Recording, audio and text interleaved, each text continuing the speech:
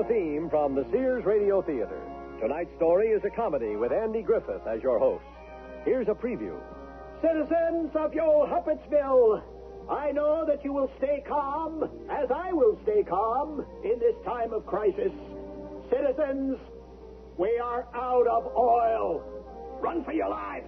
The Sears Radio Theater will begin after this message from your local station. This is Andy Griffith. Yo Huppetsville is like most any village, I suppose. Over there on the courthouse is the town clock. I guess that clock has been telling time for as long as anyone can remember around here. It does need repairing ever so often. But next to the village hall, there is the mayor's office. I guess the mayor's office is about the second most important building in the whole village. The first most important building is that one, 316 Beanstalk Drive. Just think, 165 stories for the sole purpose of housing one company, Energy Incorporated. I guess Beanstalk Drive is just about the most important street in the whole world. Of course, that's because of one man, Jack, the village hero. I guess he's made Yo Huppetsville what it is today. Coming down the street is Jack's chief administrative assistant, Benny. Looks like he's going into a phone booth over there on Nome Street. Frommer? Hey, let me speak to His Honor. Mayor? Hey, this is Benny. Jack wants to see you and me over at the 316 building. He thinks we're all in big trouble. Trouble? Trouble? Big trouble? What are you talking about? Where are you? People will hear you. Don't worry. I'm calling from a payphone. Payphone? Jack thinks that we're in big trouble and he wants to see me? Right. Now, make it snappy. And that's only the beginning of our story.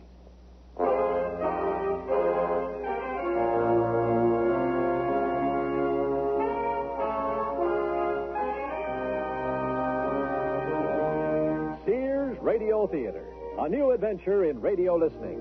5 nights of exceptional entertainment every week. Brought to you in Elliott Lewis production of the Sears Radio Theater. Our story, Jack and the Energy Crunch, by Michael Utvich and Michael Gelman.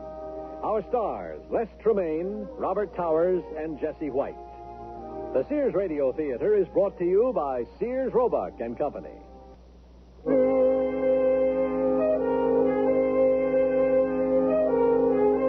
It appears that Jack, Benny, and the mayor are going to have a little powwow over at 316 Beanstalk Drive. Up on the top floor of the Energy Incorporated tower, Jack is looking pretty upset. Gentlemen, thank you both for coming on such short notice. As you have probably surmised from the recent rioting and various attempts on my life, I think we might be facing a certain amount of distrust among the peasants. Jack, may I interrupt for a moment? You just did, Mayor. Jack, I think the situation is a little more serious than you think.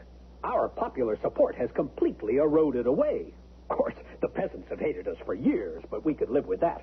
After all, they needed Energy Incorporated. But now, the media is advocating revolution. We're talking your basic economic collapse here. They want to string us up and let us cook in the heat of the orb, so to speak. He's right, Jack. At 2, Benny? Jack, instead of Evening Symphony, Radio Yo Huppetsville is going to broadcast a special report on our entire operation. Nothing we can't handle. Jack, my sources indicate that tonight's broadcast documents the whole story, just the way it happened. Benny, turn on the set. Good evening, everyone. Tonight, it shall come to pass that instead of our usual musical program, Radio Yo Huppetsville will present a special report. Jack, the Orb, and you.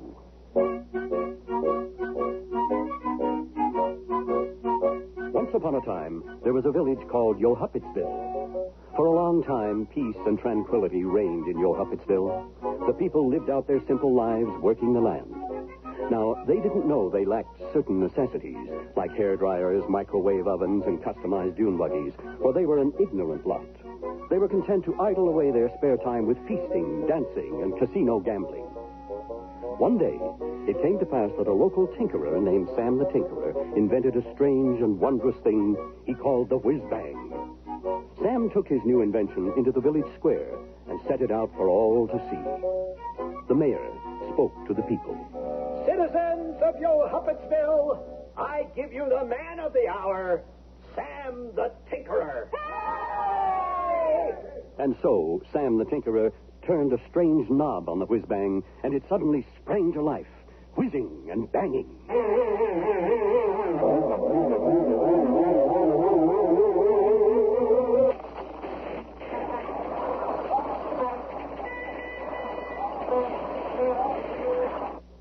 And the people oohed and ahed. Ooh! Ah! And the mayor proclaimed it a special day. I hereby proclaim this Sam the Tinkerer Day. Now, Sam here tells me that this is the dawning of the Industrial Revolution. Yay! The whiz-bang became an instant success. Every person in Yo-Huppetsville wanted a whiz-bang of his own. And the village grew prosperous as the people got more whiz-bangs and more still. Soon, nobody in Yo-Huppetsville could remember what life was like without the whiz-bangs. But there was this one small catch. The more whiz-bangs, the more oil was used up. The mayor spoke to the people. Citizens of Yo-Huppetsville, we have enough oil to last for a while. Yay! The people paid no attention to oil. They wanted bigger and better whiz-bangs. And all seemed copacetic until one day the mayor sorrowfully spoke to the people. Citizens of Yo-Huppetsville, I have a grave announcement to make. I know that you will stay calm, as I will stay calm in this time of crisis. Citizens, we are out of oil. Run for your lives.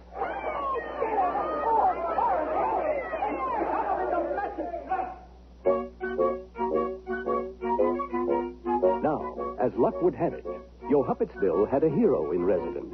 His name was Jack, though most called him Jack the Giant Killer. For in his day, Jack had been as big a hero as any village could ever want.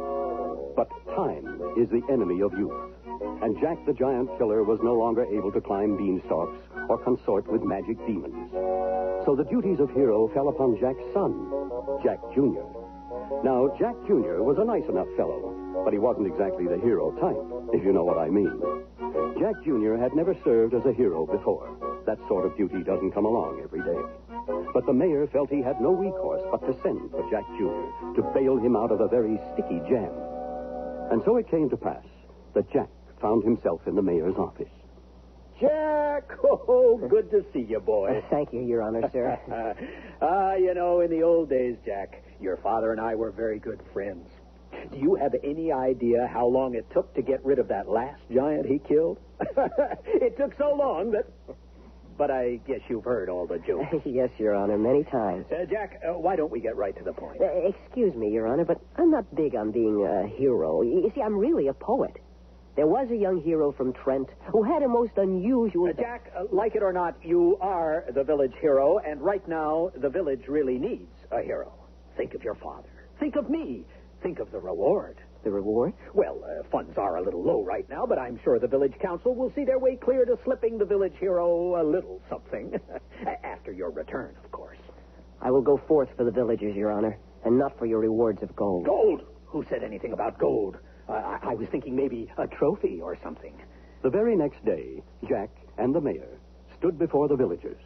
And so, my fellow citizens, before Jack departs on an adventure he may never return from, he wants to say a few words.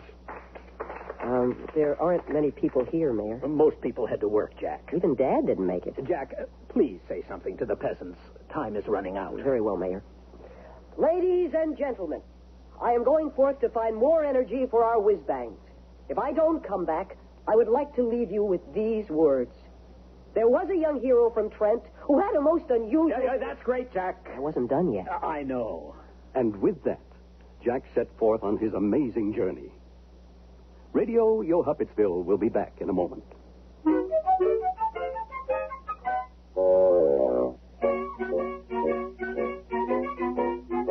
And so Jack set out on his quest to find energy for his village. Now, after he had journeyed for some time, he came upon a small brook where he stopped to rest. He had been sitting by the brook for a short time when an old man emerged from the bushes. He had an air of knowledge. He was clothed in white, and wore a plastic pencil case in his shirt pocket. Hello, stranger. Hello, Jack. Do you know my name? Yes, Jack, I know you, and I knew your father. Okay. If you're so wise, old man, what then do I seek? You seek energy for your village. Exactly. And just who are you? I am a wise guy. What's your real name? Jack, you know, a wise guy. The character in fairy tales who points the hero towards truth, justice, and the American way. Oh, a wise guy. Well, I have to be going now. Hold on a minute, Jack. I haven't pointed the way yet. Sorry. Your quest for energy is one that will be filled with great danger. You will find what you seek in the far country beyond the high mountains, Jack. You will travel a long and perilous road. You will encounter dangers you have never dreamed of. That sounds scary. It is. You're going to need some kind of magic. Let me look through my bag. Ah, here we go. A magic shield. You mean I got to carry that thing? Maybe you're right. I know. How about a magic stereo component system? I don't know. I'll tell you what I'm going to do, Jack. You can keep the magic stereo system, or you can have what's behind the curtain. I'll take the curtain. Oh, you made a wise choice, Jack. Juanita, tell him what he's won. There, before Jack, lay a small, slightly shriveled avocado. That's just a lousy avocado. I hate avocados. It's a lousy magic avocado. And with that, the wise guy disappeared in a cloud of purple smoke. Bizarre. Very bizarre. Jack traveled for several days, and just when he thought he could go no further, he beheld an awesome sight. Below him was a village larger than any Jack had ever seen. Monolith towers reached high into the sky, poking through the great orange and brown clouds which swirled around them. Jack began to walk down the mountain toward the great village. Before long, he came upon a magical sign. 25 miles to the city of Ozone. Gas, food, and lodging. Next exit. It had been a long journey, and Jack was tired and hungry. Suddenly, he remembered the avocado the wise guy had given him. Jack sat down in a grove of trees just off the road, and as he prepared to peel the avocado with his knife, a voice rang out. Hey, what are you doing? Who said that? Will you put the knife down and stop cutting into me? I'm going to turn you into a washer-dryer combo. Okay. See? I'm putting the knife down. Yeah, well, that's better. My name is Benny. I'm an avocado. Oh, hello. My name is Jack. I'm a hero.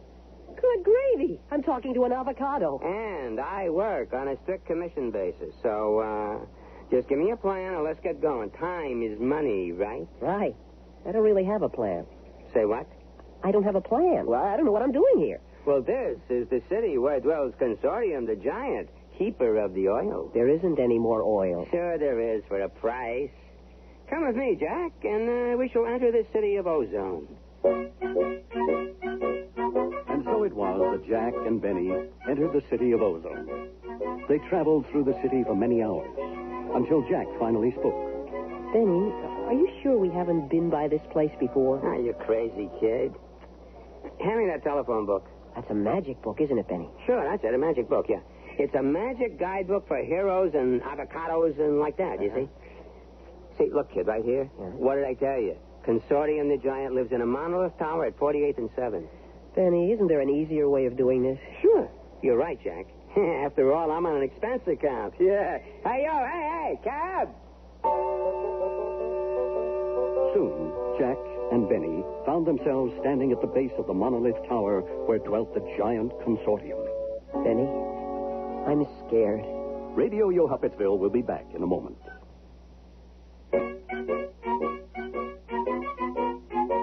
Jack and Benny stood at the base of the monolith tower where dwelt the giant Consortium. Listen, Benny, here's my plan. Yeah? We'll kill the giant and steal his golden harp. What are you, nuts?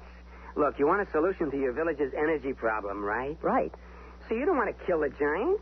He's got oil. I want to negotiate with him? Exactly. All right, Benny, but we'll just climb up this tower and sneak into the giant's lair. You do what you like, kid, but I'm going to take the elevator and make an appointment with his secretary. Now, as luck would have it, Consortium, the giant, had just returned from lunch and was busy counting his gold. 900,000 barrels at $117.63 each equals... What's this? C5 I smell avocado dip. Benny, the avocado. Where are you? Down here on your shoelace? Blow me down. I haven't seen you since Tolkien. Frankly, Consortium, I don't think there ever really was a ring. Benny, you kill me. Hey, what's this? There's a kid outside the building knocking on my window. I hate to admit this, but he's with me. A crazy fool. He could kill himself out there. And so Jack rode into the huge office on the giant's finger. What are you trying to do, kid? Blow the deal? Quiet, Benny. Let the kid speak his mind. Thank you. My name is Jack, and I have traveled long and hard seeking energy for a strong Yo-Huppetsville. Benny, what's he talking about? His village is out of oil. Oh, well, why didn't you say so in the first place? I've got oil. What do you have, kid? A bag of beans, your giantness. Benny, get him out of here. Where's my fly swat? Consortium, wait a minute. Where Jack comes from, beans are gold. Right, Jack? Right. We say beans, you say gold. Well, okay. Listen, Giant, we got a few more allegories to visit, so if you could just give us your card, we'll be on our way. Sure thing, Benny. Don't be a stranger. We'll have to get together for lunch. You. He's got a great sense of humor. What a kidder. Hey, Jack, let's get out of here. When Jack and Benny reached the relative safety of the city streets, the intrepid avocado spoke to Jack. What's the matter with you? Are you crazy? You offer a guy like that a bag of beans? You trying to get us killed or something? Yeah, I'm real sorry, Benny. Crazy kid. There are other powers that be to see. See? So come on. Where are we going? To the park, Jack, to see the witch. Hey, cab! So the plucky pair piled into a cab and made it off for the park. And there, Jack beheld the witch Utopia. She was so beautiful, it was hard to believe she was really a witch. She wore faded denim jeans and hiking boots, offset by a clever "Have a nice day" T-shirt. As Jack and Benny approached, she was chanting a magic spell. Hey, this is really Hey, Utopia! Utopia? Come here a minute, come here. I wanna talk to you. Benny, where have you been? We need you on the picket lines. Who's your friend? Utopia, I'd like you to meet Jack the hero. Jack, meet Utopia. Hiya. Hello. Utopia, my name is Jack, and I come from the village of Yo-Huppetsville. I seek energy for my village. Say no more, Jack. You've come to the right place. I have? Energy is no problem. Energy is everywhere. I am energy. You have energy. We are all energy. Utopia, that is really heavy stuff. Very deep. Oh, Benny, haven't you heard? I finally reached my alpha state.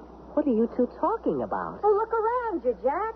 All that you see is energy. And do you know where that energy comes from? Batteries? Jack, you're such a hick. Of course energy doesn't come from batteries. It comes from Mother Sun, Sister Wind, Anti-Ocean.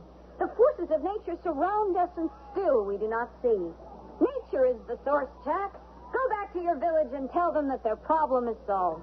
The witch raised her arms and was about to cast a spell on Jack and Benny when, just in the nick of time, two plainclothes goblins descended on the witch and made a fuss. That was close, Benny. Yeah. She changes her mind so many times she's got a whole closet full of them. Look, Benny, why don't we just call the whole thing off, huh? You're discouraged. Yeah. Am I correct? Mm-hmm. Listen, kid. Never say die. I got another idea. I can hardly wait. You and I are going to visit the Dragon Nucleon. Well, I suppose it won't hurt to find out about all the possibilities. That's the idea, Jack. He lives on 1 Mile Island outside the city. And with that, Jack and Benny journeyed to the cave of the Dragon Nucleon, keeper of the reactor. The dragon was huge and spewed forth greasy hot fire when he spoke. Benny, my dear little green morsel, I hear you're escorting the hero, Jack, around Ozone. So, what else is new, garlic bread? Benny. I do enjoy a sense of humor. You would be wise to cultivate one. I realize you have been to the giant and the witch. Yeah, that's right. No luck, I presume? Well, Jack is, considering all the offers. Oh, of course, Penny. By the by, where is your young friend? Just then, Jack leaped from the shadows, torch and spear in hand. Hold it right there, Nucleon. Benny? Yeah? Ask the lad what he's doing. Hey, Jack, what are you doing? I'm making the dragon cower with fear. Jack. Yes? Do I look like I'm cowering with fear? I was wondering about that. You see, torches are supposed to make dragons cower with fear. Old wives' tales, my boy. Relax, Jack. Now, how many people will this reactor have to accommodate? And where is the construction site? I'm from Yohuppetsville, across the Great Mountains. Very quaint. The village has a population of 650. 650 what? 1,000? Million? Just people, your Dragonhood. People? That's correct. Of course, that doesn't include the outlying farm families. Well, let's make sure I understand you, Jack. You want me, Nucleon, keeper of the reactor, to bother with 650 people? Well, there are a lot of farm families. Hey, Jack, I think we better get out of here. I wouldn't hear of it. In fact, I was just going to have dinner. Hey, Jack! He's overheating. Please away, friend. I'll cover you. Put down that spear, you half-baked fruitcake. He's going to blow. And so, in the confusion, Jack and Benny made their escape.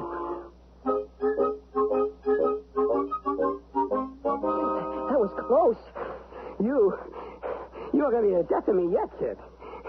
It looks like the only person who can help us now is the wizard. Benny, do you mean Don't say it. we're off to see the wizard? He said it. The wizard's castle stood proudly atop the mountain peak, its turrets gleaming golden in the evening sun. Maybe nobody's home. No answer. Maybe we better go. No way, kid.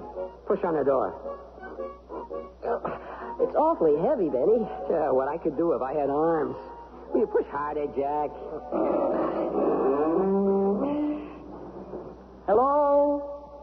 Just keep moving, kid. Let's check out that big gleaming golden door at the end of the hall. Jack put all his strength into pulling the great golden door open and beheld the magic orb for the first time.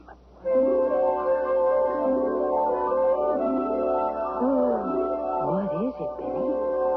It looks like pay dirt to me. A glowing orb. That is pure energy, kid.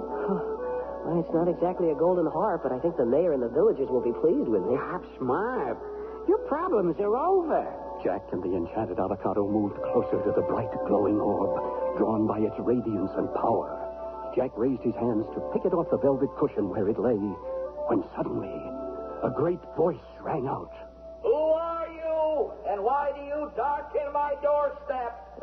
I am Jack from Yohuppetsville. I am the son of the Jack who stole the golden harp. Perhaps you remember my father. I recall that one day... Will you speed it up, kid? Anyway, my village sent me out into the world to search for energy. You see, we can't run our whiz-bangs. No one will have heat. People will be out of work. It's going to be awful. And Silence! I am the great wizard Infinito, master of the sublime powers of the universe. Sounds like nice work if you can get it. We shall talk again soon. He's gone. Well, Benny, I guess we better do what the man said. Benny? Benny?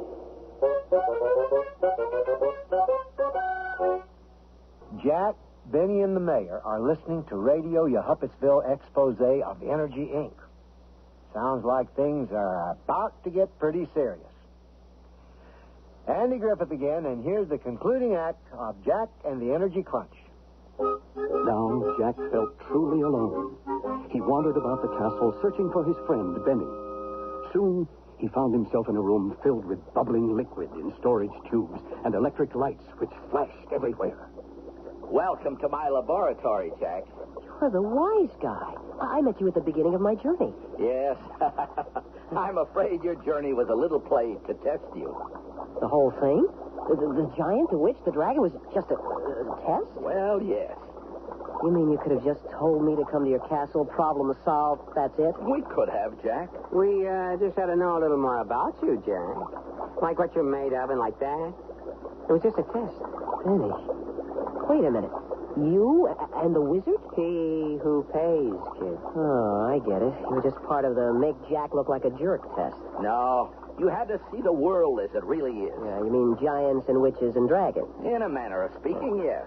If your village wants more energy, you're going to have to deal with creatures like that. Say, what about the glowing orb I saw when I came in here? Come with me, Jack. The wizard led Jack down a secret passageway into the room where the golden orb lay glowing like a great gemstone on its velvet cushion. When I was a young wizard, I decided to try to find the ultimate source of energy, for the benefit of mankind, of course. Well, I was young and headstrong and stupid enough. So sooner or later, thanks to my innate genius and a couple of federal grants, I found it. It's beautiful, wizard. My orb produces a never-ending supply of energy. It's clean, it's efficient, and it doesn't take a lot of space. What's more, you don't have to tear up national parks trying to find it. Good. Now I'll take it back to my village and be on my way. Oh, I'm afraid I cannot permit that, Jack. This source of energy is too dangerous. You mean you were going to give it to me and now you're not? Jack, if I were to give the orb to mankind, people would find a way to destroy themselves with it. I think you're a big stinker. Well, I'm sorry you feel that way, Jack, but the orb stays here. Well, what about my quest? Go back and make a deal with the witch or the dragon or the giant. The best one you can get. That night, Jack lay awake in his room thinking of nothing but the golden orb. When the moon struck midnight, Jack heard a familiar sound at his door. Hey, Jack, open the door. Benny? Benny, come on in. Close the door. Listen, the wizard's got to give me the orb. With it, all of your Huppetsville's problems are over. Jack, the wizard isn't going to just hand you the orb. Then I'll steal it. Now you're talking, kid. Wait a minute, Benny. Just whose side are you on? I'm on my side, kid. That wizard is going nowhere fast. In the dead of night, Jack and Benny crept slowly down the dark hallways, trying to find their way to the room where the golden orb was kept. You got the bag, Jack? Yep.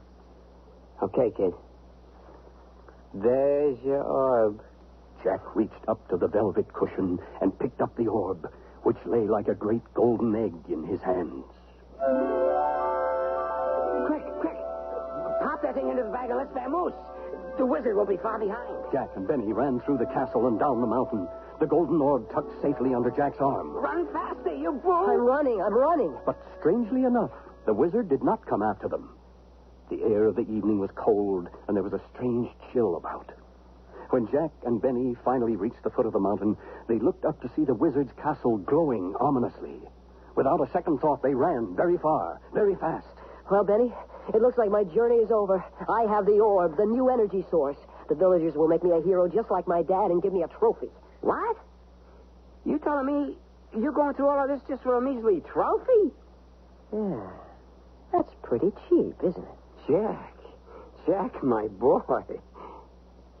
Have you ever played poker? So Benny pulled out a packet of enchanted symbols he called playing cards and taught Jack a magic ritual called putting on the poker face. At sunrise, Jack and the crusty avocado resumed their journey and soon found themselves back at 1 Mile Island, home of the dread dragon, Nucleon. Now, remember what I told you, kid. Now, push the button. Jack, back so soon? Yeah, Nuke. It's me, Jack. Well, my fine fellow. I knew you'd be back. Can't do anything without me, eh? I have got the exclusive on the wizard's glowing orb. I see. Why play games? I got the secret source that's going to put you out of business. Now, if you're nice to me, I'll give you a pension and call it a deal. Or perhaps you'd like to spend the rest of your days as a glowing pile of unwanted waste matter. Very well, Jack. I'm sure we can come to some sort of agreement. Yes, I'm sure we can. We'll have to have lunch sometime and discuss it. Then Jack and Benny journeyed to the park to visit the witch Utopia. You pesky little creature. Get out of my protest march. Now, listen, witch. This orb in my pocket's got it all. It's clean, it's pure, and it's forever. You dig? and I have the exclusive. Well, Jack, maybe we should have a talk after all. No time now. Call or send an emissary to Energy Incorporated, 316 Beanstalk Drive, Yohuppetsville. And you'll give me all the energy I want? Well, let's just say we'll begin preliminary price negotiations. Ciao. Finally, Jack and the worldly avocado went to the monolith tower to visit Consortium, the giant. Fee-fi-fo-fum. I smell the blood of a Yohuppets man. That's right, Blubberbrain. I just happen to have an exclusive on the Wizard's Magic Orb. Old smorb. Want to see it, Mr. Giant Consortium? What's your price? You close up shop and get out of town. And if I refuse? See that mountain over there?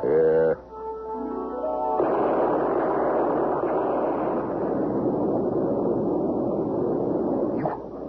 You blew up the whole mountain. It works.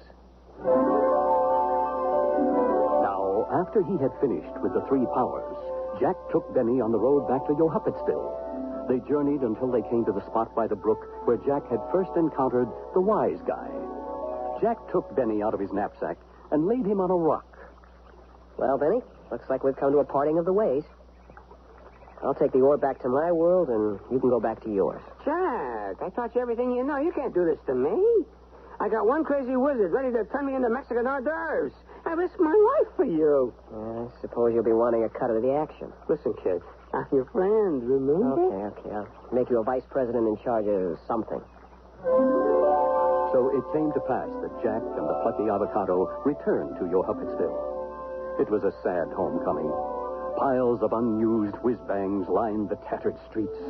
People walked about like zombies, pining for their toys, discarded for lack of energy.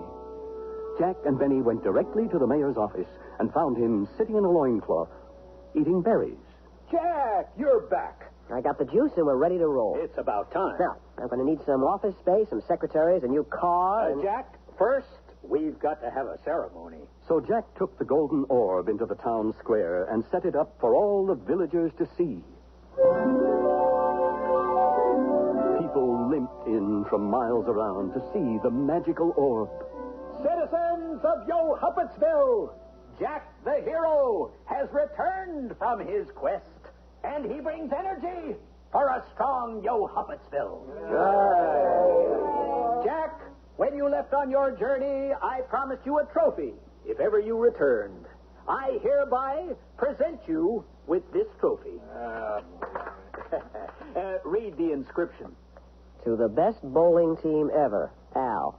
Gee, thanks, Mayor. And now, I'll take possession of the orb. Not so fast, Your Honor. Who said that? I did. Mayor, people of Yohuppetsville, this is my friend and fellow hero, Benny the Avocado. Without him, I would never have been able to find the solution to our problem. But now that we've found it, I'd like to say there's going to be a few changes around this place. And so there were. Jack and Benny set up shop in a humble cottage on Beanstalk Drive. As the years passed, the monolith tower of Energy Incorporated was built, stone by stone, floor by floor. Jack had cornered the world market for energy, and he used his position ruthlessly. The innocent youth who had set out on a search for energy had become a despot, a tyrant, whose prices went up, just as his personal morality went down. He ignored reformers' accusations of price gouging and sent his spies to cut down all who resisted him. Some say that all fairy tales end happily. And if that is true, this story is no longer a fairy tale. It is our plight. Jack the Orb and You has been a special presentation of Radio Yohuppetsville News. Good night, everyone. Somebody turn that thing off. Mayor, I want you to get me the head of Radio Yohuppetsville. On a tray, sir? Just bring him here, you incompetent. Jack, Jack, just be Look, calm. Benny, I won't do anything serious. I'll just make him into chopped liver. Let's all be calm. Maybe it's time to share power with the people. Yeah, that's it. The People's Orb Corporation. It's a great angle. No. The orb is mine. If they don't like it, I'll crush them. I'll crush them all. It's the wizard. What are you doing here, old man? Get out of my office. No, Jack, it's all over. I've come to collect. What are you talking about? The orb, Jack. You misused it. You took the perfect source of energy, and you ruined everything. You can't do this. The orb. It just appeared in his hand. The orb belongs to me. Give it back. Give it back. Good luck, Jack. Penny, what did he mean, good luck? Take a look out the window, Jack. They're coming for me. Let me out of here. I have some business at my office that's been piling up. Help! Jack, Radio Yo-Huppetsville News here. Would you like to comment on tonight's report? I would like to say that I had nothing to do with any of this. But he can't. He's in up to his... whatever. Now, I was used from the start. Get away from me. Get out. Everybody get out.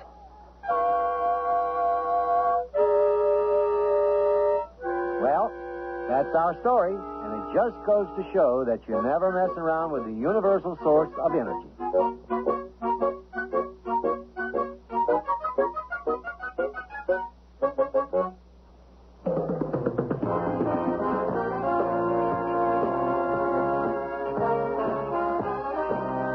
The Sears Radio Theater has been brought to you by Sears Roebuck and Company, where our policy is satisfaction guaranteed or your money back.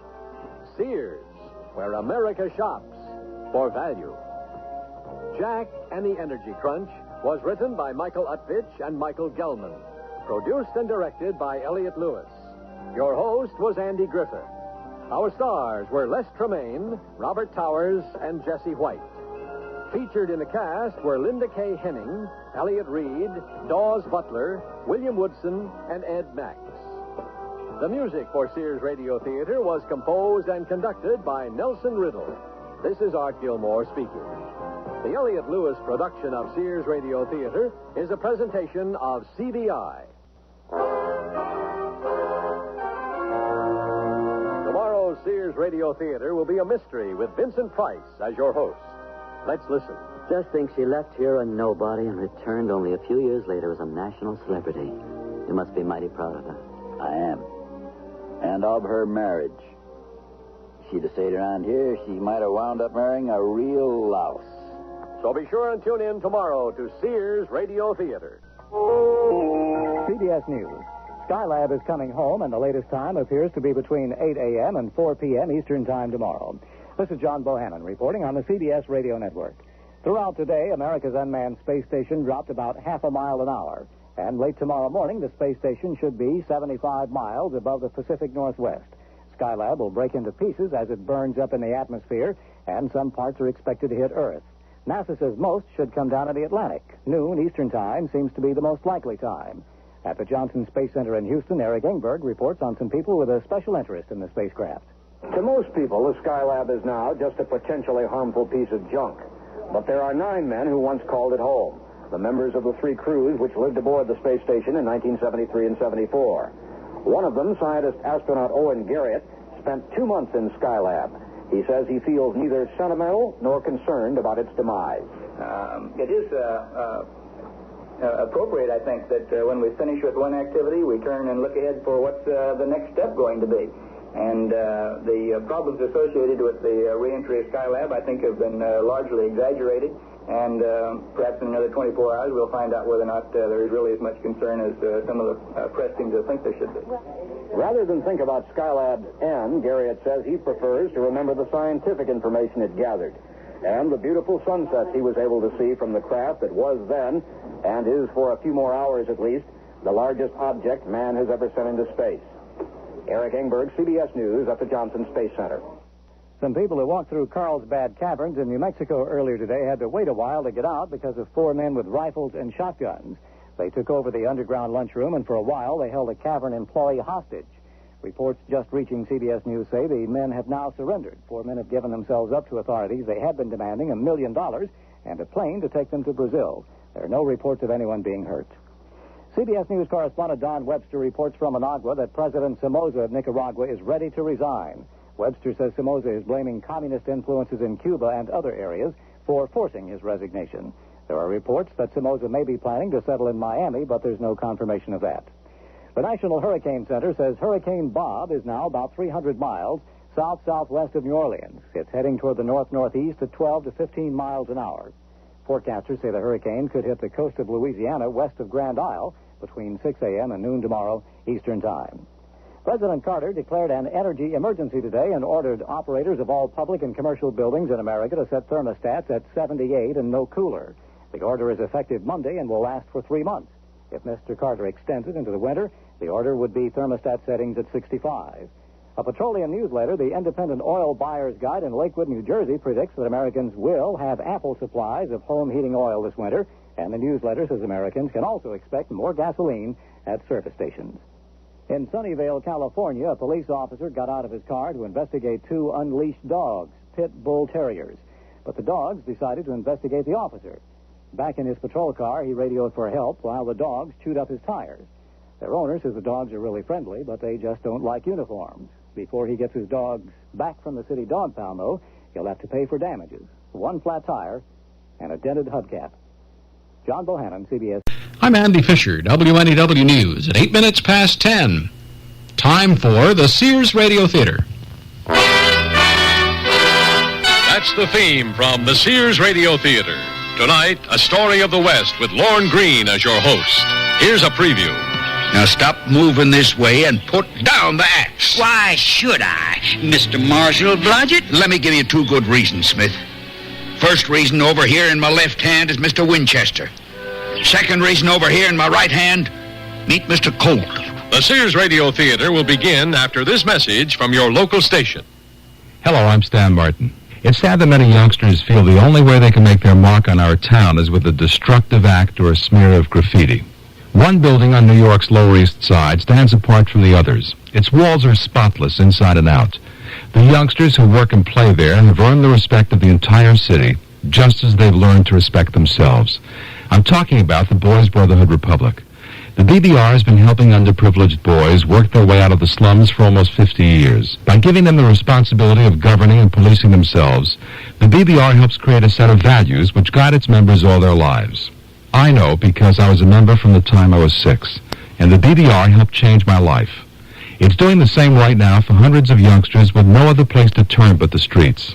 Help the BBR turn out solid citizens. Please send whatever financial support you can to the Boys Brotherhood Republic, 888 East 6th Street, New York, 10009. Thank you.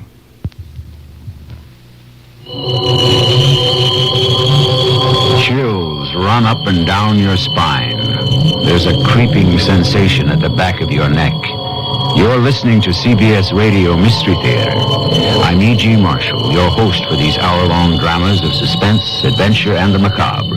Heard 7 times a week on most of these stations. Here's a sample of what we mean.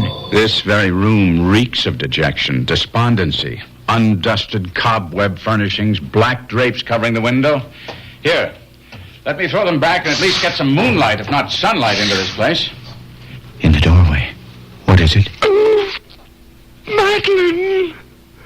Am I that horrifying to look upon? Dear brother. Listen here for CBS Radio Mystery Theater 7 times a week on most of the CBS Radio network stations. This is Lorne Greene. Lend me a company for a while and a trip back in time. A trip back to that country the mountain men used to call the High Lonesome, the mountains of the far Southwest. And a story told by a rooster-tough old preacher who saw more and understood it better than most of us ever will. Church bells on a Sunday morning, so bright and clear in the call to worship. They echo roundly against the mountains behind the valley here, and I never get tired of listening. So when the vestryman has had a little too much of Saturday night and cannot get here an hour before service to ring the bells, I pull the rope myself. An hour until the service starts, and I have learned in these times to let the mind drift back to an adventure that illuminates the mysterious ways in which God works in the world of man, even in this grim, rough country where God is sometimes hard to find. It concerns a marshal with a strange and terrible cross to bear, and a bitter young man who hunted too long. And that's only the beginning of our story.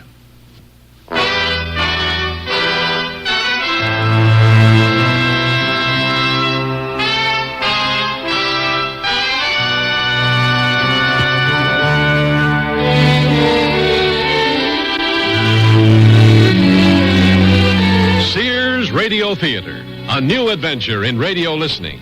5 nights of exceptional entertainment every week, brought to you in Elliott Lewis' production of the Sears Radio Theater. Our story, Cottonwood, by John Allen. Our stars, John Larch, Vic Perrin, and Corey Burton. The Sears Radio Theater is brought to you by Sears Roebuck and Company. Sears, where America shops for value. Sears National Automotive Sale. The maintenance-free Sears 36 battery is now on sale. Great starting power. Now only $34.99 with trade-in. You save $5. And save on Sears Dynaglass belted 28 tires. They're on sale now at 40% off spring 1979 general catalog prices, plus federal excise tax. Dynaglass belted 28 tires. Save 40%. Super values at most Sears Tire and Auto Centers. Prices may vary in Alaska and Hawaii. Stop at Sears. Oh, here I go again. It's time to rent one of those steam-type carpet cleaners. Why rent? Now Sears puts power in a carpet cleaner you can own yourself. The Power Spray from Sears for easy home carpet cleaning. Power Spray sprays hot water into your carpet, then sucks up the dirty water. You can see the dirt you get out. Dirt you didn't even know was there. The Power Spray Carpet Cleaner, a convenient carpet cleaner you can own yourself. Available at most Sears retail stores. Kenmore. Solid as Sears. The perfect match to strike this Father's Day. Your Dad and Sears Classic Collection separates, all super values. Save $10 on the sport coats, $4 on the slacks or reversible vest. In solid tones that mix and match to give Dad many great looks. Like a 3-piece suit. Start with solid slacks, now $15.99. Add a solid sport coat, now $39.99. And reversible vest, $14.99. Each Classic Collection separate, chosen to fit Dad's build. Sale ends June 16th. Prices and dates may vary in Alaska and Hawaii. At most larger Sears retail stores.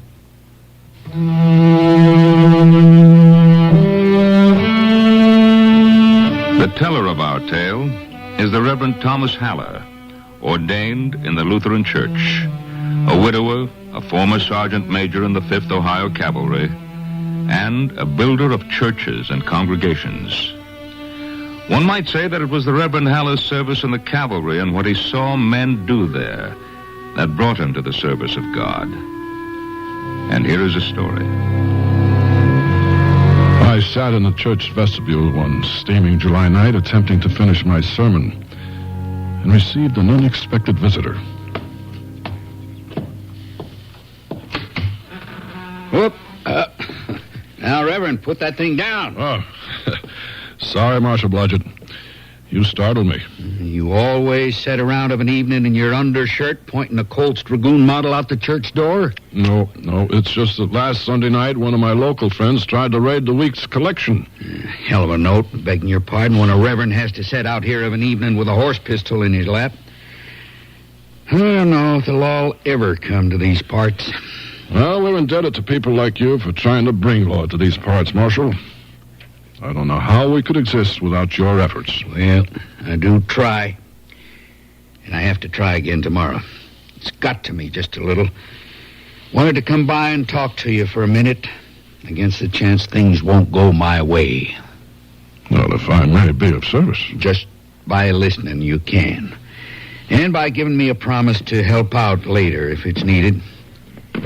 See, I have to go and take a man right out from amidst his friends and family.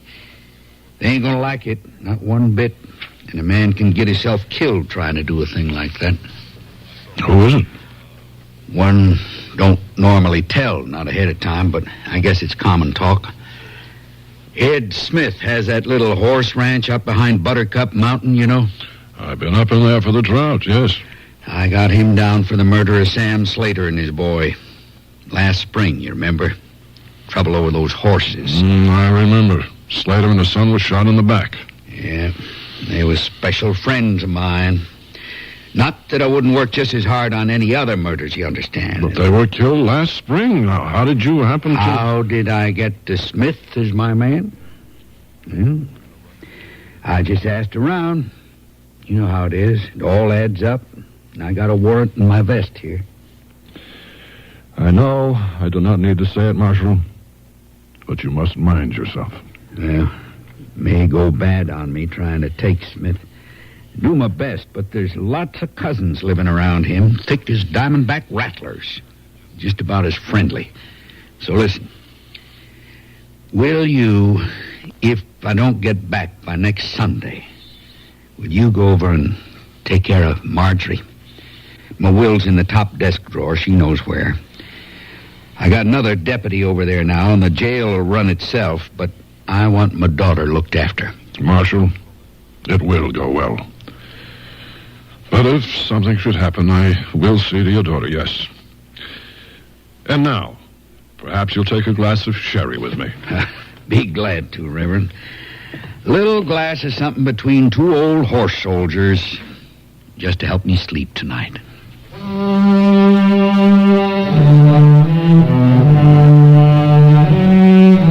Marshal Blodgett departed at sunup. Rode all day over the Front Range, keeping Buttercup Mountain ahead of him to his left. The heat was made more bearable by the thin, bright air, with peaks 50 miles away appearing so close they were only over the next valley. It was the High Lonesome, the land of blue-green pines and sharp brown cliffs and ice-fed creeks that bubbled a song you couldn't pass up. The marshal stopped every couple of hours to give his horse a swallow or two and cup his hands against his own sweating thirst. The climb was hard on the big bay horse. They were now well above 5,000 feet, and all living lungs had to labor harder as the oxygen thinned. The marshal rested himself in his mount for half an hour at mid-afternoon, carefully sweeping his back trail with his battered army spyglass. Then he rode another 3 hours to a dry camp, hidden high in the shoulder of Buttercup Mountain. Oh, well, now isn't it quiet up in here? The way the Lord intended it to be, I guess. Except somebody's dog's always barking off a back porch summers. Oh, well, Blodgett, better take a sip out of the medicine bottle to soften that saddle for a pillow. Get some rest if you can. Try not to think about going in to take a killer in the morning.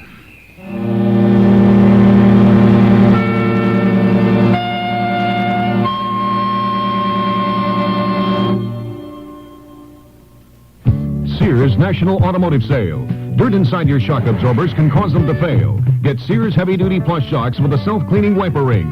On sale now, only $7.99 each. You save 20%. Installation available. And save now on Sears SuperGuard steel-belted radial tires. Steel-belted strength, smooth ride, radial performance. Super values, too. Save $40 to $76 on a set of 4. Sale ends June 30th at most Sears Tire and Auto Centers. Prices and dates may vary in Alaska and Hawaii. Honey, I can't sleep. Maybe you should try counting sheets. You mean sheep? No, Medley sheets from Sears in so many great colors from light to dark. Rest easy, knowing your bed looks fantastic, because Medley solids come in up to 24 colors, like Indian copper, royal blue, lemon yellow, and jungle green. But don't just count them. Mix and match them with Medley pattern sheets and cases for a designer effect. Then dream in color tonight. Available at most larger Sears retail stores in the catalog. Sears wants to break the ice when it comes to buying a Kenmore refrigerator, so we're taking $50 to $100 off 3 models through June 30th. You save $100 on the 19 cubic foot side-by-side and $70 on the 17 cubic foot top freezer refrigerator. Both have automatic ice makers and Sears exclusive Humidrawer. Save $50 on a Kenmore 17 cubic foot refrigerator freezer without ice maker. All are frostless. Kenmore, solid as Sears. Dates may vary in Alaska and Hawaii. At most larger Sears retail stores. The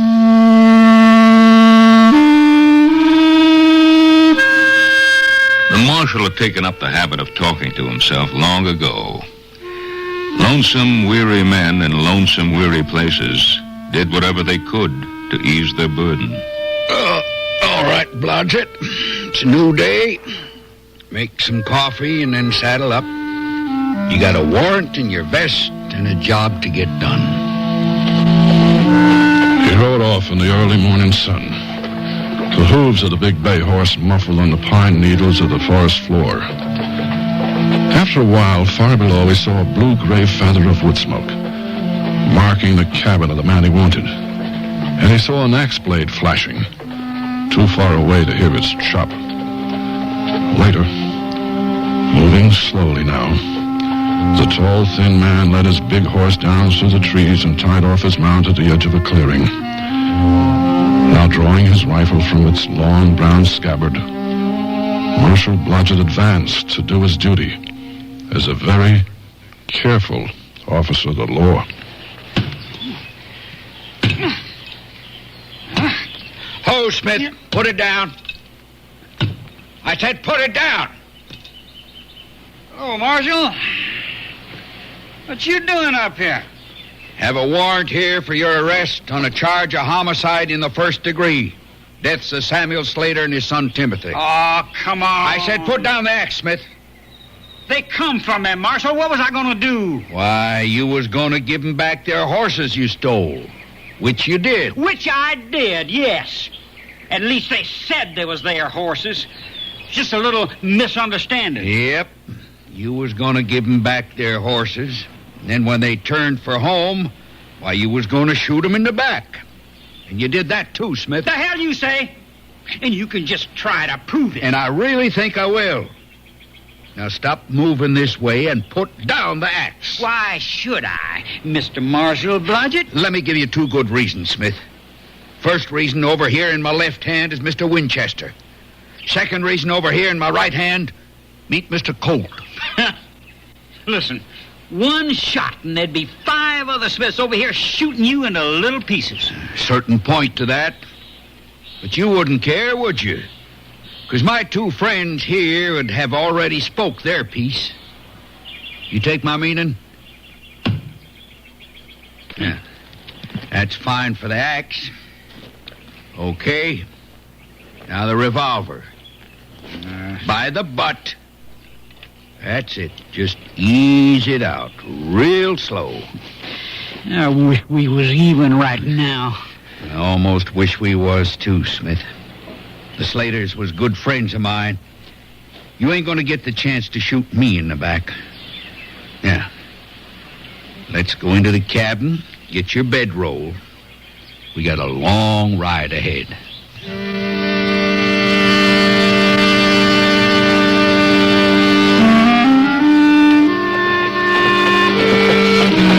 He's looking a little peaked, Marshal. Gonna fall asleep in the saddle. You don't watch out. I'll watch out, Smith. Asleep for a week once I get you in. If you get me in. I'll get you in. Riding upright or draped over your horse. I don't much care which anymore.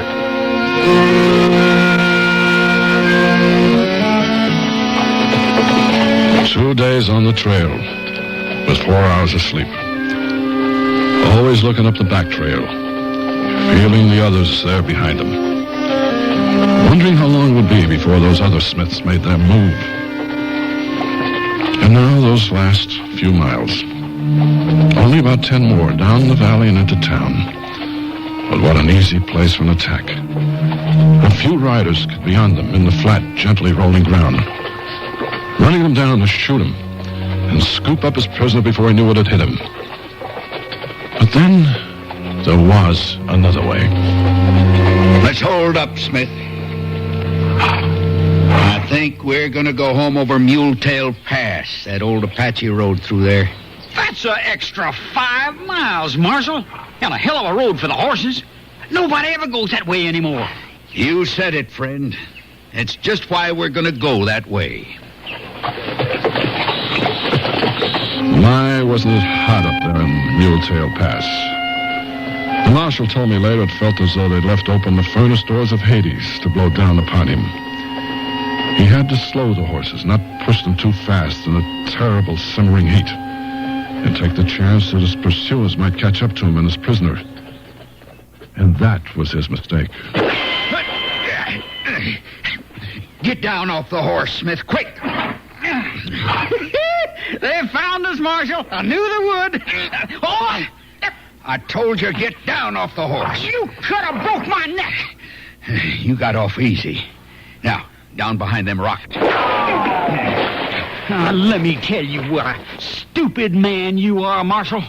There's 8 Smiths in these hills, all my cousins. They ain't about to let me rot in that stinking jail of yours. Well, I see some of your cousins, I guess I do. Rifle barrel up there, another over there. I count 4 altogether. Let me go and they let you go. Sure. They'll let me go with a 44 slug in my back, just the way you left Sam Slater and his kid. Nope. We're gonna wait this out. Come dark, they'll be in here on you with knives. I know my cousins. They'll come like Chiricahuas. Leave you real dead, they will. And a knife ain't an easy way to go. You're probably right, Smith. Just one thing, though. They'll have 2 of us to plant. I always save the last shell for a prisoner that tries to get away.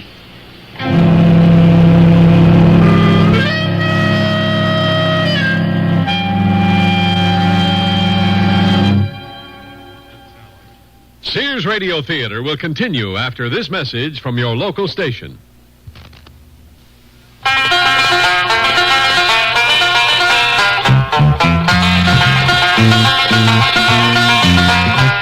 Your lung association says smoke's not just your affair. That smoke screen that you puff around pollutes non-smokers' air.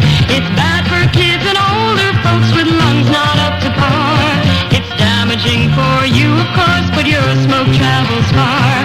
Your lung association says please keep this thought in mind. It's double damage all around and doubly unkind. So try to keep the habit and give everyone a break.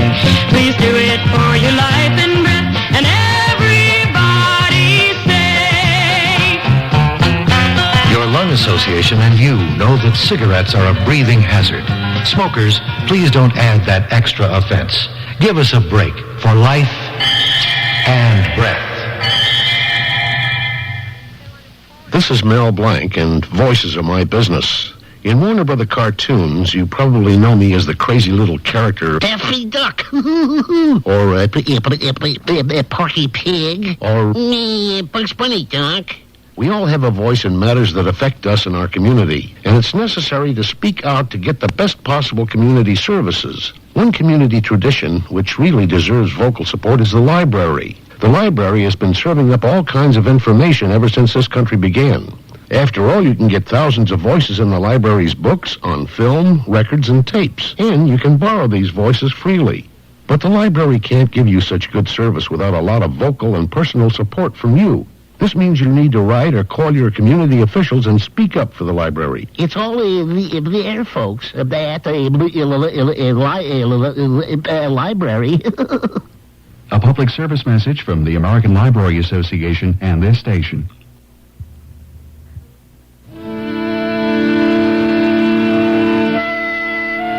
The sun sank and the heat sank. The marshal and his prisoner sat and watched each other very carefully. Now and again a shadow flitted down a rock, and the marshal had to admire his attackers in spite of himself. They did move like Apaches, too quick to get at them, though sooner or later he was going to have to try. And gotta hand it to them cousins of yours, Smith. They do move real good. And so did someone else, though they didn't see him then. High on a side trail at the end of Muletail Pass, a white-haired boy led a big horse, his fingers wedged over the nostrils. Stopped, looked down, swung up a long brass telescope from his chest, stared first at the hidden men in the rocks, then swung it down to the 2 men trapped far below. He lowered the telescope, shaking his head. He'd seen the bright silver badge pinned to the marshal's worn leather vest. horse. Easy. Gonna be back in business again just for a little while. Right across the saddle, like we used to do in the good old days, remember? Easy, horse. From a battered buckskin scabbard riding high on the right flank of the big horse, the stranger slid a long, heavy rifle. Checked the sight, cocked the heavy hammer, laid the rifle across the saddle. The buffalo hunter's horse spread front feet a little, remembering, waiting. Ears back, chin high against the bit. Low and to the left. Come up a click, and let's try again. Easy, horse. Nothing sensational about death. Just a lifeless rifle barrel sliding down behind a rock, more than 250 yards away. And down below, the marshal began to think that maybe he had a chance for a glass of cold beer after all. Lordy, what was that? Why, we got somebody else join the party, Smith. You ain't ever heard of Sharp's 50 before? What kind of a gun is that? Big old buffler gun. One of two reasons you never want to mess with them buffler hunters.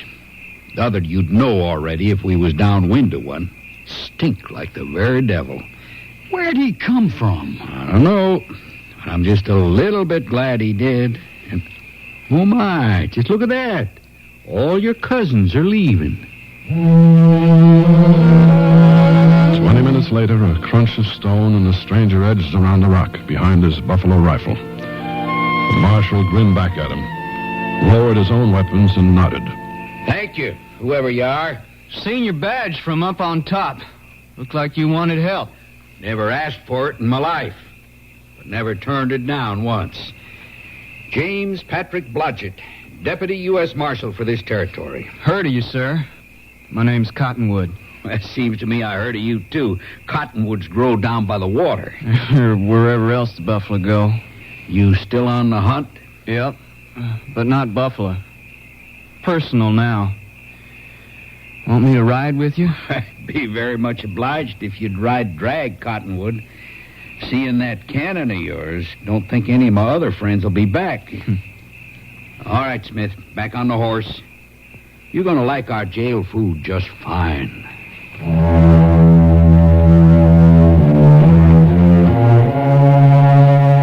On the Friday, 3 weeks following, having received trial by a jury of his peers, the prisoner Smith paid the supreme penalty for the murders of Samuel Slater and his son Timothy.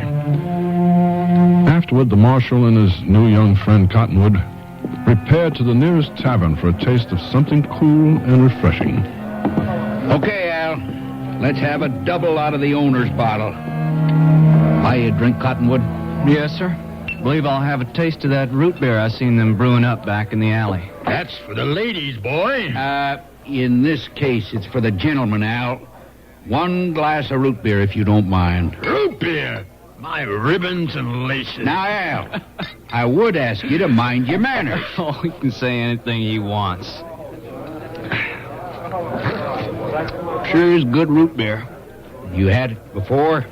Folks was Germans, coming west in 66. Mama used to make the best there was. She could find the roots. Your folks still around? Nope. Wagon train ambushed Big Rock. Nobody got out but me. 6-year-old kid hid under a wagon. Big Rock wasn't Indian country. That had to be... Had to be white men. Been looking for 'em for a long time. And still looking. Thanks for the root beer. Root beer? My ribbons and laces. Now, Al, just a little friendly advice. That white-haired kid that likes your root beer shot the Smiths off my back up in Muletail Pass. I made it 280 yards if it was an inch. Well, I guess a kid shoots like that. He gets all the root beer he wants. Al, I see I've made my point. And for a while, Cottonwood relaxed, as though he were waiting for something, but in no hurry to have it arrive. And he found work to his liking. Good morning, Reverend. You Being a carpenter today, I see. Good morning, Cottonwood. Oh, you have my name. Well, it is heard around the town these days. I understand you know how to use a Sharps 50. Hunted all my life with it, ought to. Heard a couple of things about you, too, Reverend. You have? Only Reverend I ever heard of who sets down to write his sermon with a Colt's Dragoon in his lap. You have me there, young man. I would only point out that it's done just on Sunday nights before the Sabbath collection bag can be taken to the bank on Monday. And what else have you heard? That you need a church built? That I do. Not many to work on it. And those I've hired more interested in seeking shade on a hot day than swinging a hammer. Like to help if I could. And most welcome, young man. But there's no pay in it. Not just now. Maybe I'll get paid other ways, building a church. I hope so. Let me show you our sad lot of tools, including this very dull saw. Whew. Really is dull. You have a file? Mm-hmm. Right here.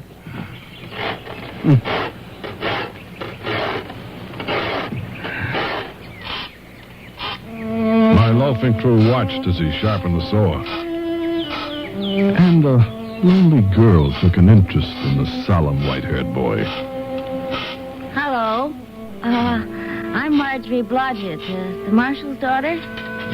Here, good meatloaf sandwiches. Man, they are good. I haven't had anything like this since the cookhouse on the Santee. You could do better than compare my cooking with some range bum cook. No offense, ma'am. This cook was my aunt's. Well, just for that, you may have another sandwich. Isn't your church, is it? No, but you know how it is. Any church is good. My father and I go to the Methodist, but I want this church built just as much as the Lutherans do. Well, my folks were of that persuasion. Guess I could call it my church if I ever went to one.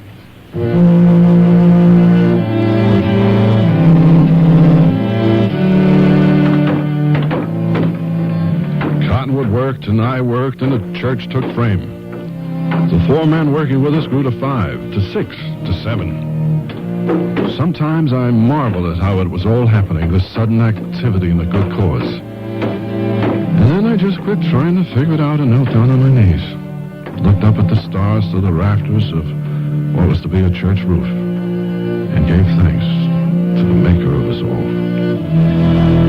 And Cottonwood and the marshal became fast friends.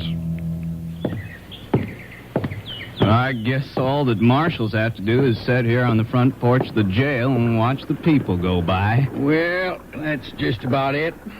Sometimes now your average marshal will worry just a little bit about if all them other Smiths are ever coming to town to finish their business. But, yes, he mostly does just sit here and watch the people. Quiet town, isn't it? Too damn quiet, Cottonwood. Makes me nervous. Like the calm before the winter blizzard or something. Only this is high summer. Well, I guess it's high. 112 right here in the shade. I want to know about you, boy. All I really know is what I see. A skinny kid, and white hair, and away with a big rifle, and a hammer and saw. Why is he hanging around, I ask myself. What's he waiting for? Nobody's business but mine, Marshal. You've been around long enough not to ask. Okay. I'll ask the young fella took my daughter dancing the other night. The kid that paid high dollar for her cake at the bake sale to buy the new church door. Want I should stop seeing her? No, I don't want you should stop seeing her. Just want you to tell me who you are. Okay. Parents killed in a wagon train raid at Big Rock in 66. I know that, boy. You're just bound to have it, ain't you? Well, let's go inside for some of that coffee of Marjorie's. And I'll tell you some things that you don't know. Things that'll make you wish I hadn't told you after you do hear them. You want the whole story, Marshal? You'll get it.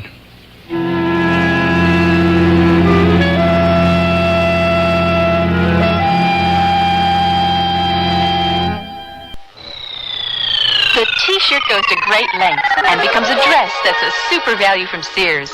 The T-shirt dress for $13.99 in a bright or soft palette of prints, a great get-together of interesting styles in easy care double knit polyester, sizes 8 to 18. Only $13.99 each, thanks to a special purchase. And a Sears special purchase, though not reduced, is an exceptional value. The T-shirt dress, another super value from Sears. Quantities limited. Prices may vary in Alaska and Hawaii. Watch the birdie. Oh, that's great. Your baby's wearing Sears sleep and play suit, right? Mm-hmm. And that baby stroller with the shovel handles from Sears, too? Right. Why Sears? Because Sears has what I need. Take Winnie the Pooh sleep and play suits. They have double fabric toes, a must for my infant Dynamo, and the stroller. That shovel handle lets me move the stroller easily with just one hand.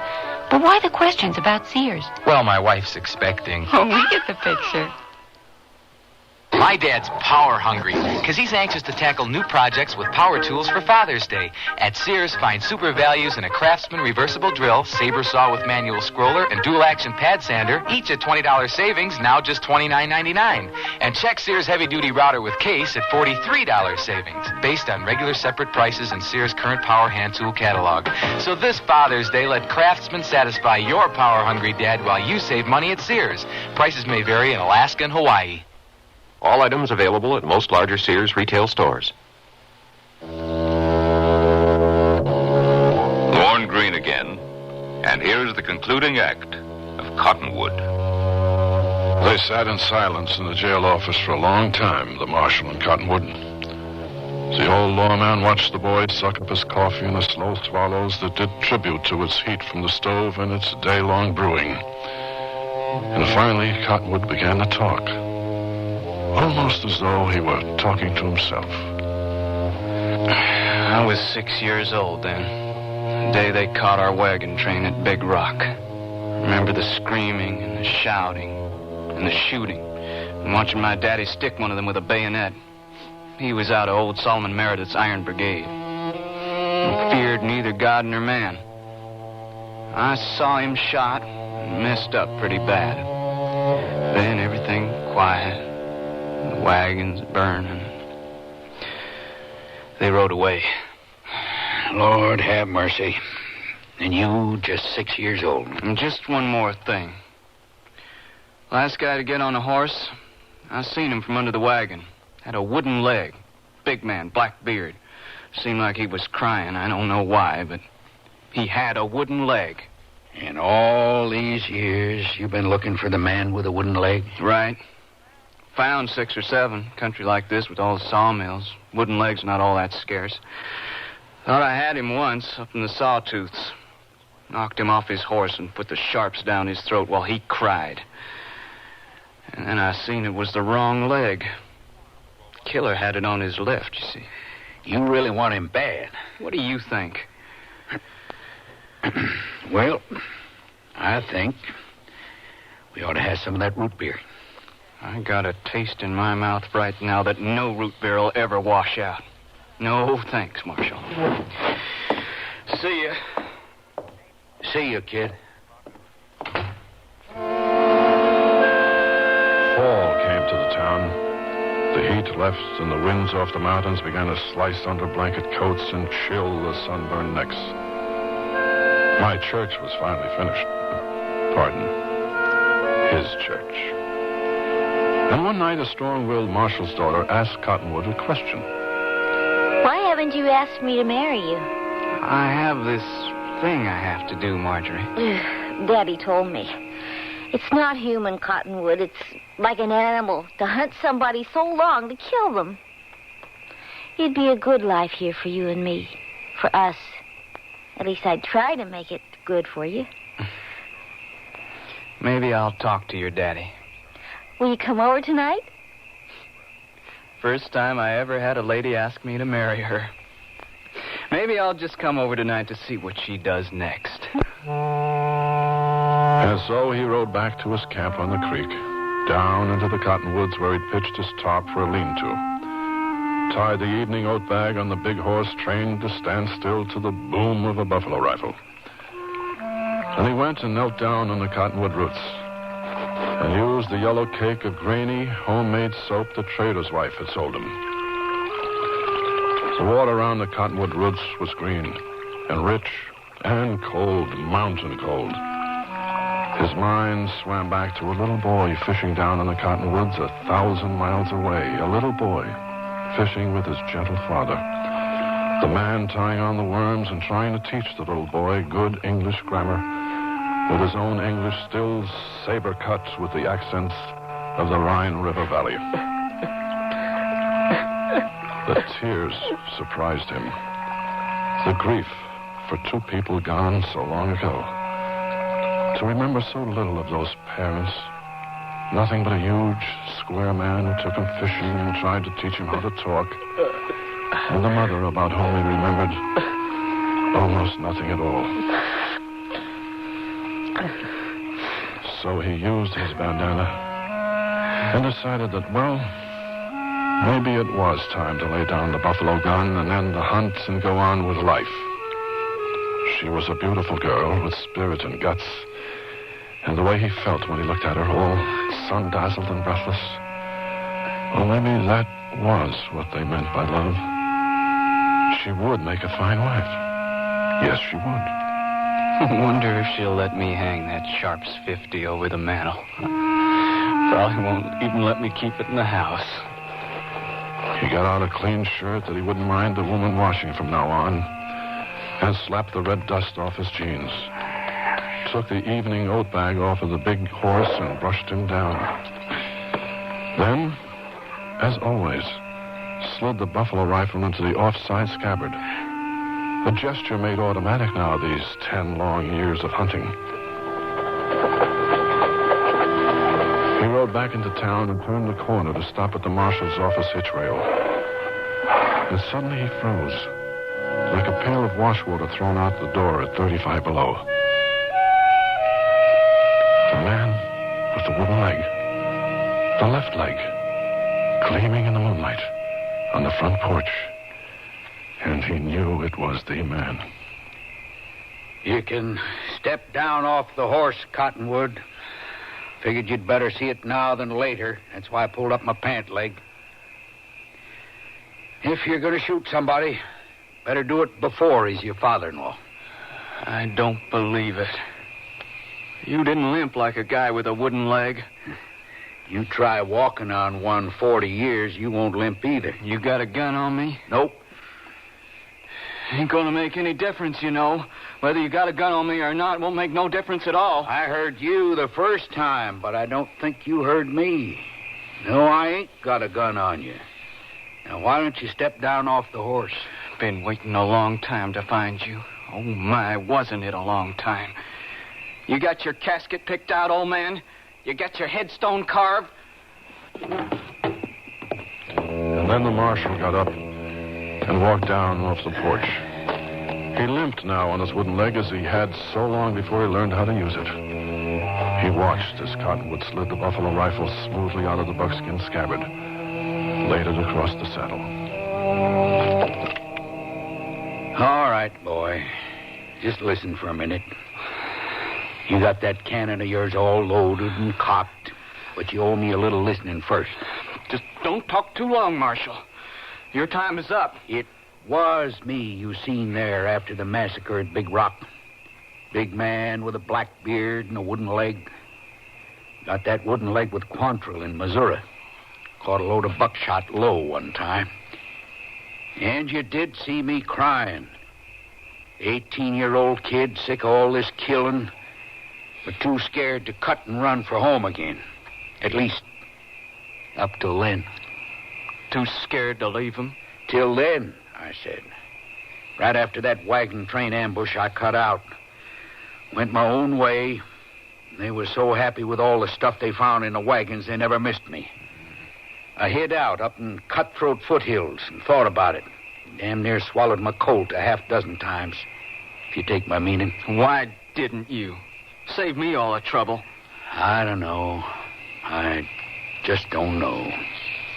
Maybe because it was too easy, I guess. Somewheres, everybody's got to have a way to climb back. a ladder up out of the well, back into the light. Up in the mountains, I decided I'd try to climb back up the ladder by pinning on a badge. Figured I might last a month as a lawman before they buried me. But it was just a way of making up. Look how long I've lasted. I heard your name before.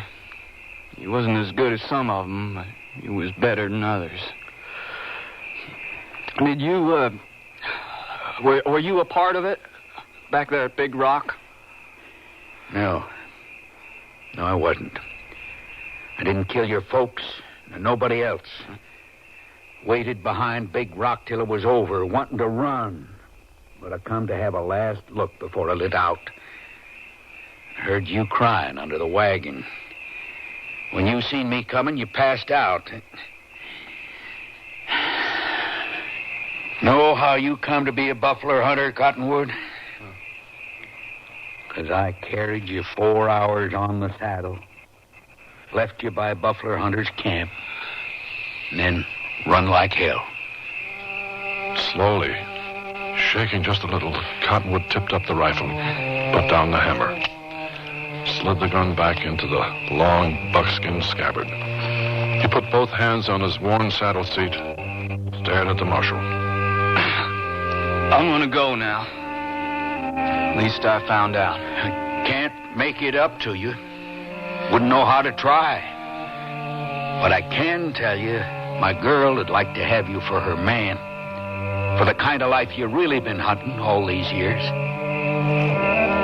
Think it over.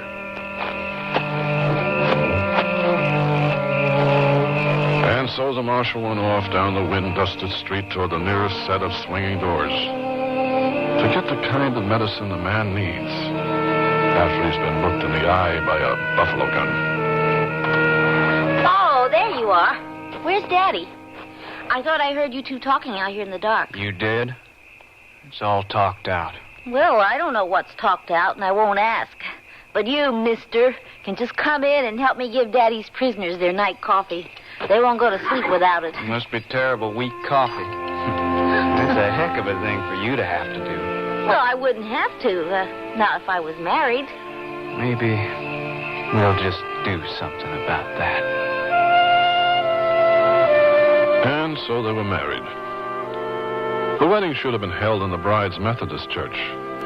But Marjorie suggested it be held instead in a church that Cottonwood had helped to build. So I was privileged to unite them in the bonds of holy matrimony. And afterward, well, it was the only wedding reception I've ever seen where the first toast was drunk in root beer.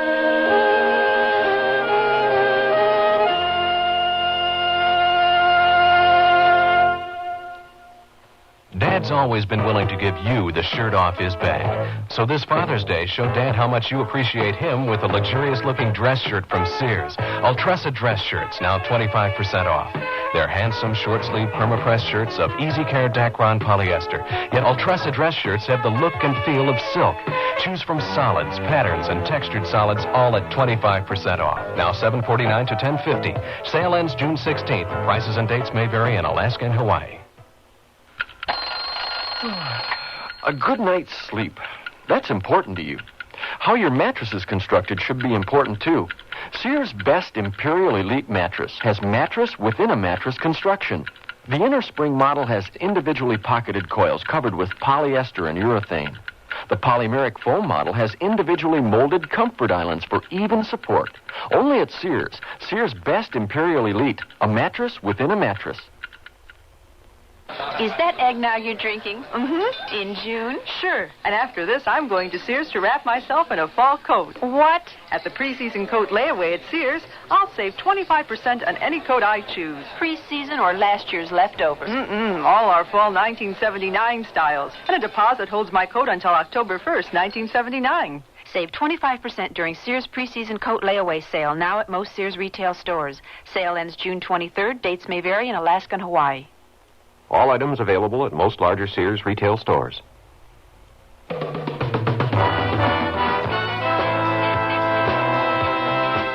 The Sears Radio Theater has been brought to you by Sears Roebuck and Company, where our policy is satisfaction guaranteed or your money back. Sears, where America shops for value. Cottonwood was written by John Allen, produced and directed by Fletcher Markle. Your host was Lorne Green. Our stars were John Larch, Vic Perrin, and Corey Burton. Featured in the cast were Joan McCall, Sam Edwards, and Jack Carroll. The music for Sears Radio Theater was composed and conducted by Nelson Riddle. This is Art Gilmore speaking. The Elliott Lewis production of Sears Radio Theater is a presentation of CBI. This is Edward Brown, WNEW News. It's 9 minutes past 10. Time for the Sears Radio Theater. That's the theme from the Sears Radio Theater. Tonight, a program of adventure with Richard Widmark as your host. Here's a preview. Holy suffering cats, look at that. It's an enormous stone statue. One of those Indian idols, do you think? Yeah. Why on earth they want to smuggle out something like that? They can't sell that on the black market, can they? It's the size of a house. The Sears Radio Theater will begin after this message from your local station. If I want to make sure I buy the right thing, then I look at a magazine. I look at the consumer magazine. I do a lot of price comparing before I buy. Well, if I'm thinking of buying a certain refrigerator or air conditioner, I ask around. I see what experiences people I know have had with that manufacturer. I found it best to check with my friends who have the product I want to buy. When I have to make a decision between two items, I just toss a coin. I just let my wife decide. I always buy things on Wednesday. I think that's my lucky day. People have lots of ways to buy things. Some are good, and some are not so good. But one way that really helps is to read and compare warranties, just as you would price or quality. The law says on purchases of $15 or more, warranties must be available for you to see before you buy. You'll find that some are full and some are limited, so compare. A tip from the Federal Trade Commission. It's good to read warranties before you buy. And don't be bashful, because it's your money. This is Richard Widmark. It's a fact. Some of us lead more exciting lives than others. But it's also a fact that a lot of us prefer it that way. For the sake of argument, we can divide ourselves into three categories. In the first are those who prefer to enjoy their adventures vicariously, for the simple fact that it's safer. How much more pleasant to relax after a hard day's work by listening to someone else's problems for a change. Let them take the risks. We'll hold our breath on the sidelines. In the second category are those who deliberately seek out risk and embrace danger. The sort who much prefer to spend an afternoon hunting sharks than sunning themselves on the beach. Well, we assume they know what they're doing. And that brings us to the third category. The person whose work takes him on a routine assignment that suddenly becomes a lot more than he bargained for. Such a person is Tom Sims, an officer in the United States Coast Guard. Oh, Tom has faced his share of dangers, braving the swift tropical storms that spring up off the coast of Florida to rescue imperiled fishermen, and several harrowing encounters with smugglers and modern-day pirates. But even he was unprepared when he was summoned to his commander's office one pleasant spring afternoon for the awesome adventure that lay in store for him. And that's only the beginning of our story.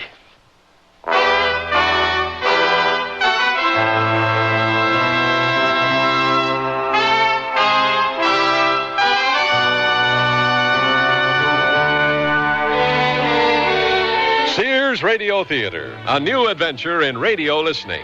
5 nights of exceptional entertainment every week, brought to you in Elliott Lewis production of the Sears Radio Theater. Our story, Milwaukee Deep, by Percy Granger. Our stars, Barney Phillips and Tyler McVeigh.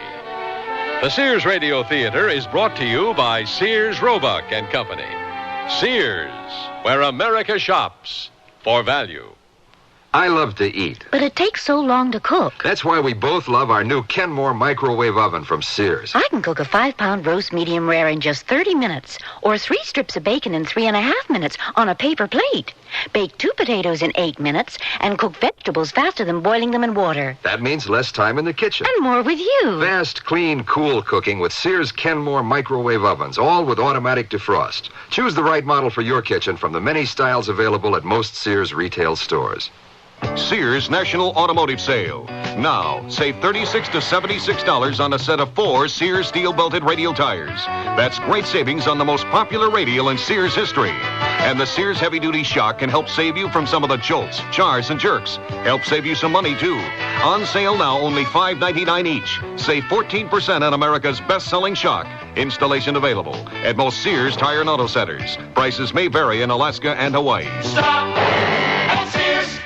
Honey, I can't sleep. Maybe you should try counting sheets. You mean sheep? No, Medley sheets from Sears in so many great colors from light to dark. Rest easy, knowing your bed looks fantastic because Medley solids come in up to 24 colors, like Indian copper, royal blue, lemon yellow, and jungle green. But don't just count them. Mix and match them with Medley pattern sheets and cases for a designer effect. Then dream in color tonight. Available at most larger Sears retail stores in the catalog.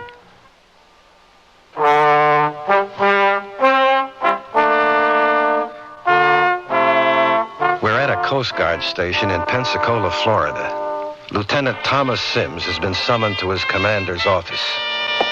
Sir? At ease, Tom. Take a seat. Thank you, sir. Tom, you know the legend of the Flying Dutchman, don't you? The ghost ship? Mm-hmm. Condemned to sail forever without helm or steersman, while its captain played at dice for his soul with the devil. Yes, sir. Well, it seems we've got a Flying Dutchman of our own. A yacht was found adrift in the Atlantic near the Bahamas yesterday. Oh, I read about it in the papers this morning. Her crew had vanished. Well, certain details were kept from the press. For one thing, the boat wasn't completely abandoned. According to this report, they found one man still on board. So far, they haven't been able to determine his identity, but from his uniform, they assume he was a member of the crew.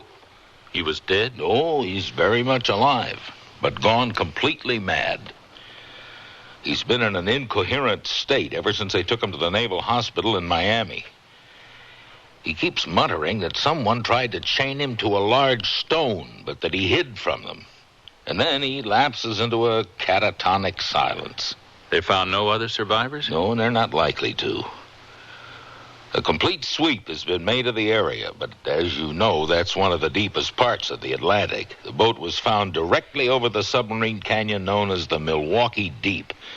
It goes almost 30,000 feet straight down, nearly 6 miles.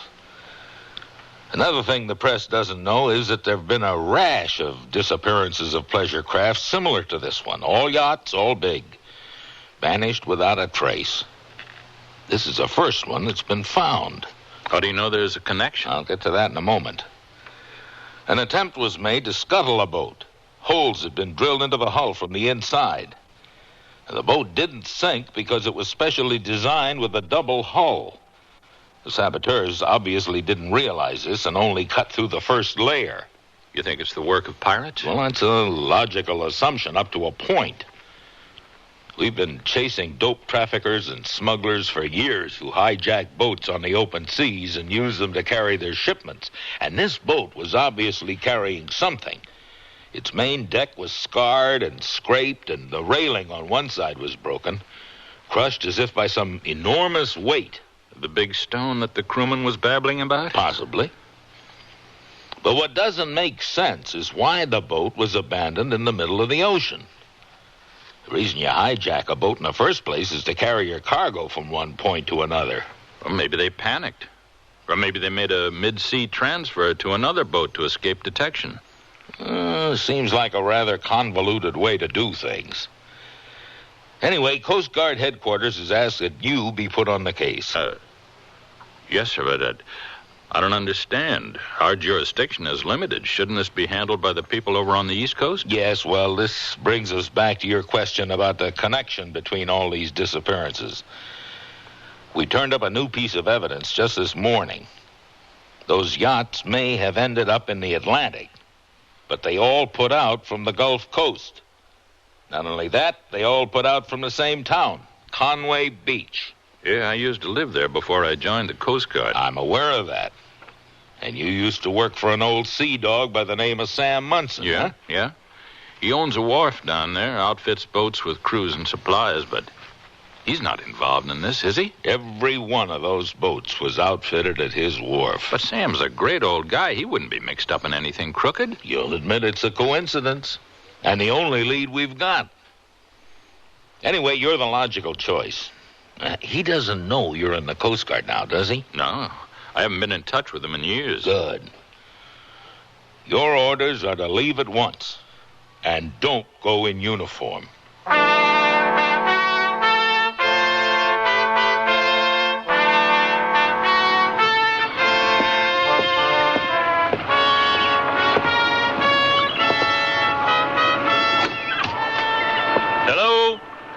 Anyone here? There's no need to shout, son. This ain't the Taj Mahal. Sam?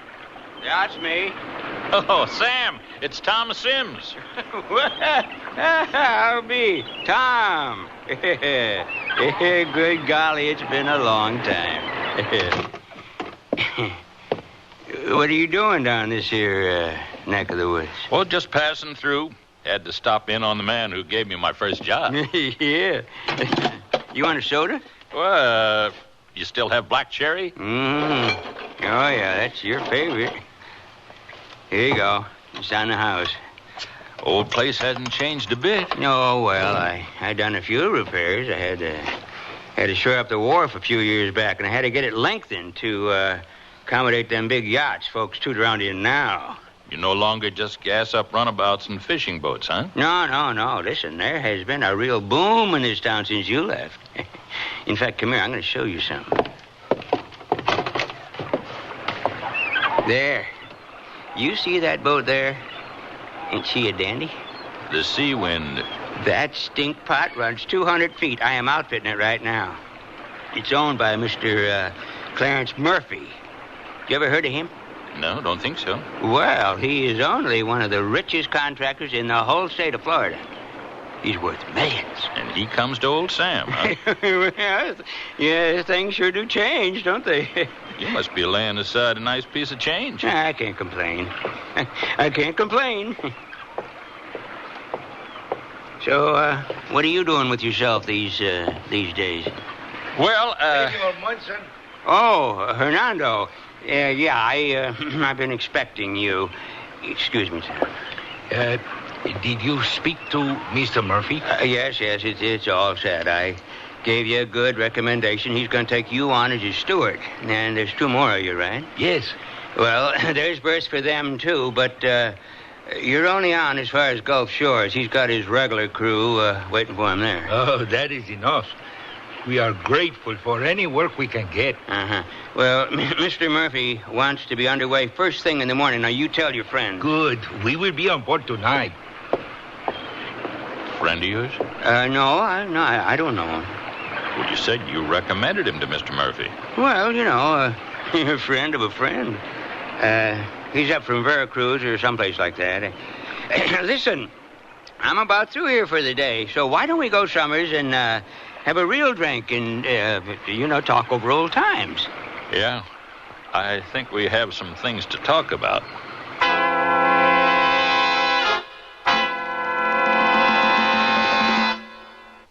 Let Sears Merry Mushrooms coordinates brighten your kitchen with woodsy charm. Save $7 on our 4-piece canister set. It's mushroom embossed ceramicware, now just $29.99. And save $10 over our 1979 spring catalog price on Sears 10-piece porcelain on steel cookware set, only $39.94. Lead Sears Merry Mushroom coordinates into your kitchen soon. Sale ends May 26. Prices and dates may vary in Alaska and Hawaii.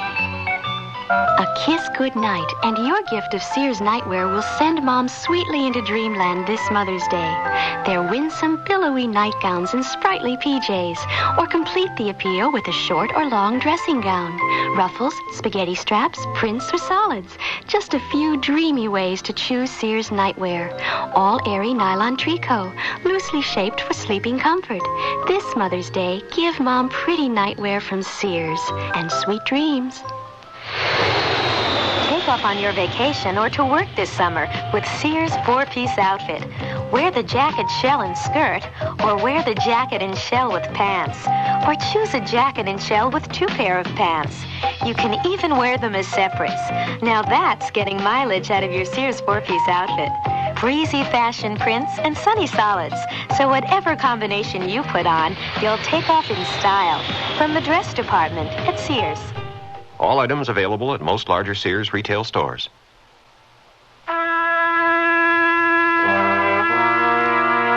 Sam Munson has taken Tom to a bar they once frequented, the Jilted Mermaid. Something in Tom's manner is making Sam nervous. He can't quite put his finger on it, but as he rattles on, he senses the younger man is waiting for an opening. Yeah, the new management pretty near wrecked this old bar when they took it over. Put up them awful murals. Covered everything in Naugahyde. But the drinks are still as good as ever, right? Sam, I want you to get me a berth on Mr. Murphy's yacht. A berth? Why? Oh, I miss the ocean. I'd like to get my sea legs back. I've already got him a full crew. Oh, bounce one of Hernando's pals. No, I can't do that. Oh, sure you can, Sam, for old time's sake. Look, if you want a job, maybe you can try Greg Perkins' place. You remember Greg, don't you? Who is Hernando, Sam? What do you mean? Who does he work for? For Mr. Murphy. You know what I mean. No, I don't. Now, what the heck has got into you? Sam, I'm not just passing through. I came down here for a reason. What reason? I'm with the Coast Guard. Well, what has that got to do with me? What happened to the Santa Helena, Sam? The Scuppernog, the Joyride, Mary's Folly? What happened to all those boats, Sam? I don't think I've ever heard of them. Well, that's strange. They all put out from your wharf and were never seen or heard from again. And 2 days ago, another boat you outfitted was found adrift off the Bahamas, with only one person left alive on board. What did he say? Nothing. Whatever happened completely unhinged him. What is it, Sam? What have you gotten yourself into? I can't tell you, Tom. I think you have to. I mean, I just don't know. All I do know is some guys come to me up from South America somewheres, and they offered me a lot of money to put their people in the cruise I was hiring. And you did it? It was a lot of money, Tom, and I ain't a youngster anymore. Didn't ask any questions? That was part of the deal. But I didn't know what was happening. I didn't know them boats was disappearing. Not till I read in the papers about the one they found. What are you going to do, Tom? I want a berth on Murphy's boat. Tom, whatever these guys are up to, they mean business. Okay, you talk to this fellow Murphy. You tell him I'm a friend of yours and I need a lift up to Gulf Shores. Tell him whatever you have to, but see that I get on that boat.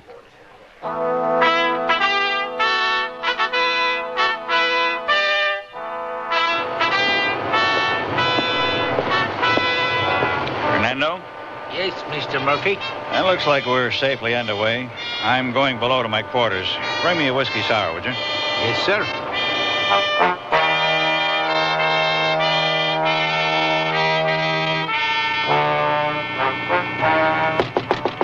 Joanne, just put the drink in the highboy. I'm Tom Sims, Mr. Murphy. Oh, my hitchhiker, huh? Can I speak to you? It's important. Sure, what's up? I'm a lieutenant in the United States Coast Guard. Oh, really? Does that have something to do with why you're aboard my boat? I have reason to believe you're in danger. There's no time to go into details, but I think an attempt is going to be made to hijack you. Well, the sea wind is a fast stinkpot, Lieutenant. But if there are pirates operating in this area, we'll keep an eye out. Thanks for the warning. You won't be able to outrun these pirates. Why not? Because they're already on board. How do you know? Your first stop is Gulf Shores? Yes, I'm picking up some fishing buddies. And you plan to refuel there? Yes. I've just been down to your engine room. Are you aware the sea wind is carrying enough fuel to get you halfway across the Atlantic? What? But I expressly ordered only enough gas to get us to Gulf Shores. We'd better put in for the nearest port at once. They'd be on you the minute you gave orders to change course. I brought a radio with me. It's in my sea bag down in my quarters. I'll contact the Coast Guard station in Pensacola with our position and our destination, and they'll put us under surveillance. Good. Yes, you do that. Oh, that must be Hernando. I asked him to bring me a drink.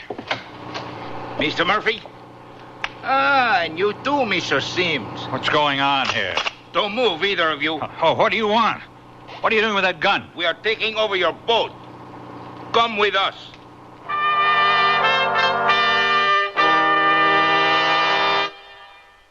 Sears Radio Theater will continue after this message from your local station.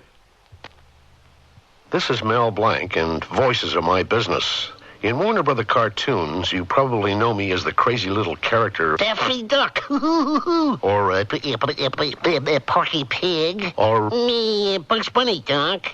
we all have a voice in matters that affect us in our community, and it's necessary to speak out to get the best possible community services. One community tradition, which really deserves vocal support, is the library. The library has been serving up all kinds of information ever since this country began.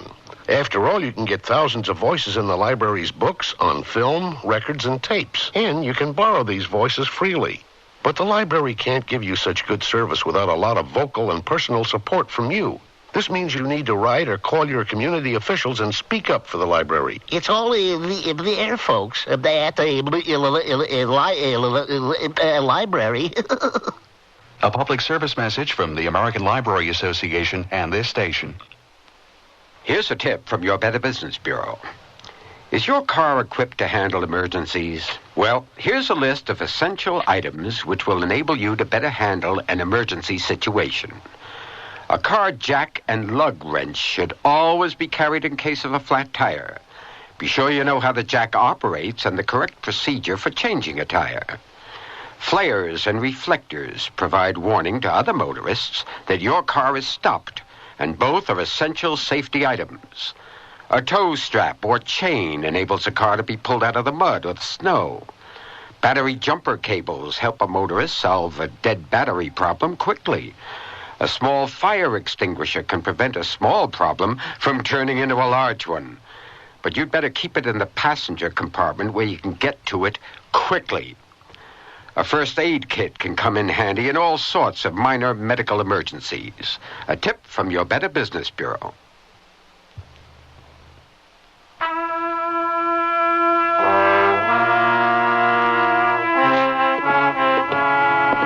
This cabin will be fine. Get them in here and tie them together. What are you going to do with us? Where are you going to take us? You will find out when we get there. Are you going to kill us? I am not going to answer any more questions, Mr. Murphy. Are these ropes tight? Good. Do not try to free yourselves. Esteban will be right outside the door, and he will be armed. These ropes are cutting my circulation. Don't struggle. You'll only make them tighter. Maybe we can work ourselves free. Listen. We're turning. We're changing course. South. Maybe southwest. Mexico? It's enough gas.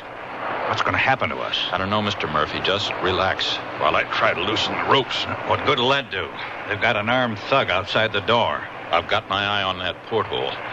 My quarters are right next to this cabin. You think you can get to your radio? That's the idea. These ropes are too tight. It'll take forever. Well, the one thing we've got going for us is time, Mr. Murphy. Because wherever they're taking us, I suspect it's a long way off.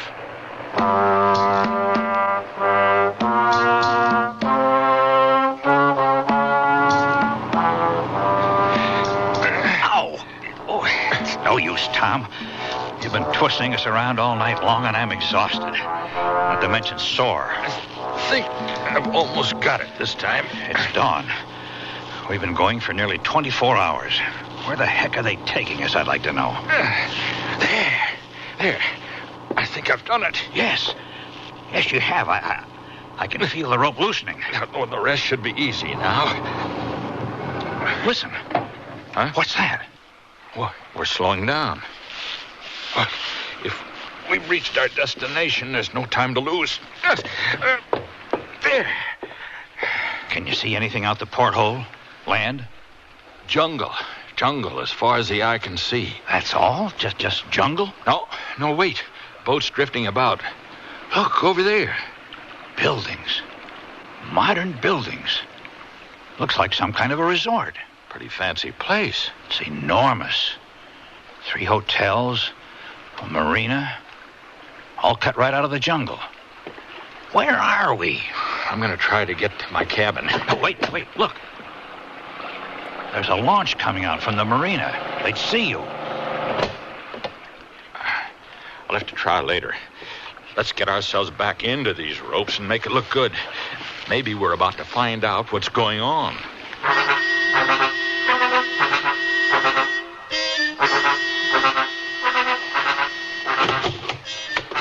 Here they are, Senor Green. Good morning.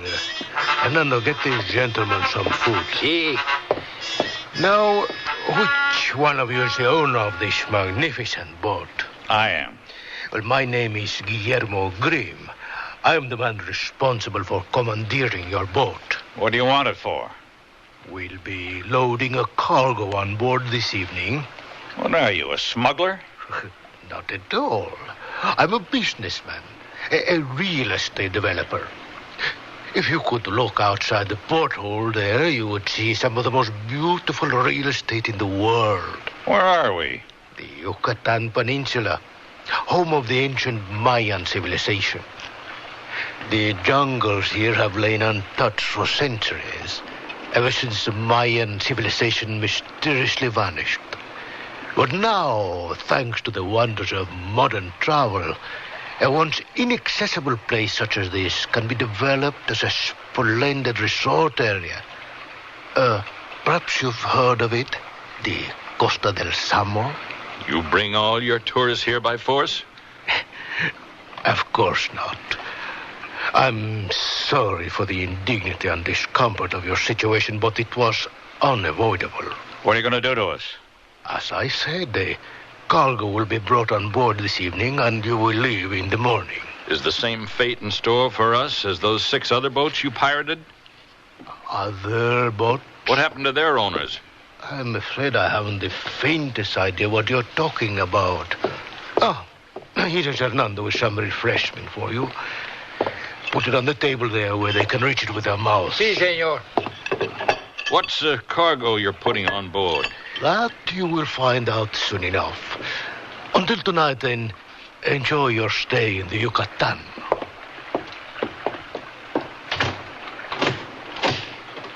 They're going to kill us. Quiet. Until they're gone. The Costa del Zamo. You ever heard of this place? Yes. It's a new resort. I think it just opened last year. Some associates of mine were going to come down over the winter, but they changed their minds. Oh, why? I don't remember. They didn't say much about it. Let's get out of these ropes. I'm going to make another try to get my radio. What do you think they're smuggling? Drugs? Possibly. But I'm beginning to suspect it may be something else. What's that? Mayan statuary. There's an enormous black market trade in stolen artifacts. Looters have been combing these jungles for years, robbing temples, pyramids, anything they can get their hands on. Surprised there's anything left. But why steal boats to transport it? That sort of business is risky enough as it is without getting into piracy, too. I don't know. I opened my porthole to air out my quarters. I hope they didn't shut it. Here, help me, all right. Up. There. Can you reach it? Yeah. Hold on to my wrist. I think so. Got it. Is it open? Yeah.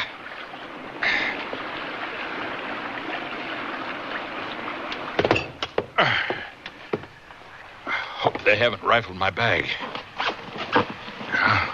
Looks okay. Radio's still there. Now to set it up.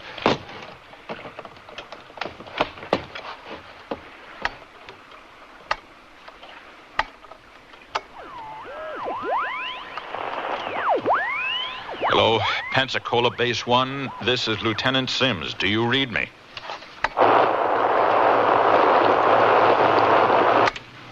Hello, Pensacola Base 1. This is Lieutenant Sims. Try another channel.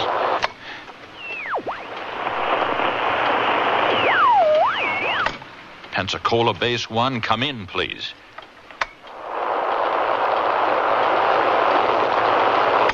Out of range.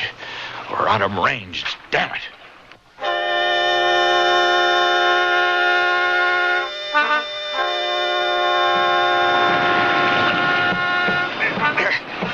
I've got you. Come on. Well, are they sending someone down to rescue us? No, I couldn't get through. We're too far south. We're out of range. You couldn't get through to anyone? Not even Naval Air Station at Key West? Tried every channel, nothing. We're in the middle of nowhere here. What are we going to do? Can you swim? Of course I can. Think you'll fit through that porthole? Just about. We'll sit tight until nightfall and then swim ashore, find the road, and get to the nearest village.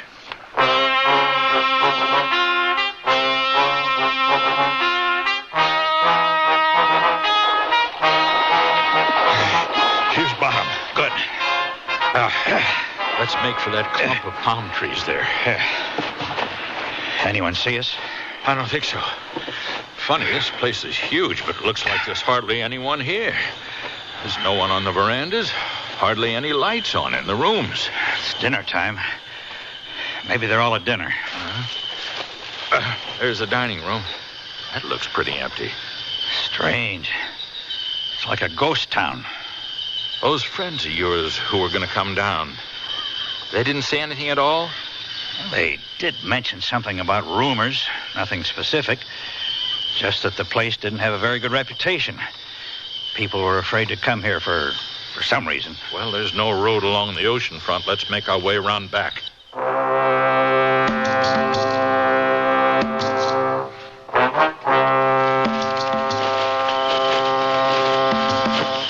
Well, we've come practically all the way around. There's the ocean again. There's nothing. There's no road out of here. Wait. I see something up ahead. Come on.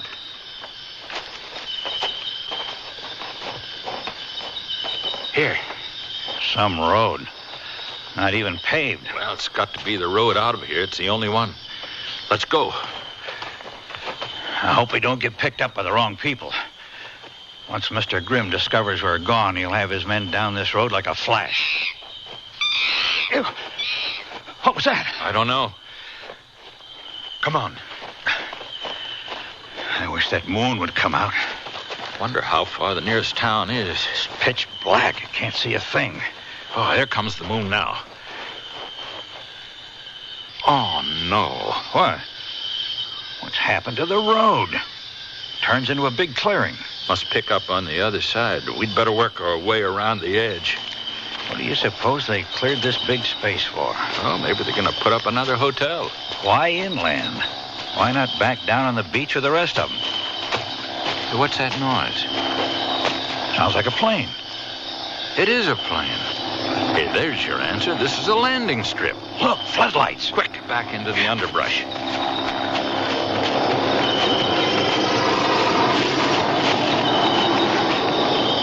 So, this is how the tourists get in and out. This is the wonder of modern transportation Mr. Grimm was talking about. You mean there's no road out of here, just an airfield? Look around. The place is lit up like the 4th of July. You see anything that looks like a road?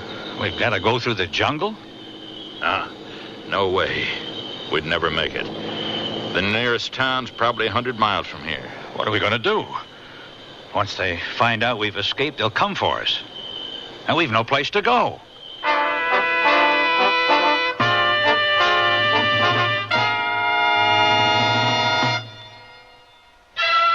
The room held several Sears brass-plated lamps. One switched on. The finely plated antique satin shade illuminated the furniture softly. Another lamp turned on, and another. The patio doors blew open. The gleaming brass-plated lamp nearby, with its heavy base built for stability, did not budge. The room glowed in the brassy elegance that these Sears best lamps command. Create your own hauntingly elegant moods with Sears brass-plated lamps at most larger Sears retail stores. This is my first night camping with my family of 5. Now I'm really glad I packed my Sears family-style tent. It's Sears' best tent, tested by Sir Edmund Hillary, the first man to conquer Mount Everest. This tent stands 6 feet 9 inches in the center and has a sewn-in 10 by 14-foot floor. It sleeps 8, plenty of room for my family, even the dog. We like the windows that can be zip shut from the inside, and this large front canopy. Sears' best family-style tent is built to be lived in, and if it's good enough for Hillary, it's good enough for my family. At most larger Sears retail stores. Sears National Automotive Sale. Now, save $36 to $76 on a set of 4 Sears steel-belted radial tires. That's great savings on the most popular radial in Sears history. And the Sears heavy-duty shock can help save you from some of the jolts, jars, and jerks. Help save you some money, too. On sale now, only $5.99 each. Save 14% on America's best-selling shock. Installation available at most Sears Tire and Auto Centers. Prices may vary in Alaska and Hawaii. Stop at Sears.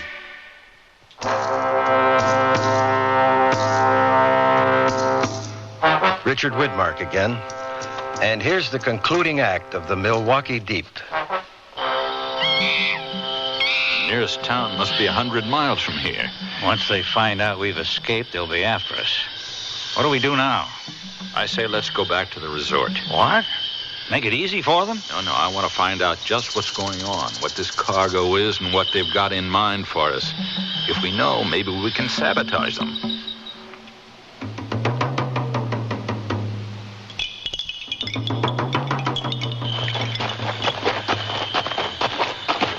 Hold up. That room there, on the ground floor with the open windows, looks like an office. There's someone in there. It's that fellow Hernando. Yeah, and Senor Grimm. Come on. So the takeover went smoothly. There were no problems? No, senor. Good. Now let's go ahead with the loading then, eh? Is the truck ready? See? Who are we taking out tonight? Chuck. Ha, my favorite. This is no time for jokes. Every day this is costing me thousands of dollars. And it's getting dangerous. They discovered that yacht at sea, and if that sailor recovers his wits and is able to talk, we're all finished. Come, let's go. Sounds like they're smuggling out people. Yeah. Hey, this is strange. What is? Look at the wall beneath the window here. It's cracked. And look over here. More cracks. No wonder there's no tourists here. Wonder what caused them. Well, that's no mystery. Substandard materials. I'm in the construction business myself, and you'd be appalled what some contractors will do to cut costs. I don't know. These walls almost look as if they'd been wrenched by some gigantic force. I wonder just what it is they are taking out of the jungle. What's that? Sounds like the truck they were talking about. There it is. The headlights. It's coming this way. Get down. Yeah. What's that thing on the back? Looks like a gigantic derrick. That's a hoist. The truck is counterweighted in the front. Whatever it is they're going for must be huge. Let's follow them.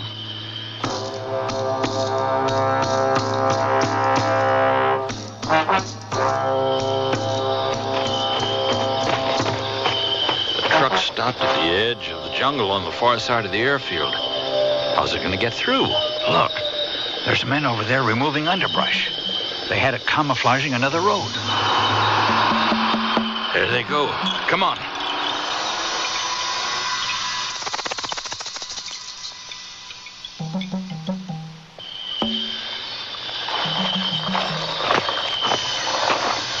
Holy suffering cats. Look at that. It's an enormous stone statue. One of those Indian idols, do you think? Yeah. Why on earth they want to smuggle out something like that? They can't sell that on the black market, can they? It's the size of a house. I don't know. But they've got chains around it. They're ready to lift it out of the ground. What's that? What's happening? Tom, the ground's trembling. Están las cadenas en su lugar. ¡Prende el motor! ¡Rápido, rápido! It feels like an earthquake.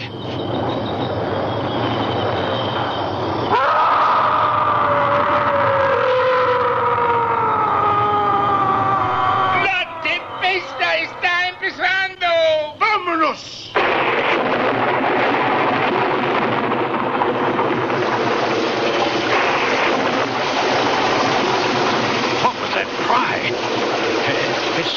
the statue itself. As if it were protesting its removal. Oh, that's nonsense. I think we have the answers to all our questions now, don't we? No, I don't believe it. It's not possible. The cracks in those brand new walls weren't the result of shoddy materials.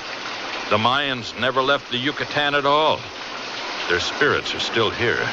And Senor Grimm's bulldozing their jungles has angered their gods. That's crazy. We've seen it with our own eyes.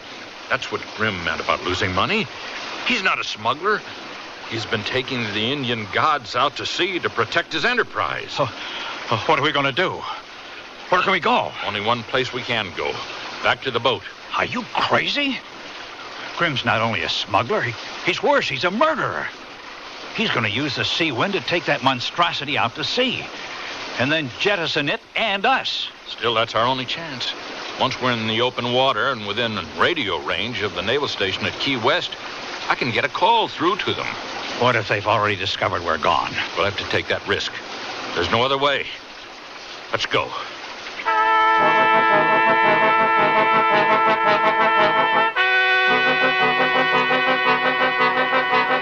Get your hair good and dry, Mr. Murphy, or they'll know we've been out. What's left of it?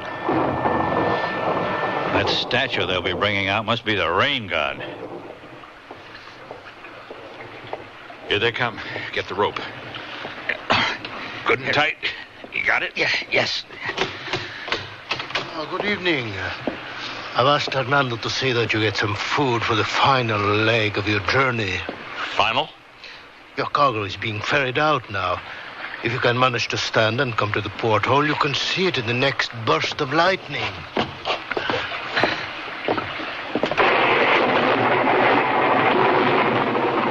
An ominous sight, no? What is it? Jack, the Mayan god of thunder and rain. He and his brethren have taken exception to my resort. So it has become necessary to exile them to the bottom of the sea. The Milwaukee Deep? Exactly. 30,000 feet straight down, nearly 6 miles. Even they cannot wreak their vengeance on me from there. It's an astonishing thing, no? The forces that exist which we cannot begin to comprehend. And what happens to us? You will remain down here until Hernando reaches the deep. And then you'll be taken up and chained to Jack, so that your bodies will not later float to the surface. The boat will be scuttled. Hernando and the others rescued by a helicopter which will follow you. And you... No, you can't.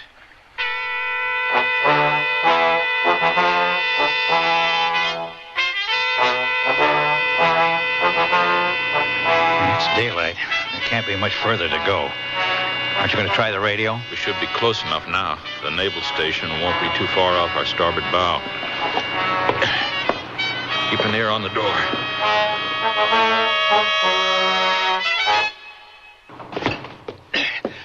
Well, did you get through? The radio was gone. Gone? They must have found it. My whole sea bag was missing. What are we going to do? Listen. We're slowing down. We must be there. There's movement out there in the passageway. They're coming to chain us to the statue. Get on the other side of the door, quickly. Well, senores, Esteban! Hold him, Mr. Murphy. I'll get his pal. Got him. They're both out.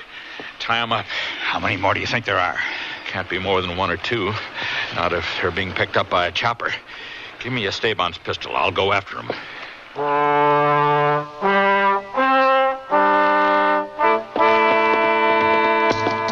All right, Hernando. In here with your pals. Mr. Murphy, you got enough rope? I've got plenty. I was able to make contact with the Naval Air Station on the ship's radio. They're sending out planes to intercept the helicopter and an escort to meet us. Good. Let's get up on the bridge and head for home.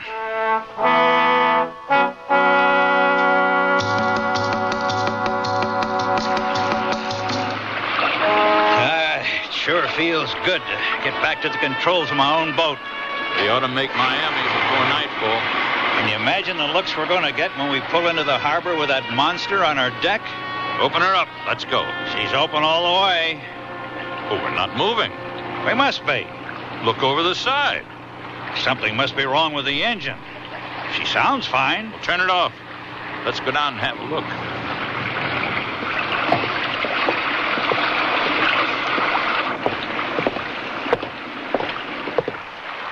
Tom, look over the bow, coming toward us. It's a wave. A gigantic wave. It's headed right this way. Try starting the engine and head into it. I can't. Now it's completely dead. It won't even turn over. Grab on to something quick.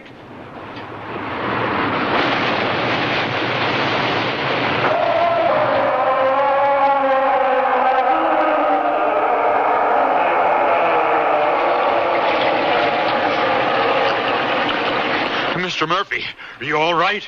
What happened? The statue. It's gone. Wave must have carried it overboard. How could it have done that without capsizing the whole boat? I don't know. But I have a feeling.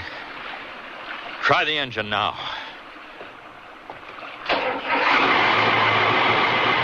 It's going. The boat's moving. Tom, I think there must be something real about those Mayan gods. And that's the end of our story. The two men turned their boat toward home, and shock swept into the Milwaukee deep by his fellow gods, rests in their midst in the profound calm, far from the disruptive advance of civilization.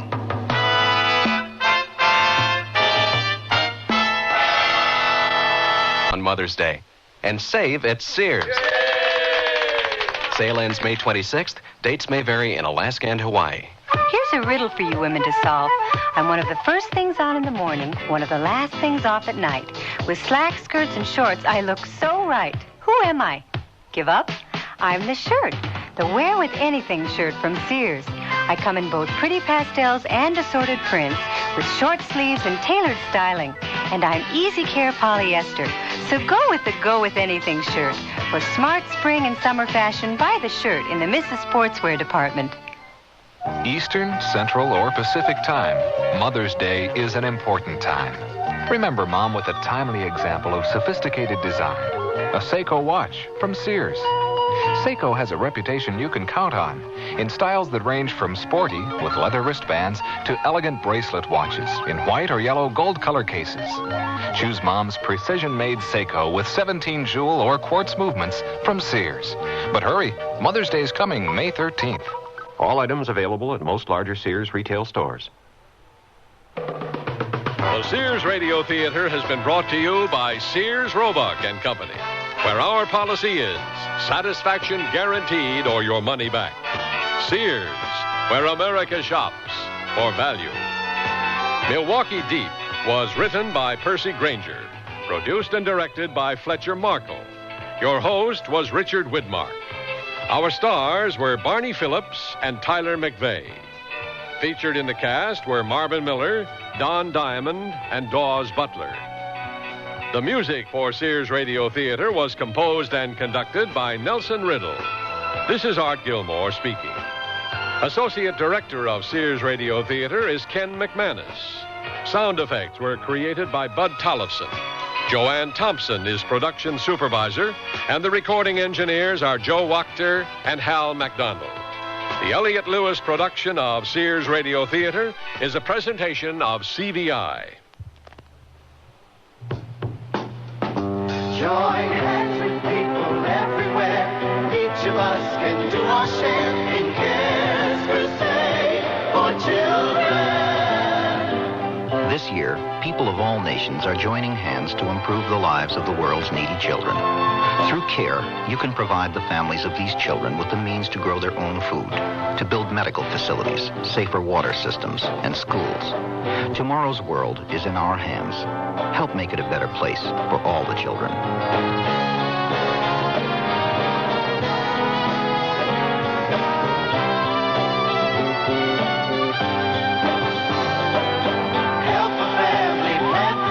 To end the hunger and the need, join Cares Crusade. Please send your check or money order to CARE, Crusade for Children Overseas, Box 576, New York 10016. I gained 20 pounds in 2 months. Chocolate and peanut butter. Yeah, I never lost that weight either. With me, it was different. I was climbing the walls, yelling at the kids. I just couldn't live with myself. Neither could Dan, could he? No, not really. He said having a wife that smoked was better than being terrorized day and night. Huh, better a friendly dragon than a nasty dragon, huh? Right. So anyway, I'm back to a pack and a half a day, addicted just like I was Let's before. hold it right there. The American Heart Association wants you to know that smoking cigarettes becomes a habit, not an addiction. Habits can be broken. Smoking is a matter of choice, not destiny. We can help you quit. You don't have to gain weight or climb the walls. Contact your American Heart Association for a free booklet that explains how to break your cigarette habit step by step. The American Heart Association wants you to know we're fighting for your life. Next Monday's Sears Radio Theater will be A Story of the West with Lorne Greene as your host. Let's listen. I tried to tell him why I quit football, but he wouldn't listen. Your father will listen in the morning when you two put the feed out. He always does. Ma, this time's different. I let him down in front of everybody at the stock show. That ain't something you forget like yesterday's rain. So be sure and tune in next Monday to the Sears Radio. I'm Andy Fisher, WNEW News. At 8 minutes past 10, time for the Sears Radio Theater. That's the theme from the Sears Radio Theater. Tonight, a program of love and hate with Cicely Tyson as your hostess. Here's a preview. Listen, the hamster gestation period is only 16 days or so. Only 16 days? Mm-hmm. Each litters between 8 and 11 babies. They're weaned in 3 weeks, can be taken from their mothers in 5 weeks, mature in 6 to 8 weeks, and are ready to breed in 10 to 12 weeks. The Sears Radio Theater will begin after this message from your local station. Hello, I'm Stan Martin. It's sad that many youngsters feel the only way they can make their mark on our town is with a destructive act or a smear of graffiti. One building on New York's Lower East Side stands apart from the others. Its walls are spotless inside and out. The youngsters who work and play there have earned the respect of the entire city, just as they've learned to respect themselves. I'm talking about the Boys Brotherhood Republic. The BBR has been helping underprivileged boys work their way out of the slums for almost 50 years. By giving them the responsibility of governing and policing themselves, the BBR helps create a set of values which guide its members all their lives. I know because I was a member from the time I was 6, and the BBR helped change my life. It's doing the same right now for hundreds of youngsters with no other place to turn but the streets. Help the BBR turn out solid citizens. Please send whatever financial support you can to the Boys Brotherhood Republic, 888 East 6th Street, New York, 10009. Thank you. Tell them plaids are out anyway. Yeah, we'll back order his silly trousers. We get the piece goods on the 4th, we finish them on the 15th, we ship them on the 15th. That means you receive shipment on the 18th. Oh, no. That's a Sunday. The 19th, at the absolute latest. I'm very sorry. Thank you. Nobody but nobody is showing cuffs this year. They're a waste of good polyester, which, by the way, no one's buying either this year. Yeah. Oh, okay, baby. Ciao.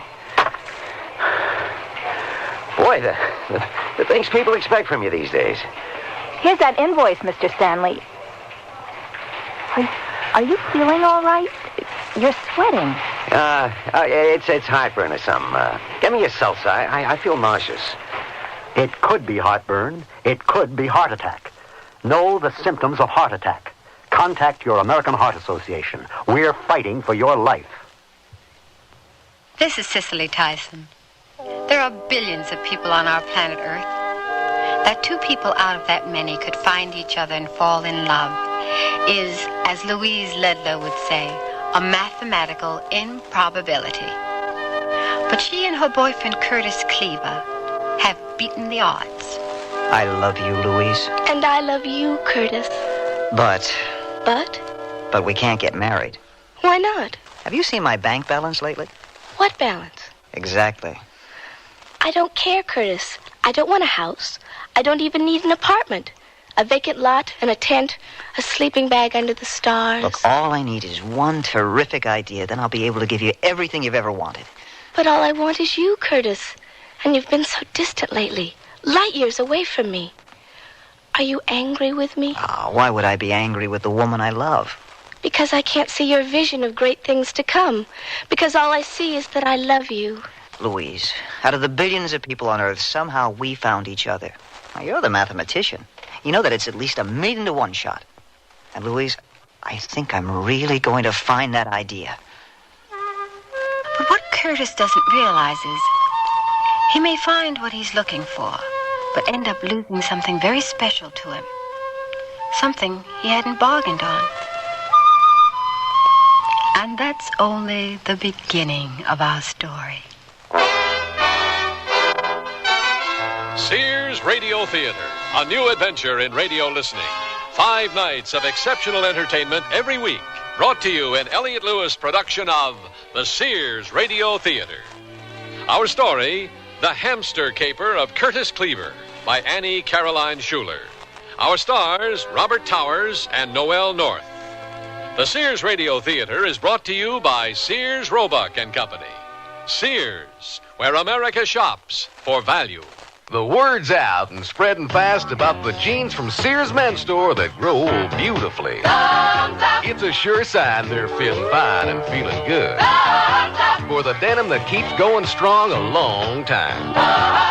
Get them trim cut, regular cut, even get them pre-washed.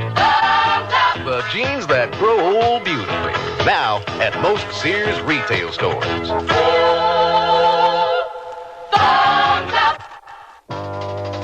They wear them in Alaska, in Texas, in Maine. Wherever the territory's tough, the kids wear Sears Toughskins, the toughest jeans in Sears Tough Jeans territory.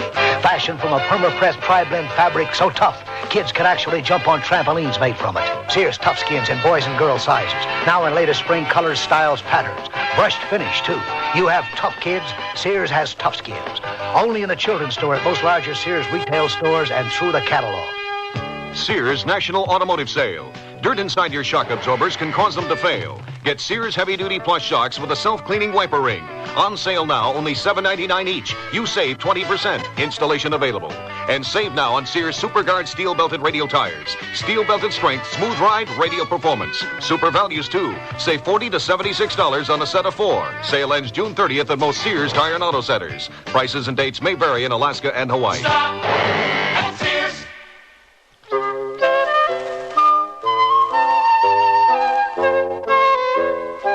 The shops on Main Street in Sedgley, California, supply students from nearby Snellenberg University with the necessities of college life. There's the university bookstore, the Sedgley stationery shop, the all-night pizza parlor, and coming out of the Sedgley print shop, Curtis Cleever and Louise Ludlow. Curtis has just dropped off another edition of Snellenberg's student newsletter, of which he is the editor. Well, Snellenberg Speaks is tucked away for another week. And it was a long week. Yeah, I missed you, too. Was this edition a difficult one? Is that why you've been so far away from me? Louise, every situation in the world doesn't always have a logical, mathematical reason. I'm sorry. Oh, I am too, Louise, really. But lately, I don't know. There are so many things spinning around in my head. Once they come together, everything will fit into place, but until then... Oh, lonesome me. Well, seems like the entire world's lonely lately. You know that column in Snellenberg Speaks, Dear Donald? The advice columnist? Mm-hmm. Well, he's been buried under an avalanche of letters from students who come from big cities. There isn't all that much to do around the university, and they're lonely. So what does Dear Donald advise? Valley's Pet Shop. Valley's Pet Shop?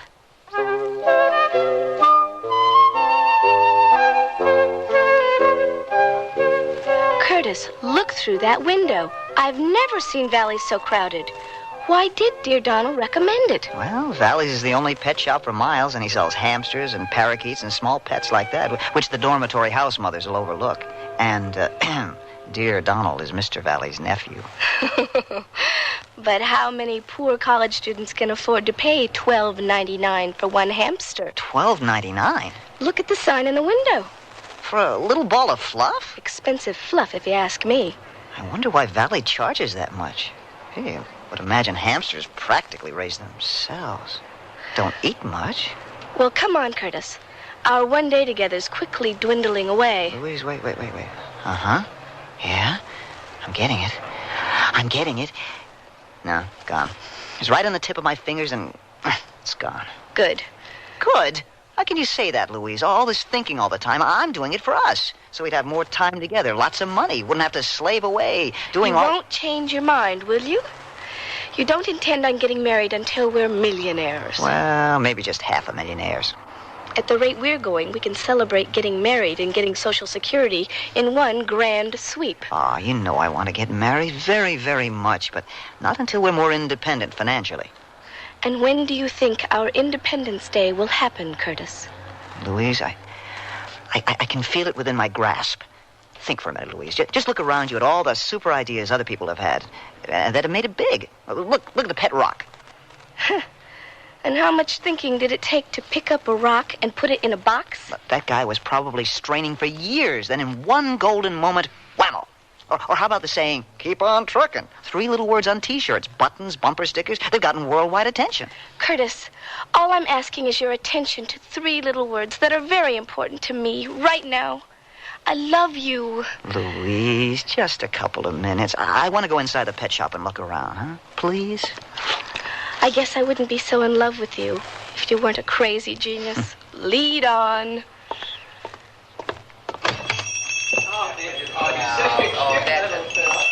Sure is a good Snellenberg U-turnout. Hello there. May I help you? Oh, we're just looking around. Thanks, Mr. Valley. Well, may I suggest a speciality this week? Right over here. Hamsters. So, that's a hamster. Never saw one close up. Adorable little creatures, aren't they? They look like fat mice. Ah, you're interested in mice. Oh, well, that cage is... Here, I'll take this book. All about hamsters. Very good, sir. That's $5.95. Ring up $6.31 with tax. Curtis, $6.31 with tax? Trust me, Louise. I've got this feeling. It keeps coming back. I'm really close to something. Excuse me.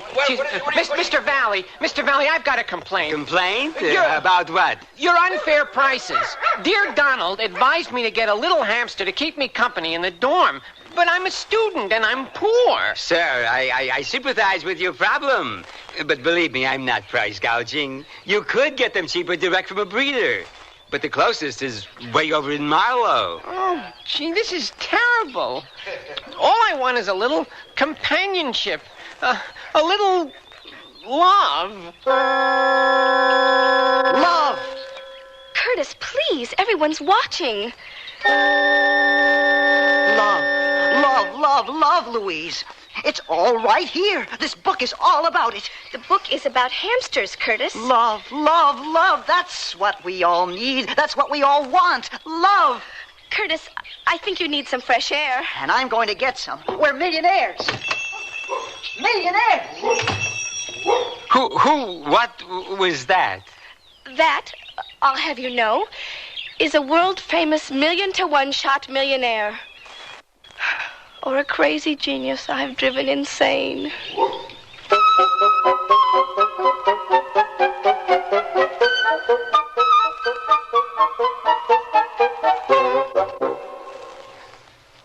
Sears wants to break the ice when it comes to buying a Kenmore refrigerator. So we're taking $50 to $100 off 3 models through June 30th.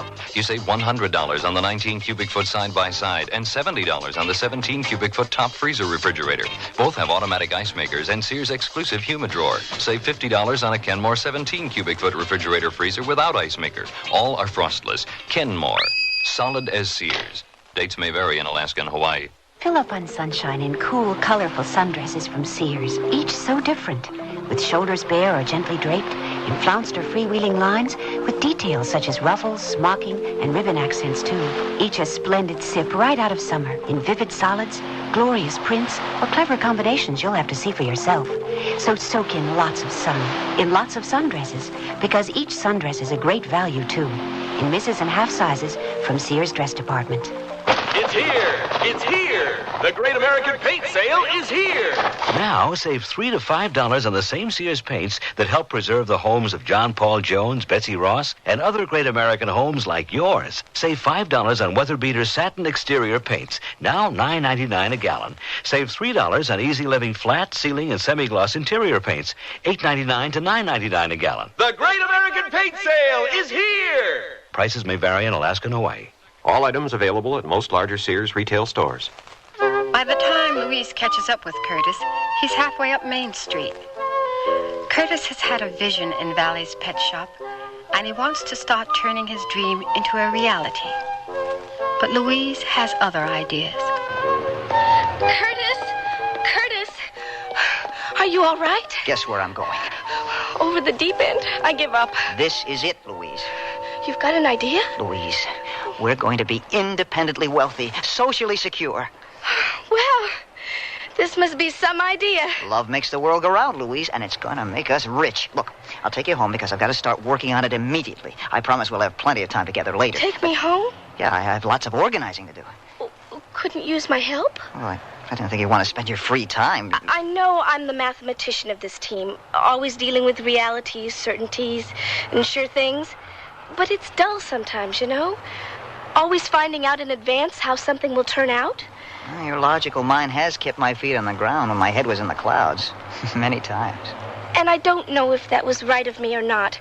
Curtis, your world is so topsy-turvy, upside down and totally unpredictable. But very, very exciting. So at least, for a little while, can I share your scheme with you? You want to hear about it first? I love you and I trust you. Just tell me what to do first. On our way to the first $1 million? Well, we get a loan. But we have no collateral, Curtis. Who'll give us a loan without collateral?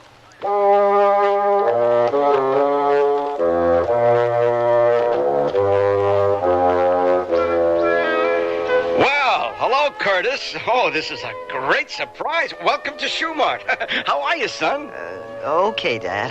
And you, Louise? Oh, just fine, Mr. Cleever. How's the shoe business? Well, you know what they say. There's no business like shoe business.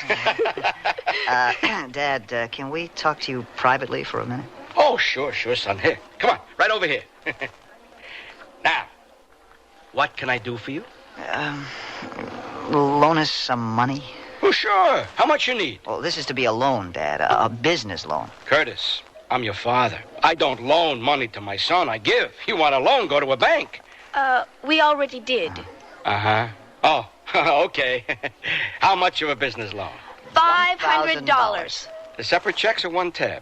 We need 1,000, Louise. But we shouldn't start off with such a large debt. All right, compromise. 750. Okay. So, what business are you going into? A real moneymaker, an innovation in gimmicks. We call it Love for Sale Enterprises. Love for picture this. An adorable little hamster, his liquid eyes staring out at you with an unspoken plea. Adopt me, love me.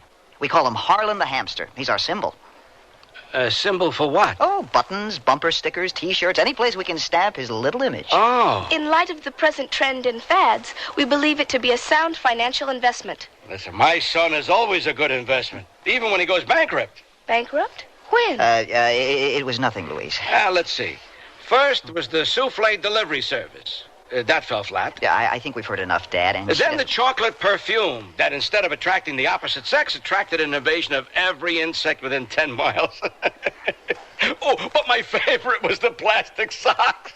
Plastic socks? Louise, I was 16. Yeah, problem started when the feet got hot. Socks melted, gluing shoes to feet. Very sticky situation. I think we just lost our financing. Oh, nonsense. Listen, it takes years to be an overnight success. Right, Louise? Well, now what are you up to this time? Hamsters, Dad. Yeah. Our pivotal product, our main draw at Love for Sale Enterprises, inexpensively priced hamsters. Doesn't Valley's pet shop sell hamsters? Well, yes, but he has a high overhead, a store and all. We won't have so many expenses. Especially if Mrs. Cleever will cooperate. Right. Dad, we're asking your permission to check with Mom about the attic. The attic? Oh, you mean the attic on top of our house? That attic? Yes. Oh, you want my permission to talk to your mother about our attic? Exactly. Can we ask Mom? Well, sure. And if she figures out what you're talking about, tell her to call me.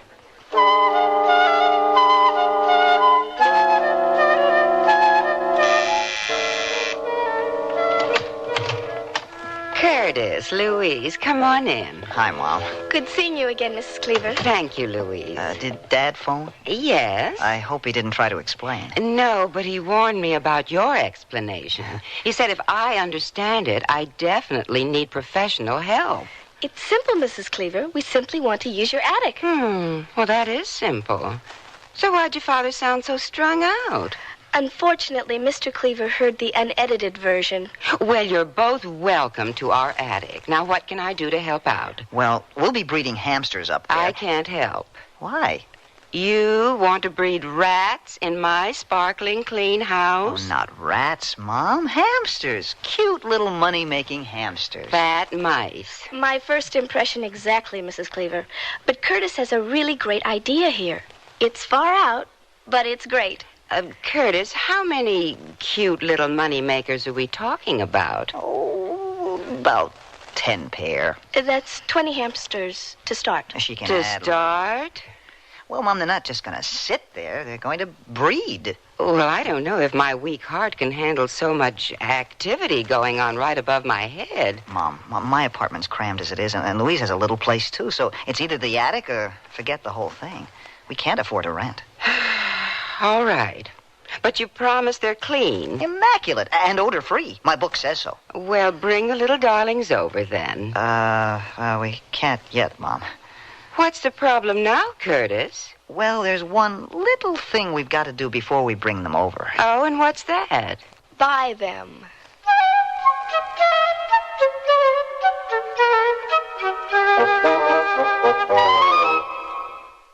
Sears Radio Theater will continue after this message from your local station. This is Lorne Green. I'm very proud to be part of our great television and radio industry. In this country, we're very fortunate to have instant communication about everything that happens anywhere. But do you realize that it's possible only because a small group of amateur radio experimenters developed homemade transmitters about 60 years ago and began broadcasting to their neighbors? Today, the same sort of ham operators are continuing to devise better ways to communicate electronically and worldwide. Today's amateur radio operators have their own television and teletype stations, as well as relay satellites circling the globe. These men and women are an important reserve of technical talent for the nation. Their public service networks provide us with emergency communications in times of disaster. And, of course, hams are always improving our international friendships. You want to join in? Anyone, any age is welcome. Write Amateur Radio, Newington, Connecticut, 06111. Amateur Radio, in the public interest. Mystery by the Masters. Edgar Allan Poe, Sir Arthur Conan Doyle, Robert Louis Stevenson, Guy de Maupassant. You'll hear radio dramatizations of their most popular works on our CBS Radio Mystery Theater Weekend Classics.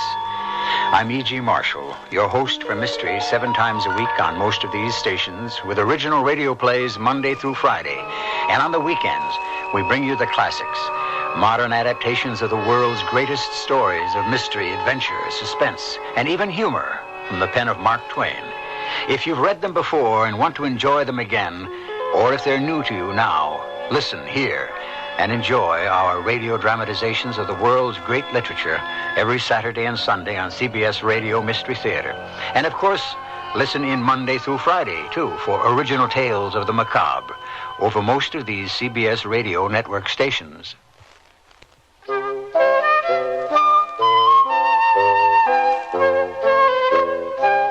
Curtis and Louise are on their way to a successful business venture. They have the capital. They're having Holland the hamster posters and buttons and bumper stickers and notepads printed with Holland's cute little fuzzy face. They've even acquired a nursery for hamster breeding. The only things missing are the hamsters themselves. But Louise and Curtis are about to remedy that situation.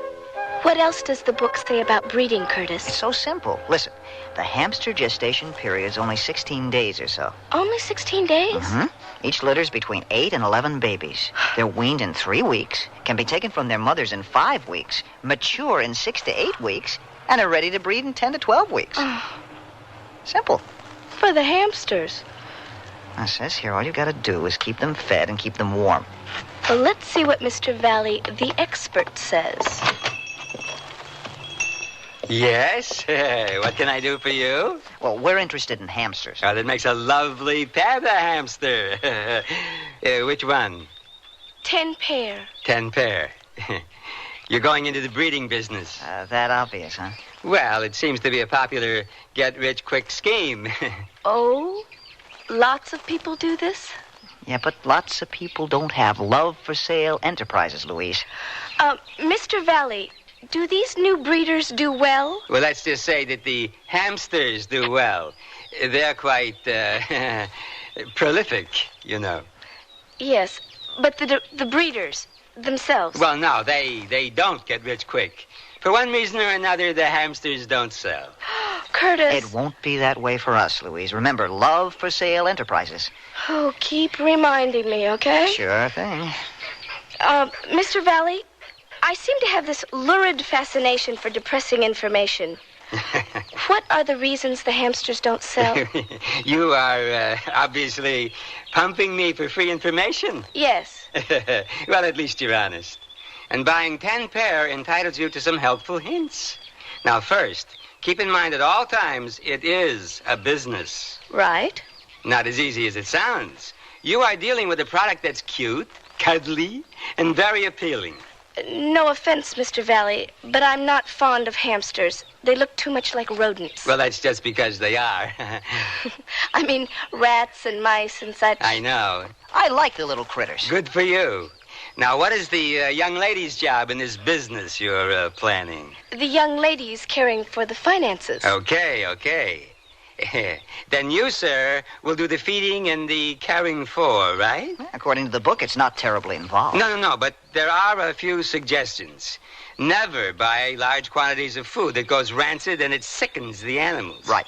And a word of caution for you and these adorable furry little balls of fluff here. This is very important. Don't name them. How's that again, Mr. Valley? Is that some kind of superstition or something? Whoops, the customers. Just a moment. I think I've given enough information to the competition. Just wait a second till I'm finished over there, and then we'll pick out 10 nice pair, and I will box them for you, okay? Sounds good. Sure does. I should tell you this before you buy the hamsters, though. If this business of yours falls through... It won't. It won't, believe me. But if it does, I can't buy back the hamsters. I can't even take them for free. How come? Well, you see, I buy them from a licensed breeder with a very good reputation. And remember, if somebody buys a hamster from me and it gets sick or dies, I'm responsible. So I've got to know the breeders I'm dealing with very well. Oh, sure, we understand. Right, Louise? Sure we do. Well, I'll be right back then. Oh, Curtis, we could be stuck with over 200 hamsters. You won't be, Louise. The posters and buttons and T-shirts and bumper stickers are ready to go on sale. Anticipation runs high. The whole campus at Schnellenberg University's talking about Harlan the hamster. I've got at least 100 advance orders for them. We won't be stuck. As our financial advisor, I hope you're right. Why is that? Because after this hamster purchase, we're broke. Totally. Oh, that was certainly a fast 750. I may cry. Well, we've got to spend money to make money, Louise. And when do you foresee a reversal of that trend? As soon as our 20 hamsters start doing their thing in our attic. Oh, Curtis, you romantic devil.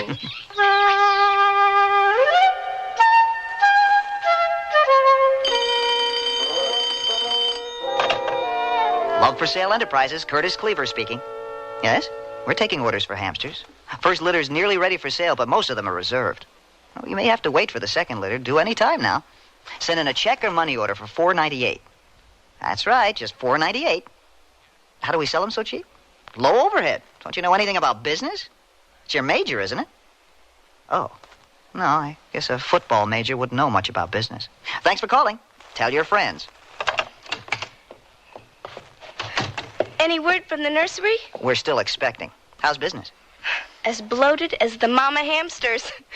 Gotta order another shipment of posters, buttons, bumper stickers, and double-line T-shirts. At the school store at Snellenberg, they can't stock enough of them. It's working, Louise. It's really working. Don't shout for joy just yet, Curtis. Louise, darling, unless the pregnant mama hamsters decide not to give birth, this second litter's gonna put us in the black all the way across the board. See? Phone hasn't stopped ringing. We're a success. Oh, let me answer it, Curtis. I feel so important, so rich when I say, Love for Sale Enterprises. Mrs. Cleever! Oh, no. We'll be right over. Curtis, you told your mother that hamsters have no odor. Well, the book plainly states a hamster has no odor. A hamster, Curtis. A hamster. And we've got over 200. Come on.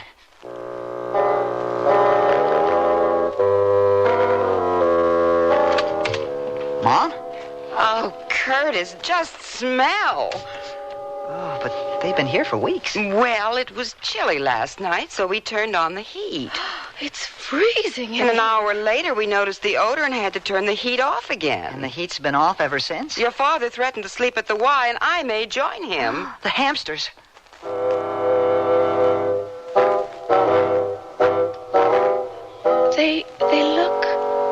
They look asleep. They shouldn't be, not at this time of day.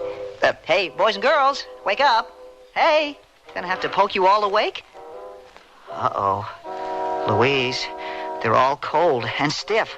Oh, I can't look. Gotta call the vet, gotta call... Oh, good grief. What if they're all... You know.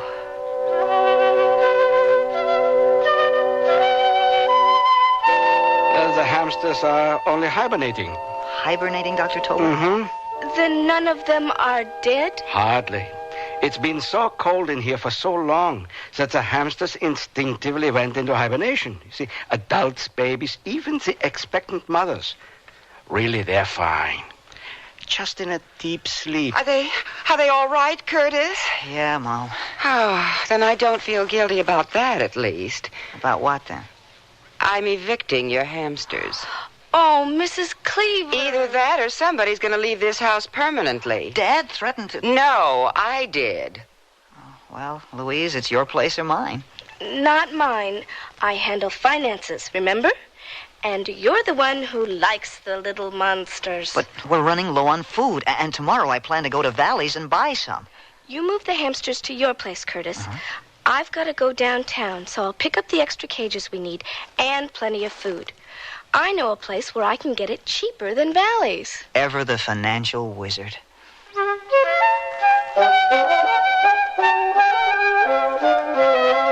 Hey, Curtis, your apartment is certainly filled to bursting, and you're still rearranging cages? It's been 2 days. Well, I have a choice here, either a clear path to the kitchen or a clear path to the bathroom.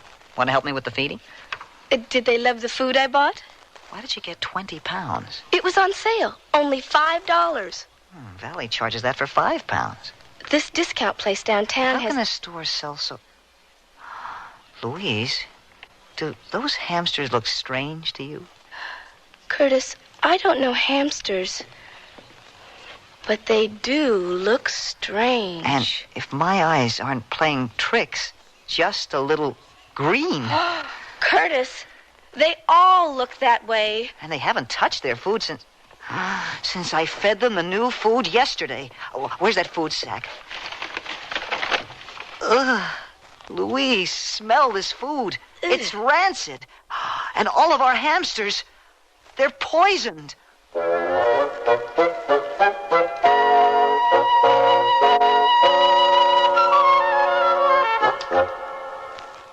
Sears National Automotive Sale. Dirt inside your shock absorbers can cause them to fail. Get Sears heavy-duty plus shocks with a self-cleaning wiper ring.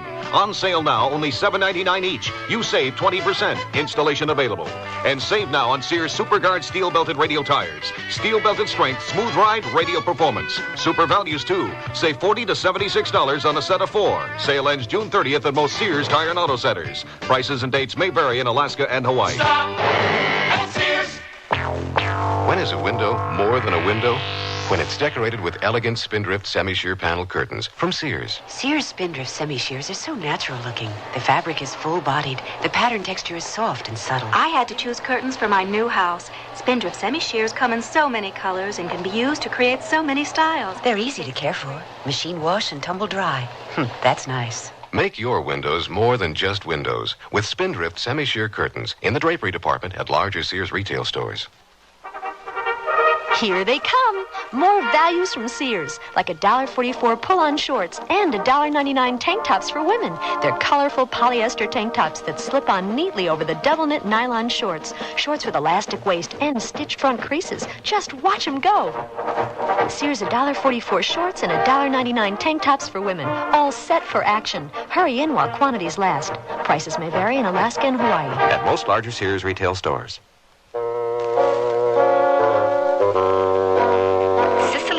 Again. And here's the concluding act of The Hamster Caper of Curtis Cleever. Mm-hmm. Uh-huh, yeah, it's food poisoning, all right. Oh, no. Oh, I'm a murderess. No. They will be all right as long as they get no more of that bargain basement food that you were giving them. That, Dr. Tober, is a promise. Good. Now, they need a tonic to cleanse their systems, and they need to be watched for the next 48 hours in case some of them are sicker than the others. You mean watched constantly? Yeah, if you want to ensure their good health. Look, this whole mess is my fault, so we'll move them to my place. It's close to the university, so I can drive over and back every couple of hours to check on them. Will that be all right, Dr. Tober? Yeah, well, I think so. But kids, please, try to make this the last move. Hamsters are many things to many people, but good travelers they're not.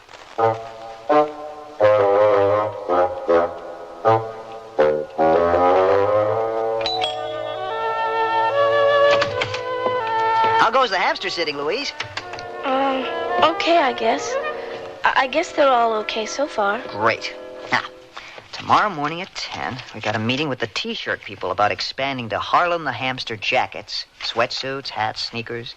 Sure. Let's see. Then we meet with the poster people at 11 about printing up stationery and notebooks, and maybe pens. In the PM, button people want to talk to us about kites and skateboards.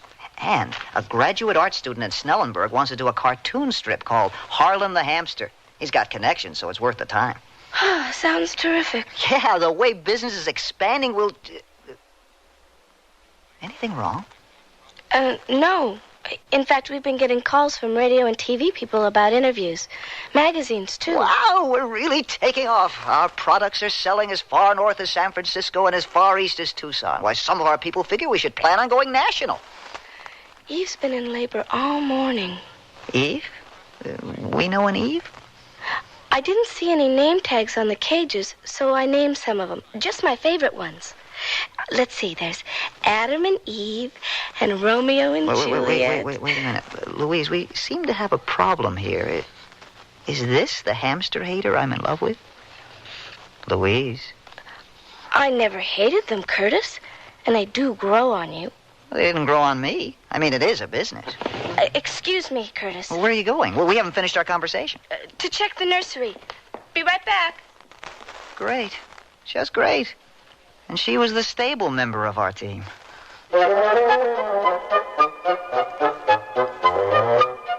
Oh, Curtis.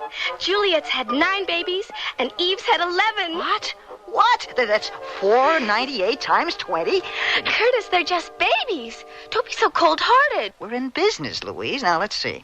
Since the second litter's arriving, we can get rid of the first. I'll advertise in the next Snellenburg Speaks. Then everyone who ordered a love-for-sale hamster can stop by and pick it up. But the special Harlan the Hamster carrying cases haven't come in yet. Well, I'll get some regular boxes from my dad at Shoe Mart.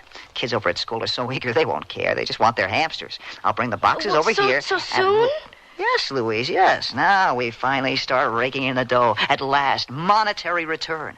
And let me tell you, those college students are going to be thrilled when they finally have little furry pets to love. Louise, love for sale is a reality.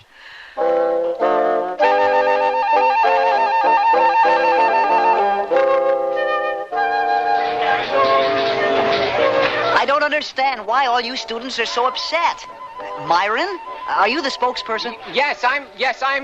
Let me talk. We all decided to stop by your office to settle something. Now, where are the hamsters that we paid for? Well, like the announcement said in Snellenberg Speaks, at 5211 Orkney on the front porch. Now, Louise Ludlow, my partner, is there, and she'll just... No, we have just come from 5211 Orkney, and there is nobody there. Yeah, we didn't find nothing. Right, no hamsters either, just those shoe boxes. The hamsters are in the boxes. The only thing in the boxes are these big holes. Oh, good grief. The hamsters gnawed themselves out of the boxes. Oh. Why didn't Louise stop them? Well, we gotta find... come on, gang. Now, let's round up our pets. They must be roaming all over the streets of Sedgley. Come on, Harriet. And, Mr. Cleever, we better find them, or else. Come on, gang. You will. And I'll find Louise.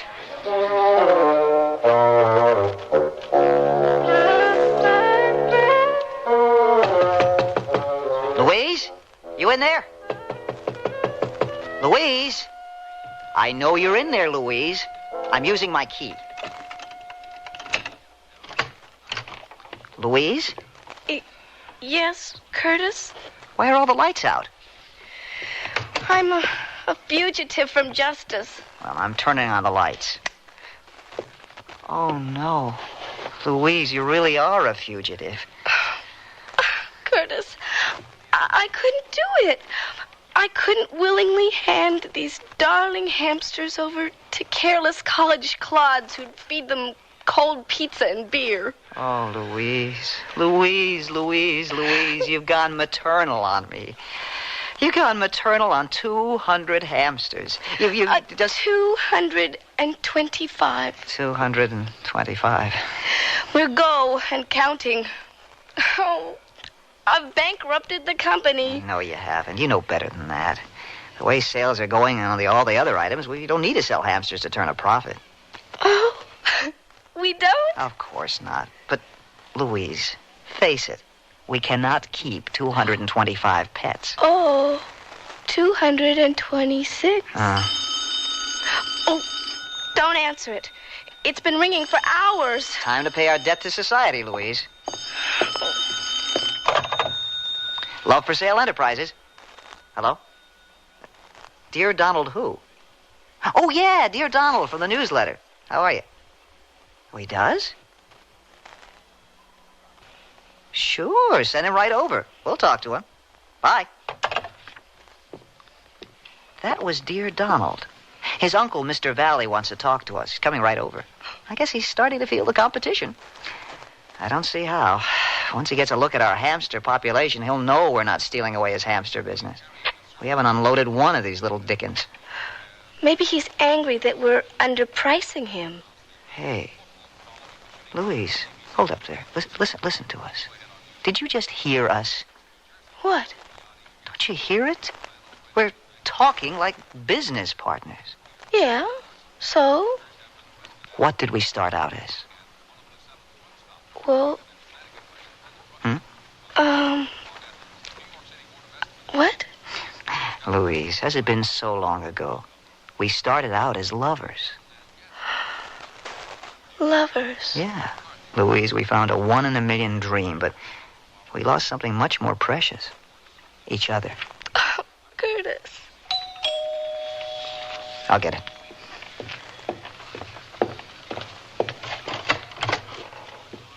Well, hello, Curtis, Louise. You want to know something? You two have become real celebrities, and you're doing very, very well. Look at the lovely hamsters you're breeding. Hey, this one's a real winner. Oh, that's one of Adam and Eve's babies. Oh, no. You did it. You named them. Just a favored few. And, that's what you warned us about, isn't it? You give something a name, an identity. It's no longer business, it's personal. You can't give a friend away. That's what we're finding out. I've come with a proposition that may help you resolve your problems. You see, I would like to buy into your business. I've got some money tucked away, and I thought... You want to buy in with us? Curtis, in case this fact has escaped you, I will fill you in. Your love for sale gimmick, along with Harlan the hamster, is the moneymaker of all time. You were unaware of this, but I have been keeping tabs on you and your business. You are going the distance, my boy. Right up through the clouds to $1 million. And past that, even. Wow, this is something. Why, with your creative genius and my connections, we can be set for life. But do you want to take on a partner? Do we want a partner? Do we want a partner? Yes, we want a partner. So, it's okay, Louise? Curtis, I just want it to be like it was before with us. Yeah. Oh, okay, Mr. Valley. You got a deal, if you agree to our demands. Demand away. Well, first, I have complete creative control over all new products. We won't tamper with success or genius. Second, Louise keeps control of the bookkeeping. You'll have access to the records, but Louise handles the money. She's a financial wizard. That's agreed. Okay, and third, we both have a vote in all new Love for Sale ventures. You got it. Then you've got a deal, Mr. Valley. Terrific. And, we need a favor. Name it. Take our hamsters. All of them? Except for Adam and Eve and Romeo and Juliet. Yeah, we'll keep several. But... Well, most have been purchased. You just have to be paid for it and picked up. Well, that's marvelous. That's very good. Oh, and, Mr. Valley, since you're getting so many quality hamsters, maybe you could lower your prices so other deserving college students can afford them. Why, certainly. I'll even expand my shop to accommodate them. And all the Love for Sale items I'll soon be stocking. Partner. See you later.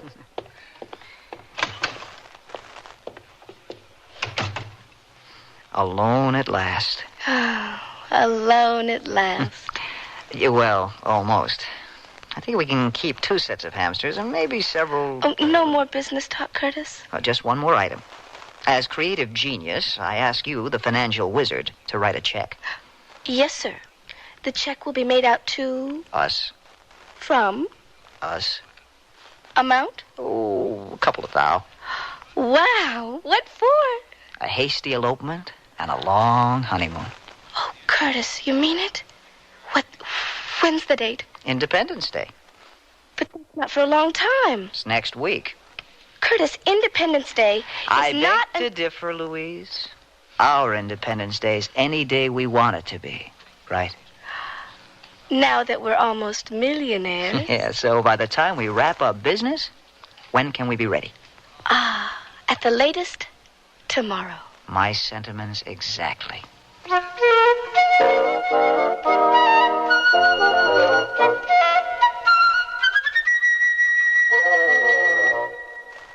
It's here! It's here! The Great American Paint Sale is here! Now, save $3 to $5 on the same Sears paints that help preserve the homes of John Paul Jones, Betsy Ross, and other great American homes like yours. Save $5 on Weather Beater satin exterior paints, now $9.99 a gallon. Save $3 on Easy Living flat, ceiling, and semi-gloss interior paints, $8.99 to $9.99 a gallon. The Great American Paint Sale is here! Prices may vary in Alaska and Hawaii. Available at most larger Sears retail stores. Honey, I can't sleep. Maybe you should try counting sheets. You mean sheep? No, medley sheets from Sears in so many great colors from light to dark. Rest easy, knowing your bed looks fantastic, because Medley solids come in up to 24 colors, like Indian copper, royal blue, lemon yellow, and jungle green. But don't just count them. Mix and match them with Medley pattern sheets and cases for a designer effect. Then dream in color tonight. Available at most larger Sears retail stores in the catalog. Sears, where America shops, invite you to apply for the Sears credit card. It gives you credit in over 3,600 Sears stores coast to coast. Whether you live or travel in any of the 50 states, there's a Sears store where you can shop for what you need for your family, home, or car. You can apply for the Sears credit card at any Sears store or by calling this toll-free number now.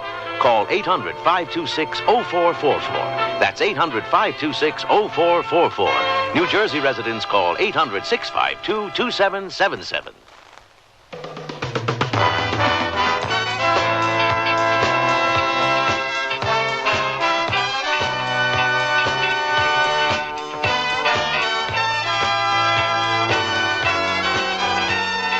The Sears Radio Theater has been brought to you by Sears, Roebuck and Company, where our policy is satisfaction guaranteed or your money back. Sears, where America shops for value. The Hamster Caper of Curtis Cleever was written by Annie Caroline Schuler, produced and directed by Fletcher Markle. Your hostess was Cicely Tyson. Our stars were Robert Towers and Noel North. Featured in the cast were Dawes Butler, Lillian Baeff, Jack Crucian, and Lou Horn. The music for Sears Radio Theater was composed and conducted by Nelson Riddle. This is Art Gilmore speaking. The Elliott Lewis production of Sears Radio Theater is a presentation of CBI. Where do we stand in the cancer fight? I'm Kirk Douglas, and in my work as an American Cancer Society volunteer, I've learned that we're saving cancer patients who might have been lost only a few years ago. These additional lives have been saved because of advances in research.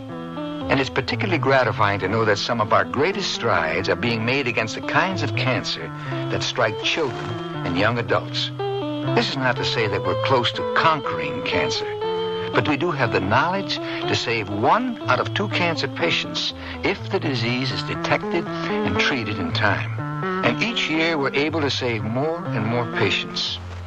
As one leading scientist said, I believe there's an end to the road, and I'm confident that we're going to get there. Help us get there. Please give generously when your American Cancer Society volunteer calls. Remember, it's your American Cancer Society. You've changed, Bernard. You're not the man I married. What do you mean, Francine? Remember the way you were, vulnerable. You made mistakes. But now look, you're confident. Everything you do turns out right. It's that book you sent away for. It's just a catalog from the Consumer Information Center. It lists more than 200 federal publications you can send for on building, fixing, eating. Buying, selling, working, playing, living. And more than half of them are free. Yes, Francine, the man you married is gone for good. All right, Bernard. But would you make just one more mistake for old time's sake? All right. For you, I'll just replace that window glass like I used to.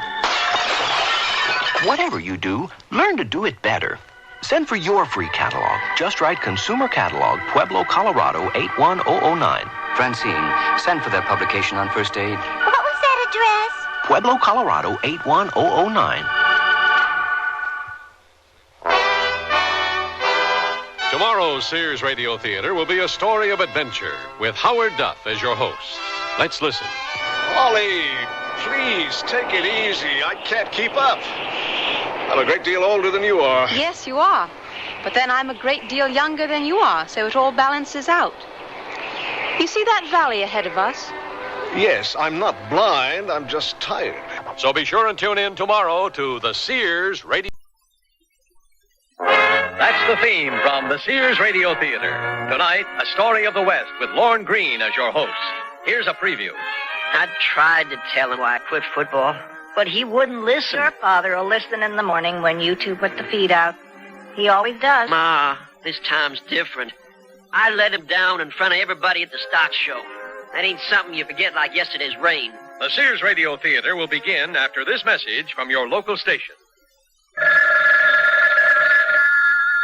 Is there a Mrs. Samuels at home? This is she. Mrs. Samuels, this is Peters. I work with security at the Mutual Liberty Building. Where my husband works? What is this? Mrs. Samuels, your husband has collapsed here in the lobby. Oh, no. He was gripping at his chest, some kind of seizure. We've got an ambulance on the way. What hospital is he being taken to? I'll be right Mr. there. Samuels was having a heart attack, as will 1 million other people this year. More than 600,000 of them will die. The American Heart Association wants everyone to learn cardiopulmonary resuscitation, CPR, so that heart attack victims will have a better chance. CPR can sustain the life of a heart attack victim until emergency medical care arrives. CPR was pioneered and developed by the American Heart Association. Support your local heart association. We're fighting for your life. This is Lorne Greene. Welcome to the Joslyn County Fair, biggest little state fair in the great state of Texas. Oh, we may not attract the plethora of high-rolling cattle buyers who promenade the Houston Fat Stock Show, but Joslyn laid the chunk. And to a Texan, that hallmark of tradition is top draw. The fairgrounds, a tad damp from last night's hailstorm, will be open well past midnight. Sorry to disappoint, though. The stock show judging just ended. All the winners were duly recorded. Our latest shareholders in Jocelyn's rich history. Ned Harpage's Aberdeen Angus bull, they call him Boo, took first place for the third year in a row. I guess that's what's causing Leland Foree to raise such a fuss. Losing to Ned is hard for Leland to swallow after 3 generations of feuding. Considering the land the Hartridges and Forees are feuding over, well, it's surprising no blood has been spilled in the name of folk justice. Sheriff, it's a sorry day when Jocelyn judges seal their votes on a bull just because the owner's stone broke. Leastways, the law knows where it stands. I came over to extend a cattleman's regrets, not to take sides, Leland. I grant you, Boo is a hefty monster for an Aberdeen, but he ain't worth 3 years of blue ribbon.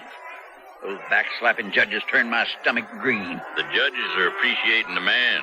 Ned's family's been through a hard year, and God bless them, they haven't forgotten how to laugh. Well, I'll hand them a thought to remember. Why don't you leave what is be? You'll have another shot at next year's fair. Boo can't last forever. I aim to own Ned's bull before next year's fair or see him out of the county, Sheriff. And that's only the beginning of our story.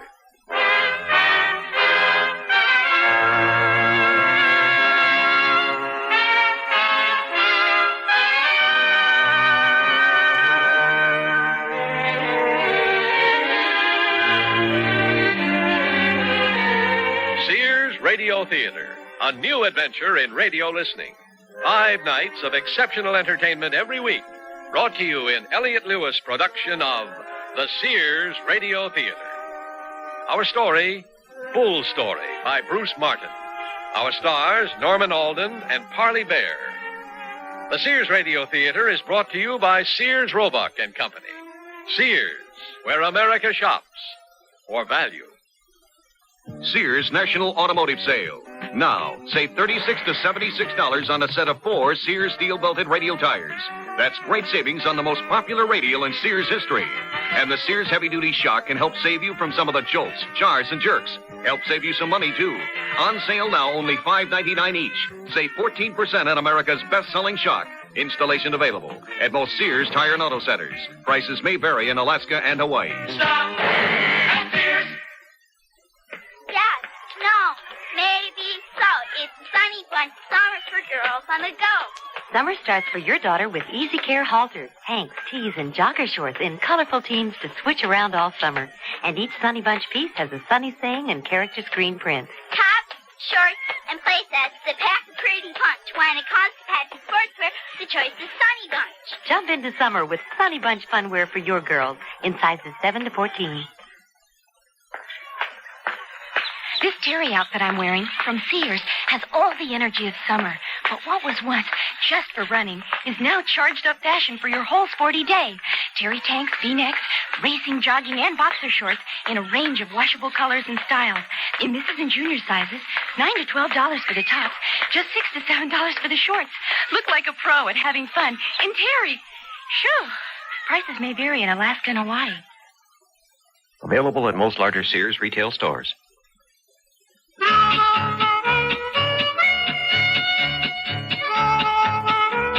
In Texas' turbulent past, a fuss over nothing has been known to lead to a feud. Texans have a name for a feud that ends in violence. They call it folk justice. It's not uncommon to hear stories of families feuding for generations. The cause of their fuss buried long ago with their ancestors. But in Jocelyn County, the Hartridges and the Forees well remember the spark of their land feud. Leland Foree is in a sour mood after losing to Ned Harpage's stud bull at the Jocelyn State Fair. It's easy to tell when Leland's angry. There's more bounce to his step.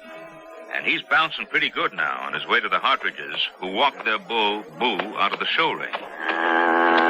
Oh, relax, Boo. Bobby, you drive the pickup round back to the exit. Your mother and I'll walk Boo out of the show tent. Yes, sir. If you'd move out of the ring, Boo, we'd all go home. Watch the gate, Marcy. It isn't going anywhere, Ned. Well, congratulations, Hartridge. Blue ribbon 3rd year running is something to crow about. You're blocking the gate, Leland. Kindly step aside. Well, it's a nice surprise hearing congrats from you, Leland. Boo's a surprise. Imagine the judges naming him a masterpiece of Aberdeen breeding and him coming from simple folks like yourself. We ain't exchanged more than a stray cow past 20 years. No point in straining neighborliness tonight. Well, Sandy and I talk about how little we see of our neighbors. Ever since your oil rig came in a dry hole back in 58. Well, please tell Cassandra how everyone missed seeing her pink caddy parked outside the fair tent. Will do. I phoned Sandy in Paris this morning, and she was all tears over missing our stock show.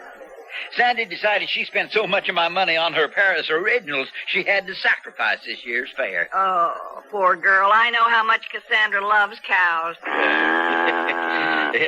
Of course, Sandy's animal appreciation pales beside your own, Marcy. Odd, ain't it? You being a New Yorker and all. Pittsburgh. I'm from Pittsburgh. Well, then you must be glad to be in Texas.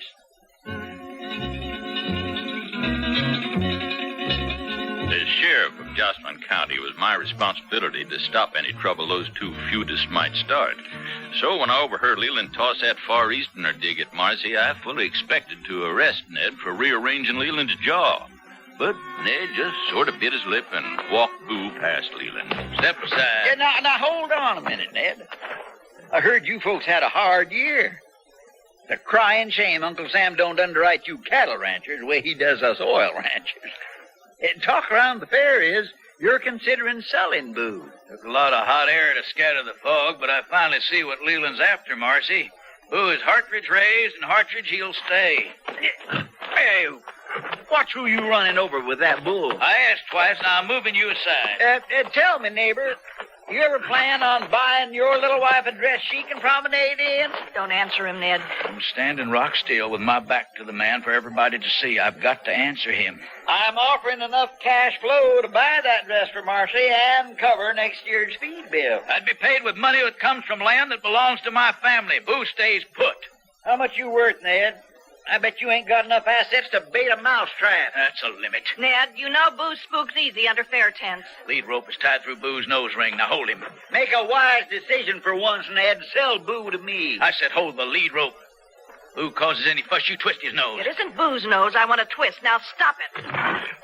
Sheriff, you're as bad as the rest standing around watching. You stop him. Something has to happen for me to stop Marcy. People have a legal right to insult each other in public if that's what they want to do. Leland, your great-granddaddy might have been keen to cheat my great-granddaddy at poker, but I won't have no foolery rub my nose in it. Boo stays put. Hell with cheat. Great-granddaddy Hartridge signed deed over to us for he's himself. He was stone drunk. Every living soul in Jocelyn County knew he was a temperance man. How does a temperance man lose 40 acres of prime grazing land in a drunken poker game? Even preachers been known to down a few now and then. Forget what happened a chunk of years ago. I'm talking about buying Boo. You're talking about buying Boo with money from Hartridge grazing land that come in 4-re oil gusher. God forbid the bank could be foreclosing on my ranch tomorrow. I still wouldn't sell Boo to you. Yeah, it's only natural for you to dry hole when you sank pipe, neighbor. The oil game smiles on a lucky man, and there never was a lucky Hartridge born yet. I'll own Boo someday and cut him up for market. What's he talking about? He ain't ever laying hands on Boo. Your father and Mr. Forey are having a discussion. Oh, I'm glad you came back, Bobby. Take Boo's lead rope. My arm hurts from holding him still. Well, here's a sight. Backless Bobby Hartridge holding Boo's lead rope. You chasing a bloody nose, Leland, or are you going to apologize to my son? Apologize to a quitter? I'd call dropping Jocelyn High football a week before the season opener pretty backless. My son's told me how Bobby walked out on the team. Now, that ain't true. Bobby quit football, he'd have told me. Cool down, Ned. Wouldn't do to start something you'd regret later. Sir, you don't believe me? Ask your boy. It's true, sir. I left the team last week. Boy hasn't even got the courage to tell his own father he quit the football team. How backless can you get? Bobby, walk Boo out to the pickup. No, I want Bobby clear of that bull. I want him clear of me, too.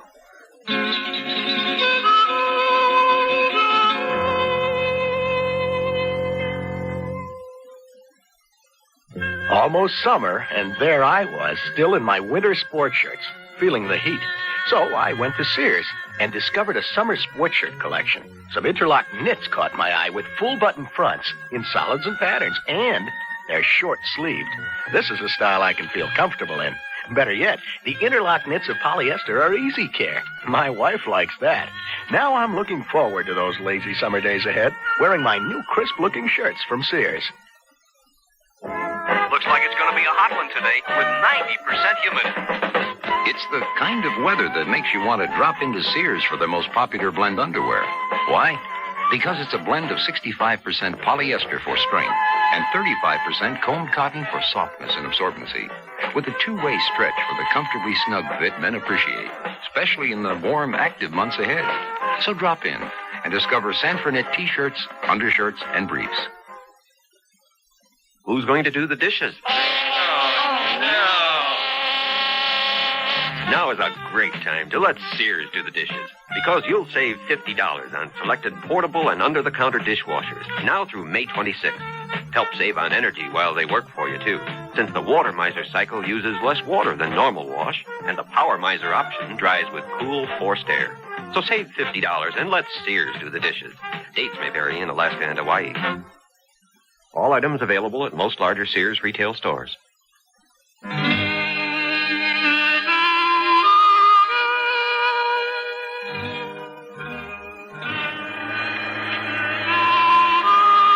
Between the Hartridges and the Forees had been going on long before I became sheriff.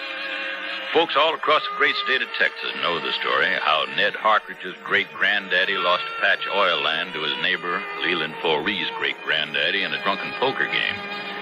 The Forees built themselves quite a bankroll off that land over the years, enough money to buy anything in Jocelyn County, except, of course, Ned's prize Aberdeen bull, Boo.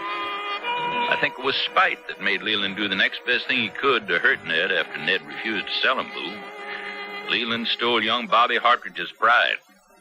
Marcy told me later how angry Ned was on the ride home from the fair. Why'd you turn off the highway, Ned? This is the rig road. What good will looking at a busted dream do any of us? This ride's for me. When we reach the rig, you two stay in the truck. Why? I want to look at where I've been, okay? I mean, why alone? Because it don't come back no other way.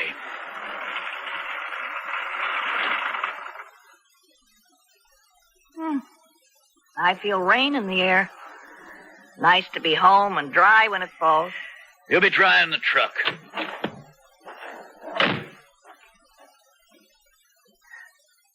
I tried to tell him why I quit football, but he wouldn't listen. Your father will listen in the morning when you two put the feed out. He always does. Ma, this time's different. I let him down in front of everybody at the stock show. That ain't something you forget like yesterday's rain. What's that sound? The wind banging the oil rig's drill pipe against the structure. What's Dad got to stare at his dry-holed rig for? Maybe the rig helps him think. Nobody needs a rotted monument reminding him of a dry hole. Not when you have a 4E pumping jack 60 feet away working double time on black gold. Besides, next twister will finish what the first one started, tearing down that old rig's rusted cross beams and girders. Your father knows he can never get back the oil land your great-granddaddy lost to the Forees. He's considering right now. What kind of considering? Moving. Off the ranch? Out of Jocelyn County. What? He can't do that. Bobby, you already gave up football for the ranch. Down the years, wouldn't you want an easier life than what your papa's facing right now? 14-hour days, 7 days a week most times of the year, and never enough earned to pocket. Always spending on this bill or that repair for the ranch. But I enjoy ranching. It's what I know best. I hope to raise my own prize bull like Boo someday. I read in the Jocelyn Herald how more young girls are moving to the big cities than ever before. They want no part of a rancher's life. It's too hard. You married a rancher? Then you ain't even Texas born. I married a man, and I've lived with a rancher. I love my man, but sometimes I don't understand the rancher. Well, ranching's what I like. I don't want to move. Well, we'll see what your father decides. Your mind's already made up, isn't it? Yes.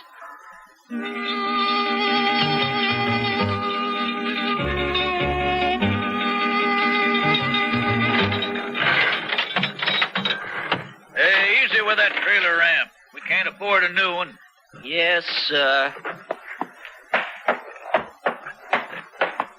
Can I bed Boo down? There's no call for you to worry about Boo anymore. Boo's no longer your responsibility. You are punishing me because you think I'm backless like Leland Foree says. I'm punishing you because you had me believe you were still playing Jocelyn High football when you wasn't. Now bed yourself down, Bobby. Morning chores fall on your shoulders. Good night, sir. Some chocolate drops left in the kitchen. Leave 1 or 2 for your father. Now, he can eat 'em all.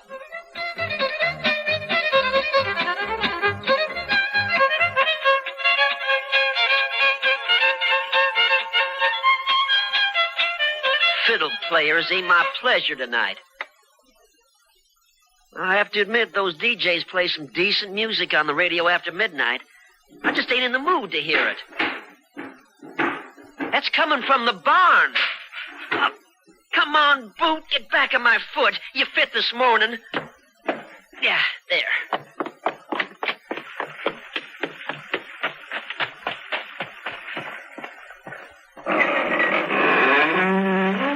What is going on in here? Well, look who's busted out. Boo! Boo, you miserable prima donna. Move your tail back in this barn. Boo, you sure played one mean carpentry number on this barn door. Boo, get back here. I hope the rain soaks you to the bone for busting down the barn door. Ah, rain won't irritate a dumb bull. It's Dad and me'll be miserable looking for you in the rain.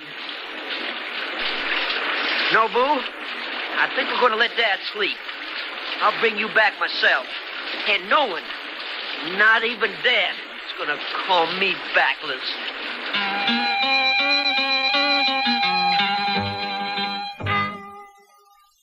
Sears Radio Theater will continue after this message from your local station.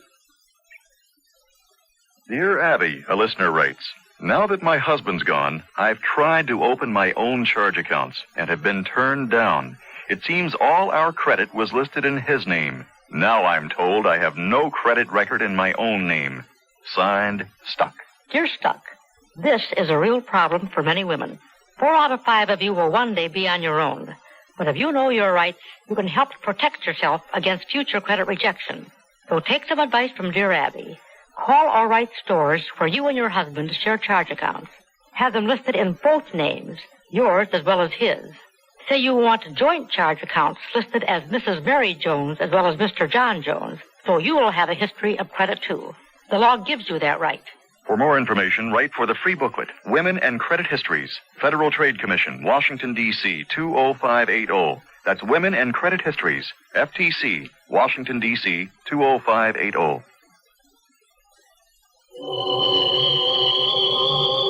Chills run up and down your spine.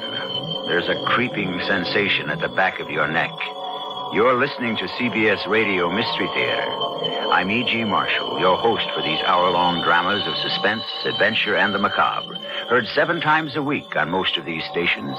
Here's a sample of what we mean. This very room reeks of dejection, despondency, undusted cobweb furnishings, black drapes covering the window.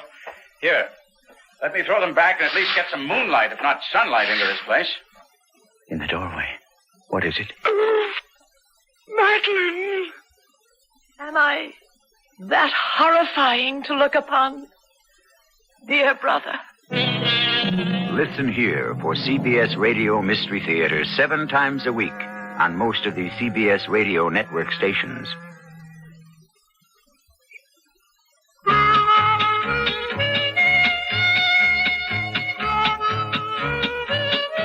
A high school teenager carrying the wrangler's rope across the grassy expanse of wet Texas plain is Bobby Hartridge.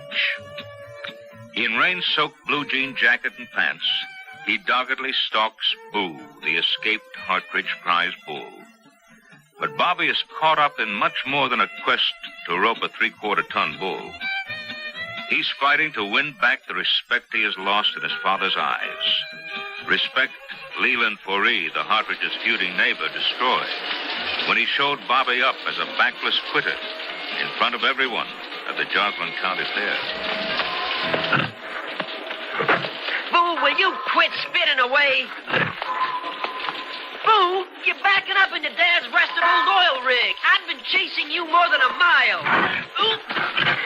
Oh, blind your Aberdeen Angus eyes. You moved and I landed in the mud. I don't appreciate eating any more mud tonight. Leland 4E stuffed my belly full at the fair. That's the way. Turn to the right. I get you cornered against Dad's dry-hold rig. We'll discuss this further. I said right. You're supposed to be the finest bull in Joslin County, not a jackass. That's it. Back yourself up against the rig. Won't hurt a bit when I tie this lead rope through your nose rig. You gotcha. Now hold still a minute and we'll walk home where it's dry. Move! Move! The rig's collapsing!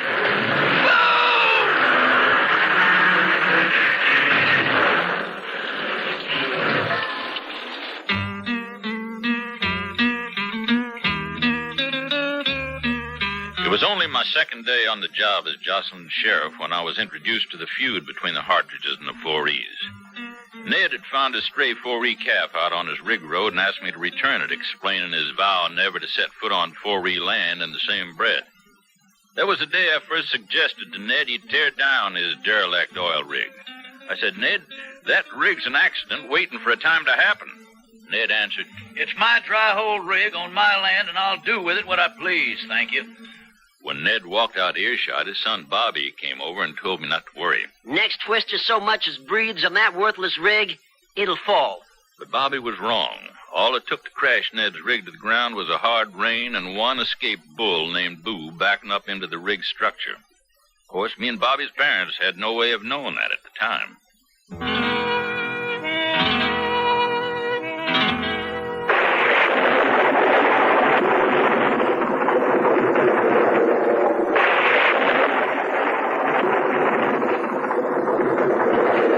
Ned, it's after midnight. Why are you getting dressed? Thunder woke me. I went into the kitchen for a drink of water and noticed the barn light on. You turned that light off before you went to bed. Bobby must have left it on. Boo's busted out of his pen. Bobby's gone, too. Oh, I'm coming with you. No, honey, you stay in bed and sleep. Bobby and I'll bring Boo back. I'm coming with you. I'm worried about Bobby. Boo sours in the rain, and Bobby's out there alone. I don't see what the boy thinks he's proven by bringing that bull back on his own. I'd say it has something to do with the fuss you and Leland Forey had at the fair. Yeah, sure. I understand that. All right, if you're coming along, you best dress for the weather. Rain like this should last all night.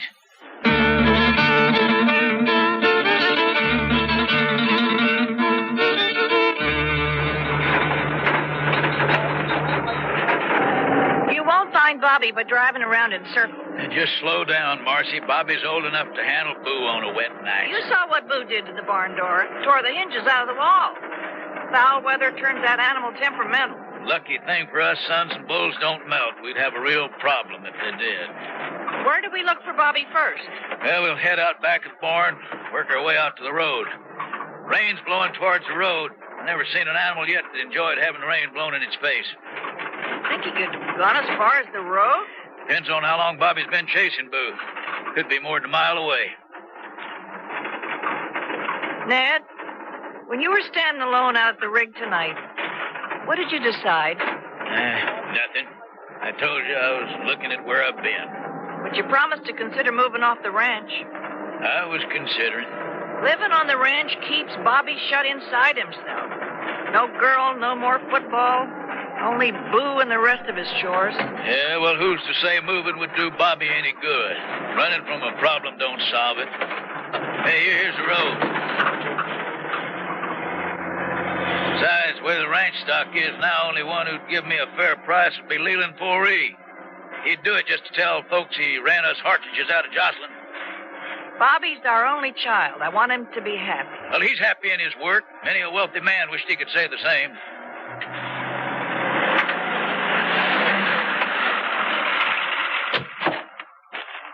I'll give Bobby a call. What are you listening to? Didn't you hear it? What? That. I still don't hear anything. There's Boo. He's out there calling somewhere. Oh, I hear him now. Boo only moans like that when he's scared. That thunder sounded awful close. Means more rain. Did you see the rig? I was watching the light. The oil rig's half turned on its side. I saw it in the lightning. I'll drive by the rig. Bobby might have come out that way for a look.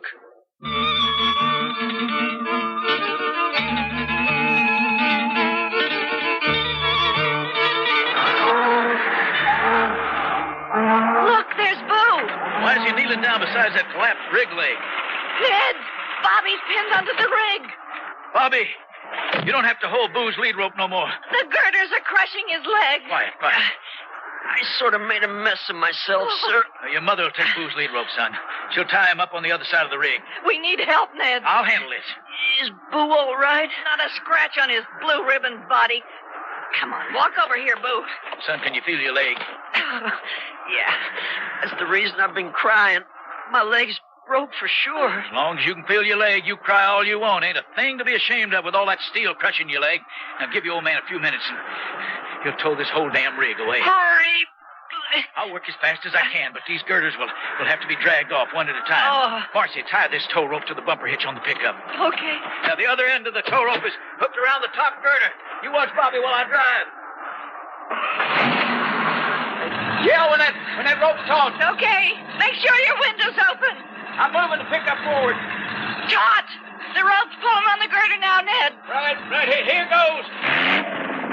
Stop! It's crushing my leg! Stop! No! The truck! Oh! What's wrong? The truck pulled the girder down on Bobby's leg. Here, let me see. We need help. Bobby's face is chalk white. That's to be expected. Bobby ain't as strong as some young men. He's a lot stronger than you give him credit for. I'm calling for help over the CB. Use Channel 9, then. The emergency channel. Breaker! I have an emergency on the Hartridge Rig Road. Need immediate assistance. Come on. You have a what, Marcy? Oh, Sheriff. Your voice is sweet as the song. One whole side of Ned's oil rig fell on Bobby's leg. He's trapped under the rig. Is he bleeding? I don't believe so, but we can't see Bobby's leg under all the steel. His leg broke bad. This sure hasn't been Bobby's night. I've more bad news for him. I haven't left the ferry yet. I just got in my car when your call came over. But that's 70 miles away. I'm on my way. I'll radio ahead for help, but just about every emergency vehicle in Johnson County is out here on the fairground. What do you need to free Bobby's leg? Tell him we need a winch. Ned says we need a winch. Well, Leland 4E's pickup has a power winch. He's your best bet. I asked the 4E's to stay on their side of my barbed wire fence, nothing more. Marcy, do you read me? Hand me that mic. Sheriff, this is Ned Hartridge. You're putting me between a rock and a hard place. I'd be much obliged if you brought a winch with you. I don't carry one in my pocket, Ned. Winches aren't cigars. What'd you turn the CB off for? I ain't asking Leland 4E for squat. I should wait for the sheriff. Bobby, stop playing hero for your father. I don't want to scare you, honey, but you've got a compound fracture, and your legs bleed. It ain't bleeding. I can tell. Sir, I want to explain why I quit football. Forget what Leland 4E said about you in football. You're showing yourself a tall man. That's what matters. I told Mom I quit so's I could help more around the ranch. Wasn't true. Save your breath. Save your breath, you hear? I quit football because I never seen him hurt so bad before. And Ned, we need that winch. Because I didn't like hitting people no more. He's passed out. Did you see how he held Bo's lead rope when we drove up? Yes, I saw. But how brave are you? You aren't man enough to ask Leland 4E's help, are you? Where do you think you're going? To borrow Leland's winch pickup. Oh, the hell you are. Now get down out of that truck. Is your pride more important than Bobby's leg? I told you to get down out of that truck. My pride stays here with you. Are you saying you're going? Sheriff said Leland has the only power winch around. Leland will want the pleasure of hearing me ask for his help, not you. Do me one other favor before you go. Leave the shotgun with me. Now, what makes you think Leland won't shoot an unarmed Hartridge? Yeah, I'll leave the 12 gauge with you.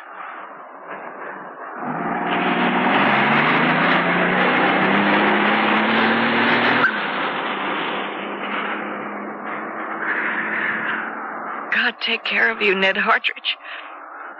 And our son.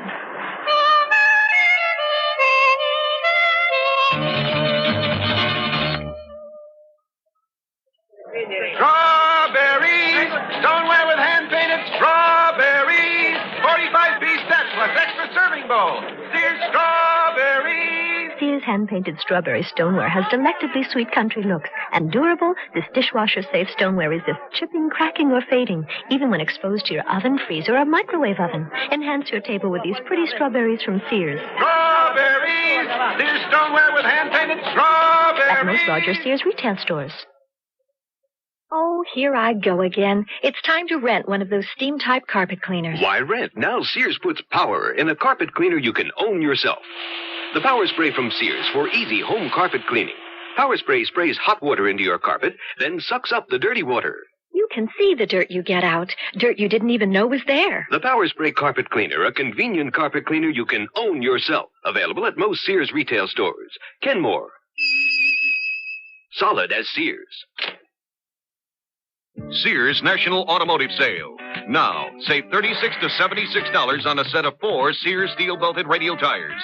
That's great savings on the most popular radial in Sears history. And the Sears heavy-duty shock can help save you from some of the jolts, jars, and jerks. Help save you some money, too. On sale now, only $5.99 each. Save 14% on America's best-selling shock. Installation available at most Sears Tire and Auto Centers. Prices may vary in Alaska and Hawaii. Stop! Sears! Lorne Greene again, and here's the concluding act of Bull's story.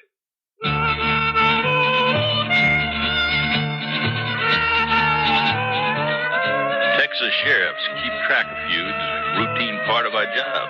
So I knew the feud between the Hartridges and the Foreys to be a classic, even by Texas standards. That's why the needle on my speedometer crept higher and higher as I drove out to Ned Hartridge's collapsed oil rig. How I expected Leland Forey to lend Ned his winch pickup truck just to help young Bobby Hartridge free his broken leg from under Ned's dry hole rig is beyond me. Asking Ned and Leland to cooperate in a fevered situation like that was knocking down trouble. So I pressed toe to pedal and fought the slick highway. Later, out on Ned's rig road, I found the trouble I expected. But that was later. At the time, I was still wondering what kind of greeting Leland would give Ned when he came to call. Anybody but the IRS pounding on my door this time of night better have a damn good reason. It's Ned Hartridge, Leland. Bobby's broke his leg, pinned it under a pile of metal out on the rig road. I need to borrow your pickup with power winch. What sort of metal is he buried under? My rig collapsed on him.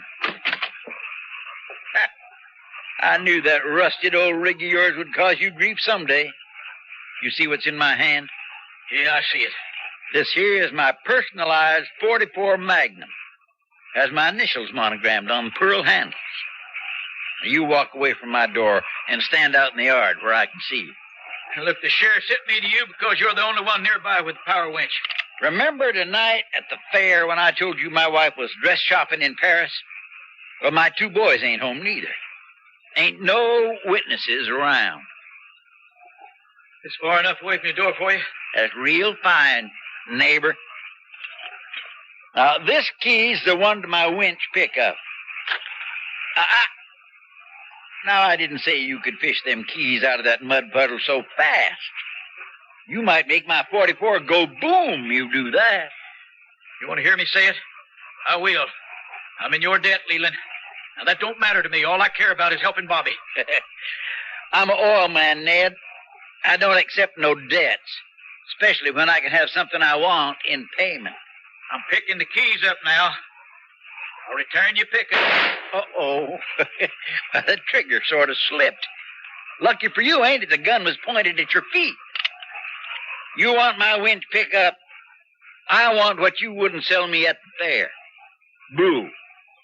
You pick up them keys, and I assume we made even trade.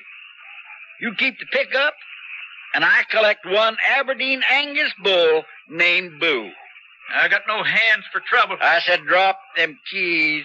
You're bargaining with the wrong man. Boo ain't mine to trade away. After tonight, Boo belongs to Bobby. I ain't afraid to shoot you in the back. It's just your style, Leland. I'm coming for that bull. My keys are in the ignition. You can follow me out to the rig in my truck. Save me the trouble of returning your pickup. I'm collecting my bull, Hartridge.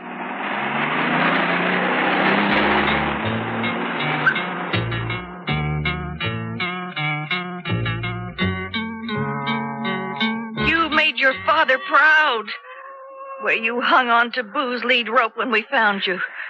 What's it going to be? Dad decide to sell the ranch? Well, I'd like him to.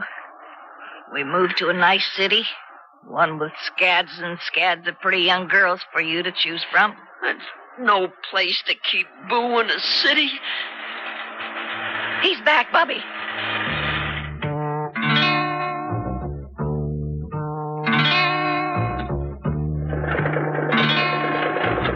What did Leland say? He wasn't excited none about me borrowing his pickup, wanted me to trade Boo for his wench pickup. You didn't trade Boo. No, I told him Boo ain't mine to trade. Boo belongs to Bobby now. Bobby'll be so proud when you tell him. Bobby, this crossbeam up here is solid enough for me to use as kind of a pulley. Drop the winch cable over the crossbeam so the winch should be able to lift them girders off your leg. I'm waiting. You hang in there, partner. And Boo's yours forever and a day. You mean it? I'll give you my word on it. There are headlights coming down the road. It's too soon for the sheriff to show up. I expect that'll be Leland.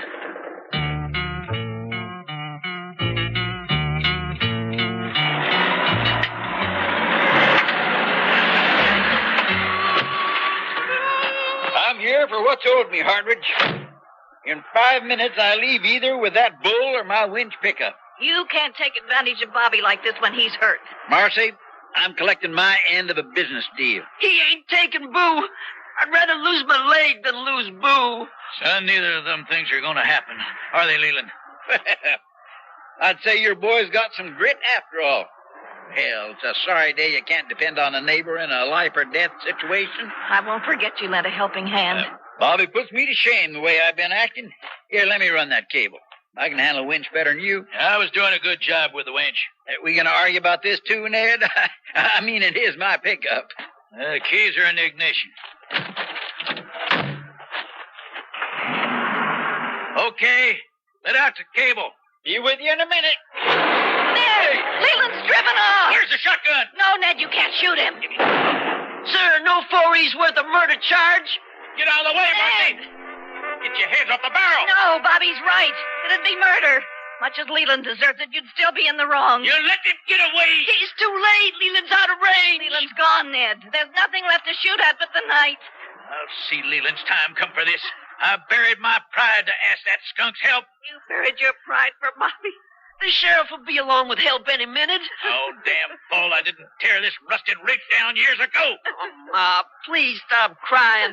I can wait for the sheriff. Yes, it's your fault. I told you to sell this junk heap for scrap 20 years ago. None of us are to blame for what happened to me. It was an accident. Of course there's blame. Land's to blame. No, it's good land. It's Hartridge land. Land's all dried up like this rig. Gave us neighbors with hearts of stone and nothing to show for our hard work but one pretty blue ribbon at the fair every year. But we got Boo. Your mother's right. Boo ain't nothing. We've seen a lifetime investment turn into a couple of callous, empty hands. I'm sorry, Bobby. We're selling out. With Boo, we can build up the stock again, and then we'll be in the money. You come off telling me what this ranch needs. What are you doing? Leave me alone. You can't move steel with your bare hands. I'm rocking the top girder. Now try moving your leg, Bobby. No good, sir. My leg won't move. You ain't trying. But I am too trying. You've gone crazy. Somebody's coming down the road. Oh, you must be the sheriff by now. If it is the sheriff, why'd he come alone? Oh, that ain't the sheriff. Somebody explain to me why Leland's coming back. Put the shotgun down, Ned, please. Leland's come back to help Bobby. That's what matters. Not to me.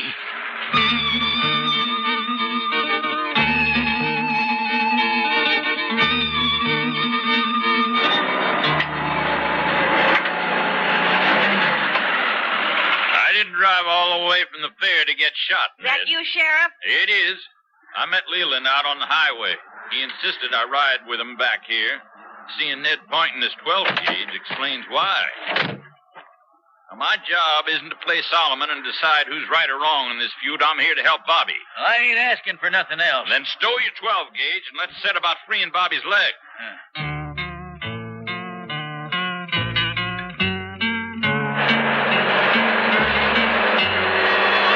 Hold the winch there, Leland. That good?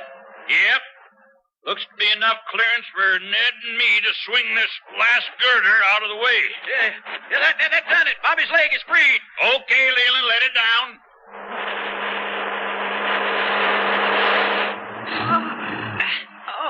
Bobby, your poor leg's like a bent twig. Sure hurts. But it is nice to see my toes again. The way that steel hit you, I'm surprised you don't have a compound break. I expected you to bring some help with you, Sheriff. Well, the entire Jocelyn County Fire Company is heading this way. I just outdistanced them when I left the fair. The whole fire department, huh? Wasn't a man who didn't volunteer to help when they heard you were pinned under the rig. You and your father have a lot of friends in Jocelyn. Oh, we thank you, Sheriff, for making Leland drive back. I only had to explain the situation a little to bring the Good Samaritan out in Leland. You mean Leland made you pull your gun? Not quite, but almost. I heard that. That ain't no way to be thankful. I didn't have to come back. You didn't have to come back until I commandeered your pickup on the highway. Hey, when folks hear what you done tonight, they'll judge for themselves who's backless, Leland. Yeah, folks will ask who moved all that rusted steel off Bobby Hartridge's broken leg. And you'll tell them I did it. And I'll tell folks how you tried to steal Boo. Keep your bull, son. You got 1 full year to crow about him. Because at next year's fair, I'll own me an entry that'll make Boo a faded memory in the judge's mind. Never happened. Leland, I think it's time you dropped the lead in your britches and drove home. Boo beat any animal that belongs to a 4E. Dad, tell him. Watch the leg, Bobby. Dad.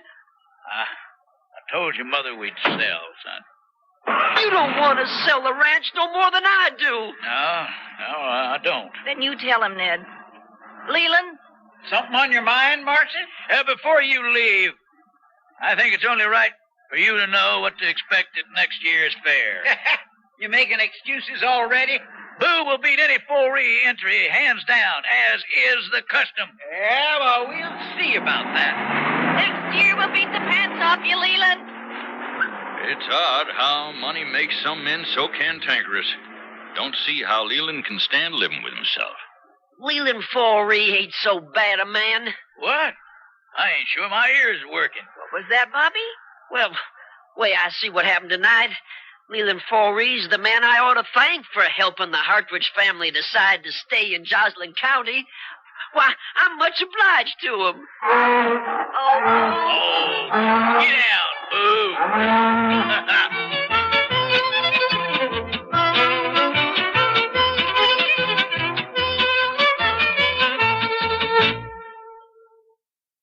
Here's a riddle for you women to solve.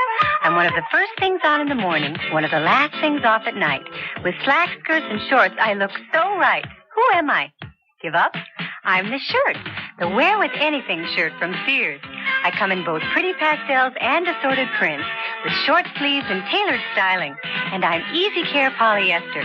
So go with the Go With Anything shirt. For smart spring and summer fashion, buy the shirt in the Mrs. Sportswear department. A good night's sleep. That's important to you. How your mattress is constructed should be important, too. Sears' Best Imperial Elite mattress has mattress within a mattress construction. The inner spring model has individually pocketed coils covered with polyester and urethane. The polymeric foam model has individually molded comfort islands for even support. Only at Sears. Sears' Best Imperial Elite, a mattress within a mattress. I'm on my feet most of the day, and when my workload gets me going, one thing I can depend on for comfort is my die-hard work shoes from Sears. We've sold thousands of pairs of Sears' Best Die-Hard work shoes. They're designed for men who want a comfortable fit as well as a ruggedly constructed shoe. Our Die-Hard work shoe is cushioned from heel to toe, plus the sole is warranted. If the sole wears out in 1 year, return pair and we'll replace it free of charge. Die-Hard work shoes, as tough and dependable as their name. All items available at most larger Sears retail stores.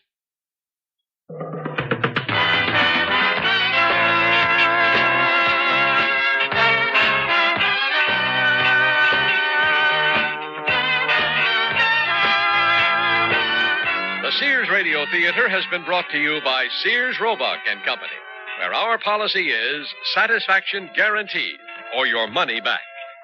Sears, where America shops for value. Bull's Story was written by Bruce Martin Produced and directed by Elliott Lewis. Your host was Lorne Green. Our stars were Norman Alden and Parley Bear. Featured in the cast were Tommy Cook, Mary Jane Croft, and Barney Phillips. The music for Sears Radio Theater was composed and conducted by Nelson Riddle. This is Art Gilmore speaking. The Elliott Lewis production of Sears Radio Theater is a presentation of CBI. Here's a tip from your Better Business Bureau. When you shop, remember that there's more than just the price of the product to consider. There's also the reputation of the seller. And if you have a question about reliability, check with your local Better Business Bureau. It's also good practice to check the warranty, what it does and doesn't cover.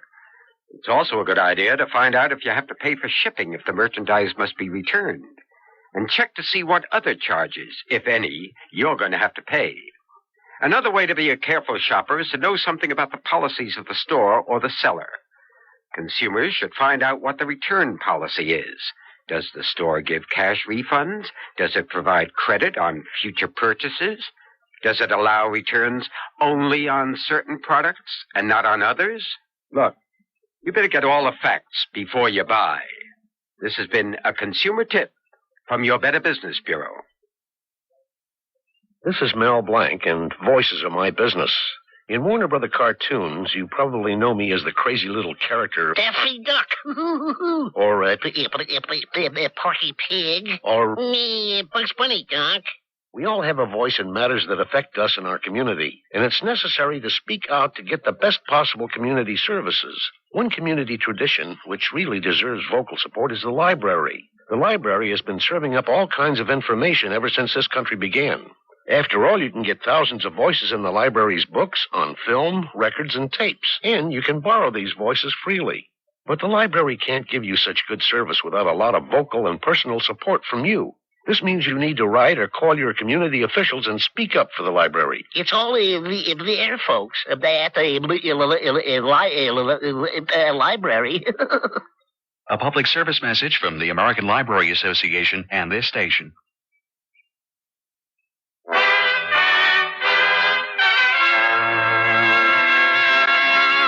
Tomorrow's Sears Radio Theater will be a comedy with Andy Griffith as your host. Let's listen. A divorce? Just because I want you to have the best things in life? Look, I know you love me, and I love you. Talking about a divorce is no way to prove it. But sometimes people just... loving each other isn't enough. So be sure and tune in tomorrow to the Sears Radio Theater. I'm Andy Fisher, WNEW News. At 7 minutes past 10, time for the Sears Radio Theater.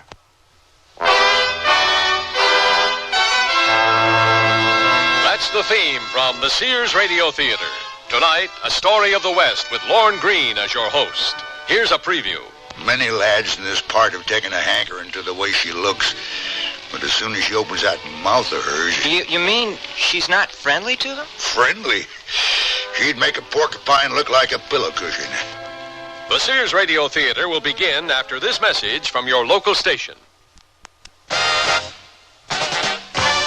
Hello, everybody. I'm Chip Sapola, and beginning March 28th in Anaheim, California, Cosmos Soccer is on the air. Join me and Jim Carvelis and Scott Morrison as we bring you all the exciting play-by-play action of a game with the California Surf starting at 10:30 New York time. That's Wednesday, March 28th.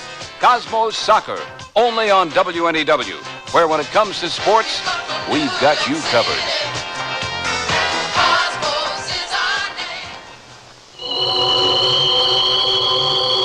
Chills run up and down your spine.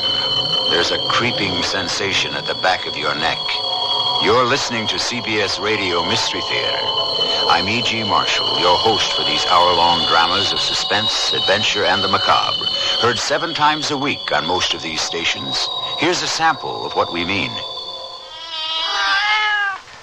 Hush, hush, my darlings. Your mother is taking care of all of you. You have nothing to fear. Let those who move against us learn to cower in terror. As long as the moon is full, we rule the nights. Ours is the power and the glory. You'll inherit the world, and I am your queen in whatever guise I choose to cloak myself. Listen here for CBS Radio Mystery Theater 7 times a week. on most of the CBS radio network stations. This is Lorne Green. The year is 1886, and these are the wild, rolling plains of the Dakota Territories. That young man with the dark hair and beard being released from the territorial prison is Zeb Hamilton. He's only 24 years old, and he's been in there for 5 long years. But Zeb was lucky compared to the other members of the gang that robbed a bank in Pierre 5 years ago. They were all killed in the shootout, except for Zeb and one other. The other's name is Kurt Fanner, and as ringleader with a price on his head, Fanner was given 10 years in jail to Zeb's 5. Yep, Zeb was real lucky. Except for one thing Zeb doesn't realize. Within 24 hours, his former partner, Kurt Fanner, is going to escape from that same territorial prison, and is going to go after Zeb. You see, Zeb knows where $4,000 in unrecovered loot from that robbery is buried. He thinks it's going to help him start a new life. But if Kurt Fanner has his way, it's going to be the end of the one he has. And that's only the beginning of our story. Sears Radio Theater, a new adventure in radio listening. 5 nights of exceptional entertainment every week, brought to you in Elliott Lewis' production of the Sears Radio Theater. Our story, Ace in the Hole by John Bornholt. Our stars, John Daner, Joan McCall, and Ron Stark. The Sears Radio Theater is brought to you by Sears Roebuck and Company. Sears, where America shops for value. You want to buy some radios, but tires all look the same. You've got to have good feelings. You've got to trust the name. You know our reputation. Remember what we said. When Sears is behind you, you come out ahead.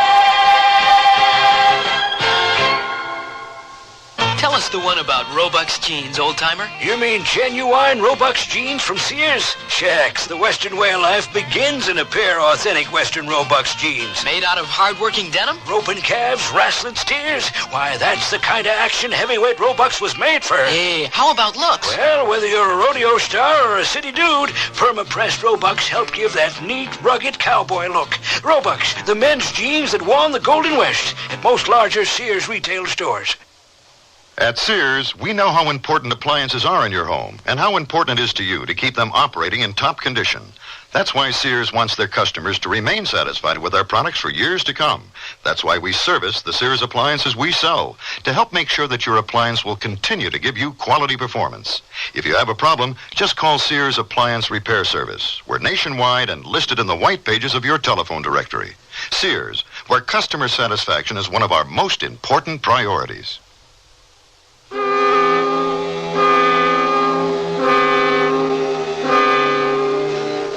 Zeb Hamilton's luck continues, all of it bad.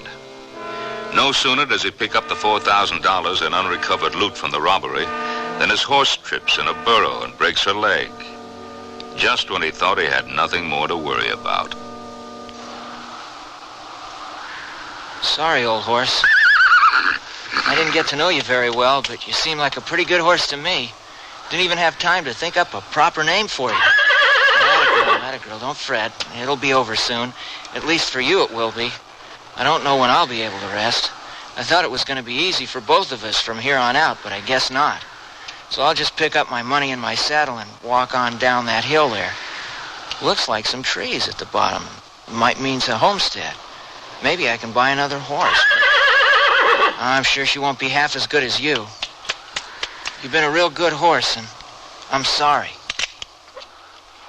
Maybe, if we're lucky, we'll meet again in the next go-round. Bye, old horse. Well, let's see what's down that hill.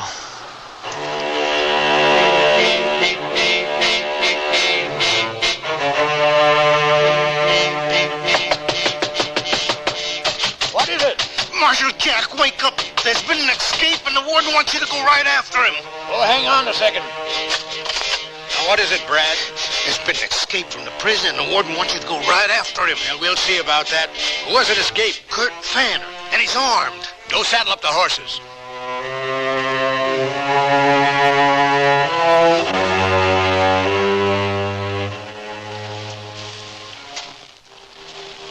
This looks like a nice place. They got a well, plenty of firewood, some chickens, barn. The only thing they don't seem to have is people. Wonder where everybody is. Hello? Hello, anybody home? I know there's gotta be somebody in here. There's wood burning in the fireplace. That's far enough, mister. Whoa, hold it. Don't do anything rash. I can't even see you. Oh, you can see me all right, given you look good. Just peer to the left of that grandfather clock. You see the water pitcher? Yeah. You see the knot hole about 6 inches above it? I see it. Then do you see the rifle barrel sticking out at you? Okay, mister. You made your point. What do you want me to do? Drop your saddle and your gun belt to the floor, real slow. Drop your saddlebags, too. If you don't mind, I'd sort of like to hold on to the saddlebags. Suit yourself. Now, young fella, you turn around and get the hell out of here. Mister, you got me all wrong. I didn't come here to hold you up or anything. My horse went lame out on the prairie, and all I want to do is buy another horse. That's a likely story. Now get moving. Look, I walked up here, didn't I? Would a man be traveling on foot in this part of the country? Especially a robber? Well, that ain't too likely. You say all you want to do is buy a horse? That's it, and I won't even be too particular. I got me 2 decent mares, but neither one of them is ever going to win a beauty contest. As long as they got 4 legs. How much you got to pay? I got enough. 200? 200? Yeah, I guess I got 200. Well then, young feller, I guess we got a deal. Come right this way and bring your money with you.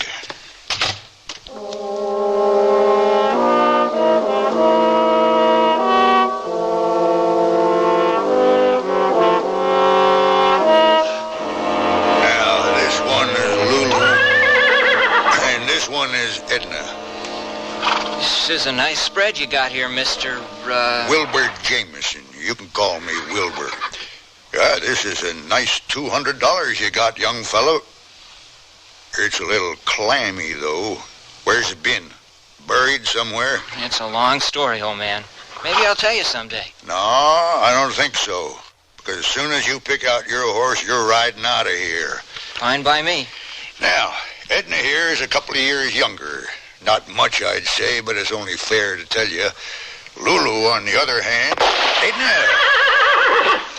Wilbur!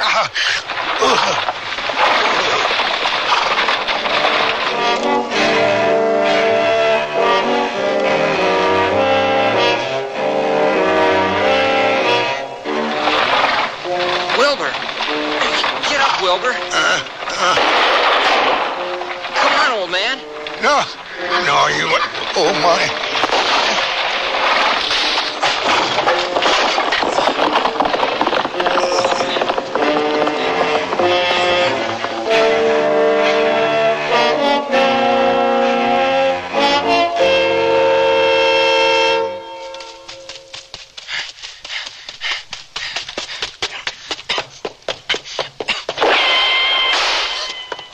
All right. Who the hell are you? Who's that? Don't shoot. A girl? Where's my uncle? I said, where's my uncle? You killed him. You killed him. Hold it, girl, hold it. I didn't do it. I didn't do it. Where is he then? He's out by the barn. But you can't... Yes, I can. Stop! You can't go out there. Somebody's trying to kill us. But my uncle... I'll get him back in here. Look, can you shoot? Of course. Okay, here, take my gun and cover me. I can't tell you where to shoot because I didn't see who's shooting at us out there. Just don't hit me. If I hit you, it'll be because I'm aiming at you. All right. Ready? Ready. Keep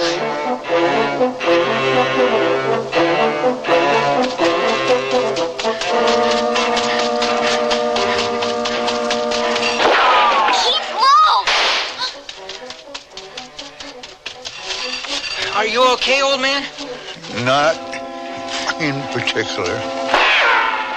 I want you to grab hold around my neck. I ain't sure I can. If I don't bring you back, that girl in there's coming after you. There, that's better. Hang on, we're going in.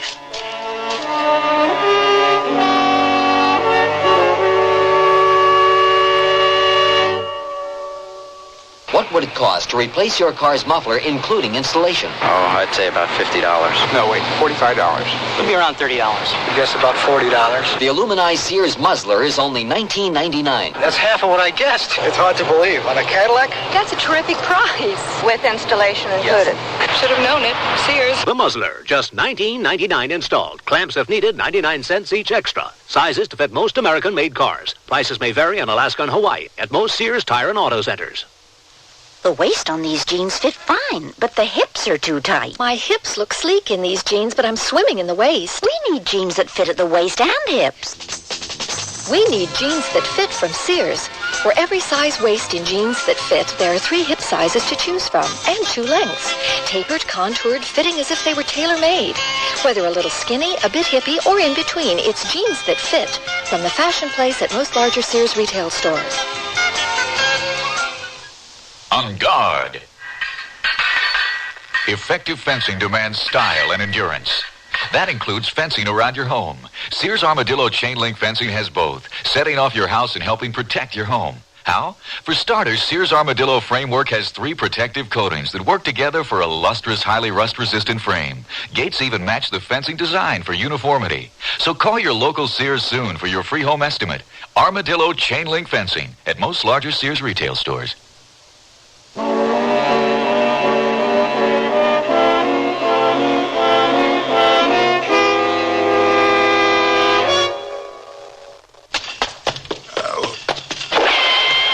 Look out!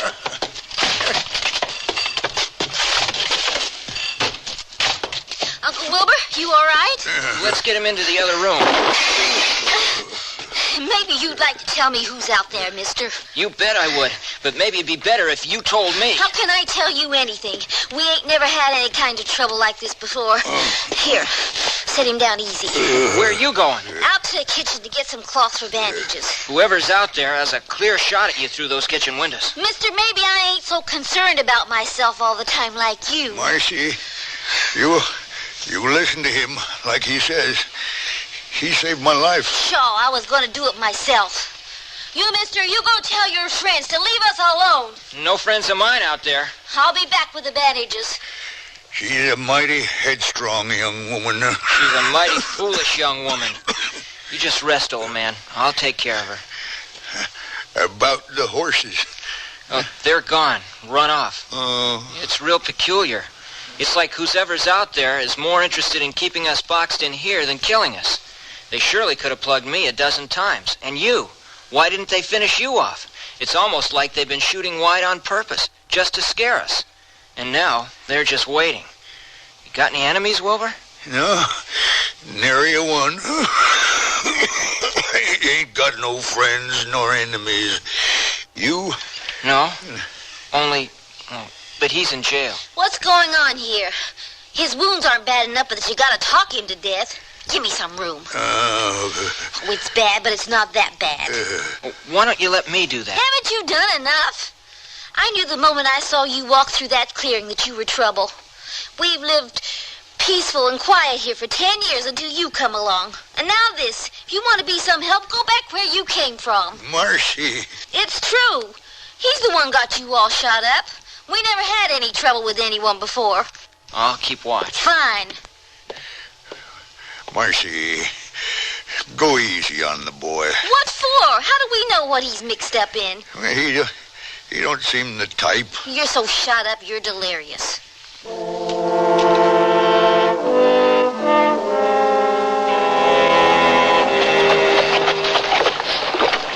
There's his tracks, Jack. Headed due east. He don't seem to be trying to hide them. No, I'd say Fanner's in a hurry. But why east? Do you remember the bank robbery that got Fanner put away? Yeah.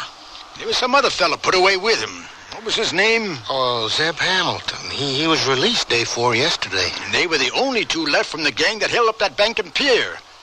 But you know that not all the money was recovered. The judge ruled that the rest of it got lost in the getaway. But what if Hamilton and Fanner had had time to bury the money before the posse caught up with them? Then it would still be there. And they would both make straight to it.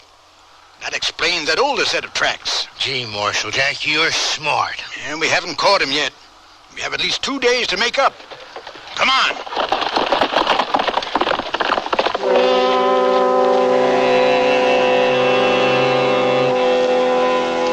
Oh, it's you. Who were you expecting? I'm through trying to guess. How's your uncle? He's finally asleep. Good. But we ought to get a doctor here as soon as possible. I was thinking the same thing. But you haven't moved from that window ledge in 2 hours. I'm almost sure our friends are holed up inside that barn. And if I leave this window, they can fan out and come in through the front. What are you going to do when it gets dark? I've been wondering that myself. Are you planning to spend the night? Not if I can help it. Believe me, I'd leave right now if I thought nobody was out there. I realize I'm just a silly female, but I don't see anybody at all out there. I don't see them. I hear them. Doing what? Laughing. Twice I've heard crazy-sounding laughter coming from that barn. Look, mister. Zeb. Zeb. I have no more reason to trust you than whoever's out there. All I'm worried about is my uncle. Now, there's a town 5 miles up the road, and one of us could walk there and be back with a doctor just after nightfall. That, to me, seems the sensible thing to do. And I suppose it seems sensible to send me? Well, yes, it does. You two will be all alone if I get killed. I hate to remind you, but we were all alone before you came along, and we're doing just fine. You really think you can hold out here? I think I can do as well as you've been doing. All right. Cover me. Zed! It's all right. I'm not hit. Who the hell are you? What do you want? Who are you?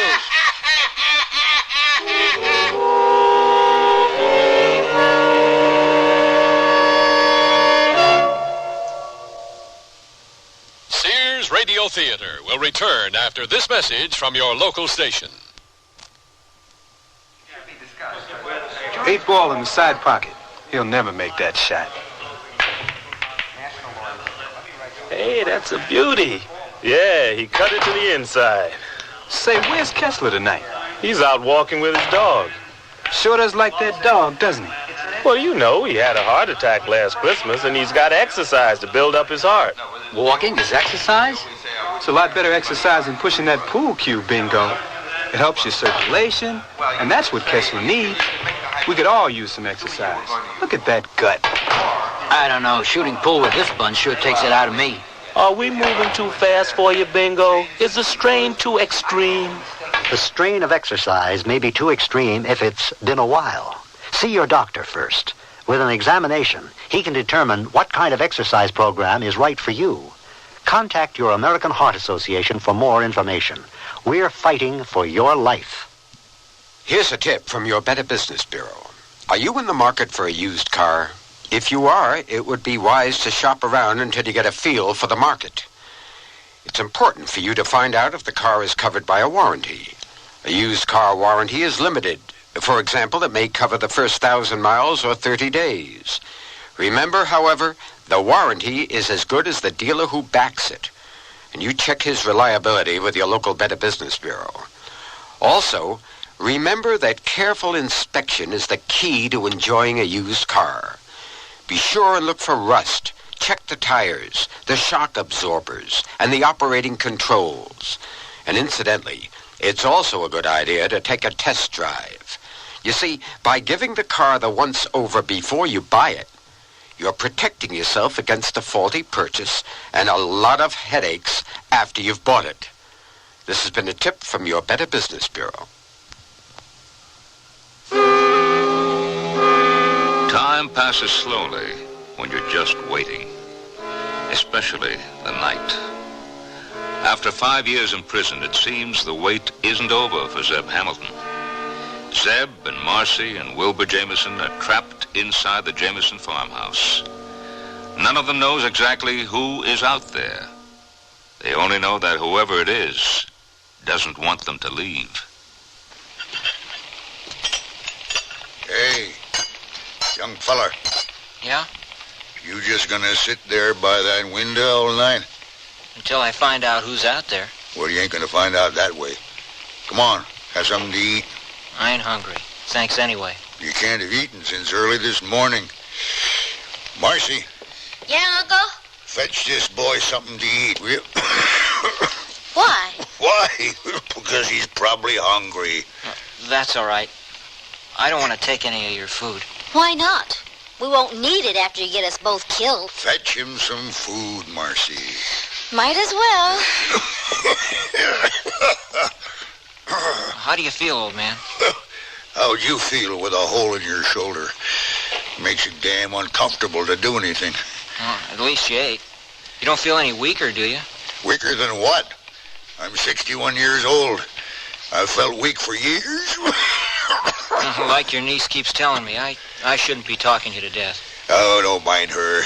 She's been around me so long she's gotten cantankerous before her time. How old is Marcy? 17. Good marrying age. And how come she's not married?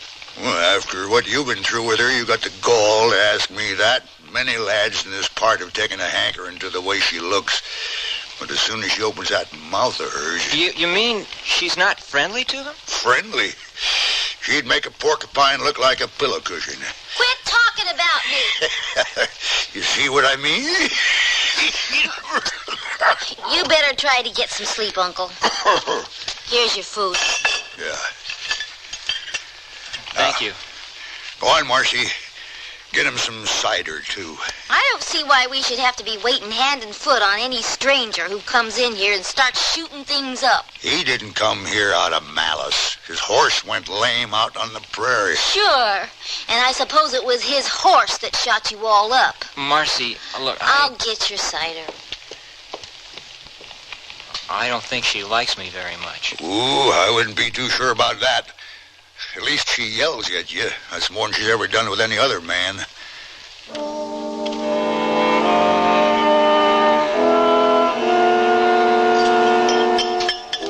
Done? Yes. That was very good. We aim to please. You know, Zeb, I've been thinking, what we ought to do is put out all the lamps in here, and that'll put you on a equal footing with them varmints out there. Then you could sneak out a window and have it out with them, once and for all. I could, only... Only he's not as stupid as he looks. What if there's 4 or 5 of them? Then where'll he be? No, I think if we just wait out the night, they'll probably get tired and leave. Didn't you say they ran off the horses?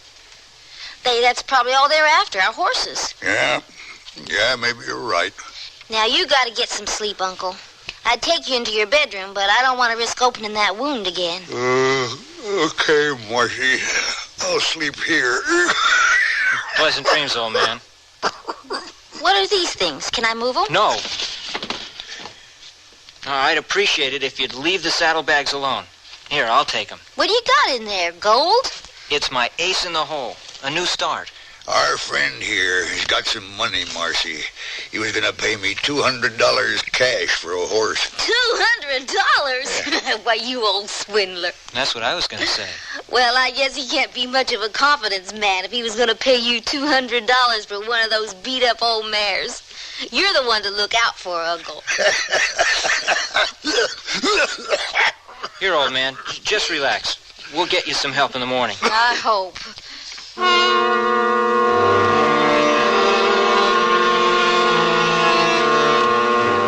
It's past 11. You gonna sit by that window all night? Well, if I have to. Saw a shadow over by the wood pile about 20 minutes ago. It might have been a coyote. Yeah, it might have been. But we can't take that chance. You can go to bed if you want to. I'm not all that tired either. I want you to know, Zeb, I don't think you're to blame for this anymore. That's good. I'd hate for you to plug me in the back in the middle of the night. I'd never plug a man in the back. Hey, it was only a joke. You're not too used to taking jokes, are you? I guess not. But trying to run this farm ain't no joke. Uncle Wilbur's getting pretty old and can't do as much as he used to do. How long have you two lived here? Long time. My folks and my little brother died of cholera when I was about 6. I'm sorry. No need to be. I don't really remember much of those times. Uncle Wilbur's been awful good to me. And I'd say you've been pretty good to him. Yeah, he was lonely, too. His wife, my aunt, died in childbirth. I guess you haven't had much time for square dancing and socials and other things young girls do. No. And I wouldn't do them even if I had time. Why not? It's way past time for you to start courting. Courting? And how old must you be? Where's your wife and 6 kids? It's different for a man. Why is it different? I sort of thought men and women courted together. Well, they do, but... All right, I should have settled down a long time ago, too. Why didn't you? Because... Because you were in jail? How'd you know about that? It's on your saddle, your blanket, all your gear. Stamped in little letters on the inside of all of it. It says Territorial Prison. You either robbed a prison or they gave it to you. They let me go 3 days ago. How long were you in for? 5 years. 5 years? You must have been awful young when you went in. 19. You might say I've grown up in jail. That's terrible. Well, it was my own fault. I made a stupid mistake. I was like you, orphaned, and I was raised by my older brother. He got sort of wild and joined a gang. The Kurt Fanner gang. Now, they were all older, and I wanted them to like me. So when they decided to rob a bank and pier and asked me to go along, I went. Even though I knew it was wrong.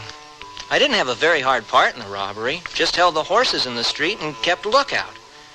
Everything went fine until the tail end of the robbery, when the sheriff just happened to walk out of his office.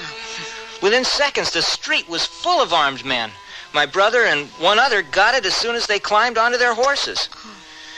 2 more got it before we got out of town.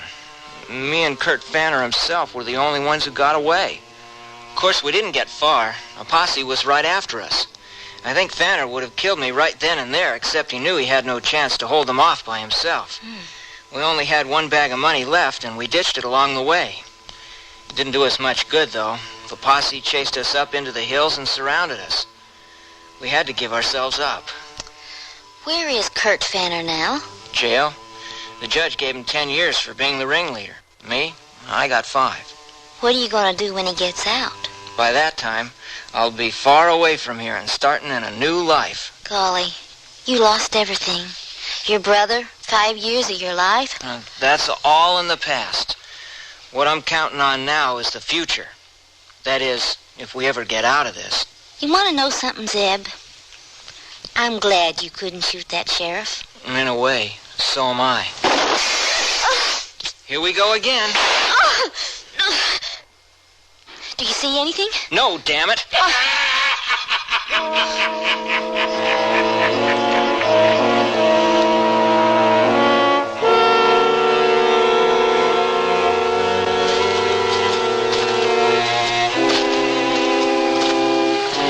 We need to post a guard, Jack? No, Fanner won't double back on us. He's got more important things to do. When do you think we'll catch up with him?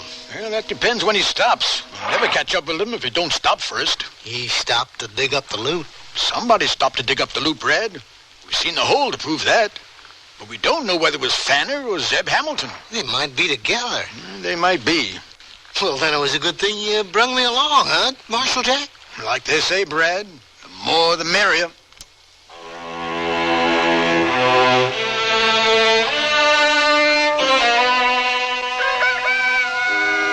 Zeb? Zeb? Huh? What? Rise and shine, it's morning. You slept here all night? By the window? What sleep? I've been standing watch. You've been sleeping. I have? Only for a couple hours. Zeb, what's going to happen? I'm scared. You? You who were so brave and stood watch all last night? I'm not brave. I just wanted to be near you. I'm flattered. You're making fun. No, I'm not. I'm honestly flattered. Well, you should be. I've never taken any kind of hankering to a man before. If you don't believe me, you can ask my uncle. I know. I did. Well, then you know. Zeb, I gotta know something, too. Do you like me? Of course I like you. You know the way I mean. Yeah. That's hard to say. Hard to say? Why? Liking a girl like you would be a luxury to me. I've got to keep moving. Get someplace where I can start a new life. What's the matter with this place? It's just too close to everything. Are you worried about the money? The money? Don't play dumb with me. I don't know how much you got in those saddlebags, but it's a damn sight more than they give convicts released from the territorial prison. It's left over from the bank robbery, ain't it? Marcy, that money is my ace in the hole. It's all I've got to start a new life. If I had friends or family... You've got friends. Us. You're awful sweet, Marcy. And don't believe for one instant that the thought hadn't crossed my mind about staying on here. But it just wouldn't work. I'd only bring you and your uncle grief someday. You deserve better than me. Zeb Hamilton, I am quite capable of deciding what I deserve and don't deserve. You're not perfect, but then what man is? You're out of jail now. You paid your debt.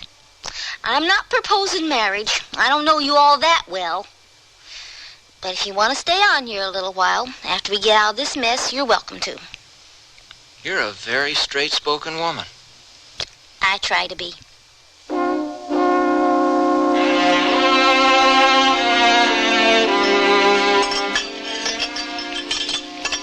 That was a fine meal, Marcy, dear. Thank you, Uncle Wilbur. It was good, Marcy. You wouldn't be trying to sway me a little bit, would you? I'm just trying to keep you alive. How do you feel, old man? Getting any of your strength back? You keep asking me that like I'm supposed to jump up and down and do the jig for you any minute. To tell you the truth, I feel pretty good at the moment.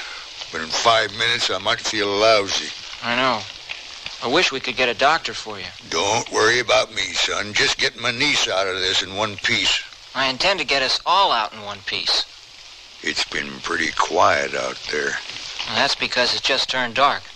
I expect we won't have... What the hell was that? Sounds like somebody threw something against the window. It didn't come in because it's stuck in the planks I put up there. What happened? Somebody threw a rock or something against the window. It just stuck there. Let me see if I can pry it out. Careful, Zeb. Hey, there's a note on it. It's not a note. It's an old newspaper clipping. Can you read it, Zeb? Well, what does it say? Here, you read it. Bank robbers apprehended. 2 desperados, the lone survivors of a band of 6 who held up the Miners' Bank and Pier on Friday, were apprehended and brought into custody today by Sheriff Tillis. The names of the outlaws, members of a notorious gang, are Kurt Fanner and Zeb Hamilton. Oh, Zeb. It's him. Fanner! Fanner, are you out there? Fanner, leave him alone. I'm the only one you want.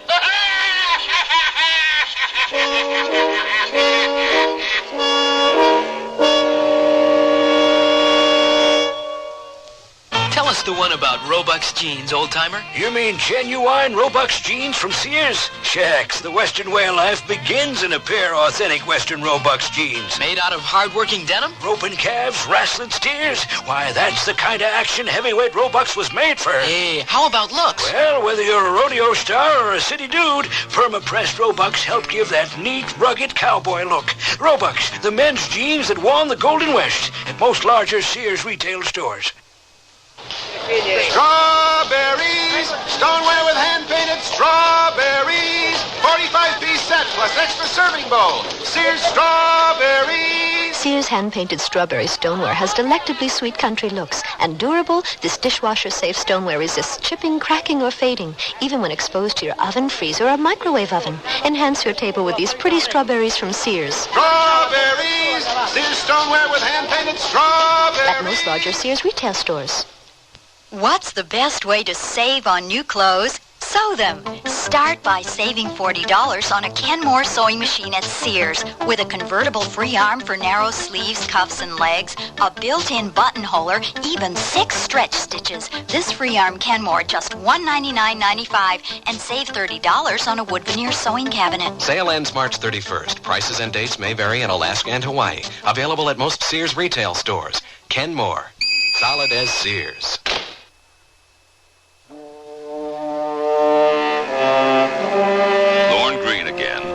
And here's the concluding act of Ace in the Hole. It's me he's after. Zeb, he's been after all of us. Maybe I can work out a deal with him to leave you two alone for a chance at me. No, son. We're in this together.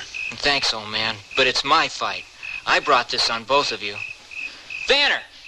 I've got a wounded old man and a girl in here. They haven't done anything to you. Leave them alone and you can have me and the money. No, Zeb. Nice try, little Zeb. You think I can leave them alone after they helped you? After what you did to me? He's loco, Zeb. 5 years in jail can do that to a man. Remember what I told you about us being your friends, Zeb? Well, friends don't desert each other when one of them's in trouble. Marcy, you gotta listen to me. This man's a killer. He's out for more than money. He's out for vengeance. There's no reason you two should risk your lives because of me. I've known all along I'd have to face up to Fanner someday, and this is it. But, Zeb, I love you. And I love you, too. That's exactly the reason you're going to stay out of this. Didn't you tell me there's a town about 5 miles down the road? Yes. Do you think you could find your way there in the dark? Yes, but... There's no moon, so it's plenty dark. Now that we know there's only one man out there, I can keep him occupied at the front of the house while you sneak out the back. Let me give you my pistol. It's fully loaded. What about you? I've got your uncle's gun. Zeb, I don't want to leave you. It's the only way. What will you do? I'll do what your uncle suggested. I'll put out all the lamps in here, and then Fanner and I will be on equal footing. He stands a chance, Marcy. Do what he says. Oh, Zeb. I know, Marcy. Believe me. I want to see you again as much as you want to see me. Now get going. All right. Good luck. One more thing. I don't want you to turn back no matter what. No matter how much shooting you hear. Just keep going till you get to that town. Do you understand? Yes, Zeb. Zeb. I'm going to draw fire from him and wait till you hear it. See you in a little while. Fanner, you're a stinking coward. All you can do is sneak around in the dark. Come out and be a man. That's Marcy. She's got herself out the back door. Okay, Wilbur. Douse that lamp. You got a lot of gall to call me a coward, little Zeb. The only thing cowardly I ever did was not killing you the day of the robbery. But I'm gonna kill you now! That's the last lamp, son. We're in the dark now. Now I can do it. You gonna go out there? Yep. Come out, you lousy skunk! You didn't tell Marcy the whole story when you gave her your pistol, did you? You know how many bullets you got left in my gun? Yep. Only 2.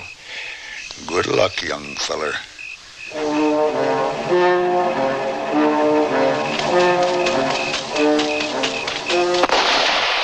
gonna die, Sir Hamilton! Got you one, didn't I, Sam? Not yet, Fanner. You ain't never gonna beat me, Sam. Just a little closer, Fanner, and I'll have you. Damn it.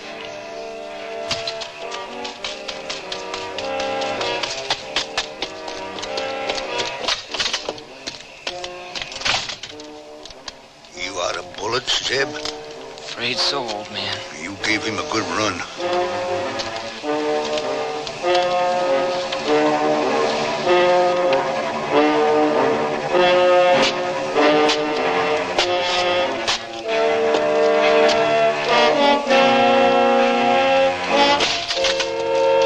So, Zeb, we come full circle.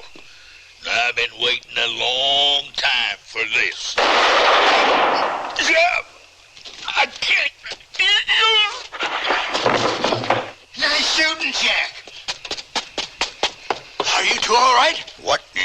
information. He's bad wounded, and I got winged in the leg.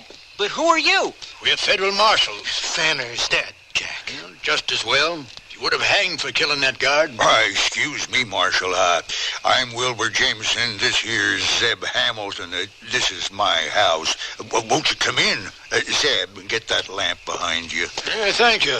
It was pretty hard to get here after we heard the shots. Thank us. Thank you. You saved our lives, is the truth of it. Have a seat, fellas. Much obliged. Then you've been trailing Fanner all this time? Yeah, lucky for us, he stopped to have it out with you. The way I figured, Fanner had an escape plan for a long time. He was just waiting till you got released. That way he could get both you and the money. You do have what's left of the money, don't you?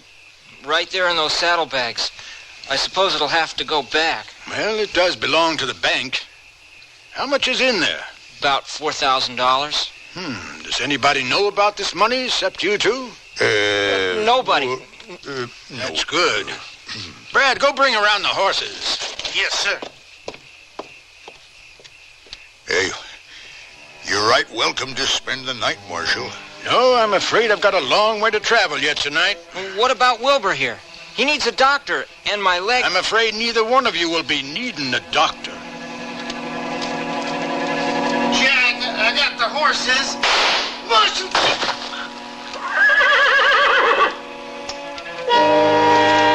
So you're just going to take the money? You're right.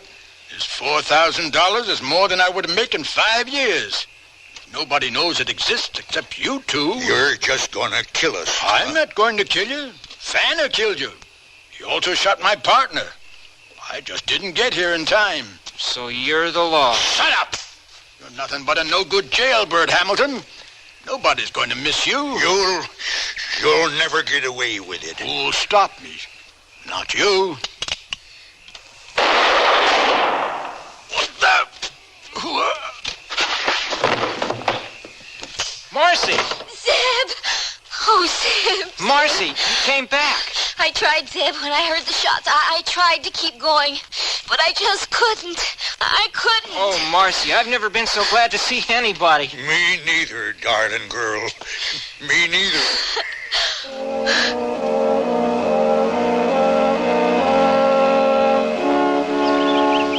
Oh, Uncle Wilbur, you look as good as new.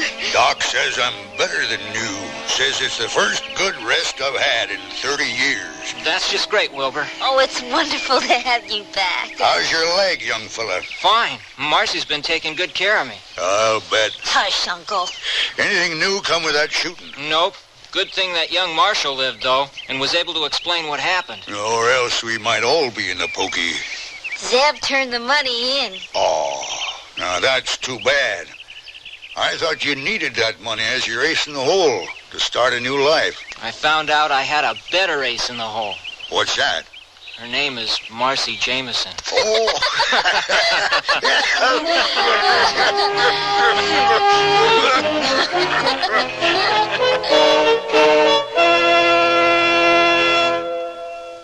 This year, my mom is dressing me up in pretty things from the Sunny Bunch collection at Sears. That's right. She'll look fresh and feminine in these dresses and separates. I can choose from frilly, colorful dresses, bouncy skirts, pants, and just the right coordinating tops. Sizes 7 to 14 in easy care fabric that's machine washable. Whether I'm going to a birthday party or just school, my Sunny Bunch clothes make me feel special. You are special. Thanks, Mom. Available at most larger Sears retail stores. How long do your pantyhose last?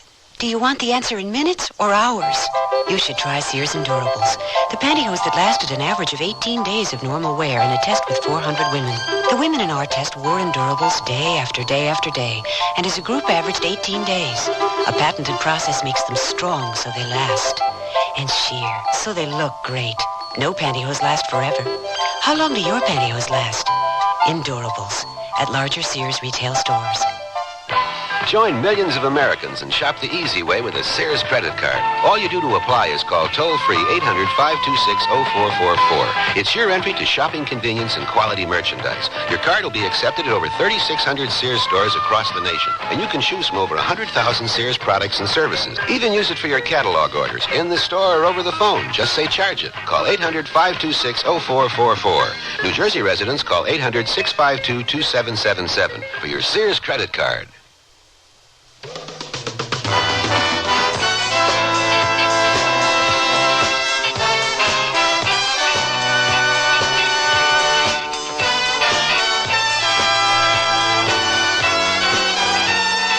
The Sears Radio Theater has been brought to you by Sears Roebuck and Company, where our policy is satisfaction guaranteed or your money back. Sears, where America shops for value. Ace in the Hole was written by John Bornholt, produced and directed by Fletcher Markle. Your host was Lorne Green. Our stars were John Daner, Joan McCall, and Ron Stark. Also heard were Marvin Miller, Jack Carroll, and Don Diamond. The music for Sears Radio Theater was composed and conducted by Nelson Riddle. Art Gilmore speaking. The Elliott Lewis production of Sears Radio Theater is a presentation of CBI.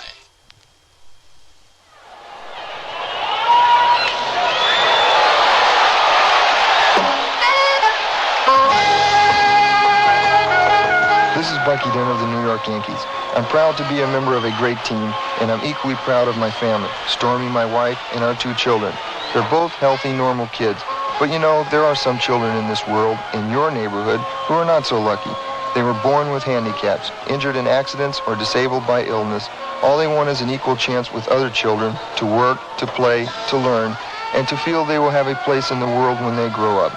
The Easter Seal Society is preparing both children and adults for tomorrow, rehabilitating them, giving them a chance to become self-respecting citizens.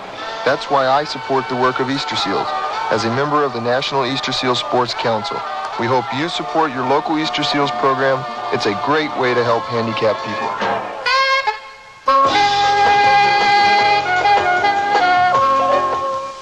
Dear Abby, a listener writes, now that my husband's gone, I've tried to open my own charge accounts and have been turned down. It seems all our credit was listed in his name. Now I'm told I have no credit record in my own name. Signed, Stuck. Dear Stuck, this is a real problem for many women. 4 out of 5 of you will one day be on your own. But if you know your rights, you can help protect yourself against future credit rejection. So take some advice from Dear Abby. Call or write stores where you and your husband share charge accounts. Have them listed in both names, yours as well as his. Say you want joint charge accounts listed as Mrs. Mary Jones as well as Mr. John Jones, so you will have a history of credit too. The law gives you that right. For more information, write for the free booklet, Women and Credit Histories, Federal Trade Commission, Washington, D.C., 20580. That's Women and Credit Histories, FTC, Washington, D.C., 20580.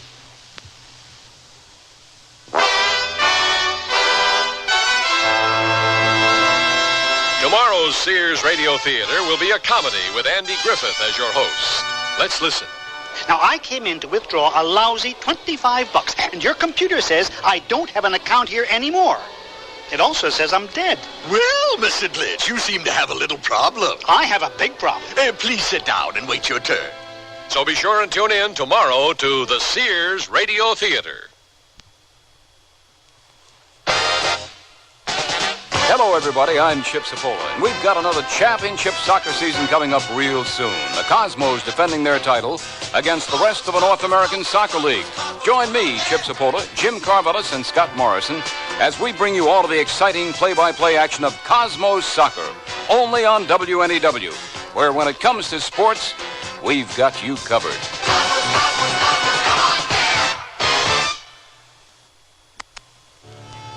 This is Bob Jones, and every day on WNEW, I set out to prove that truth is stranger than fiction. Listen at 12:40 and 3:40 in the afternoon, 8:40 in the evening, and on the Milkman's Matinee for The Unexplained, every weekday on WNEW. How many movies did Katharine Hepburn and Spencer Tracy make together? Who were FDR's 3 vice presidents? You don't know? How embarrassing. You better join me, Jim Lowe, in Trivia Central each Monday through Friday at 10:40 with William B. and 1:40 with Bill St. James.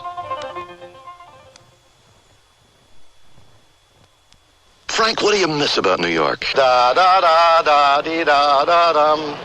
WNEW, 1130 in New York. It's old friends and good music. Hearing it is like going home again.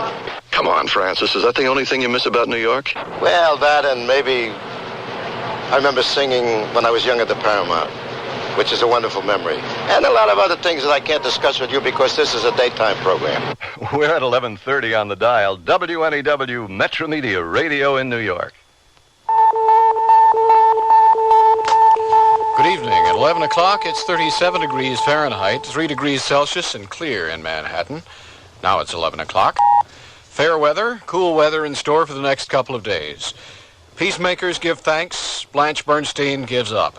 In sports, Indiana State makes up some lost ground in the second half, and we'll let the two sides in the umpire's labor dispute argue out their hassle for you.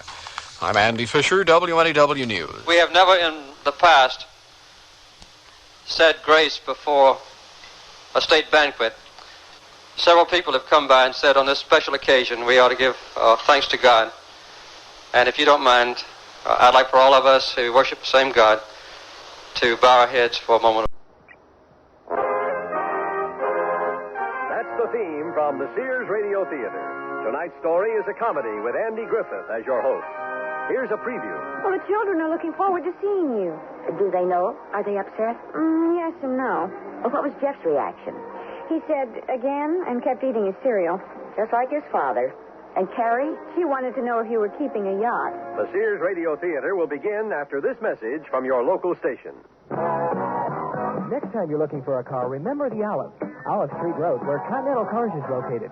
You can drive up or down any street and find a place to buy a car. But only on Olive Street Road can you find your MG or Triumph at Continental Cars. Olive Street Road's Continental Cars has the largest selection of MGs and Triumphs anywhere. They're all sporty with emphasis on economy. Make your pit stop on Olive Street Road at Continental Cars. Continental Cars, 8041 Olive Street Road. Continental Cars' largest selection in the Midwest.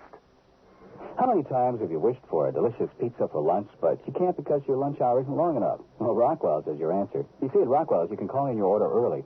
Have a piping hot pizza all ready when you arrive. Or if you're eating by yourself and you can't eat the whole pizza, Rockwell's features a luncheon special from 11 to 2 daily. A quarter large Sicilian pizza for only 99 cents. Now, that's 4 pieces of the best pizza you'll ever put in your mouth. Rockwell's can also arrange for private luncheons, bridge parties, group meetings for up to 40 people. Rockwell's, the familiest restaurant in town on Manchester Road in Ellisville, across from Peaches. I love weddings. The bride is radiant, the groom a picture of manliness. It's one of life's wonderful moments, which Elaine Carmichael has repeated more than once. But I'm getting ahead of our story. First things first.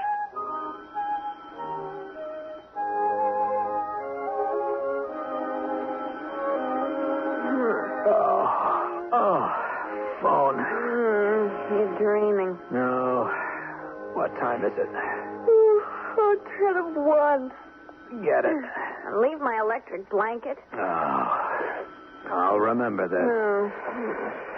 Oh. Hello. Sweetie, did I wake you? Yes. Wonderful news. What is it, Mother? I've left Walter Carmichael. Good. I'll arrive in Los Angeles about 2:30 tomorrow. Global Flight 16. Be an angel, pick me up? All right. Ta-ta, darling. Who was it? Elaine, my crazy mother. Oh, what happened? She's left Walt. Oh, no. She'll be here tomorrow. Oh, Roger, don't go to sleep. Susan, I'm exhausted. Roger, this is terrible. Talk about it in the morning. Is she getting a divorce? I suppose so. Oh, poor Elaine. She must be beside herself. Go to sleep. How can you be so unconcerned? Because we've been through this before. Walt is her 5th husband. Was she upset? Of course not. She's going to keep doing it until she gets it right.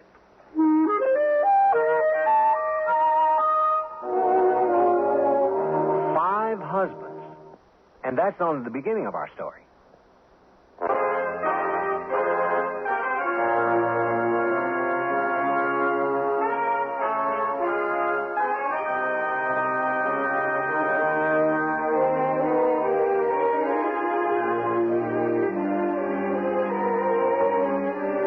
Sears Radio Theater, a new adventure in radio listening. 5 nights of exceptional entertainment every week. Brought to you in Elliott Lewis' production of the Sears Radio Theater. Our story, Here Comes the Bride Again, by Ken Gerard. Our stars, Harriet Nelson, Elliott Reed, and Linda K. Henning. The Sears Radio Theater is brought to you by Sears Roebuck and Company. Sears, where America shops for value.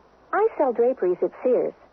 Yesterday, a lady came in and said that she'd been in and out of about every store in town looking for draperies and at this point didn't know what she wanted anymore. I asked questions about her tastes and decor and then made suggestions. She was thrilled. She found what she wanted and learned a little, too. It made me feel good to know that I helped her out. Sears people are friendly people who help you find what you want.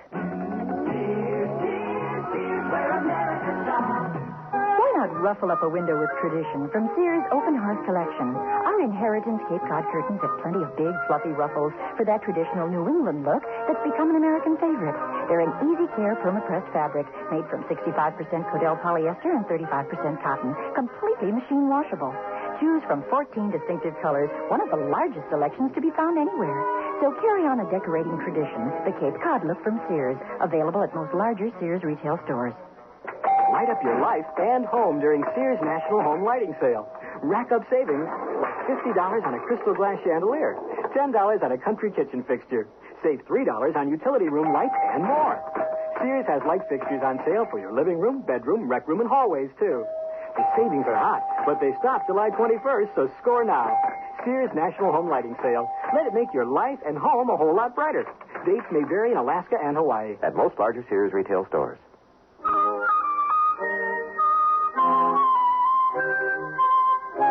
In all fairness, Elaine Carmichael's marital record is not that horrendous. It's true she divorced Roger's father in 1951, but they parted friends and grew during the ensuing years to understand each other better than when they were married. Anyway, she married Peter Markham in 1954. However, he suffered a fatal fall off a polo pony in 61. Elaine consoled herself by marrying Charles Williamson in 63. However, while he peered over the rim of a volcano in Hawaii, anyway, she found sympathy with Armand de Champlain in 1967. But that was armed combat. 4 years later, it was over. A period of recovery followed, and then she married Walt Carmichael in 73. Now you're up to date. Oh, yeah. Coming up, a scene in an airport. Stop pouting. I'm not pouting. I want you to be civil. She's probably in a state. No, she's going to a state, Nevada. Why must you make such a production? Because every time I give her away, they send her back. Well, that's not fair. She's been unlucky. The business with Armand was painful. Right. She buried her sorrows by running off with Walt, Connecticut's answer to Magellan. He was her symbol of security. As was the mansion in Palm Beach, the yachts, and his bank. She didn't marry him for his money. You don't marry for money. You divorce for money. That's cool. I handled the Armand de Champlain debacle. You know what she received. 2 paintings. Big deal. Merely Renoirs. Trifles. Besides, she had a prenuptial agreement. The pictures or his island off the French coast. She should have taken the island. I agree. She could have started her own Elba for widows and divorces. You're making her sound like an ogre. She just can't stay married. Or divorced. Or widowed. Take your pick. You've never been a woman. Not lately.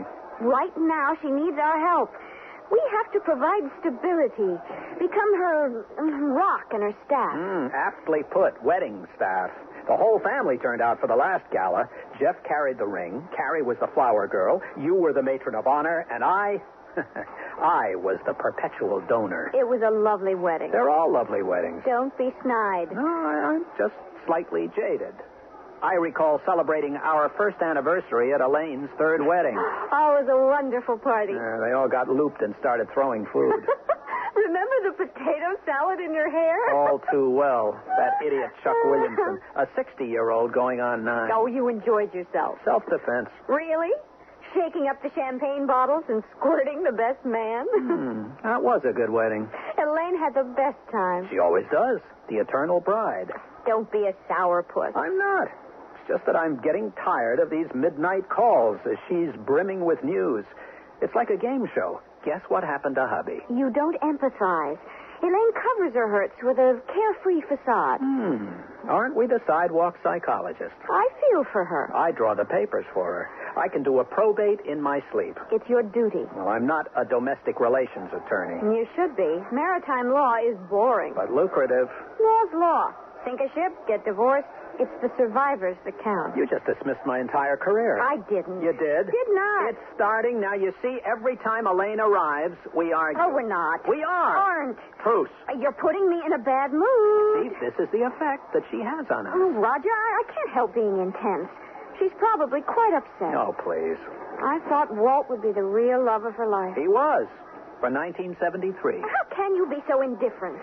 Look, we've been married 16 years, correct? Yes. Elaine's been married 42 years to 5 different men. I have been the ring bearer and the donor. After a while, you become indifferent. When were you the ring bearer? 1954. For the Peter Markham story. A beautiful ceremony. The bride cried, the groom cried, and my father was hysterical with happiness. You were 15. Mm-hmm. Did Elaine make you wear a velvet suit? She did. Oh, you must have looked charming. Now, you're evading the issue. Her average length of marital bliss is 8 years. Do you expect me to greet her all misty-eyed? I expect you to be more sensitive. Sensitive? I'm numb. Global Flight 16 arriving at gate number 42. Finally, here's her plane. Now smile. I will. Here comes the divorcee. Tra-la-la-la-la.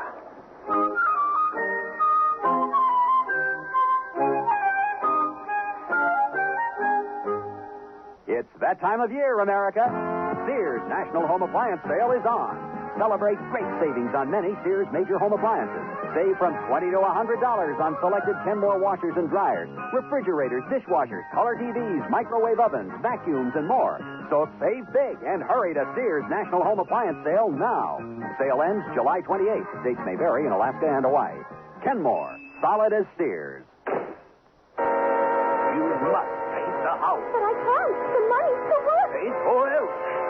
Someone help! Never fear. Sears House Paint Sale is here. You'll save $3 on each gallon of Sears paint. Just $6.99 for interior flat and ceiling paint. Only $7.99 for exterior flat and interior semi-gloss paint. And it's one coat only paint when used as directed. I'm great. Perfect. Sears Paint Sale ends July 21st. Prices and dates may vary in Alaska and Hawaii. Here they come. More values from Sears, like $1.44 pull-on shorts and $1.99 tank tops for women. They're colorful polyester tank tops that slip on neatly over the double-knit nylon shorts. Shorts with elastic waist and stitched front creases. Just watch them go. Sears $1.44 shorts and $1.99 tank tops for women. All set for action. Hurry in while quantities last. Prices may vary in Alaska and Hawaii. All items available at most larger Sears retail stores.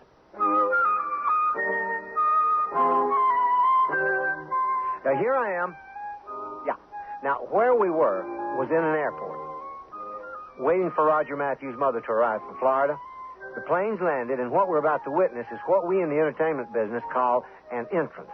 How it works is you set up a character, tell about how important it is that he or she gets there, because the story you're following with such great interest can't move another step until this character I'm talking about arrives. We can see how it's all worked out by recalling what's happened up to now and by watching to see what's going to happen next. Well, the fateful moment is at hand. Susan expects the worst, a distraught Elaine. But Roger, he's a little skeptical. And you, if you're anything at all like me, you just want to meet this fabulous lady everybody's been talking about. Well, there she is. Super. Yoo-hoo, Roger, Susan. Smile, Roger. Elaine? I'm here. Oh, you look wonderful. Not bad for 62, huh? Don't even breathe it. I don't. This year I'm 43. You could pass for 35. The miracles of cosmetic surgery. It was a fortune, but worth every penny. How is my brilliant son? Fine. Bad mood. No kidding. How are you? Are you all right? It was ghastly. It was one of the most horrible experiences of my life. See, Roger? Did Walt get violent? Walt? Oh, I'm talking about the service in first class. See, Susan. Domestic champagne, a minuscule filet mignon. It was the pits. And the topper, I sat next to the most boring woman, a nuclear scientist, so dowdy. One more word about neutrons. Well, I'd had to change seats. I thought I was going to scream. I said to myself, babe, she has got to go. But the flight was entirely booked. How did you change seats? I sat in the cockpit. Roger, you must learn to fly. So exciting. All those dials and blinking lights. You were at the controls? Not the whole time. How long are you staying? I'll tell you after I have my horoscope done. There she goes. Bye-bye, darling. Nice chatting with you. Have a good time in Hollywood. What a pill. That's the woman? Yes, and she should fix herself up. My surgeon could do wonders. That nose. Mother, she happens to be Dr. Catherine McIntyre, a Nobel Prize winner. No wonder she's single. She's world-renowned. Not for her chic. Lord, if she's the future, we're in for the plain Jane look. Oh. Let's get your bags. Oh, everything's right here. In your cosmetic case? A veritable treasure chest. Bank books, checkbooks, jewelry, and skin toner.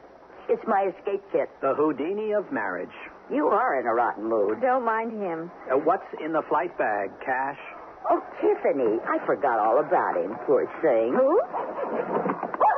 Oh, such a good puppy. Say hello to your family. Isn't he sweet? What is that? A rat? A Yorkie. Walt gave him to me for protection. A subtle death wish. Roger. Poor Tiffany. He's taken this episode so badly. Must be jet lag. Well, back in the sack, Tiffany. Sleepy time. We'll get you room service at the hotel. Hotel? I thought you'd stay with us. Oh, no. You're not sticking me in the suburbs. I'd never meet anybody. Mother, that's ridiculous. All arranged. I spoke with the hotel last night. Well, the children are looking forward to seeing you. Do they know? Are they upset? Yes and no. Well, what was Jeff's reaction? He said, again, and kept eating his cereal. Just like his father. And Carrie? She wanted to know if you were keeping a yacht. Well, there's hope for her. Susan, I met the most divine young man for her in Palm Beach. Wonderful clear skin for that age. Franklin Crown's grandson. The family tree is impeccable. What a pair. Mother, she's only 14. I'm thinking of her future. Oh, look, now why must we stand here? We'll take you to the hotel. I'm waiting for someone. I don't believe it. Oh, here he comes. Roger, you're my younger brother. What? Be nice, dear. Mummy's got a live one. Oh, this is disgraceful. Oh, Roger, behave. Over here, Captain Calder. Here we are. Oh, there's my girl. Rex, I want you to meet my family. Oh, it's a downright pleasure. My brother Roger and his wife Susan. Any of Elaine's family is my family. Of course. Elaine's told us so much about you. All lies, all lies. Ain't that right, Honeykins? Big old Rex just pawed his heart out. Your sis sure knows how to make a fella right comfortable. She's had a lot of practice. Oh, golly. If you ain't the spitting image of each other. We look just like our mother. Elaine, sugar pie, old Rex has got to check in. You know, take care of airline business. Remember, I'll pick you up around 9. Marvelous. Oh, I'll catch you later, sugar. Rog, you got a right fine sister. Yes, she's been like a mother to me. Ta-ta, Rex, darling. Ciao. Always hungry, ain't you? Adios, y'all. Incredible. And you're not even divorced.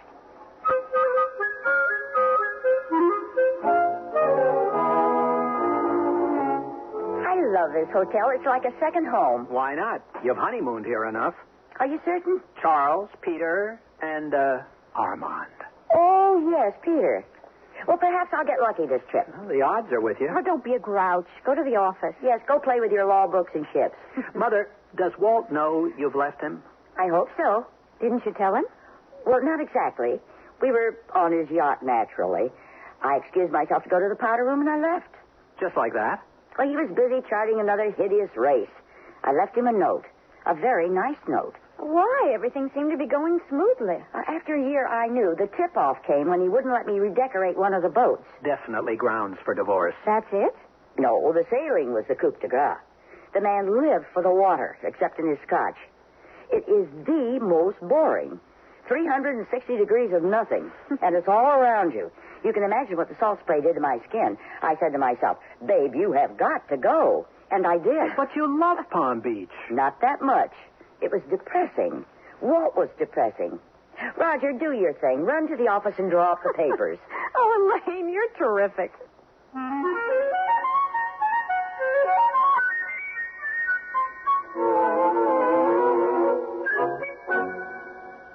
Sears Radio Theater will continue after this message from your local station. If you think the days of once-in-a-lifetime deals are gone, Bud Lamar's Dodge City West has got some great news for you. Because of the recent gas crunch, Bud Lamar's been moving an unbelievable amount of small cars. Even more unbelievable, the amount of mid-size and big car trade-ins. He's been able to obtain at low cost. Now, because of this, Bud's able to offer you top-quality late-model cars at literally rock-bottom prices. Now, listen to these examples. A 78 Cordova, full power and air, a vinyl roof, only $38.99. Or if the family's large, how about a 78 LTD Squire wagon with low mileage? Virtually a new car, just $44.99. Now, these are unheard-of prices. And if you're still thinking about gas, consider this. With the money you save from one of these cars, you could easily buy a full year's supply of fuel. Now, there'll never be another chance to buy such great cars at such low prices. So hurry on over to Bud Lamar's Dodge City West, 898 Manchester in Ellisville, where a once-in-a-lifetime deal is waiting for you. It's a stereo emergency. It's a stereo elimination. Wednesday, July 4th, Custom Hi-Fi opens its doors to the public from noon till 6 p.m. for the most incredible one-day elimination of audio and video in history. Nationwide, prices on over $4,350,000 of audio and video have been butchered, chopped, and cut beyond recognition. During this one-day emergency elimination, Pioneer, Technique, Sansui, Sony, Dual, 60 famous name brands have got to be eliminated. It's the day to buy and save. Custom Hi-Fi's emergency elimination of $4,350,000 of audio and video. Doors are shut till noon Wednesday to prepare for massive price butchering. But promptly at 12 noon, Custom Hi-Fi's doors open to the public till 6 p.m. or until everything is sold, whichever comes first. Custom Hi-Fi wouldn't be open July 4th and selling at emergency elimination prices unless we had to. Offer area Custom Hi-Fis are open on the 4th of July. See the Tuesday Post for further details.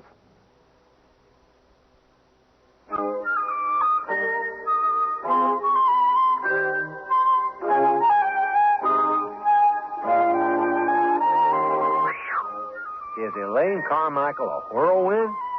Some girls don't get a tumble. And here she's married 5 times. Well, that's the curse of being an attractive woman. It should only happen to my cousin Selma. Her parents have taken ads out in newspapers since she was eligible. Not a nibble. Her father, my Uncle Herbert, offers a package deal. A brand new car, with gas, a washer-dryer, and Selma. Now, that's a fine opportunity. Till you see her. Whew. They cover the clocks at the post office when she comes in. But enough of my family's problems. See, Roger Carmichael's got some of his own. Dear, you're a wonderful son, but a little stuffy. Loosen up, boy. Get with it. Let your hair grow. Buy a sports car. Start to swing. He's a bit square, but nice. Oh, I can't fight the two of you. Now, everybody out. Sister Elaine is going to Mr. Lothar for the works. Facial, pedicure, wash, and set. How about lunch tomorrow? Just us girls. Love it. Where are you going with Captain Midnight? His club. Do I have your permission? Which club? The American Cross Dress Club. Now, scoot. Cross dress? Come on, Roger. I'll explain it to you in the car. What a drip. Susan, stick with me and you'll be wearing diamonds yet. Ciao. Now, where is my telephone book? Ah, well.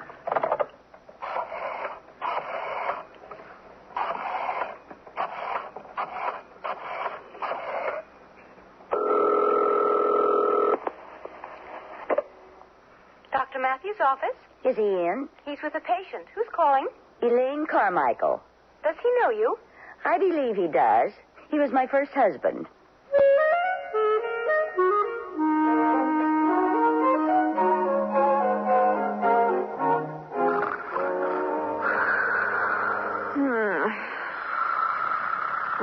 Roger, stop it. Roger, you're keeping me awake. Peter Markham, Chuck Williamson, Armand, Walt. Roger, you're dreaming. Oh, hiya, Walt. Oh, that's nice. Elaine's learning how to fly? Wake up. Oh, no. Watch out. She's machine gunning Armand's castle. Run. Run! Roger, wake up! What? What's the matter? The kids. You were having a nightmare. I was not. You were. Wasn't. Elaine was shooting or bombing Armand's castle. Really? Who won? Don't be stupid. Well, at least you could have the decency to find out. I am not in the habit of eavesdropping. Oh, yes, I remember vaguely. She was strafing Armand's country home in the Ardennes. I think Texas Rex was at the controls. Susan, I am flipping out. This whole scene is getting to me. I may need analysis. Susan, am I insecure? Am I? Of course not. You're sure? Yes. That wasn't a very strong yes. What is going on? Turn on the light. Damn. Oh, swell. That's my favorite lamp. Was your favorite. Oh, golly, it's in smithereens. Don't worry, I'll fix it.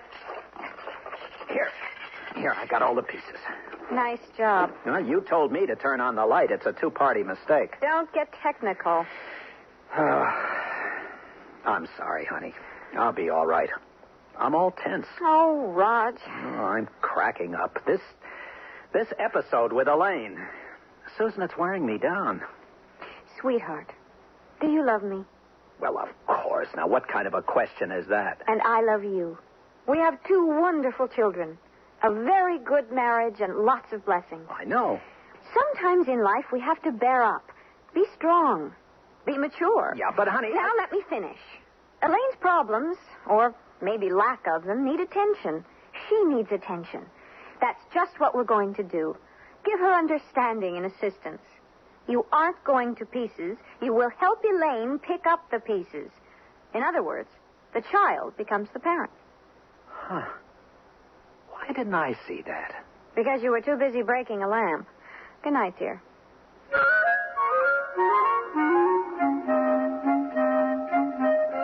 Memo to J. Duncan Trowbridge, senior partner, from Roger Matthews. Subject, Brewster Shipbuilding versus Wincott Steel. Main body, the litigants have reached an out-of-court settlement. And... that's all right, Mrs. Graham. I'll get it. Hello? Roger, my lad. It's Walt.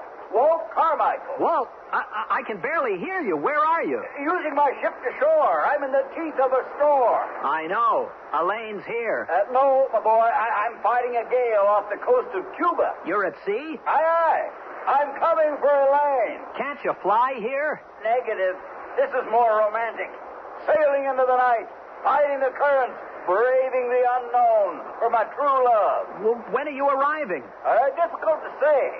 We're going around the Cape. What? Cape Horn. Through the Drake Passage. Tierra del Fuego and all that. It'll take you weeks. Months. You want her that badly? Tell her the Admiral has set sail. Walt, can't you get here sooner? Talk some sense into her. And give up this adventure? I guess not. Don't let her sign anything. I'll try. Tell her she can redecorate the Carmichael Maru in French Provincial. Sure. I can feel the wind, taste the salt spray. The waves are cresting at 10 feet. This is it, lad. This is where she belongs. I'll radio you again off the South American coast. Peace out. I'm coming. Admiral Carmichael, over and out. Oh, this is too much. Oh, I can't stand it. Hello. Raj, you sound terrible. Oh, just a minute, Dad. We'll finish this memo later, Mrs. Graham. Thank you. Dad, you would not believe. Try me. Guess who's in town? I know. She called the office yesterday. Did you speak with her yet? No, I wanted to get a battle report first. She's left Walt. His loss is our loss. What are you going to do? First, recheck my divorce papers, and then perhaps take an extended vacation until the coast is clear. What do you recommend, Counselor? Sedatives. Who knows? She's unpredictable. It can't hurt to see her. There's safety in numbers. We'll have dinner, but you and Susan will be there. Thanks a lot. Oh, don't be such a pill. Why is everybody down on me? Susan says I'm a sourpuss. Mother says I'm a drip. Oh, you're taking this too seriously. If she's not worried, why should you be? I guess you're right. We'll go to La Belle Aurora. It's her favorite, and Henri will make his usual fuss. Dad, you're too understanding. Why not? Elaine's one of my favorite people. The perfect blend of Auntie Mame and Scarlett O'Hara. She's great company. As long as you're not married to her. I have no regrets. It didn't work out, but that's life. Perhaps. You haven't had it so bad. All those sets of step-grandparents doting over you. Christmas was always a bonanza. Santa got a hernia bringing you toys. I suppose you're right. Yeah, of course I am. Well, you make the reservation. 7 sharp, but don't tell her. I'll be the mystery guest. A regular family reunion. Hey, why don't we get her a date? A great idea. Let me see who's in town and not in hiding.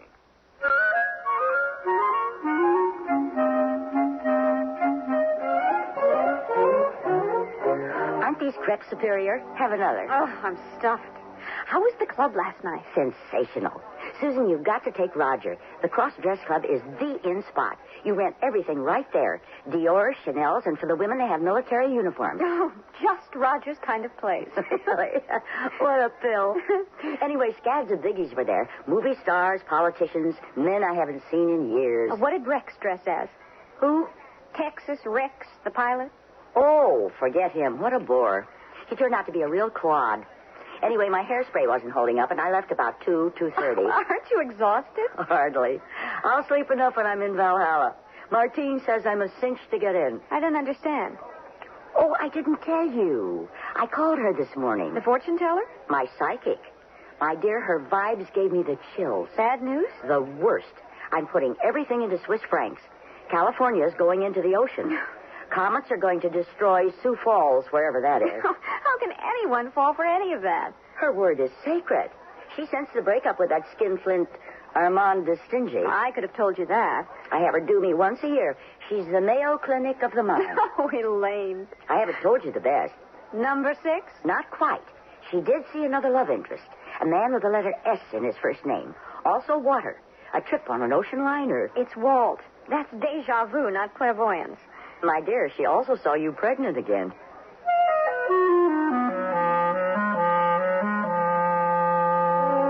Ah, la belle Aurora. It's like being home. I know. We had several of your receptions here. Don't be snippy. Mon Dieu, can it be? Henry. Madame Champlain, you grace my establishment. No. Oh, pardon. Madame Williamson. You forgot. Il est mort.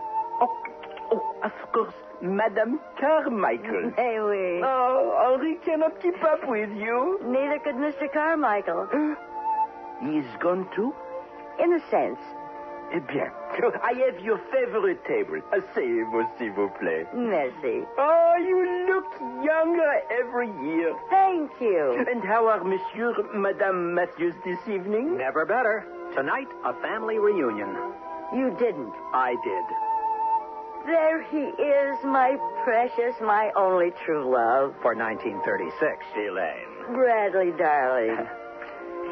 You get handsomer every year. Susan, counselor? Isn't he gorgeous? That gray hair. How I could have let you go is beyond me. True love after true divorce. Sorry I didn't return the call. I understand, my angel. All those society matrons flocking to you with slip discs and tennis elbows. You must be the rage of Beverly Hills. Dr. Matthews. Oh, it has been too long. Only since last Tuesday. Of course. Henri prepares his speciality, pressed canard, salade Henri, Madame's favorite dessert, and I have just the wine. Thank you. Bradley, remember when we first came here? 1966, after poor Chuck Williamson died. I cried my heart out to you. And left with Armand de Champlain.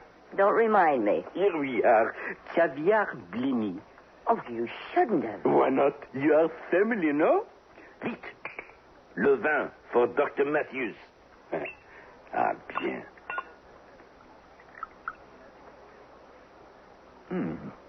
Superior. I almost forgot. I have a note for Madame Hélène.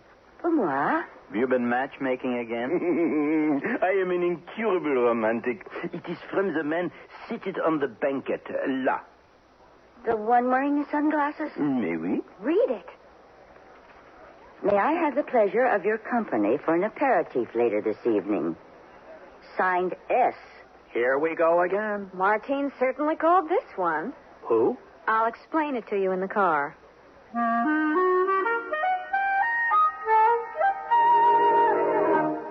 Your Nearly everyone at our party mentioned our new Sears Dream Supreme carpeting. Did anyone say anything about my rutabaga dip? Marvin said Dream Supreme looks so thick and luxurious. He loved its velvety, soft, plush pile. What about my rutabaga dip? Eloise adored the color Of my rutabaga dip. I told her that avocado lime is just one of Dream Supreme's 20 lustrous colors, and when Doris heard that Dream Supreme is so reasonably priced and treated with Scotchgard brand fabric protector... Okay, what about my tuna fish upside down cake? Dream Supreme carpeting in most larger Sears retail stores.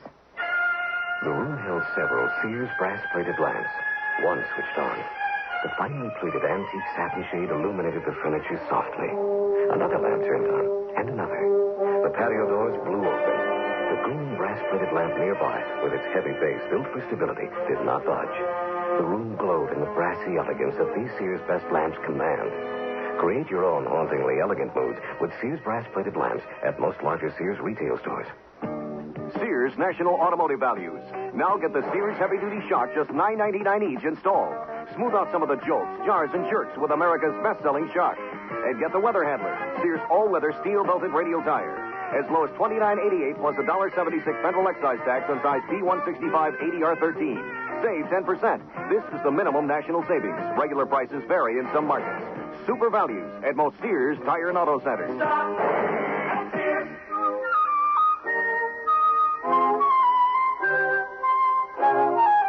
I promised to fill you in on Chuck Williamson and Armand de Champlain, better known as Armand de Stingy.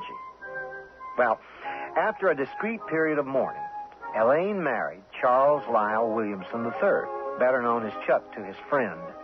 Old Chuck was an amateur magician and practical joker, a trait that irritated Elaine just a smidgen. You know the type. Exploding cigars, hand buzzers, squirt rings, real sophisticated stuff.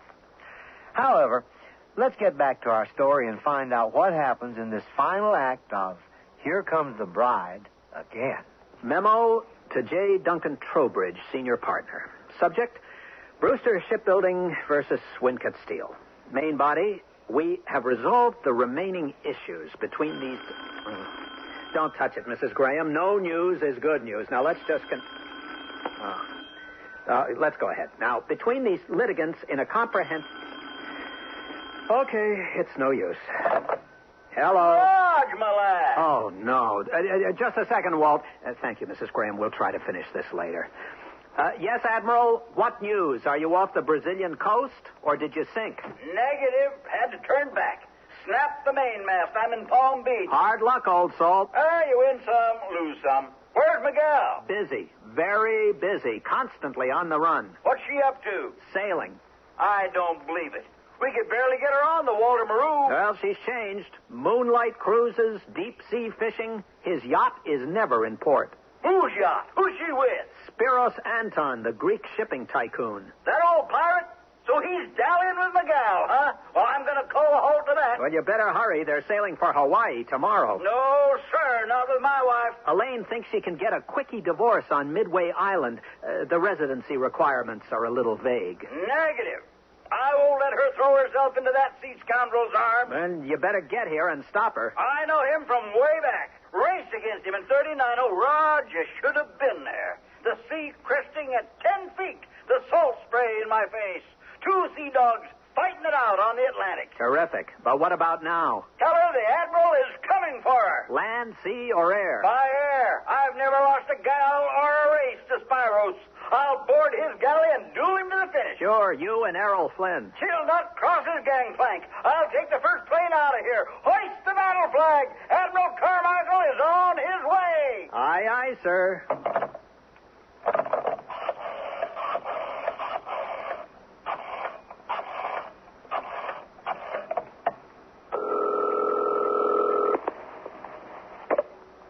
Hello? Hang on to your hat, honey. Walt's on his way. You told him about Elaine and Spiros. Of course. Oh, she'll be furious. To borrow a line, my dear, I don't give a damn. Why must you meddle? She's having a great time. Roger, he may be the one. She happens to be married. Legally, yes.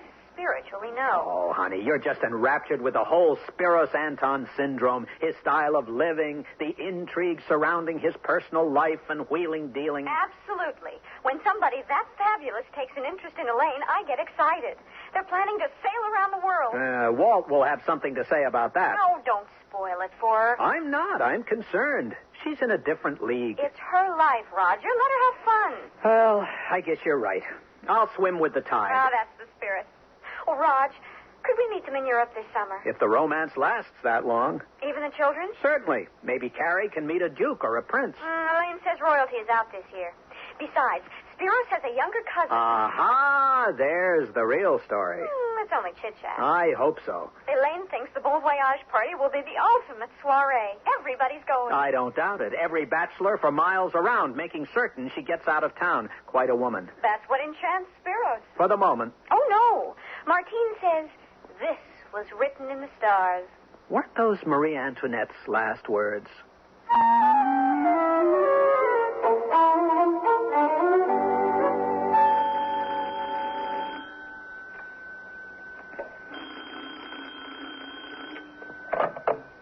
Dr. Matthews' office?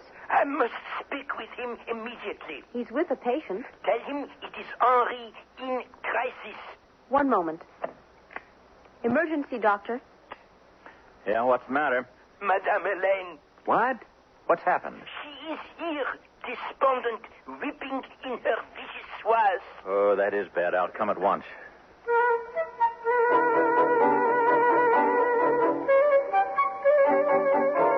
Memo to J. Duncan Trowbridge. Subject, Brewster Shipbuilding versus Winthrop.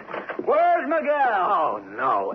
Thank you, Mrs. Graham. We'll finish this later. She's checked out of the hotel. This means a duel to the death. Will you calm I'll down? split his gizzards, string him from the yardarm. Easy, And Admiral. then we gotta stop her. I agree. Now, look, let us just go to the yacht club. His boat is parked there. Moored, boy. You moor a ship. More or less, whatever. Perhaps she's on board getting ready for the send-off gala. He abducted her. No such luck. Lead on. I'll palaver with the pirate. If she's there, we'll sit down and talk like civilized people. Sabers on the poop deck. Oh, boy.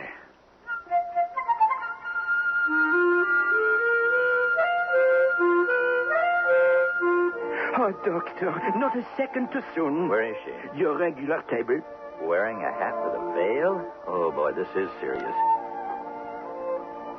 Elaine, Oh, Bradley, darling. you all right? Not really. Bradley, I'm exhausted. La Belle Elaine is weary. Battle fatigue. It happens to the best. Am I doing the right thing? It's your decision. Spiros is quite a man. I'm not talking about him. You've lost me. I want to go back to Walt. What? I can't go on any longer. Bradley, I love him. Besides, he truly understands me. Well, what's the matter with Spiros? Nothing. He's mysterious and dynamic and all that, but I'm not getting any younger. 20 years ago, no, 5 years ago, I would have run off with him like a flash, but now I've decided to stay married. Well, don't make any hasty decisions. I'm tired of always being up and on, of toting around cosmetics, running to hairdressers, worrying about the sags and bags. Besides, it costs a fortune to remain 30. I can't picture you settle down. Every true champion knows when it's time to step aside. I want to enjoy my 60s. They only come once in a life, for which we can all be grateful. But your trip with Spiros I told him. He's so understanding. and the party? Oh, still on. A farewell dinner heralding my abdication. It's high time the younger women had a chance. That's very gracious. I'd like to attend someone else's wedding for a change. So would all of us. Do you think Walt would take me back? There she is. Relax. Please, let's not have a scene. Well, glad to see you, Bradley, old scout. Had you reasoned with her? I tried. Elaine, dear love, I won't let you throw yourself at the feet of that buccaneer. Let's get back together. Yes, Walt. I'll sell the yachts. Buy a plane. We'll circle the globe. Lisbon, Moscow, you and me. It's written in the stars. Oh, that would be divine. You can decorate the plane. You can... What? You would? Are you ill, Bradley? She sick? No, I think she's cured. Don't sell the boats. But you hate sailing. Only when we go round and round in one of those dreadful races. We'll take a cruise. Rio, Europe. Oh, everybody's done Europe. Let's have an adventure. Go somewhere where I don't have to wear makeup. Sail around South America, the Straits of Magellan. Why not? I won't have to impress penguins. Oh, what about And the party. Oh, we'll cancel it. No! Let's get married again. Sparrows can preside. He's a captain. Oh, what a romantic idea. Call Susan. Get the children. We have to rehearse. Forget your part? Don't be fresh. Henri, champagne. Madame is going to be married. I didn't doubt it. Music.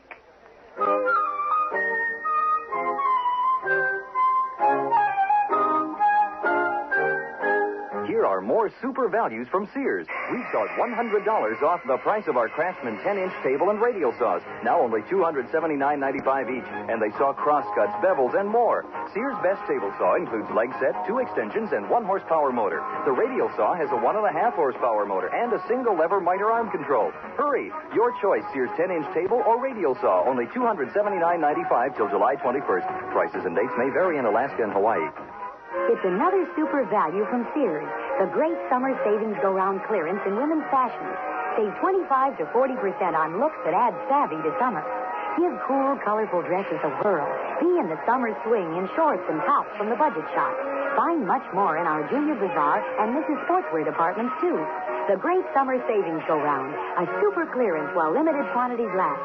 Sears, where America shops for value. It's that time of year, America. Sears National Home Appliance Sale is on.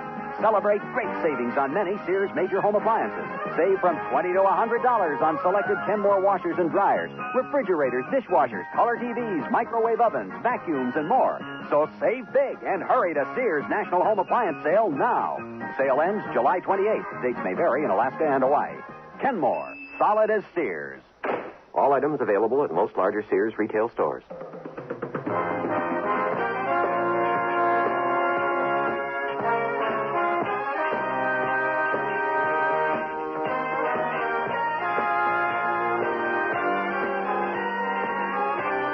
The Sears Radio Theater has been brought to you by Sears, Roebuck and Company, where our policy is satisfaction guaranteed or your money back.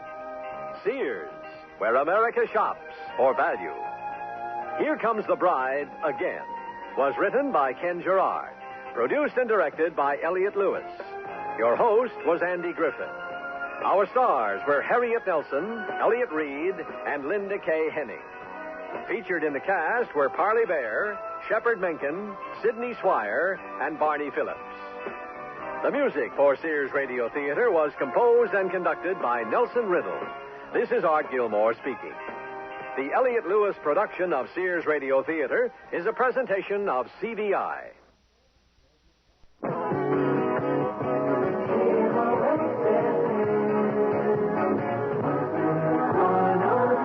Music 103, KMOX-FM St. Louis, 24 hours a day. CBS News. Administration officials say President Carter most likely will again suggest to Congress that it approve his plan for standby gasoline rationing. This is John Bohannon reporting on the CBS Radio Network. Mr. Carter will make a major energy speech Thursday night to America. Aides say he'll almost certainly revive his proposal for rationing and also set the production of synthetic fuels as a major target of his administration. President Carter will speak on radio and TV Thursday night at 9 o'clock Eastern Time. July's allocation of gasoline are reaching service stations, but tomorrow is the 4th, and some officials say some stations may be closed, especially in metropolitan areas. Amarada Hess said it has bought extra gasoline on the open market and will deliver 3,300,000 additional gallons this month to its stations in southern New York State, New Jersey, Pennsylvania, Maryland, Delaware, Virginia, and Florida.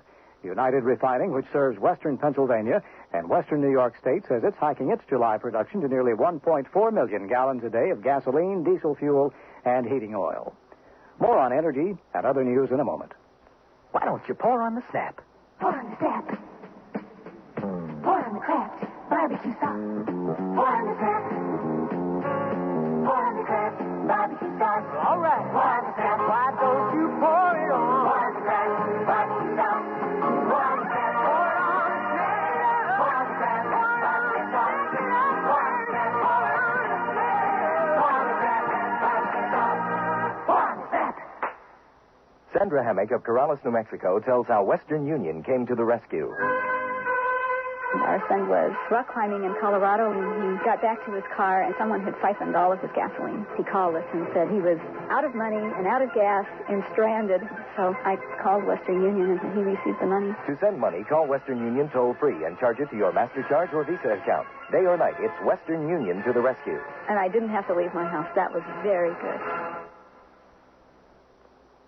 Parts of the Midwest should be safe areas for driving and getting back, but there's a trade-off. More from Rich Holter of WCCO in Minneapolis. Minnesota Energy Director Al Johnson says holiday travelers should have no trouble finding gasoline in Minnesota, despite a 17% drop in supplies from a year ago.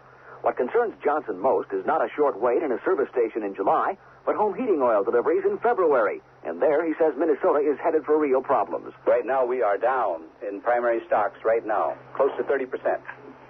Over 700,000 barrels, where we should be in primary stocks. That's the critical figure. We've got 450,000 homes in this state that are heated with fuel oil. That's a scary figure. Johnson says Minnesota refineries have leaned toward the production of home heating oil and diesel fuel all along, but they need help from refineries elsewhere, which have turned to gasoline production.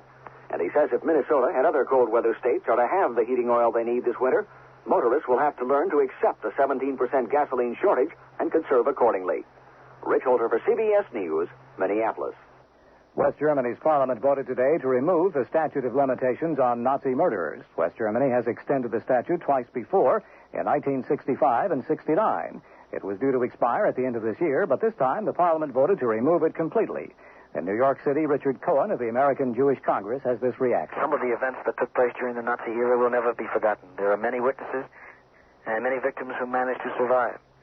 And the principle of accountability for one's deeds remains an essential element of the social compact. I think that the West German Parliament has earned the respect of the civilized world for recognizing that fact. Richard Cohen of the American Jewish Congress, who says there's no question now that Nazi war criminals can be found and prosecuted. The government reported today that average salaries for certain white-collar occupations in private U.S. industry went up by 7.8% during the year ending in March, but the cost of living increased by 10.2% in the same period. Now this. Mom? Why didn't you show Bob's mother the new ring Daddy gave you? Because all she'd look at would be the brown spots on the back of my hand and guess my age. Come on, Mother. If you're that sensitive, get some Porcelana. Some what? Porcelana. It's a medicated cream that helps fade age spots. Really? Porcelana works on age spots, brown spots, and freckled spots. Just rub it in and watch those spots start to fade. Porcelana medicated fade cream actually works to lighten brown patches and spots that come not only with age, but during childbearing years, too. Porcelana is available at cosmetic counters everywhere. Porcelana. I think I'll try it. Sure. It'll help bring back your natural skin tone in just 6 weeks. How come you know so much about it? Bob's mother told me. Oh, Porcelana. Just rub it in. Watch spots start to fade. Porcelana medicated cream. Use only as directed. Police say two planes collided in flight tonight near the Millwood State Park area in southwest Kansas near Ashdown, Arkansas, and fell into Lake Millwood. Authorities say at least 5 people were killed. There's no word exactly on how many people were on board each plane. British officials say Prime Minister Margaret Thatcher has accepted an invitation to visit Moscow. Soviet Prime Minister Kosygin reportedly made the offer during a brief meeting with Thatcher at an airport in Moscow last.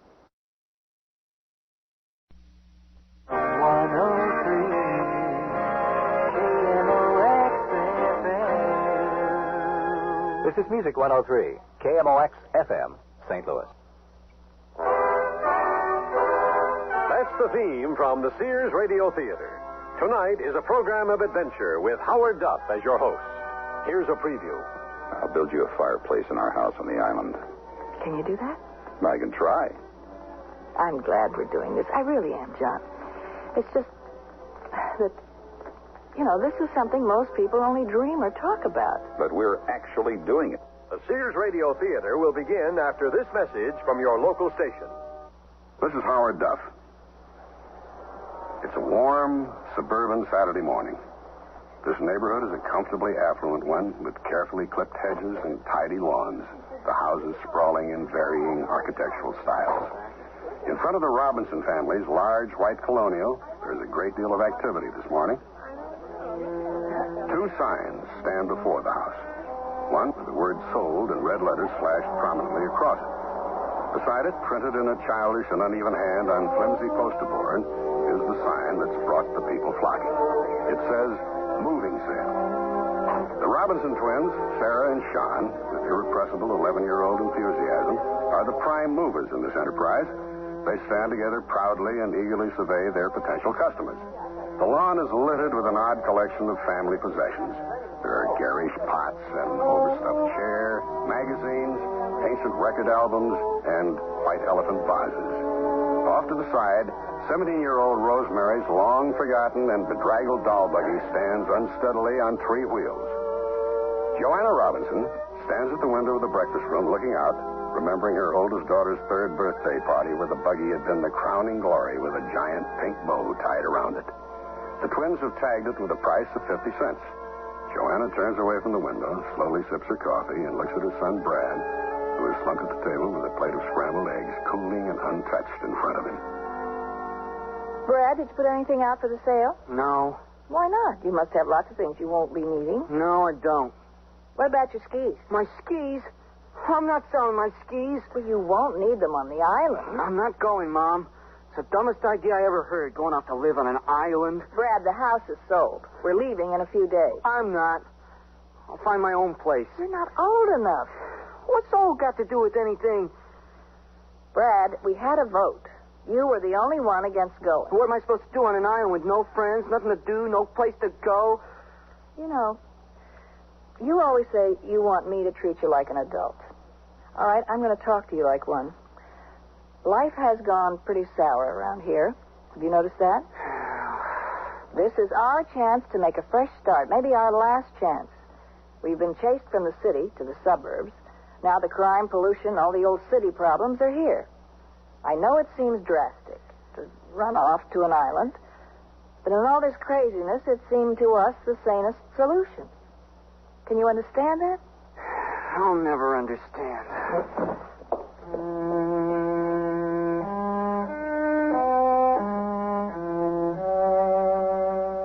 The American family Robinson, survivors of the shipwreck of modern living, are looking for peace and refuge on a remote and isolated island in the Caribbean. Will they find what they seek? That's only the beginning of our story.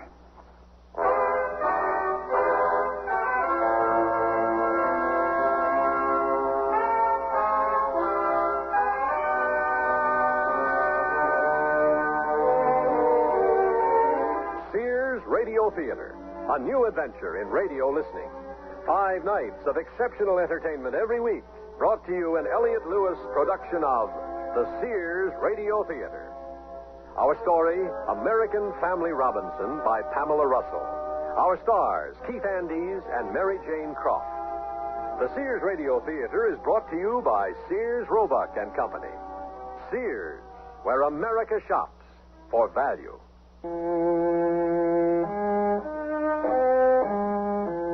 The time for departure is very near.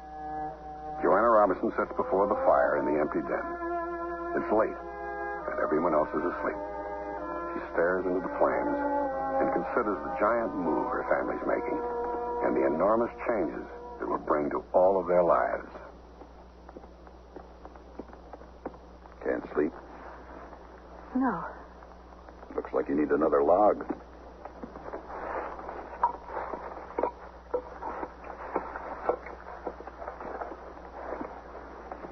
I was thinking about Brad. I don't know what else to try. I don't know what to say to him. I'm at my wit's end with him. Well, I guess we were lucky to have had only one problem child out of 4. Oh, John, Brad's not a problem child. He's at a difficult age, that's all. He's right in the middle.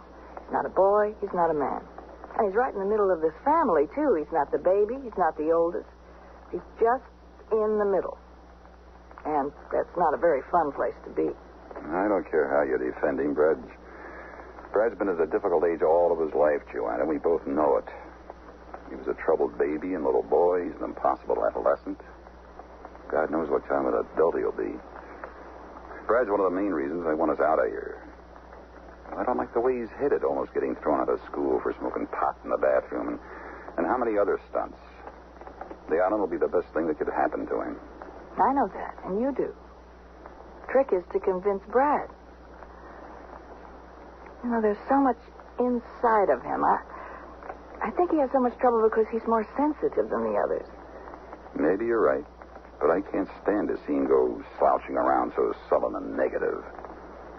Well, most kids would jump at the chance to go live on an island. Look at Sarah and Sean. Rosemary, too. They can't wait to go. Rosemary will be going to college next year. This is just a lark to her. And the twins, they're 11 years old, John. They're not seeing past the going. It's like something out of a movie or television to them. Brad's thinking about after we've gone.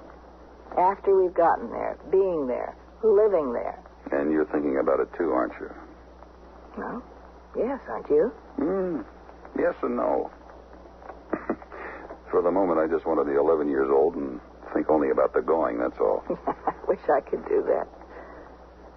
Are you having second thoughts, Joanna? Doubts? Are you sorry we're going? No, I'm not sorry. I'm a little scared. And when I look around this room, it's a twinge of regret. I always loved this room the best.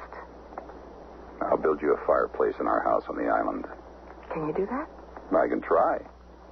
I'm glad we're doing this. I really am, John. It's just that, you know, this is something most people only dream or talk about. But we're actually doing it. Yes. Who would have thought 6 months ago when we took that cruise in the Caribbean that we'd come back with an island all our own? You know I was ready to consider it an investment if you and the kids hadn't wanted to live there. No. I'm not so sure of that, John. I think you might have gone away and lived there alone.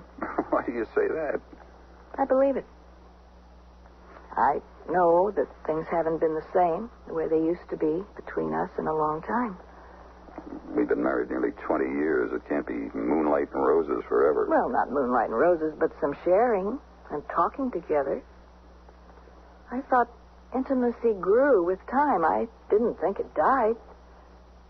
Do you know that since the island came into our lives, we've had something to talk about? I mean, really, talk about for the first time in years. Did you know how silent our marriage had become, John? Yeah, I knew. The business was so consuming. It got so I didn't know who I was anymore. Not me alone or me in relation to you or the kids. There was just someone who took care of business all day and thought about it all night, a machine. I can't explain what a relief it was when I knew that deal had gone through, that I'd sold it and the business was no longer mine. How could that be? How could I be so happy to be rid of the thing that I'd worked for and thought I wanted for all of my life? How could I have gotten so far away from myself? Oh, it happens. Happens all the time. I really will build that fireplace for you.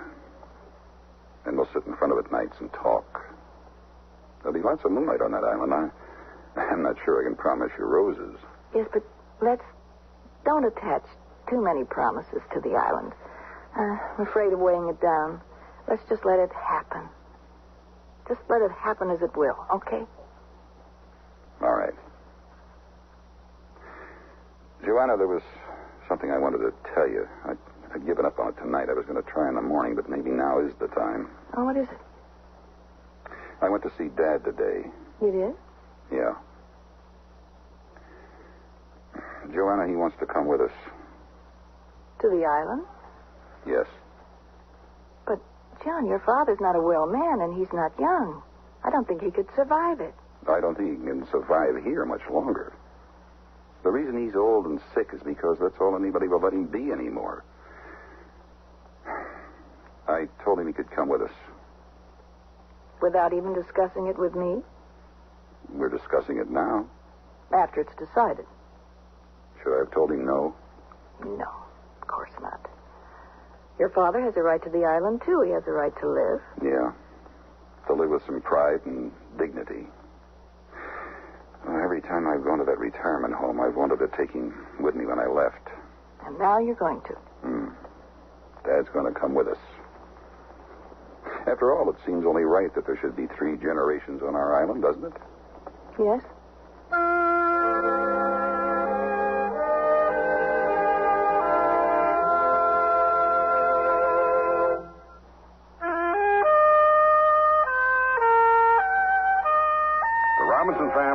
flying to Miami, where they will take a boat out to their island.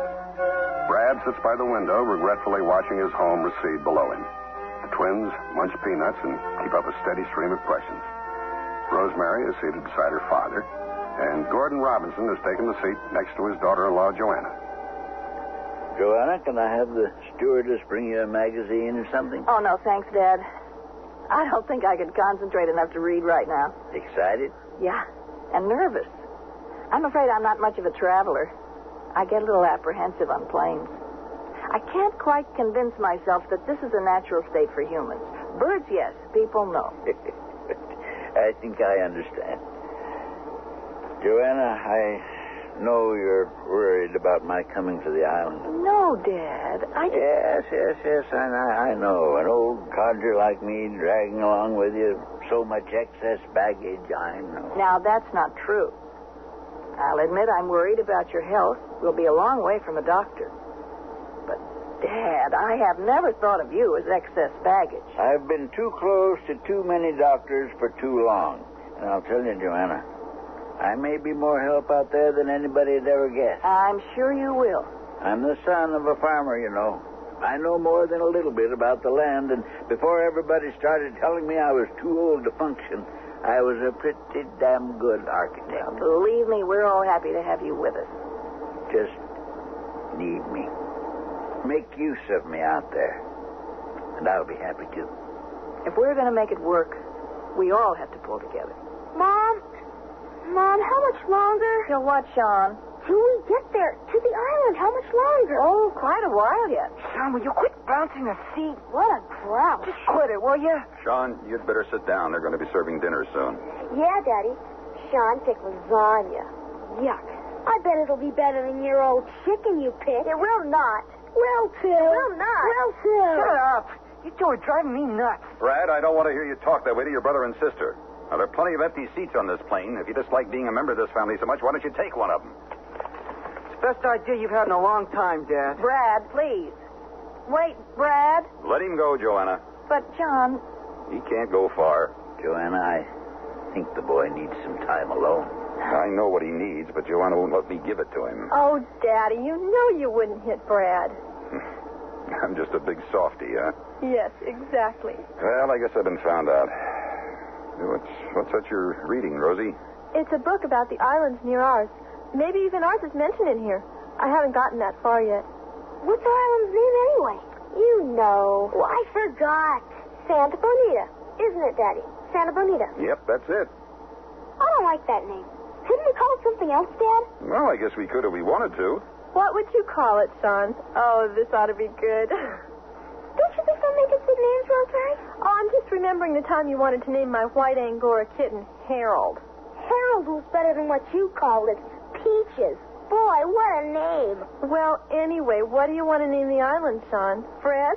Or Clyde, maybe. An island named Clyde. Oh, that would be perfect.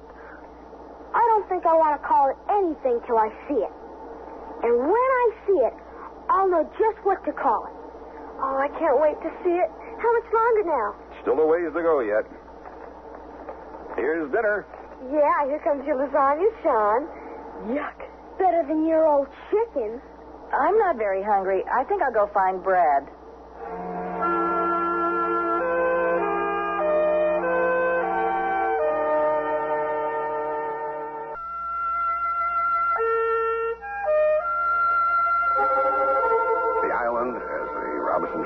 From the sea, looked like a collection of low, mossy slopes.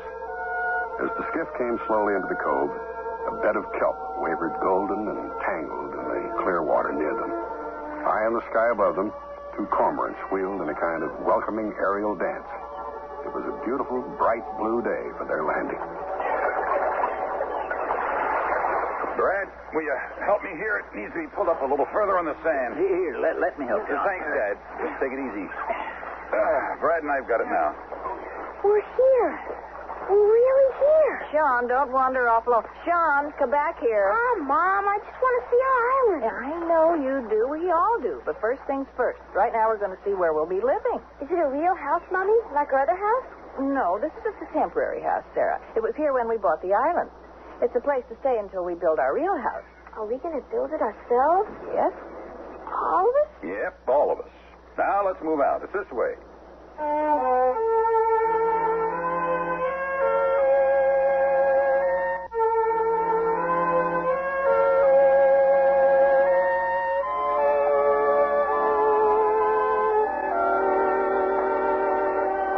We'll be at the clearing soon. Oh, it's so beautiful. It's just the way I pictured it. Yeah, we'll cross the stream here. It looks shallow enough. Sarah, take my hand. John? I'm okay, Mom. I can swim, you know. Dad, are you all right? Fine. Yeah, just fine. You know, I was thinking we could build a little bridge across the stream. It's going to be an awful nuisance wading across all the time.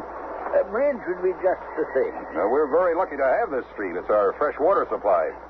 Some islands have none. It's hardly a nuisance. But a bridge would be nice, Dad.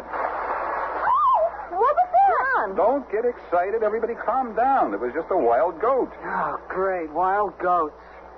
Can we ride them? No, I don't think I'd try that, Sean. Are they dangerous, Dad? Well, I'd avoid confrontations, but if you leave them alone, I'm sure they'll leave you alone. How did they get here? There's a legend that pirates brought them here. Why? Well, they hoped the goats would live and multiply. Then, if the pirates ever sailed back again, there'd be a food supply. Oh, Daddy, the pirates ate goats? I guess they did. Pirates? Were there really pirates here, Dad? Yeah, so the story goes. Do you think they left any treasure here? Buried treasure? It's possible. Well, here we are. This is it? This shack? We're supposed to live in this shack? Like all of us? It's bigger inside than it looks. There's one large room with 4 smaller ones off to each side. What about the bathroom? Yeah, well, there isn't one. Great. Brad, I'm warning you. I've had just about enough of... John, let's go inside. What's that big, ugly thing over there? Well, my guess would be, Sarah, that is our generator. Am I right, John? Yes, Dad. What's the generator? Well, that's what gives us our electricity, honey. Oh, you mean for the hairdryer and toaster. Stuff like that. Yeah, but you're not going to find those things inside. Why not? Because we don't really need them. We don't? How am I going to dry my hair? How about out in the sun, Sarah? The sun will dry your hair. Yeah. And then you can take a piece of bread out in the sun and try to toast it, see how far you get. Come on, let's go inside and take a look around, see if they brought our boxes.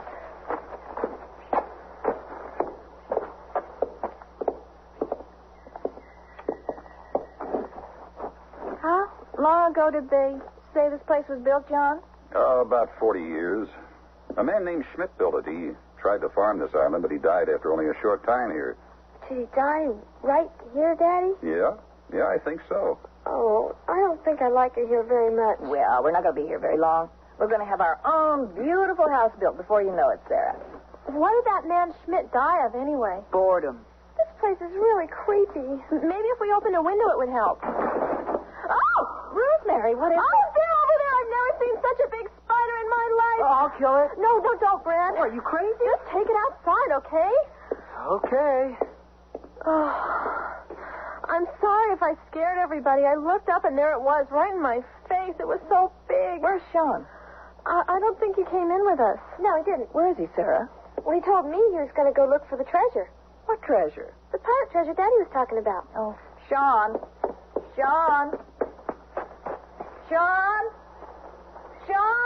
What's wrong now? Oh, Sean went off alone to look for buried treasure. Dumb little kid. Brad, that's not what I need to hear right now. Don't panic, Joanna. I'll find him. Well, maybe we'd ought to divide up and cover the whole island. Dad, I'm the only one who really knows the island. If you all go out looking, there's a good chance everyone will wind up lost. John's right. He can't have gone very far. Sit tight. I'll be back with Sean in no time.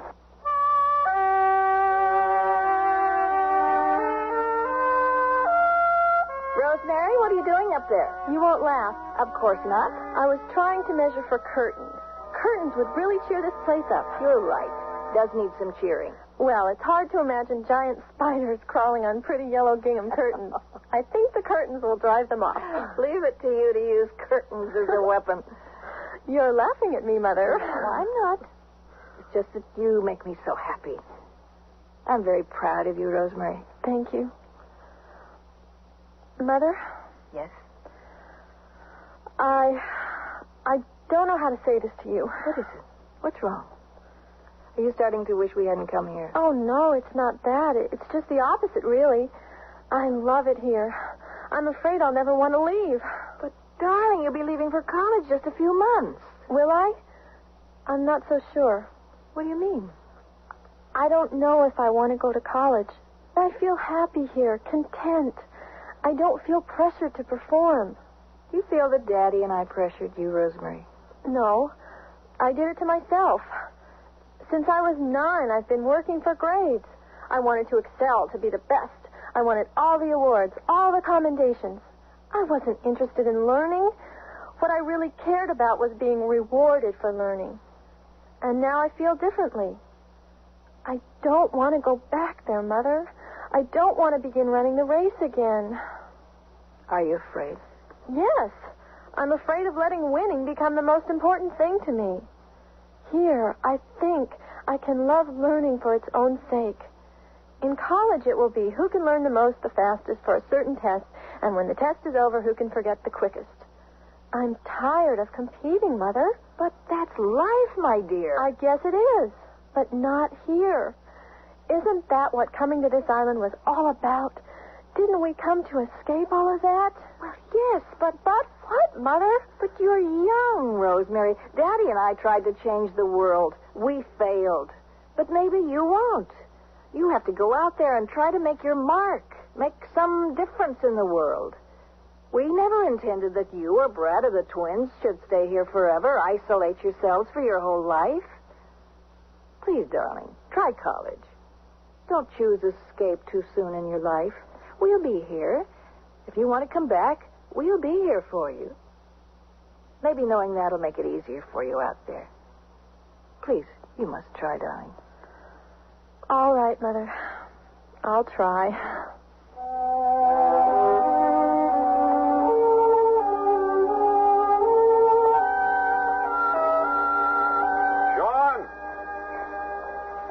Sean! Dad! Hey, Dad! Sean! Over here, Dad. Hi. Did you come looking for treasure, too? No, I came looking for you. Your mother's worried sick. How come?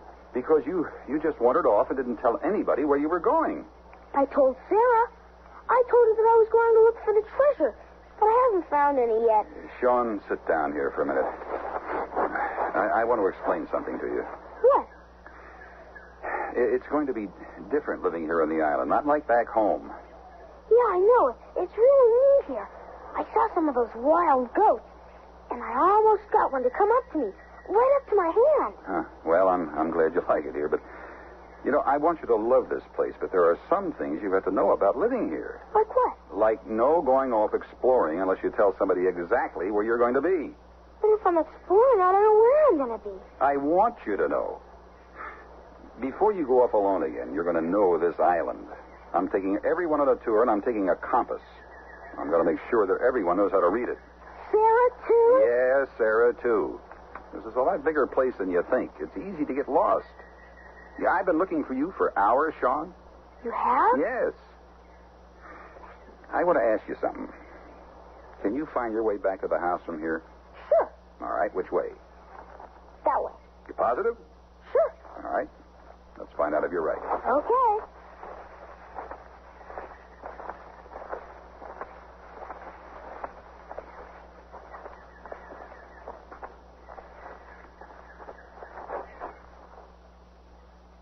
Dad, this doesn't look right. I don't think this is the right way. It's not, Sean, but I want you to see which way you were headed. Come on.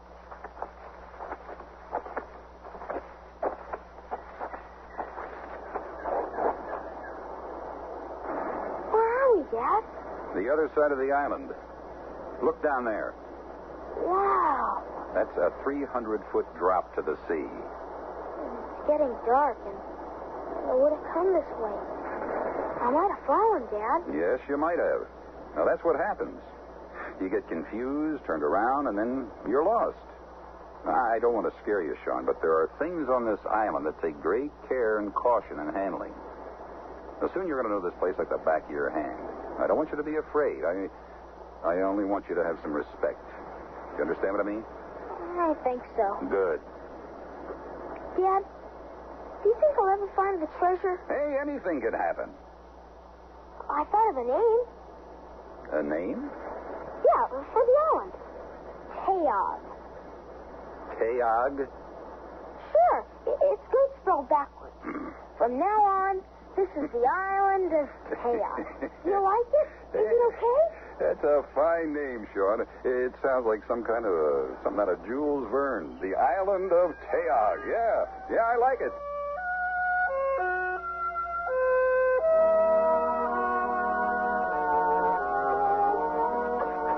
Mom, come here a minute. I want you to see something. What is it, Rosemary? Look, Brad must have gone over to sit and wait with Sarah. She's fallen asleep in his lap. This is a beautiful island, but that's the prettiest sight I've seen all day. Are you ready for another one? Look, just coming into the clearing, it's Dad And Sean, they've come back. They're home.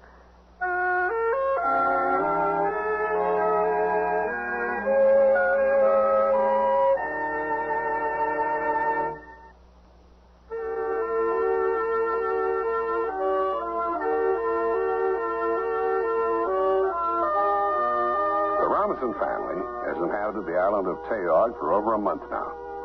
Next to the dilapidated old house, a structure is beginning to take shape. Their new home.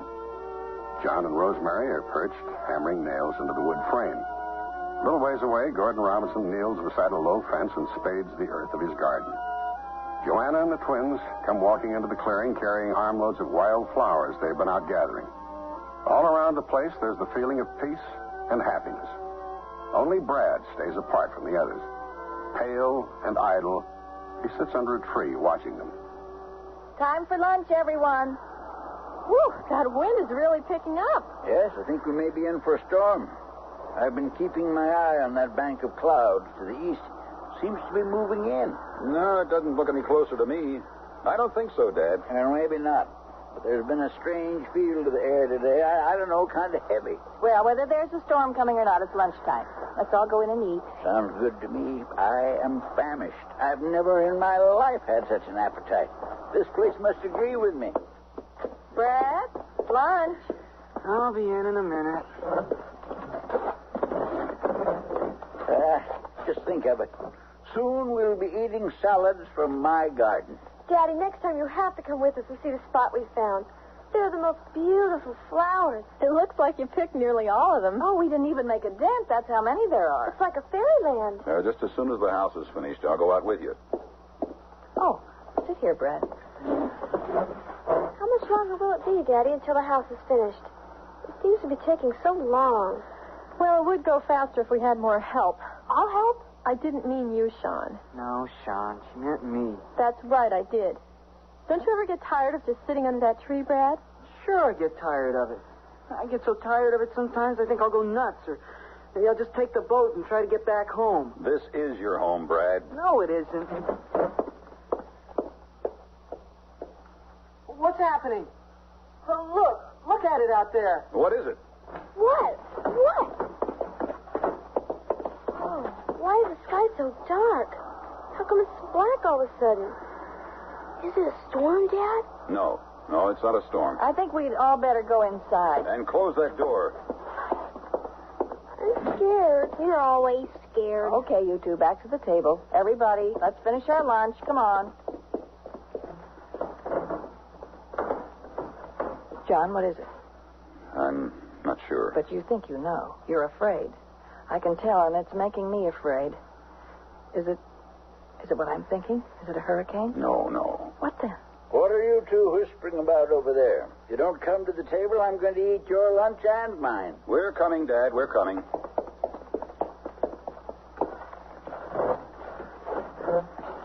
Dad, if it's not a storm, what's happening? Is that rain? No. I'm going to go see what it is. Brad, stay where you are. No one is to go outside. Dad, what's going on? What is it, John? It's not a storm. What's making the sky dark is sulfurous ash and smoke, not clouds. A volcano. A volcanic eruption. Here? No, not here. It must be on an island nearby. How near? Well, there's no way of knowing. It could be as far as 100 miles from us. It depends on Well, the size of the eruption, the force of it, how much we feel it. That's a shower of rocks. That's why no one must go outside. You'd be hurt very badly. Well, what can we do, Dad? Just wait it out. That's all we can do.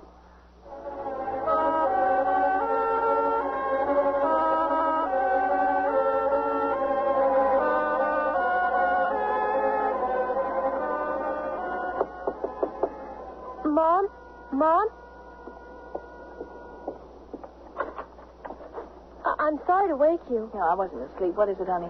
It's Sarah. She had a nightmare. I can't calm her down. Oh, I'll be right there. Okay, Mom. What's wrong, Joanna? Sarah's had a bad dream. I'm going over to the girls' room. Oh. It just doesn't let up. I think it's getting worse. It's been going on for hours. When does it stop? I don't know. A volcano can blow an entire island apart. If that should happen, we could have massive boulders hurled down on us and a huge disturbance in the ocean. A tidal wave? Maybe. I don't know. Anything could happen. I'm so sorry, Joanna. Why? I'm sorry for getting us into this. We all wanted to come. All of us but Brad. It's been a lovely idyll up until now. A marvelous adventure. We've all been having a great time playing Swiss Family Robinson. Well, now we're up against it. The real thing. If we can't take it, then we shouldn't be here. This is part of the life we said we wanted. If we're not strong enough, we better find out now. We'll call this an interesting vacation and go back. You're remarkable, Joanna. No, we're not going back.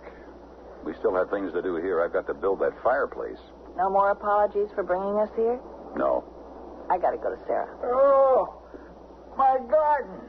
My garden. You can't go out there, Grandpa. I have to. My garden's on fire. Grandpa! Grandpa! Look at it. You've got to come inside. There's nothing we can do. Oh, my garden, it's all burned. Burned, all burned. Yeah, Grandpa, it's lost. It's gone. Come on, Grandpa. We've got to get inside. Oh, no, I'm not going. I'll help you plant another garden. I promise I will. Come on, Grandpa. Brad? Dad? Grandpa? Another garden, Brad? You promise? Yeah, yes. Let's go. What were you doing out there? You could have been killed. We were trying to save something, Dad. I don't care what you were trying to do. You shouldn't have been out there. You're trouble to all of us, and you'll never be anything else. I'll be happy to ship you off this island just as soon as you can go. John, you're wrong about the boy. He doesn't want to hear it, Grandpa. He never has.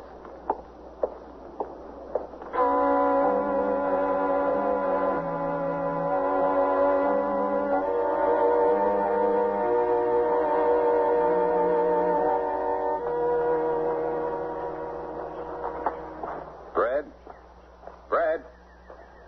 Yeah? Listen, I came to apologize. Your grandpa's like that volcano has finally stopped. We're going to need a lot of help around here. Do you want to stay and help?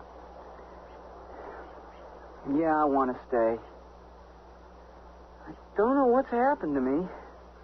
Yesterday I would have jumped at the chance to go. Maybe it's Grandpa in his garden.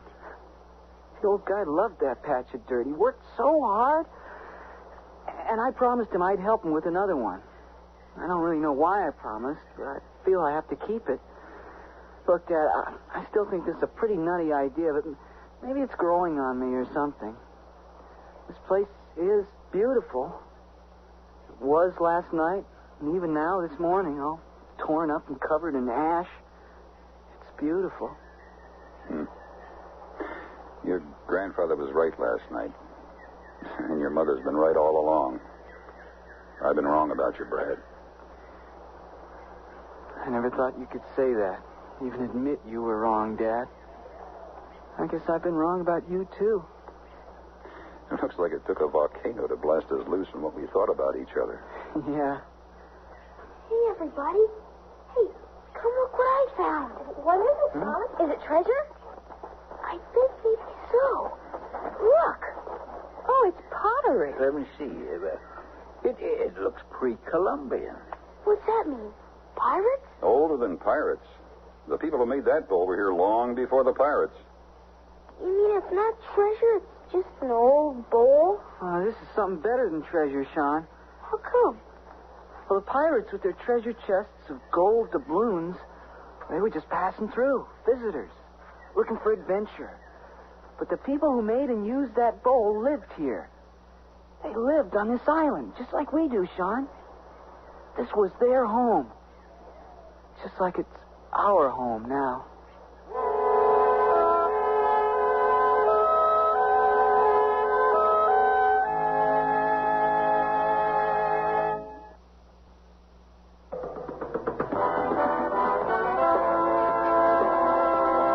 The Sears Radio Theater has been brought to you by Sears Roebuck and Company, where our policy is satisfaction guaranteed or your money back. Sears, where America shops for value. American Family Robinson was written by Pamela Russell, produced and directed by Elliott Lewis. Your host was Howard Duff. Our stars were Keith Andes and Mary Jane Croft. Featured in the cast were Parley Bear, Gay Nelson, Corey Burton, Brian Miller, and Stacy O'Brien. The music for Sears Radio Theater was composed and conducted by Nelson Riddle. This is Art Gilmore speaking. Associate Director of Sears Radio Theater is Ken McManus. Sound effects were created by Bud Tollefson. Mark Trella is production supervisor. And the recording engineers are Joe Wachter and Hal McDonald. The Elliott Lewis production of Sears Radio Theater is a presentation of CBI.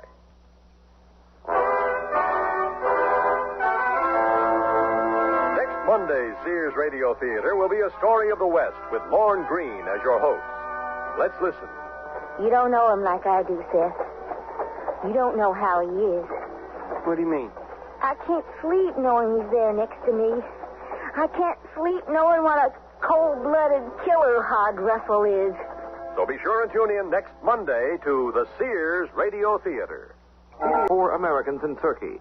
This is Doug Poling reporting on the CBS radio network.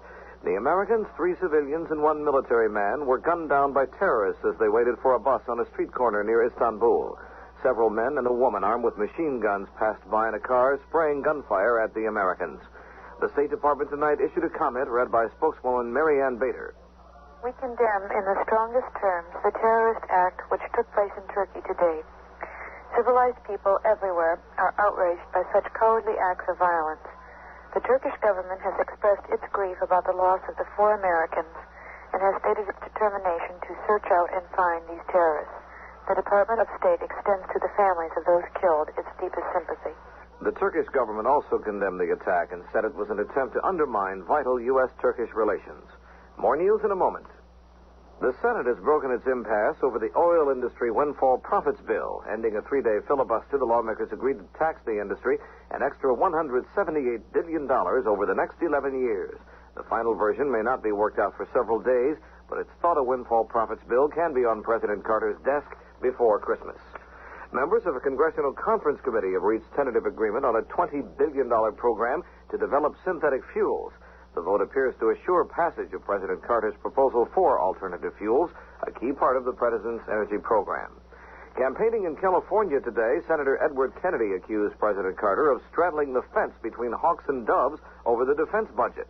Kennedy said the president is trying to please everybody. Seems to me that he is trying to give everything to every interest in the Senate of the United States. He's talked about a 5% budget authority and only 3% outlay. So for those that want a bigger defense budget, he can use the 5%, and for those that want a more modest increase, he can use the outlay.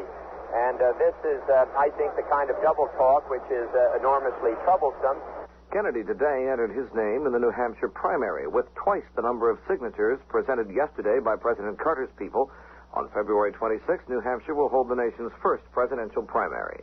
Defense Secretary Brown says rejection of the SALT II treaty would force the United States to spend an extra $3 billion a year on defense than is currently planned by President Carter. Brown said that much money would be needed to keep up with Soviet programs. President Carter tonight ordered striking employees of the Long Island Railroad back to work for 60 days, while both sides present their case to an independent board.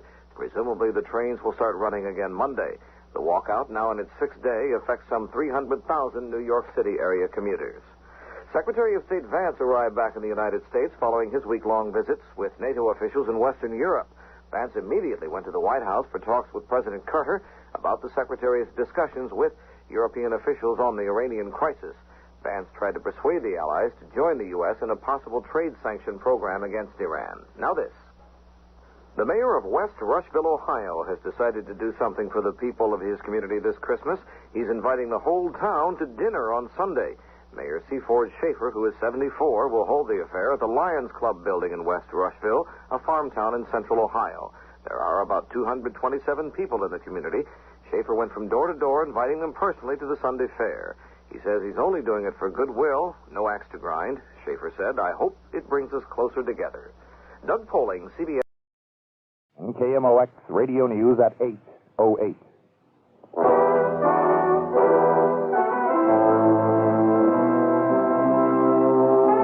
That's the theme from the Sears Radio Theater. Tonight, a story of the West with Lorne Greene as your host. Here's a preview. I found him the same way I found that smelly steer out there. Only he ain't worth $15. Saving a man's life is like putting a brand on him.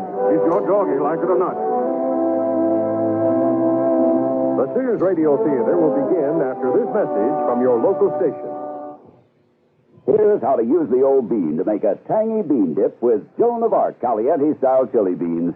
Our chili beans come in a rich, thick Caliente-style sauce, perfect for an economical bean dip.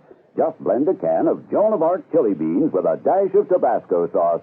It's not only tasty, but nutritional.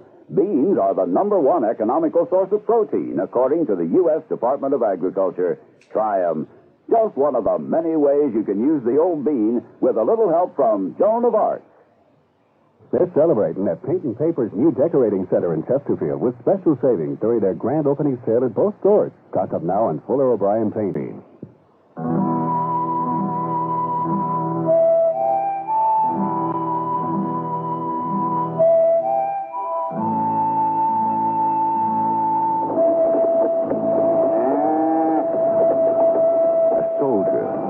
Sergeant's uniform in shreds, rides a weary horse across the desolate Wyoming plain. It's a raw and bitter day in 1868. Behind him, the soldier pulls a reluctant steer. Come on, damn you, move! Move! The soldier hasn't seen it yet, but in the dry wash just ahead, a frightened mare is trying to escape her harness, free herself from the overturned wagon whose helpless driver lies still in a pool of his own blood. And that's only the beginning of our story.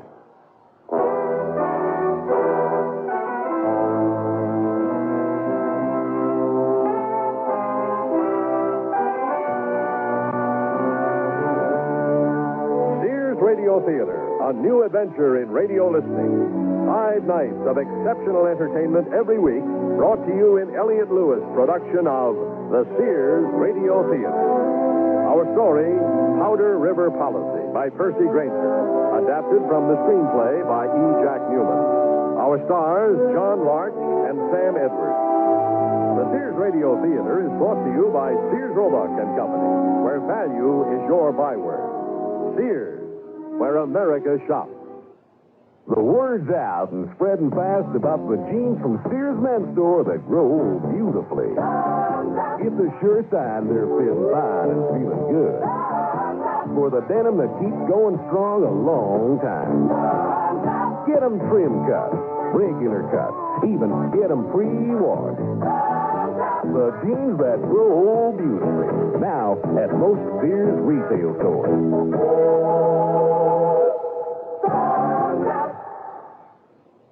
To look the height of fashion wherever I go requires many coats. But for home, I need only one coat fashion surrounding me. Sears Best Easy Living Interior Paint. One coat of Easy Living on the walls and every room looks stunning. Save $3 on every gallon. Choose from 25 decorator colors and Easy Living latex flat and semi-gloss. Plus bright white ceiling paint for your home. Because with Sears Easy Living Paint, it's one coat when used as directed. At most Sears retail stores. Sale ends March 24th. This year, my mom is dressing me up in pretty things in the Sun Bunch collection at Sears. That's right. To look fresh and feminine in these dresses and separates. I can choose from frilly, colorful dresses, bouncy skirts, pants, and just the right coordinating tops. Sizes 7 to 14. With easy care fabrics that can seem washable. Whether I'm going to a birthday party or just school, my Sun Bunch clothes make me feel special. You are special. Thanks, Mom. Available at most larger Sears retail stores.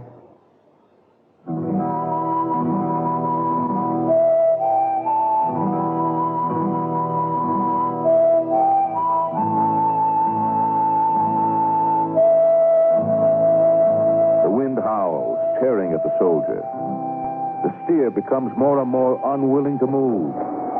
Frightened, it digs in, head down, letting the wind whistle past. You're no good. You're no good at all. You get pampering and currying, and I don't know what all. Shut your silly cut-chewing mouth, you dirty, no-good steer. All you got to do is walk. Just put one dumb foot in front of the other. I was a good horse trooper, you hear me? And I wasn't never meant to nursemaid a mangy old horse. Huh? Oh, my, oh. Yeah. It just tipped over a wagon. Holy, look at all this stuff. Some guy's whole belongings. Carpet bag, haversack, and food. Coffee, sugar, beans, cornmeal, and jerky. Oh, thank you, God. I haven't had a decent meal and... Yeah. Huh? Who's that? Who's there? I see you over there hiding behind them bushes. What are you doing? Hello? Hey, mister. Shot. I bet you got a few things ought to be left out here, huh? Where's your wallet? Oh, just a couple of greenbacks. Well, you got a nice fancy ring, ought to be worth something. And a watch? With a picture in it. That's a mighty pretty-looking lady. I'll just keep that. What's that? Now, it's a book. Got the gold leaf edges, though. Worth keeping. Oh, heck, he's still alive. So what am I supposed to do about you, huh? I'll stick you in the back of your wagon and dump you in the nearest town, if there is one.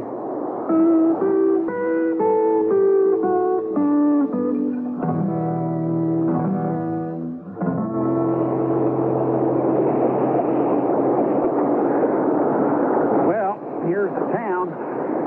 Ain't no one in sight, though. I don't blame him. Dang the wind.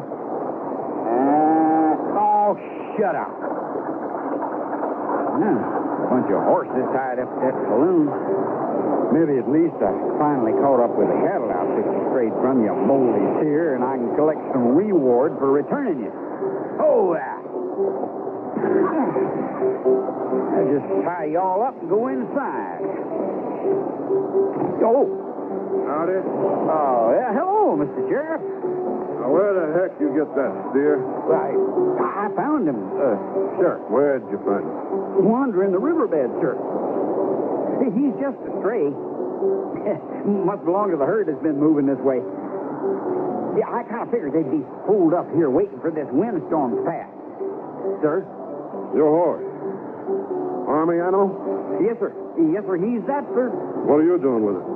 Oh, I meant to say he was an Army animal, sir. Was. He's 7-year-old retired. They give him. Retired him just like it did me. He doesn't look 7 years old to me.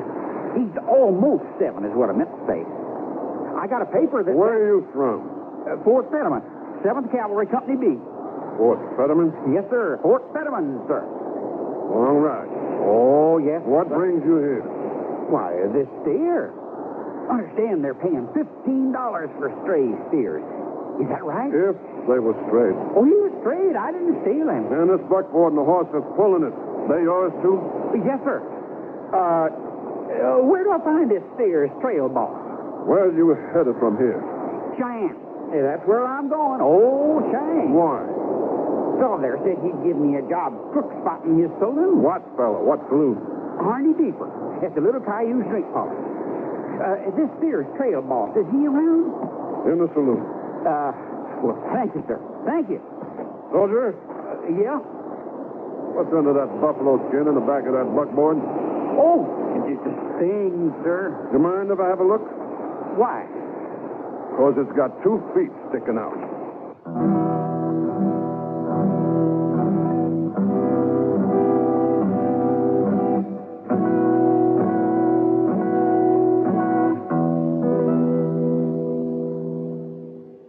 I sell draperies at Sears. Yesterday, a lady came in and said that she'd been in and out of about every store in town looking for draperies and at this point didn't know what she wanted anymore. I asked questions about her tastes and decor and then made suggestions. She was thrilled. She found what she wanted and learned a little, too. It made me feel good to know that I helped her out. Sears people are friendly people who help you find what you want.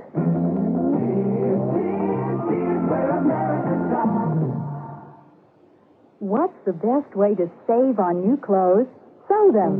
Start by saving $40 on a Kenmore sewing machine at Sears with a convertible free arm for narrow sleeves, cuffs, and legs, a built-in buttonholer, even 6 stretch stitches. This free arm Kenmore just $199.95 and save $30 on a wood veneer sewing cabinet. Sale ends March 31st. Prices and dates may vary in Alaska and Hawaii. Available at most Sears retail stores.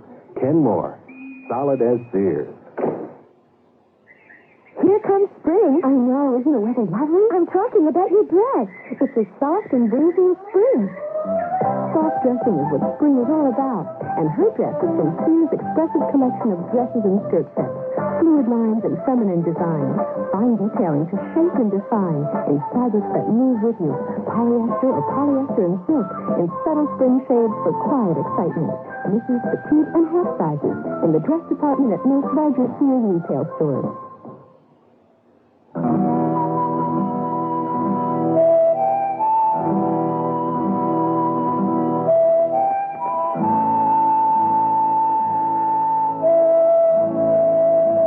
Soldier? Yeah? What's under that buffalo skin in the back of that buckboard?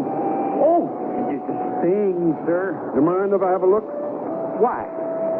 Because it's got 2 feet sticking out. Well, you see...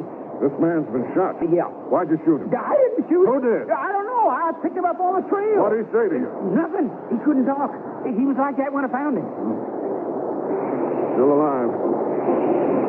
What are you going to do with him? We'll give to you, I reckon. Kind of forgot, I guess. Let me see your discharge papers. Oh, yeah. Yeah, here. It's honorable. And that there's the paper of ownership for the horse. What are you doing with my papers? Keeping them. Why? That's my policy. Well, Sheriff, I kind of Get up and help me take this man inside. Now, grab his top. Well, I'll be. Looky, a white collar. This guy's a preacher. Now, what's a gospel sharp doing around here? Ain't no church anywhere, is there? So this is his rig? Well, yeah, I reckon. All right. Pick him up. Take him into the saloon. I think I'd better tell you about that rig and that mare, Sheriff. I just want you to know that I had no intention of keeping them for myself. I was going to turn them over to you. All right, now get out of the way. Out of the way. Heck, you... Oh, good to see you again, Sheriff. Oh, come on, move it. Work it. Oh, I'm tired, Sheriff. Oh, well, we got a soldier.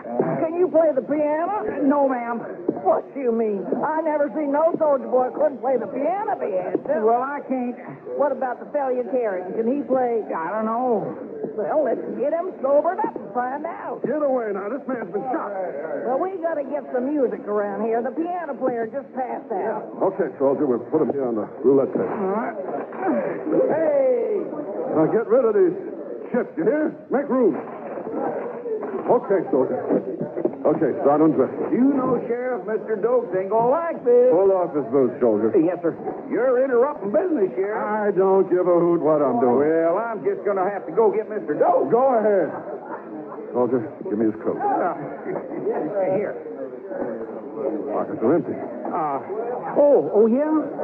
Well, I guess the fellow must have been robbed, huh? Where Where do you think you're going? Well, I done what you asked. I gotta find that trail boss now and get my money for that steer. Soldier, what you're going to do is stay right here. He ain't no cause of mine. You found him. I found him the same way I found that smelly steer out there. Only he ain't worth $15. Saving a man's life is like putting a brand on him. He's your doggy, like it or not. I didn't save his life. He's so far gone now he couldn't lick his upper lip. You brought him in, so I think you owe him a little cleaning out. I owe him nothing. Here's a neckerchief and some whiskey. Now start cleaning that wound. I'll be back. What? Hey, where are you going? Hey! Damn.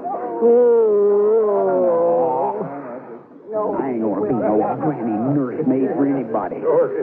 Least of all for any no-good Bible converter. I'm getting out of here. Hey, Margot, give me a pair of overalls. Excuse me, will you? He couldn't show us sitting heading out of clock. Hey, soldier, you're forgetting something, ain't you? What? Your friend on the roulette table. Oh, he's nothing but a Bible-spouting preacher. A preacher. Hey, boys! Boys! I want y'all to start behaving yourselves, because that there what just blew in with the tumbleweeds is a real bona fide eccentric. He's a little humpy jawed for a preacher, ain't he? Yeah, somebody sure crowed his hump. No, that's no way to act. Right now, he's as lonesome as a poker chip, and I think we ought to make him well. Hold it! Stop it! Stop it, you hear me? All right, now you just stay away from him, you hear me? All of you, stay away from him. Well, soldier, the next thing you know, you'll be singing us a hymn. Oh, skip it. Just skip it. I've done my duty, and I'm going.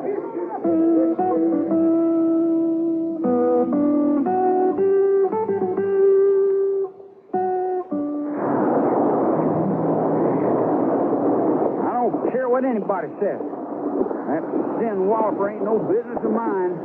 No business of mine at all. He got himself shot, not me. His business, not mine. Oh, heck.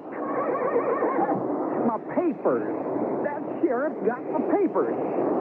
And I never got my money for that damn no-account steer. I gotta go back.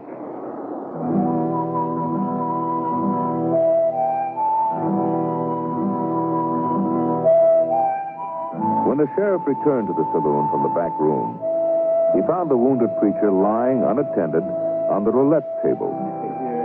The sheriff shrugged. Then, as he was about to attend the dying man, the soldier walked back into the saloon. You're back. Where'd you go? Ain't no reason at all for me to wear and tear myself and not get some comfort. That preacher ain't no reason. Tomorrow he'll just be a bad itch I can scratch to forget. I come back here to see that trail boss and get what's coming to me for that steer. Yeah. Well, and after I get my money, I'm going to rattle my hocks for a real red, white, and blue Poley barber shop. Then I'm going to take me a civilized soaking in hot water with plenty of sweet-smelling soap and a big woolly towel. And after that, I'm going to buy me a bottle of good brown bumblebee whiskey and a steak that's thick. But before I do any of them things, I want my papers, Sheriff, and I want them right now. I want hot water, a pan, and some towels. Make sure they're clean and don't take too much time. Then follow me back there to that fella. Well, hello there. You come back. Hey, tell me, how long's that sheriff been around here? Well, long enough to know all the lizards by their first name. Well, I don't stay where I don't want to stay, and I don't do what I don't want to do. Yeah? Well, I'm going to ask you something. Why don't you tell the sheriff that?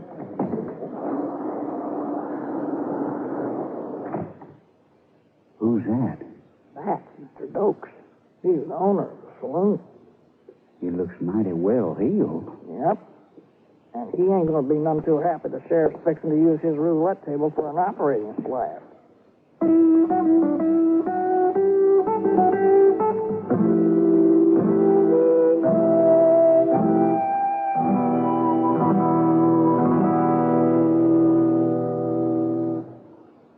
Sears Radio Theater will return after this message from your local station.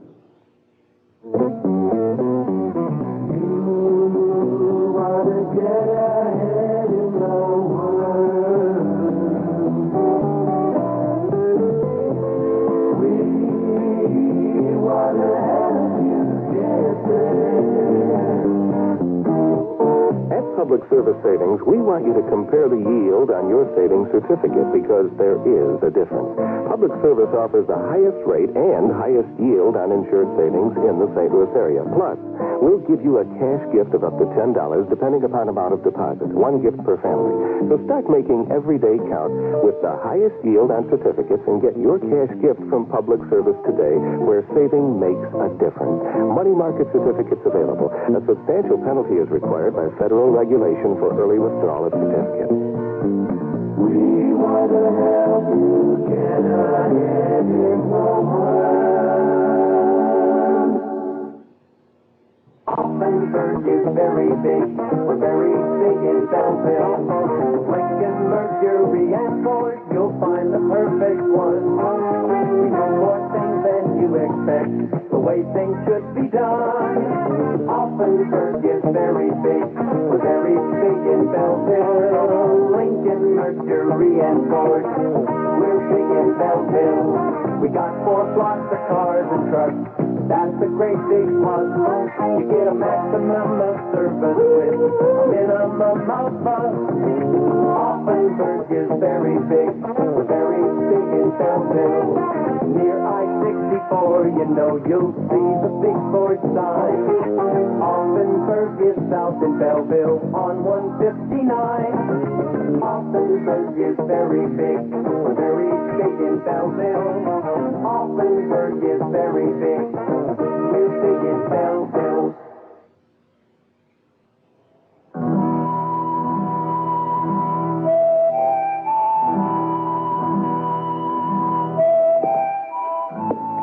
Get this man off my table and get him out of here. Don't touch him. I'm not running a morgue. He's not dead. I'm not running a hospital either. My stove is busted. This is the only warm place in town, and he's had all the moving he can stand for one day. May I ask how long you intend to keep him here? As long as it takes to treat him. Well, that shouldn't be too long. The look of him, he won't last until sundown. Oh, I expect he might. Oh, how's that? I'd say this here fella's got lots more bleeding to get done before he bucks out. Yeah, for sundown. Would you care to bet on that, my friend? Bet? You just made a statement. I just made a statement. The two statements are converse, so would you care to back up what you said with money? Oh, look at him. He's in a bad way. I asked you a question, my friend. I heard you. It's already 20 after 3. And this is winter. Sun sets quite early. So by my calculation, I say it will set tonight at 5 after 5. Well? Oh, the odds are with you. You can have them. Huh? The odds. 3 to 2 that he won't last until the sun goes down. Well, what do you say? All right. I say it'll be dark for you, bellies up. $100? $100. Is it agreeable to you that my dealer hold the stakes? Sure. Solid. Sure thing, Mr. Dokes. How about the rest of you people? Would you care to bet? Give me 20 at the odds. You have a bet, my friend. He's so puny he couldn't pull his hat off. I say this program will hang up his boots before the sun goes down. You gonna cover me? Sure will. Sure. What's happening? Help me hold him down, soldier. All right. What's the matter? What's got into him? Well, it looks like he's going into convulsions. This ought to be it. Looks like I just made me some easy money. Hey, look there, his hand. It's clutching at the air. Like he wants something. What's that soldier doing? Digging something out of his pocket. Looks like a book. It's a Bible. He's putting it in that preacher's hand. Well, I'll be danged. Look at that. He just calmed right down. Well, don't look like he's going to finish his ride before sundown after all. That's one tough creature, Mr. Dokes. So he seems. Sure sets a lot of store by that book. Well, if this is going to take a while, I need me a drink. How is he, Sheriff? Fever's down. That book you just put in his hand, soldier. It yours? No. It's his, I guess. Hey, Nellie. Give me the same odds as Mr. Dokes. I'll give you nothing. $1,000. $1,000, gentlemen, that he doesn't last until sundown. I'll take $15. I'll take them odds. Charlie, here is $1,000. Cover every bet against his lasting till sundown. Yes, sir, Mr. Dokes. I've got a bit of business of my own to attend to now, Charlie. I'll be back before it's dark. Okay. All right. Everybody's got a chance. Now, just put your money where your mouth is. Yes, sir. How much? Yeah, $100. $100. Come on over here. Step right up. How much? The man that just placed that bet, that big fella, he's the trail boss you're looking for. Good. Yeah, but if you get any money out of him, soldier, you'll be the first one to do it. What do you mean? I brung in his stray. And the nearest thing we got to a barber shop or hot water in this town is a cow dip in back of the livery stable. $10. He blows out his lamp, hold his elbows down. Well, and that $20 stint, he won't be having supper with St. Peter till after dark. Look at him, still clutching that Bible for dear life. Well, let's get on with it. What's them things for? Well, the slug entered the ensiform cartilage, passed through his diaphragm. How's that? How much you betting there? It's $25. All right, more bet. It's against his rib. We'll have to use his instruments to get it out. We? What do you think I am? You're a thief and a liar. No, just What else did you steal from him? nothing. $5. Soldier, I hope we aren't going to have a misunderstanding. He was bushwhacked. I just found him, that's all. Two reasons a man gets bushwhacked, love or money. Now, he didn't have any money to speak of, did he? Oh, no, he didn't. Nothing else, huh? Let's have it. All right. There's his wallet. It was only a couple of greenbacks anyway. That it? That's it. All of it. Honest. So, must have been love. Preacher, $5 says he finishes his circle before sundown. Now, you put some of these acid salts in that hot water and stir it up for these instruments. Reverend? I gotta tell you something. I haven't got any chloroform. The best I can do is laudanum. Now, you try and swallow this. Just sip it, Reverend. That's right. I think there's much wishes he'll make it. Look, the sheriff's getting ready to operate. Oh, right. Now we can get on it. The hair's kind of in the butter now, ain't it? Now, you people, get back. I need the light. We want to know exactly what you're going to do. I'm going to widen the opening so I can probe the bullet out. We don't like that. You could make it worse for him, you know. We got money bet on him not passing in his chips till sundown. So you just leave him be the way he is, Sheriff. We don't want him cut or poked inside. Get back. All right. You'll have to keep holding that gun, Sheriff. We ain't going to let you cut him. We got an investment here. Soldier, take my gun. You're my deputy. Kill the first man that tries to stop me. What? I ain't been sworn. You're appointed. All right. Now, you get back now, you hear? And let him do what he has to do. Pull back the hammer, son. All right. Now, everybody get back. Now, tell them to put their guns on that table while I go after this bullet. You heard him. Come on. Let's have them all. That looks like the lot, Sheriff. Fandango? Yes, sir? Empty all those guns. Get Pete from behind the bar to help you. Give him another sip of law. It's kind of hard when I'm holding the gun at the same time. All right, now. I found the bullet, mister. We'll have it out of you in no time. I think I got it. Yep. There it is. Guns are all empty, Sheriff. All right, you men. You can go back to your bedding now. Now, we'll just get you sewed up. You know, Sheriff, I ain't never had a chance to study the higher branches of information through book learning. But I can tell you done this kind of work before, ain't you? That's right. Where? Laredo. Where'd you learn it? Laredo. Laredo, huh? Well, I never figured a man could learn much of anything in Texas, particularly Laredo. But I'll say this for you. You sure learned real good. I had to, son. I was carrying the slug. $15. All right, step up now. Don't push, boys. Don't push. It's 10 after 4. There's not much time left before sundown. You think you upped the odds any? On account of removing the bullet, I mean? I don't know, soldier. I reckon we'll just have to wait and see how much ginger that preacher's got in him.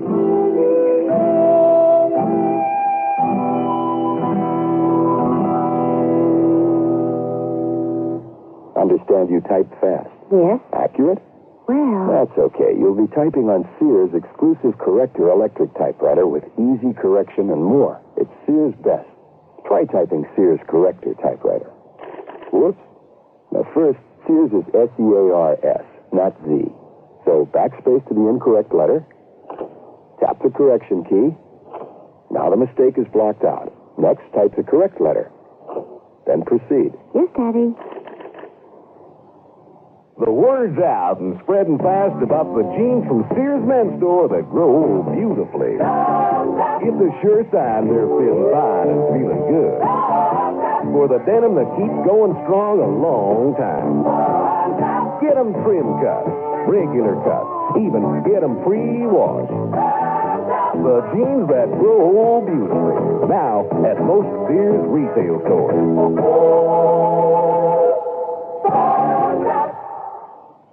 How long do your pantyhose last? Do you want the answer in minutes or hours? You should try Sears Endurable. The pantyhose that lasted an average of 18 days of the underwear in a test of 400 women. The women in our test wore Endurables day after day after day, and as a group averaged 18 days. A patented process makes them strong so they last. And sheer, so they look great. No pantyhose lasts forever. How long do your pantyhose last? Endurable. At larger Sears retail stores.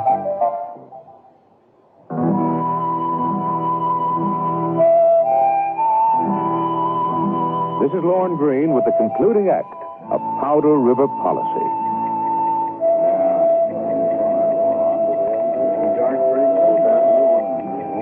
Sun's getting pretty low, Sheriff. Yep. What time is it now? 4:30. Less than an hour to go before sunset. I got $50, says the green pea don't make till sundown. Then I got $50, says he's dumb. Take the man's money. Who's next? Now, listen up. I got me a feeling about this here Sinbuster. He can stand for all that cutting and poking around inside of him and still ain't whispering through his belly button. He must be a pretty tough preacher. And I'm laying down $40. Does he make You got yourself a bet. I'm saying he don't make it. Yeah, me too. Soldier, come over here with me. What for now? Hey, you. Trail boss? Yeah? I'm minding my own business. Oh, my. Come here. Look, I ain't one of the guys who tried to stop you from operating. My bet goes the other way. Now, both of you, come with me.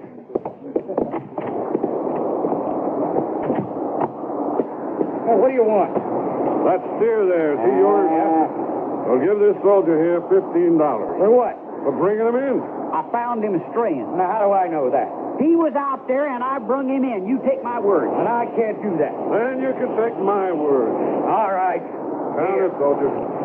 Yep. All there? Yep. Take your steer. He looks kind of skinny as a rail to me. What are you trying to do? Run him to death? Thank you, Sheriff. Here are your papers. So on. So long? Wait, ain't I a deputy no more? Nope. I didn't even feel it when I got undeputized. All right.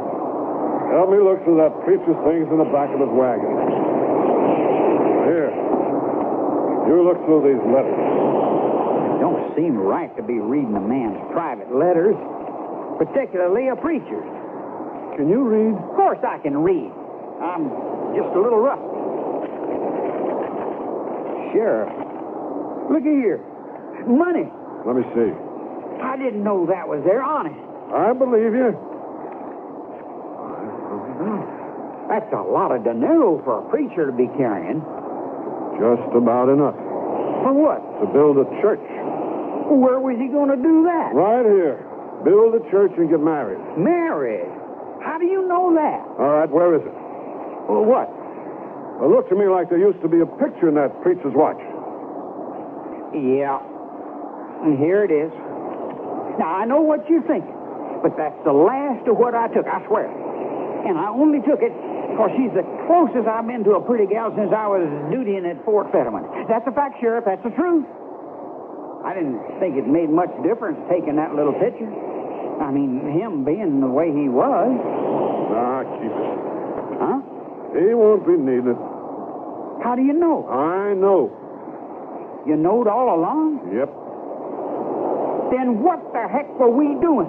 I thought we did something in there. I thought we did something. With that slug out of him, he might last long enough to tell me who shot him. That's it? That's it. But he's going to die anyhow? That's right. He's going to die. That's wrong. Huh? Damn you. You can't say if a man's going to live or die any more than you can say he's going to get born. I know I ain't nothing but a worn-out horse trooper, and I can't read, and I can't play the piano. But I've seen a lot of men dying, enough to know a lot can be saved if they've got some reason to. More reason than a book in his hand. You know that woman, don't you? Don't you? I know her. He was coming to build a church and marry her. That means she's waiting here for him right now, ain't she? That's right. She came from Sacramento 6 months ago. Well, why ain't you fetched her? I want to see her. You tell me where she is, Sheriff. Why? Because that's my policy. She's in the hotel over there. Second floor. Room in the front.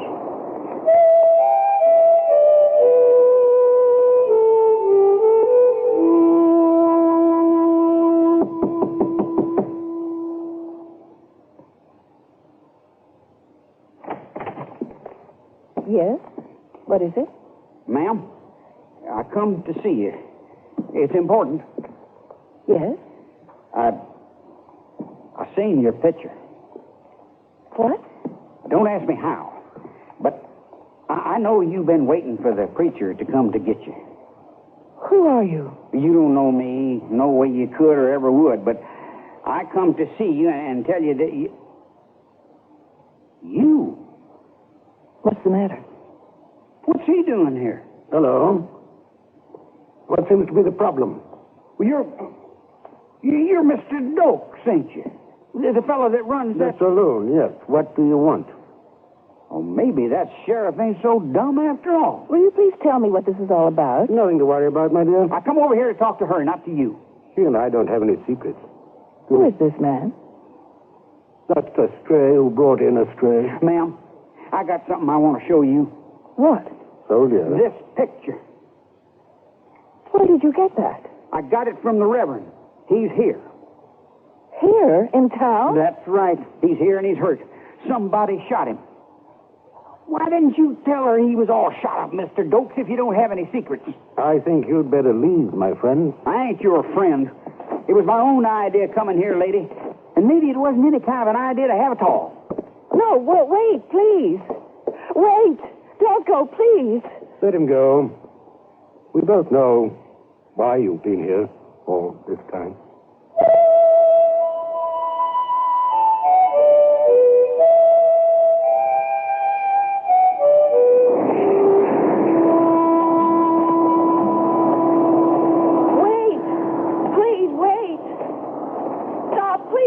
Let me talk to you. What do you care what happened to him? He don't mean nothing to you. You have no right to say a thing like that. I've been with him all day, watching him bleeding and moaning. Bleeding? What happened? Oh, please tell me. Tell you what. That Reverend's got a lot of gravel in his gizzard and enough hell in his neck to drive that buckboard all the way from Omaha to marry you. That's 1,000 miles with the wind tearing and pulling at you night and day. He's worth 100 like that, Mr. Dokes. I want to go to him. He needs me. Where is he? If you cared where he is or what happened to him, you wouldn't have been with that gambler. I was hoping that you'd be able to say something to him. Something that'd make him open his eyes. A man's got to be wanted. Where is he? Please, tell me where he is. He's in there, in the saloon, dying. Dying? Yes, dying. Oh, God. No, you can't mean that. I mean it. Ask the sheriff there. Oh, let me go. And you want to know why he's dying? It ain't that bullet that the sheriff took out of his belly. It's because he ain't got no reason. No reason at all. So, you went and got her. She don't deserve to see him. 6 months is a long time for a woman like that. To wait in a place like this.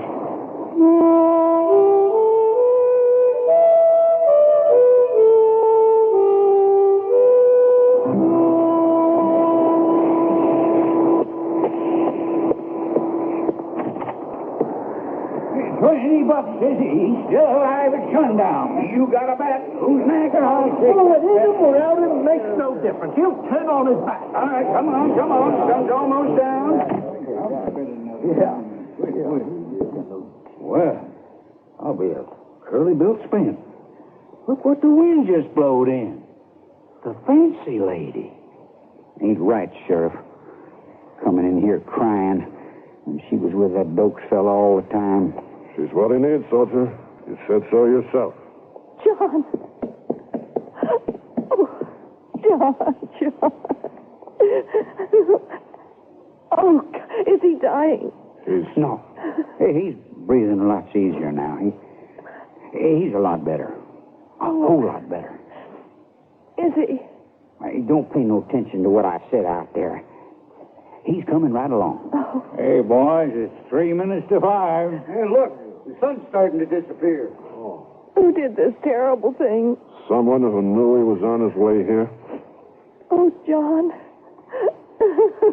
John, do you recognize me? He's going to be fine. Honest. What's the matter, soldier?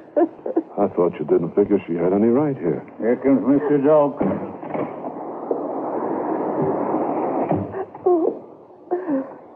Charlie, are we all covered? Every last dollar, Mr. Dokes.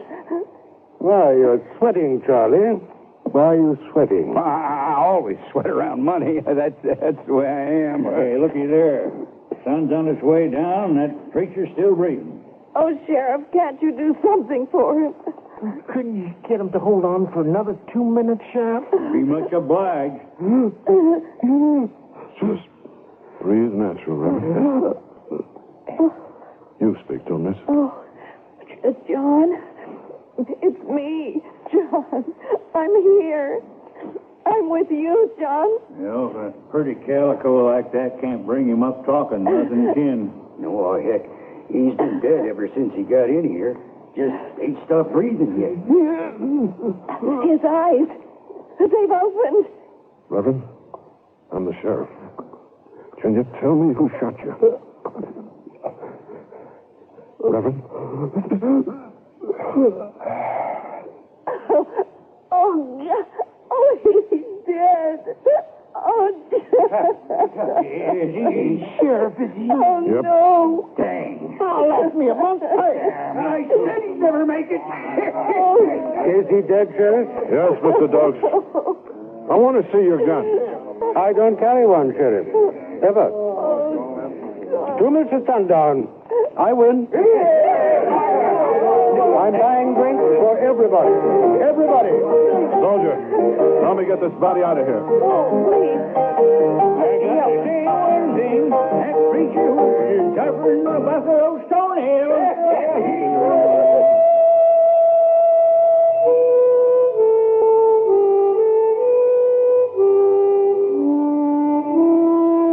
Ma'am, you'll arrange for burial? Yes. Where are you going? I see Mr. Dokes is getting on his horse. Before he goes, I need a word with him. Dokes? Hold on. Yes, sir? What is it? Don't own a gun, huh? What's this carbine in your saddle? I said I didn't carry one. That's an English-made Hensley. The bullet I took out of the Reverend was from a gun like that. Jokes, you're under arrest. Get off that horse. No.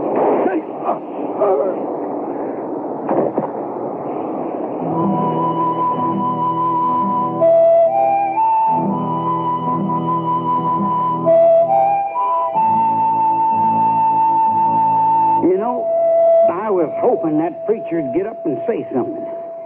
Say he was hungry. I was hoping... That's what you work at every day. Hope. Look, I might as well tell you, I was lying about going to Cheyenne to be a crook spotter. I know. Huh? I saw the way you handle a gun. I don't like guns. Neither do I. I noticed. Sheriff, I was thinking, I figure I'm entitled to a warm corner around here. There's a room back in my office. There's 3 meals a day that go with it. $20 a month. For what? Whatever I think up for you to do. God Almighty. He wants me. The son of a gun wants me.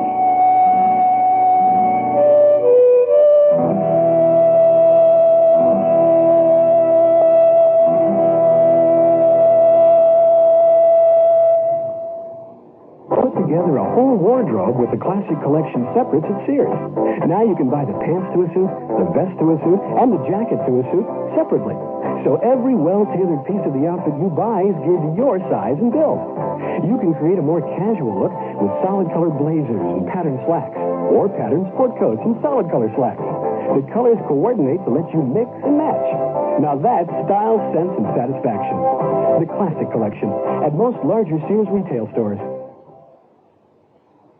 Sears has a bedspread with all the muscle to resist the wear and tear it gets from high-spirited kids. It's Tough Cord, a sturdy blend of 75% polyester and 25% rayon.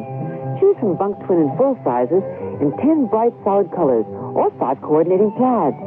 All machine washable and perma-pressed for no-fuss, easy care. When you want value in a strong and sturdy bedspread, look for Tough Cord, because kids not only sleep in their bedrooms, they play there, too. At most Sears retail stores. Join millions of Americans and shop the easy way with a Sears credit card. All you do to apply is call toll-free 800-526-0444. It's your entry to shopping convenience and quality merchandise. Your card will be accepted at over 3,600 Sears stores across the nation. And you can choose from over 100,000 Sears products and services. Even use it for your catalog orders, in the store or over the phone. Just say charge it. Call 800-526-0444. New Jersey residents call 800-652-2777 for your Sears credit card.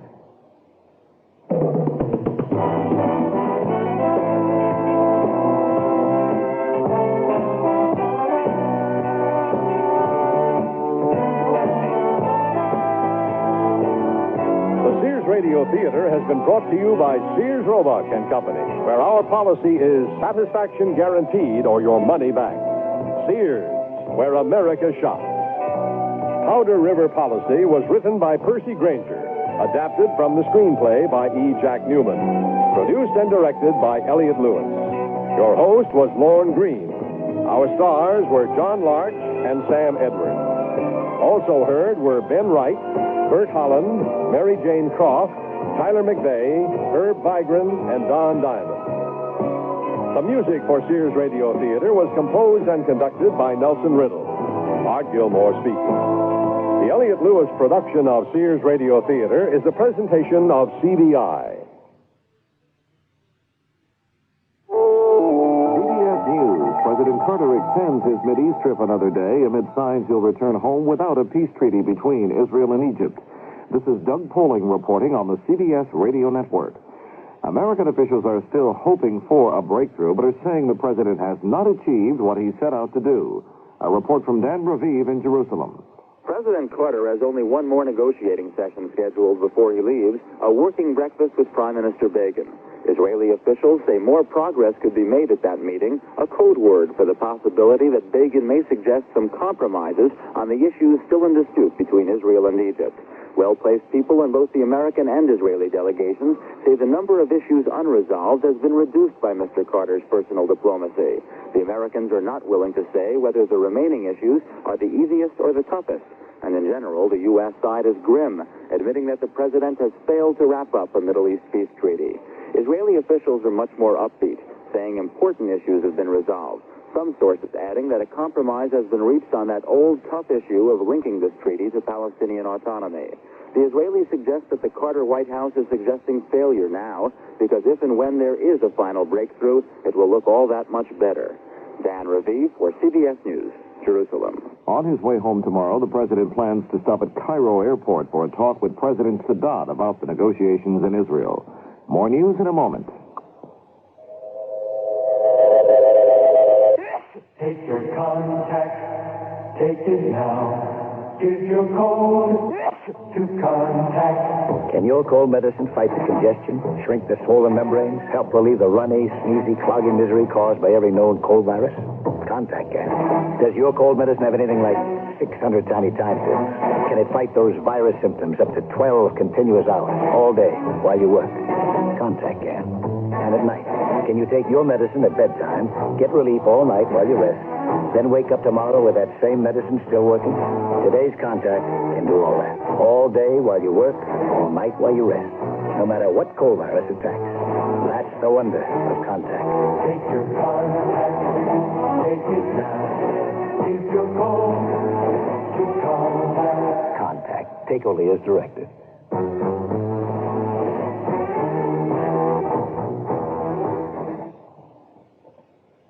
The Commerce Department reports retail sales rose a modest 0.6% in February, another hint that consumers may be slowing down their spending after the boom of late last year. A prediction tonight that last year's housing boom will not continue this year. The Dodge division of McGraw-Hill says housing starts should slow down about 15% from 1978 levels. Tom Ellen, a McGraw-Hill spokesman, says don't look for any break in housing prices. Housing prices should continue to rise. There'll be a slowdown in building probably after the next decade when housing prices begin to fall off because demand will shrink. And it's the demand that keeps the prices high for the time being. Allen says despite the predicted slump for this year, the 1980s should be boom times for housing. The nation's trucking industry today rejected the initial wage demands in contract talks in Washington with the Teamsters Union. The Federal Mediation Service says it will join the bargaining tomorrow. The current 3-year contract covering some 300,000 truck drivers expires March 31st. U.S. space officials report the first discovery of active volcanoes in outer space. They say at least 6 active volcanoes are spewing out solid material and gas from Io, one of the moons of the planet Jupiter. The volcanoes were discovered in photographs taken by Voyager 1, which passed by Jupiter earlier this month. Supreme Court Justice Lewis Powell has been admitted to Bethesda Naval Hospital near Washington for surgery later in the week. The 71-year-old Powell will have a benign tumor in the colon removed. Senator Lowell Weicker of Connecticut today declared his candidacy for the 1980 Republican presidential nomination. Weicker conceded his liberalism could cause him problems in some GOP circles. He said, for the nomination, I'm the longest shot in the field, but Weicker added, for the election, I'm the best shot in the field. Now this. Fred, it's after midnight. Oh, look what you've done. Will you stop eating and go to bed? You'll never get up in the morning for work. I can't get to sleep. I took an aspirin, but I'm still wide awake. Well, what did you expect? Aspirin's for headaches. You need a sleeping aid to help you fall asleep. I'll get you some Compose when I go shopping. Some what? Compose. Go to bed, will you, while I clean up this mess? Headache? Take aspirin. Sleepless night? Take Compose. C-O-M-P-O-Z. Taken as directed before you go to bed. Compose actually helps you fall asleep when you want to fall asleep at bedtime. So what else happened at the office today, Fred? Did you get the order for that new job? Fred? Fred, you asleep? That's Compose for you. Headache? Take aspirin. Sleepless night? Take Compose. C-O-M-P-O-Z. Take only as directed. Compose is available at all drug counters. The head of the United Nations Food and Agriculture Organization says more than 1 billion people live in absolute poverty and destitution. He also says the problem is getting worse. In Rome, Eduard Soma, Director General of the FAO, called for a worldwide direct assault on poverty. He said a comprehensive world strategy to stimulate economic growth is needed. This is Doug Poling, CBS News. Good evening. I'm Jackson Kane, KMOX News. St. Louis public school teachers are voting tonight on a tentative agreement hammered out over the weekend. If accepted, the 8-week-old strike could be over by tomorrow. If the vote is yes, teachers would presumably go to work tomorrow in order to get ready for Wednesday classes.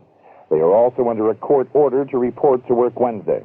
No terms of the tentative agreement have been released, but an agreement is believed to call for a larger increase in wages than were contained in what the school board called its best and final offer 2 weeks ago. Labor problems, meanwhile, still plague General Electric of St. Louis. 105 members of the electricians' union struck last Friday in a dispute over work issues. There are no meetings set at this time, and the plant has been closed down by the walkout. Pickets are up. The Missouri National Education Association said it still doesn't fully support the concept of statewide competency tests. The group's president said, however, it will work with other public school officials to implement the program anyway. The Basic Essential Skills Test, known as BEST, will be given to each 8th grade public school pupil for the first time this spring. That test is intended to determine how well children can handle practical, everyday problems based on what they have learned in school. President Carter has declared northwestern Missouri a disaster area. A state of emergency was declared because of the impact of ice jams and flooding in Andrew County early in March. Mr. Carter's action permits the donation of federally owned mobile homes to the state to provide temporary housing for those families who lost their homes as a result of the ice jams and flooding. And the weather for the St. Louis metropolitan area, clear tonight, low around 40. Mostly sunny skies, warmer tomorrow with a high in the 60s. Then we have considerable cloudiness, colder weather Tuesday night, low near 30. Partly cloudy weather Wednesday, colder with a high in the 40s. Right now over St. Louis, skies are clear, the barometric pressure rising at 30.07. Southeasterly winds 16 miles per hour, the relative humidity 63%, and we now have 47 degrees. It's Wednesday, and we invite you to stay tuned for Sears Radio Theater. Today, you'll hear a story of mystery and suspense with Vincent Price as your host. Howard Duff stars as a detective, and Linda K. Henning is the woman who hires him. The young man is shot to death in a park where 13 governesses are sitting. Listen for the 13th Governess. Sears Radio Theater will begin after this message from your local station. I want to go to old Chicago. I want to go on the ride. Take me to old Chicago. I want to win a prize. We'll see the clowns mess around. Maybe even go head down. Sunday's not the end of this weekend. Old Chicago Amusement Park will be open this Monday for Washington's birthday from 1 to 9 p.m. with 40 exciting rides and attractions. I-55, the Stevenson Expressway, and Route 53.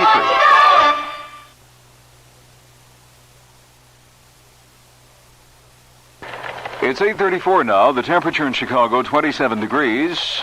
The outlook for the rest of the night, temperatures steady or rising with periods of freezing drizzle. Tonight on the CBS Mystery Theater, the president of a plant building nuclear reactors suffers a loss of memory for one day with serious consequences. Russell Horton stars in the CBS Radio Mystery Theater presentation, The Missing Day, tonight at 10:30 here on WBBM News Radio 78. This is Vincent Price.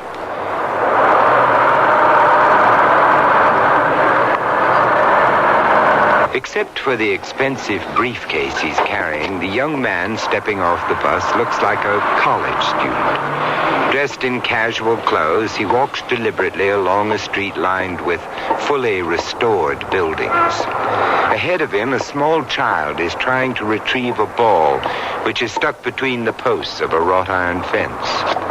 The young man sets down his briefcase and frees the ball. But when he turns around, the briefcase is gone. It's disappeared. No one else is on the street, only the young man and the boy. And oh yes, there, turning the corner, a figure dressed in white. A nurse, perhaps. Or a governess, since she's pushing a baby carriage. The young man hurries after her, but when he reaches the corner, the governess is gone. He crosses the street to a small green park. And there sit 13 governesses, alike in their white uniforms. And before each of them is a baby carriage.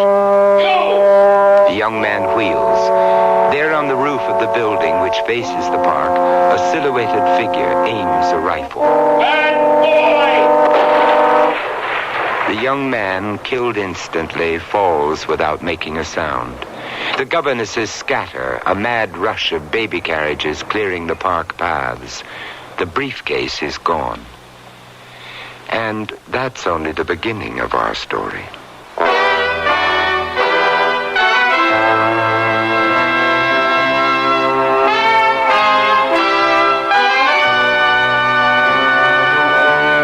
Sears Radio Theater, a new adventure in radio listening. Brought to you 5 nights a week by Sears Roebuck and Company. Sears, where America shops. Your hosts, Lorne Green. I'll bring you stories of the Old West and the New. Andy Griffith with a look at the funny side of life. Vincent Price with tales of mystery and suspense. Cicely Tyson with stories about love, hate, and related things. Richard Widmark. I'll bring you stories of pure adventure. 5 nights of exceptional entertainment every week. Brought to you in Elliott Lewis production of the Sears Radio Theater.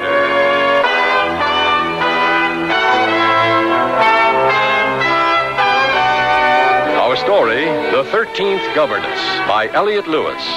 Our star, Howard Duff. When I need advice, I go to my mom. Why not? It's free. Now that I'm married and moving into a new house, I want all the advice I can get. So when Mom says shop Sears, I listen. You should. Sears is a great help on those big items you need for your new home. Major appliances like washers, dryers, and refrigerators. They'll deliver, install, and service. I always depend on Sears. You should, too. Sears, Sears, Sears, where America shops. Hey, look, in here, inside this stylish man's dress shirt. I'm a Sears Value dress shirt label just popping with pride because Sears Value dress shirts are sure to be popular for a number of reasons. They have fashion spread collars, come in classic patterns and solids in short and long sleeves. You'll appreciate the perma-pressed polyester or polyester cotton blends for easy care, plus at low value prices, what a buy! Just look for me, the Value dress shirt label at Sears Men's Store, where style, sense, and satisfaction combine to label me right for you.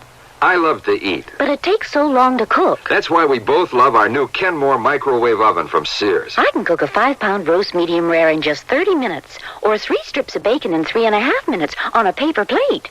Bake 2 potatoes in 8 minutes, and cook vegetables faster than boiling them in water. That means less time in the kitchen. And more with you. Fast, clean, cool cooking with Sears Kenmore microwave ovens, all with automatic defrost. Choose the right model for your kitchen from the many styles available at most Sears retail stores. Your baby's room. Furnish it with the quaintness and charm of Sears Jenny Lind's crib, dresser, and chest. Your baby will be secure in our old-fashioned crib built with high sides and a safety drop-side latch. And each handsome maple color piece comes in a non-toxic finish. Sears Jenny Lind dresser and chest is furniture that will adapt gracefully as baby grows older, too. So visit us soon, because Sears has baby buys bundled up. Available at most Sears retail stores.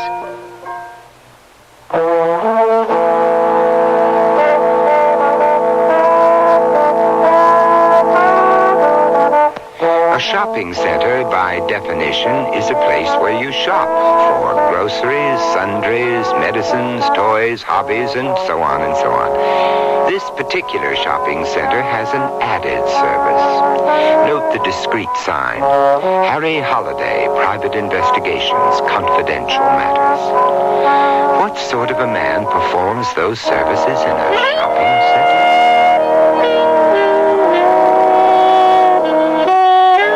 Did you ever want something so bad you could taste it? That's how bad I always wanted to be a private investigator. I don't remember when the idea first came to me. I only know that it was something I headed for. I worked as a cop, as a private guard. I took classes. I spent time working for one of those large outfits. I took tests. And son of a gun, I passed and I got a license. And here's what really has me shaking my head in wondrous delight. My first case was a murder. How's that for wish fulfillment? She was young, early 20s, stunning, gorgeous. You know, all those adjectives that means she was a knockout. Mr. Holliday? She wasn't dressed in black, She wasn't sobbing or distraught. None of those things. The dark glasses were the only clue that she was a widow. My name is Valerie Robeson. My husband was Matthew. He was... Yeah, I read about it in the paper. Killed with a rifle fired by person or persons unknown. I'm sorry. The police said the shot probably came from the top of a building that adjoins the park my husband was in. It's their feeling some neighborhood kid was fooling around taking pot shots and accidentally hit Matt. I came to you because their explanation is so improbable. Do you live near the park? No. Does your husband work in that neighborhood? No. I don't know why he was there. He didn't. Will you do it for me? Find out who killed Matt?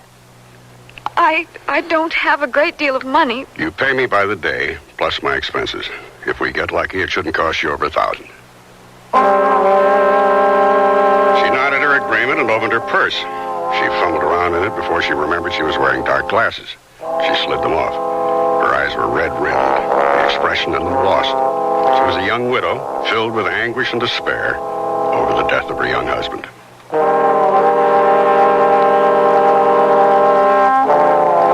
In the building from which the shot had been fired, a cold marble lobby separated door and elevators. Midway was a desk where renters picked up phone messages and mail, and where intruders such as me had to stop and be identified by an efficient-looking lady. I told her I was interested in renting an apartment, and she directed me to the rental agent, apartment 101, first door on your right after you turn left at the elevators. I rang, and the door was opened by a short, fiercely mustached man with bright blue eyes lined from peering into the sun. Sir? I'm interested in renting an apartment in this area. Oh, come in, sir, come in. Major Emery Griffiths, sir, retired from Her Majesty's service. Major? Mrs. Griffiths is the house renting agent, but she's not immediately at home. Now, how can I be of service, sir? Is there an apartment available on the top floor, overlooking the park? Oh, jolly good time for the question, sir. Jolly good. The wards are planning a year-long cruise, you see. Well, out of the country 12 full months, and perhaps interested in subletting for that period, you know. Would that interest you? Why, yes, it might. My wife has this wish to settle in for a while, all that moving about the last 2 years, you know. He ate it up, nodding crisply at the invented travels my mythical wife and I had been taking. The wards were out, he told me, and led me to the elevator located directly across the lobby from the eagle-eyed woman at the front desk who would have seen anyone coming or going. Is there a freight elevator for our furniture? Oh, yes. It runs from the basement to the top floor, at the opposite end of the building. Of course. Ah, here we are. Now, if you'll follow me. Well, you're very fortunate. The wards only made their decision a day or two ago. Now we'll see if I brought the proper key, what? After you, sir. You'll see it's 2 bedrooms to the left and right before you reach the living room, which is directly ahead. And the kitchen is to your right, and there are 2 full baths. Lovely place, as you can see. Lovely. Our tenants often take the sun down there in the park, you know, where those governesses are sitting. Or we allow them to use the roof just above you, sir, which can be reached by stairs at either end of the building. Yeah, very nice. Very, very nice. I'd like to bring my wife. If you don't mind, I'd need her opinion. You understand that? Oh, of course, sir. Guy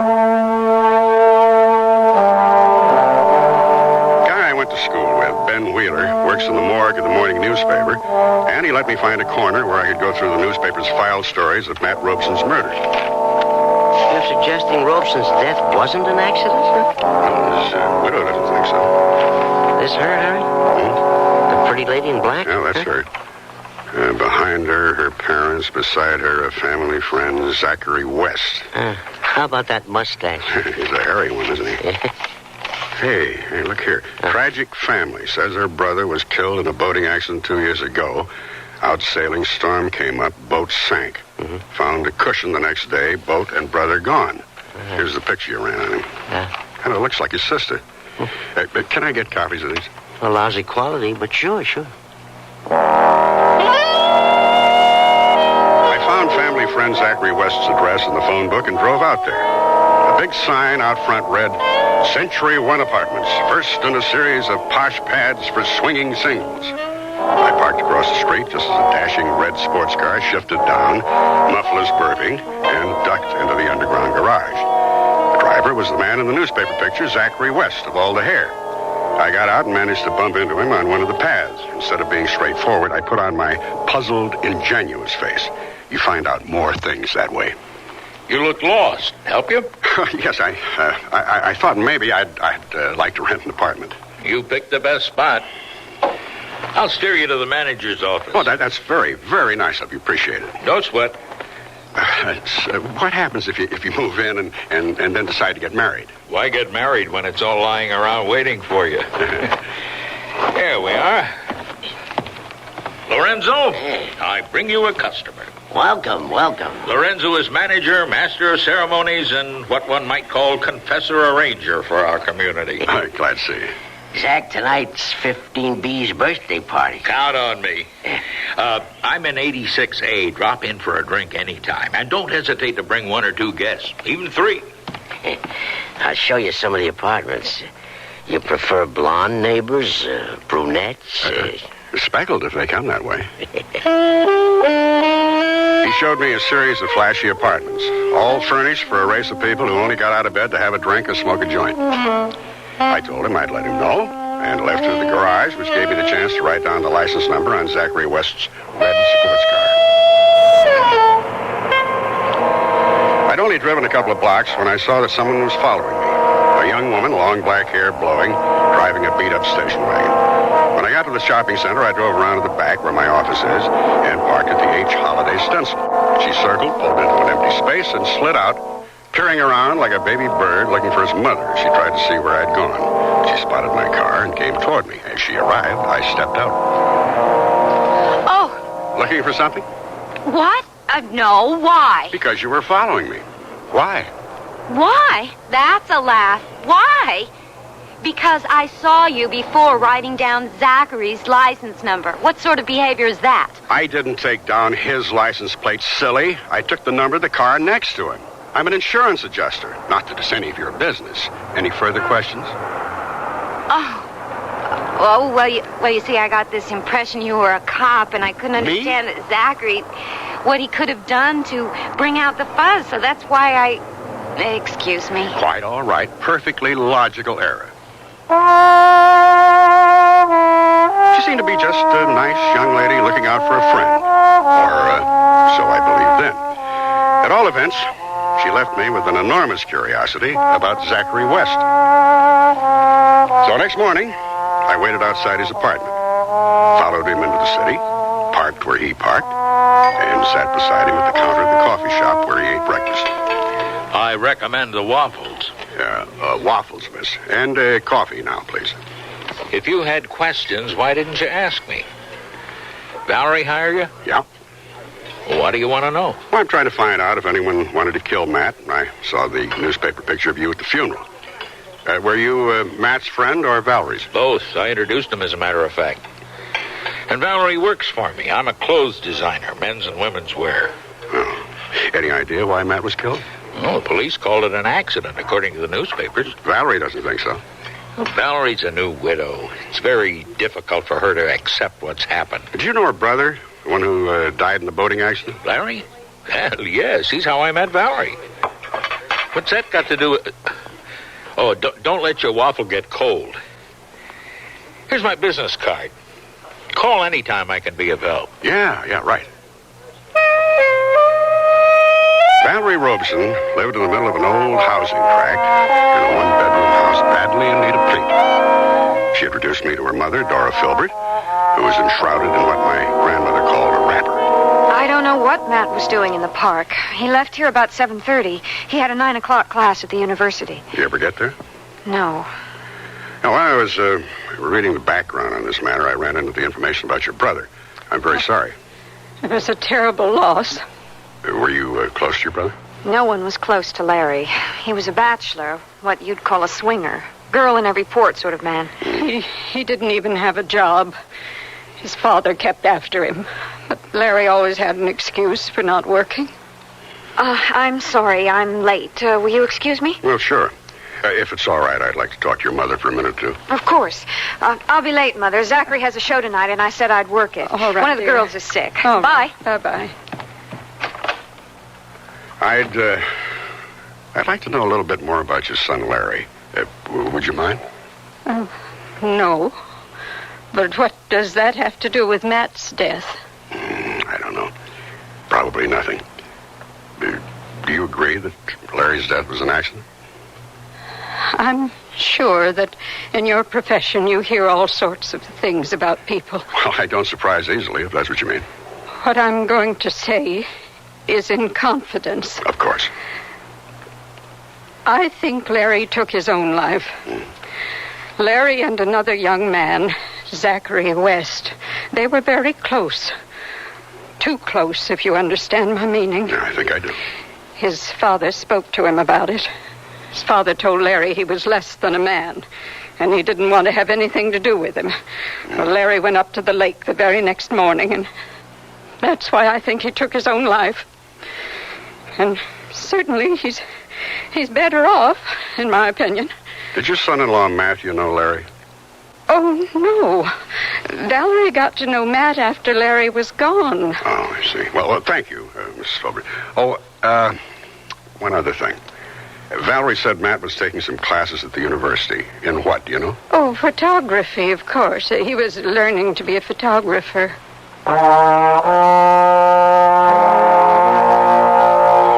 Matt's photography instructor had been Norman Fields, a full-bearded, shaved-headed man. I met him in the mall outside the Fine Arts Building. I sat in the sun while he hunkered beneath a tree, rubbing the top of his head. What did you want to know about Matthew Robeson? And why would anyone want to kill the dreadful little twerp? His widow asked me the same question. Tell me about it. Well, now, let's see. I suppose you want to know if he was a good student, innovative, questioning, and so forth? Yeah, things like that. No. Although he spent an inordinate amount of time here.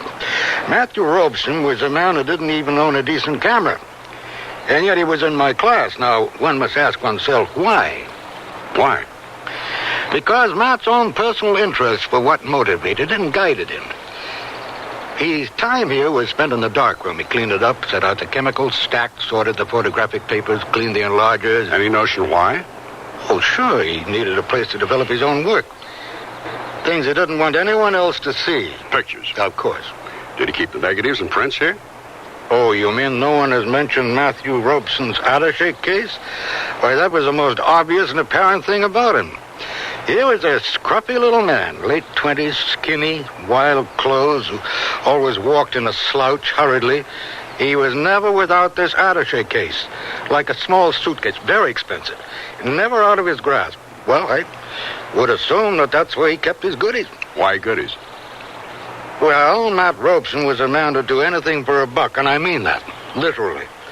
Whatever he was peddling was in that attaché case. Now, it's just a shame you didn't know him. You missed out on a real oddball.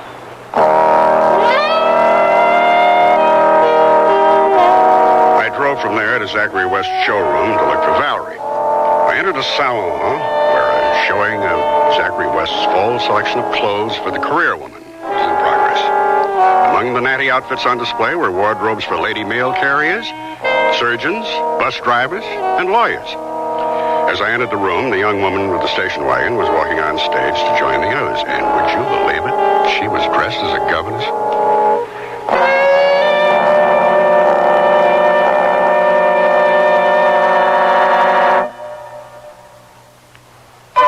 Sears, where America shops, invites you to apply for the Sears credit card. It gives you credit in over 3,600 Sears stores coast to coast. Whether you live or travel in any of the 50 states, there's a Sears store where you can shop for what you need for your family, home, or car.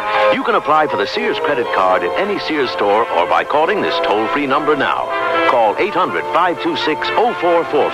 That's 800-526-0444. New Jersey residents call 800-652-2777.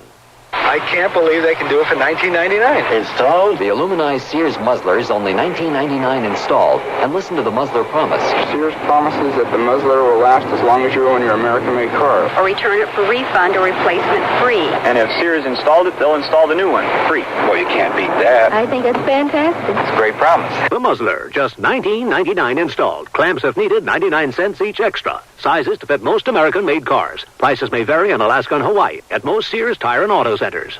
Nearly everyone at our party mentioned our new Sears Dream Supreme carpeting. Didn't anyone say anything about my rutabaga dip? Marvin said Dream Supreme looks so thick and luxurious. He loved its velvety, soft plush pile. What about my rutabaga dip? Eloise adored the color of my rutabaga dip. I told her that avocado lime is just one of Dream Supreme's 20 lustrous colors, and when Doris heard that Dream Supreme is so reasonably priced and treated with Scotchgard brand fabric protector... Okay, what about my tuna fish upside down cake? Dream Supreme carpeting in most larger Sears retail stores. Are we finally set for Grandma's? I think so. We've got the new Sears Travel Guard baby seat in the car. Right, and the extra sleep and play baby suits. Oh, Grandma will love those. They're so cute and yet practical. The extra baby blankets and bottles are in the vinyl diaper bag. Oh, Sears certainly did make shopping for the baby easy. Sure did. Well, I think we've got everything. Honey, I think you've forgotten something. The baby.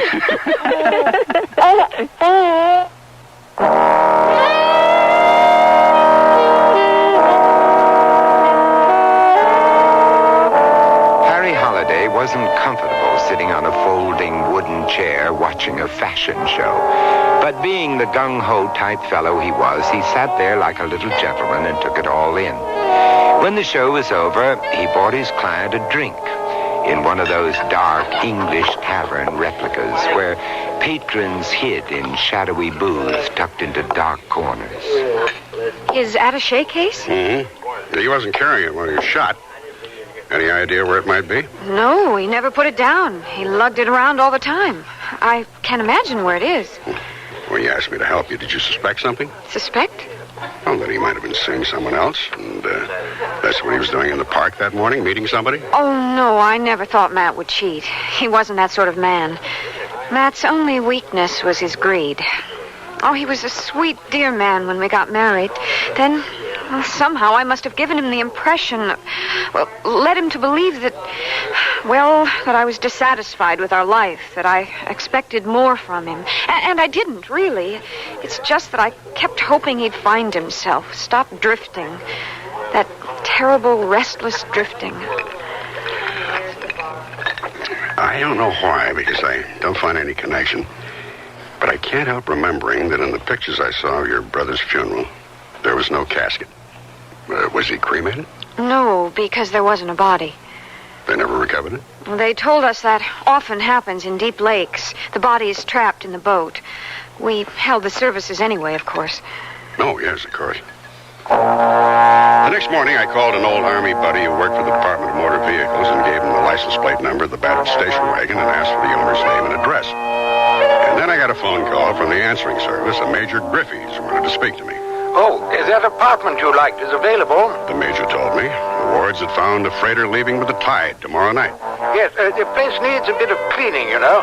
There's some soap and water, and she'll pass inspection. I'll hang on to it until your wife comes by, what? I thanked him, had some breakfast, and went over there. The Major and his wife were out. The lady sitting guard over the front desk told me. But Mrs. Ward was expecting me. Just go right on up. I did. Oh, you must be Mr. Holliday about the apartment. That's right. Isn't your wife? She'll be along later. I left word at the desk to send her up. Oh, please come in. Thank you. You'll forgive the mess, but suddenly we're on our way, and it's really so exciting. All the way around the world, can you imagine? And on a freighter. She babbled on, absolutely delighted with the new adventure she was about to have. She was a pretty, bright-eyed little woman in her mid-30s, and her face was flushed from her exertions. She was putting things into several large packing cases in the center of the room, which would be stored until their return, and she'd hung clothes that weren't to be taken in a large wardrobe. Half hidden behind a few dresses was a governess's white outfit. She saw me staring at it. I won't be needing that anymore, thank goodness. She continued her work, chattering on about their sudden departure, how lucky they'd been to find a freighter with space for them. And my poor husband out gathering passports and letters of credit and all the things one needs. And speaking of good fortune, tomorrow is our first wedding anniversary, and we'll be sailing the high seas in celebration. What's that? Oh, well, I'd have told you about that anyway. Some of the tenants sun themselves on the roof, and when they step out of the stairwell, it makes that sound. Oh, I see. It happens very infrequently. Oh, look, there's Teddy. There, he sees me. It all happened very quickly. Her husband, Teddy, was walking across the park toward us, He looked up and started to wave, and then he must have seen something because he opened his mouth to shout, and then the bullet hit him and he slumped onto the pavement. The governesses in the park scattering like dry leaves in the wind. I was out of the apartment almost as soon as I heard the sharp snap of the rifle fired from the roof above me. I heard the freight elevator groaning down to the basement and raced after it. But no one was there, and the alley was empty. By the time I got around to the park, Mrs. Ward was kneeling on the path beside her husband. She didn't cry. She almost looked as though she'd expected it. It had to happen. Well, why do you say that? You can't live as he did without suffering the consequences. I kept making believe that everything was all right, that the money he brought home was legitimately earned, that silly governess costume, the exchange of envelopes and a baby carriage, all of it was a prank, not something real, something that would end in this.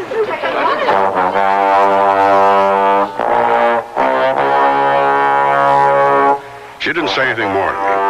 She answered questions put to her by the first policeman to arrive, and then spoke to the homicide men. They questioned me, I told them what I'd observed, and nothing more, and ducked out of there. Soon after I got back in the office, the call I'd been afraid I'd get came in. The police just left. We can't believe it. It's been 2 years, and he never...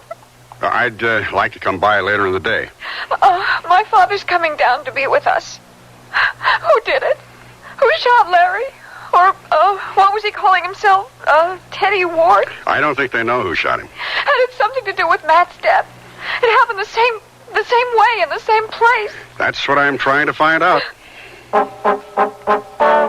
The minute I hung up, I got a call from my buddy at the Department of Motor Vehicles. The owner of the station wagon was Roxanne Lucetti, and he gave me her address, a place called the Aloha Arms.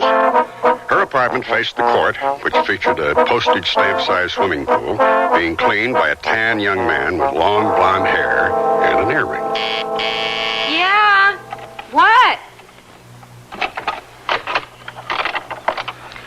Well, look who's here. What do you want? Well, I'd like to ask you a couple of questions. Come in, although I don't recall we have any unfinished business to discuss. Hey, nice little apartment. Your mother decorated? What's that supposed to mean? Well, nothing really, but everything's sort of square in here, and you seem to me to be more of an individualist. What's the matter with you? You come in here without a how do you do or how are you feeling today, then you start to make critical statements about me and my family. Not critical at all. No criticism implied or intended. What sort of a person are you making fun of me? Hey, come on. Take it easy with that bag. Hey, no! Hey, what do you got in there? Concrete? Come on now. Now, No, fun's fun. Now, give me that. That's personal. Hey! Don't open it! What have we got here? Well, bless my heart. Just what every lady must carry in her bag, a rifle scope. Give me that. Is it yours, Is this your scope? I didn't realize you were a marksman. Markswoman. It's not mine. Well, why is it in your bag? This friend asked me to sell it for him. What friend? I don't remember his name. Now go away. You know, you're really a terrible liar. Your whole character changes. I like you better when you're yelling and screaming. You just listen. I was nice enough to allow you to come into my apartment, and then all you do is cast aspersion after aspersions at me and my friends, and it's none of your bleep business. So why don't you just go away and leave me alone? What kind of a jerk are you? Okay, gotcha. I stopped for a minute outside the door. I couldn't be sure, but I thought I heard her crying. Crying her heart out, as the fellow says.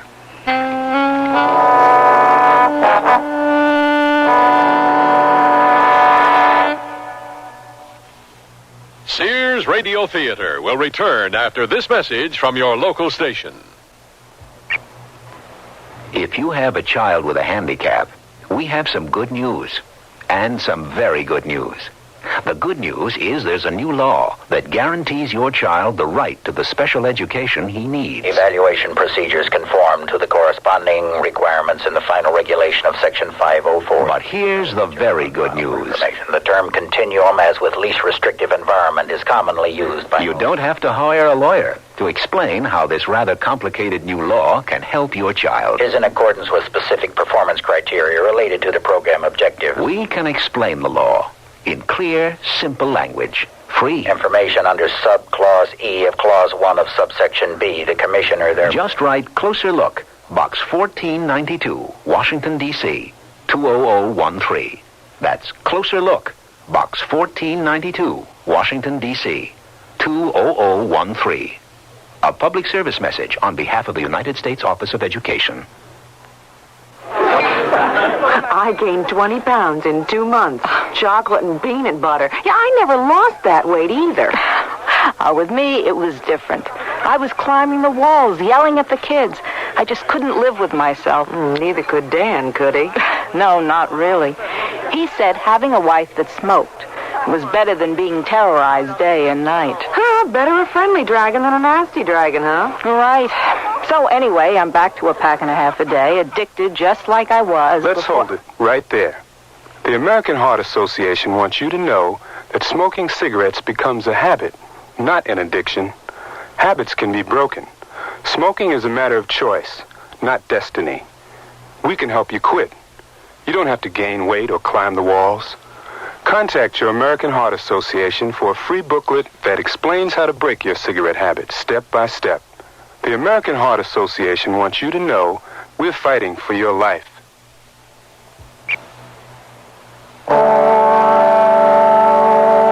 Vincent Price again, and here's the concluding act of The 13th Governess.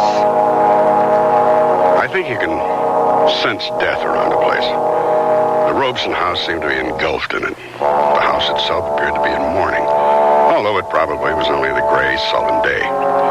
Valerie let me in. Her mother and father were sitting in the living room, coffee cups balanced in their hands, as though they'd forgotten they were holding them.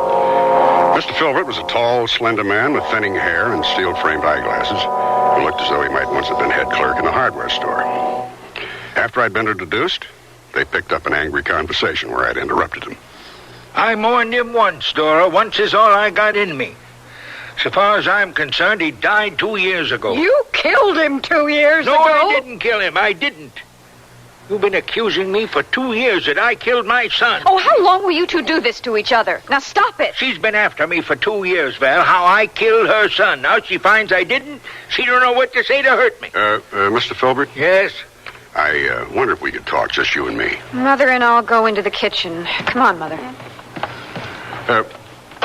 Mr. Filbert, why does your wife believe you're responsible for your son's death? The death that never happened, you mean? Because she claims I called him a pervert, and that drove him to take his life. Did you? When a young man don't work and accepts money from men, to my way of thinking, that's perverted. That's what I told my son, Larry. His mother misinterpreted what I meant. What did you mean? Well, Larry wasn't never without that camera of his, is what I meant. Yet he didn't want to show me or his family what sort of pictures he was taking. I think them pictures was what he got money for, and I think his camera's what finally got him killed for real. Blackmail? Is that what you're trying to say? That's my opinion. The question yelling for an answer was who Larry Filbert had been blackmailing, as himself and as Teddy Ward. I drove over to the apartment where Mrs. Ward had her personal things hastily packed. I can't stay. I look down there into that pretty little park, and it terrifies me. Ms. Ward, were you and your husband here when the first murder was committed? Oh, I think that's why Teddy was shot. Oh? He saw something that morning, something that surprised him. Yes? He got his camera, the one with the telephoto lens, and he started to take some pictures. We both heard the noise, the thumping sound when someone steps onto the roof, and then this funny popping. Shots? Yes. And the young man in the park fell. The governesses all ran, of course. Teddy dashed out the door with his camera. He came back before the police arrived, and he was laughing. Can you imagine that? We're going to take a trip around the world, he told me. First cabin around the globe, because my ship just came in. He developed his own films, of course. Here? Yes, in here. She led me to a bathroom her husband had used as a dark room, crowded with an enlarger, tanks, chemicals, and papers. She searched through a drawer until she found a picture taken with the telephoto of young Matt Robeson in the park just before he was shot. And then she handed me another envelope with another picture in it. This of a man holding a rifle. A picture taken in the alley behind the building near the freight elevator exit. The man was no one I'd ever seen before. Bald as Kojak, wearing wearing thick eyeglasses with heavy black frames and clean shaven. That's the picture Teddy took after the shooting. You know the man? No, but... You've seen him before, is that it? Yes. Where? In another picture? Teddy said once, "This is your bank account. With this in your hand, you'll never be broke." It's too late to hide it, isn't it? Much too late. She unlocked a drawer at the bottom of one of the cabinets and lifted out a manila envelope. I opened it. Pictures of the same man. In the first, he was drilling a hole in the caulking on the bottom of a small beach sailboat. In the second, a night shot, he looked with surprise and fright into the camera flash. It was winter. Some snow could be seen in the street in what seemed to be a suburban neighborhood. The man stood beside an automobile. A small object lay on the ground beside the car's right front wheel. I asked Mrs. Ward if I could take the pictures. Of course, it doesn't matter anymore. Well, why did your husband photograph the young man in the park? He was surprised to see him there. Oh, I don't think I understand. Well, the only other times he'd been there was when I wore my governess outfit and traded envelopes with him. It was strange because I wasn't there, and the young man wasn't carrying his attaché case. Did your husband say anything? Yes. And I thought it was odd. "Do a friend a favor," he said, "and look at the greedy little Dickens." The only way I could make any sense out of it was to begin with a photograph of the bald-headed man standing in the snowy street beside his car. At the university, Norman Fields opened one of the dark rooms for me and made a new negative of the old picture Teddy Ward had shot. From this, Fields made a series of blow-ups showing sections of the picture. The bald man, in a state of shock, was standing alongside his car, and beside the front wheel was a child's shoe. By lightening the printing tone, changing the contrast, what's called dodging, you were able to see under the car. And there was a crumpled bicycle and the hideously mangled body of a child.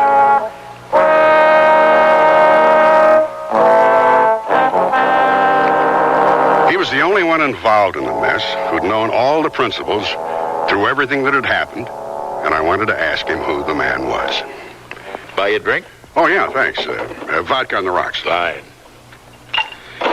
What brings you here? I'm trying to locate somebody. Someone I know? Well, I think maybe you do. Here's your drink. Thank you. I'll leave the door open and we can talk while I get cleaned up. Man or woman? Man. Any idea where I'd know him from? He had a business arrangement with Larry Filbert. Say, did you read about that? Can you imagine a guy changing his name, living a whole other life? This man I'm looking for knew Larry Filbert, and I think also knew him as Teddy Ward. No kidding. Excuse me. Sure. He shot Matt Robeson and Larry Filbert, Teddy Ward, whatever you call him, with a rifle. What do you want me to do? I don't follow you. I know what this man looks like. I'll show you his picture, and maybe you can identify him. I'm glad to help, of course, but up to now you haven't given me too many clues on the guy. Bald with dark-framed glasses, that isn't much to go on. Clean-shaven, too, you said, huh? You know how it is when something strikes you? I hadn't said anything about how my phantom murderer looked, and out came the description to a T from Zachary West. I took the rifleman's picture from my pocket and a pencil, and I put hair on the bald head, erased the thick-rimmed glasses from over the eyes, and added a mustache. How's your drink? Fine. Let me ask you something. Shoot. How did you feel when you found out your new blackmailer, Teddy Ward, was really Larry Filbert, the man you thought you'd killed in that boat accident? Hey, slow down. You're throwing a lot of names at me like I'm supposed to know them. Well, no, that's not true. You know them. Larry blackmailed you after the hit-and-run accident with the child, so you tried to get rid of him by sinking his boat. So now here you are in town, thinking you're out of it, and Teddy Ward calls you, and the whole thing starts again. Only this time, there's more. There are pictures of you sinking the boat. I keep trying to imagine what you looked like when you found out you were being blackmailed by a dead man. I mean, wow, I would have had a fit. Well, what did you do? Follow Mrs. Ward to her apartment after she traded envelopes with Matt? That a picture of me? The He was standing in the doorway, bald head, no mustache, no glasses. And just to make the picture complete, he was casually aiming the rifle in my general direction. Just enough so I wouldn't misunderstand him. Smart young fellow like you is bound to get into trouble. No, not so smart. Till a couple of minutes ago, I really thought there was another man. It's really remarkable what a hairpiece and a phony mustache and contact lenses can do to change a person. Remarkable. You know what troubles me, though? How'd poor Matt Robeson get involved in all this? His brother-in-law wanted to help him out, pass him a little money. I gave money to Roxanne, she gave it to Matt, he gave it to that governess until he got greedy and decided to go it on his own. Motivation. Money runs the ship, my lad. Money's what makes the world go round. Although I can't believe you're getting enough for what's about to happen to you. Move, please. We're getting out of here. Why'd you run away from the accident? If you'd stayed, maybe that little girl could have been saved. No way. Come along now. Happy birthday! Any more, Zach? Zach? Hey, where's Zach? We were just going out to pick him up. Well, his car's here. His friend Gilbert here drove it over. Gil, here, let me show him the rifle. Hey, look at this. Isn't it a beaut? Bought it for Zach for his birthday. Come on, Gil. We better get going. Hey, you guys will bring Zach to his party, won't you? I mean, we got all his booze and food and, you know, the trappings, little foxes, all sizes. We'll bring Zach back. Don't worry about it, but go ahead, get the party started. Okay. Rifle in hand, I eased Zachary West out of there. He made a couple of moves, like he wanted to grab the gun or get away, but by the time we got to my car, he was a limp sack. All the fire was gone. He ducked the responsibility long ago. He'd run away, then killed two men who tried to bleed him, and finally, there wasn't any place to hide. No place at all. He sat in the front seat of the car, blinking his eyes behind the thick glasses, letting what had happened to him sink in. And like I said, that's how I handled my first murder case.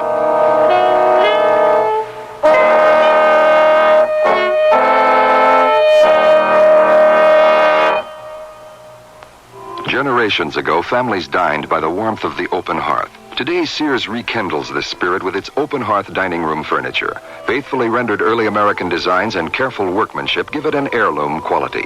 The satin glow and warm highlighting of Sears open hearth take 26 steps to achieve. There's no shorter method to bring out the beauty of the wood. And like all good furniture, open hearth is made to last for a long time with sturdy tongue and groove and mortise and tenon construction. Choose from 16 different pieces of open hearth at most Sears retail stores. Want to buy some radios, but tires all look the same. You've got to have good feelings, you've got to trust the name.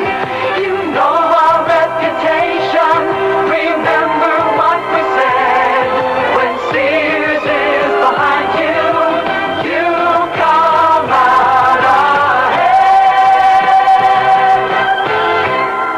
ahead. Hey, look, in here. Inside this stylish man's dress shirt. I'm a Sears Value dress shirt label just popping with pride because Sears Value dress shirts are sure to be popular for a number of reasons. They have fashion spread collars, come in classic patterns and solids in short and long sleeves. You'll appreciate the perma-pressed polyester or polyester cotton blends for easy care, plus at low value prices, what a buy! Just look for me, the Value dress shirt label at Sears Men's Store, where style, sense, and satisfaction combine to label me right for you. I sell draperies at Sears. Yesterday, a lady came in and said that she'd been in and out of about every store in town looking for draperies and at this point didn't know what she wanted anymore. I asked questions about her tastes and decor and then made suggestions. She was thrilled. She found what she wanted and learned a little too. It made me feel good to know that I helped her out. Sears people are friendly people who help you find what you want. Sears, Sears, Sears, where America shops.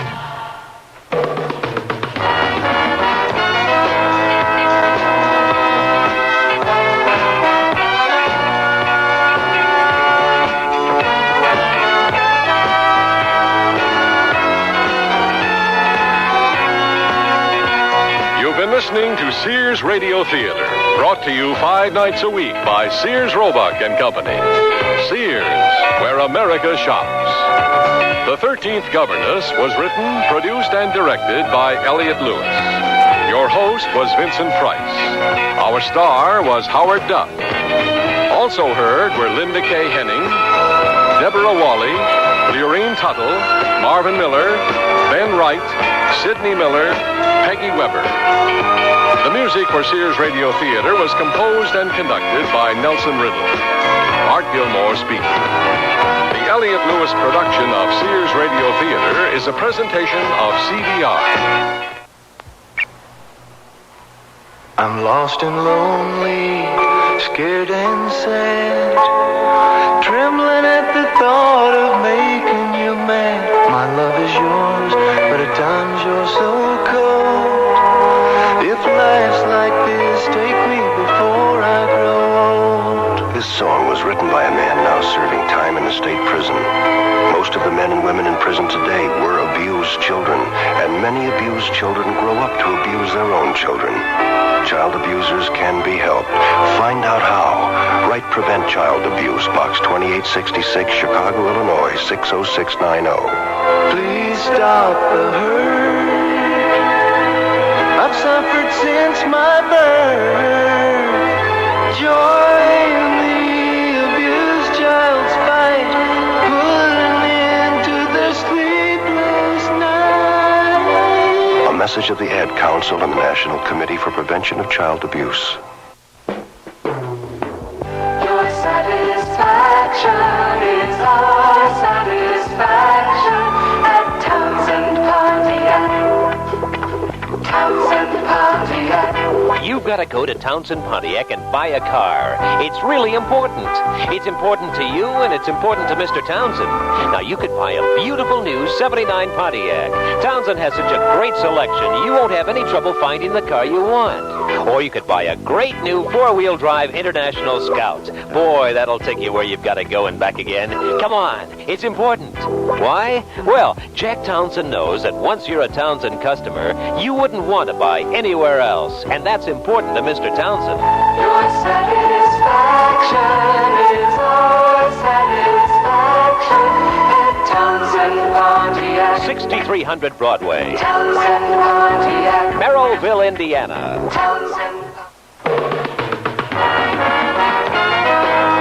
Cicely Tyson will be your hostess tomorrow for a warm-hearted story of two young people trying to help two elderly ladies find a suitable rest home. Our original story is called This Home is Dissolved, so be sure to tune in to this station tomorrow to hear the Sears Radio Theater.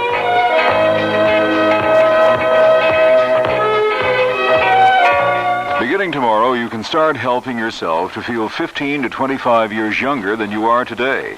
You're never too old to grow young. That's the encouraging message of medical authorities in a special 48-page report called 10 Ways to Grow Healthier as You Grow Older. Based on recent medical research, this informative and useful report was prepared by America's largest Better Health magazine, Prevention.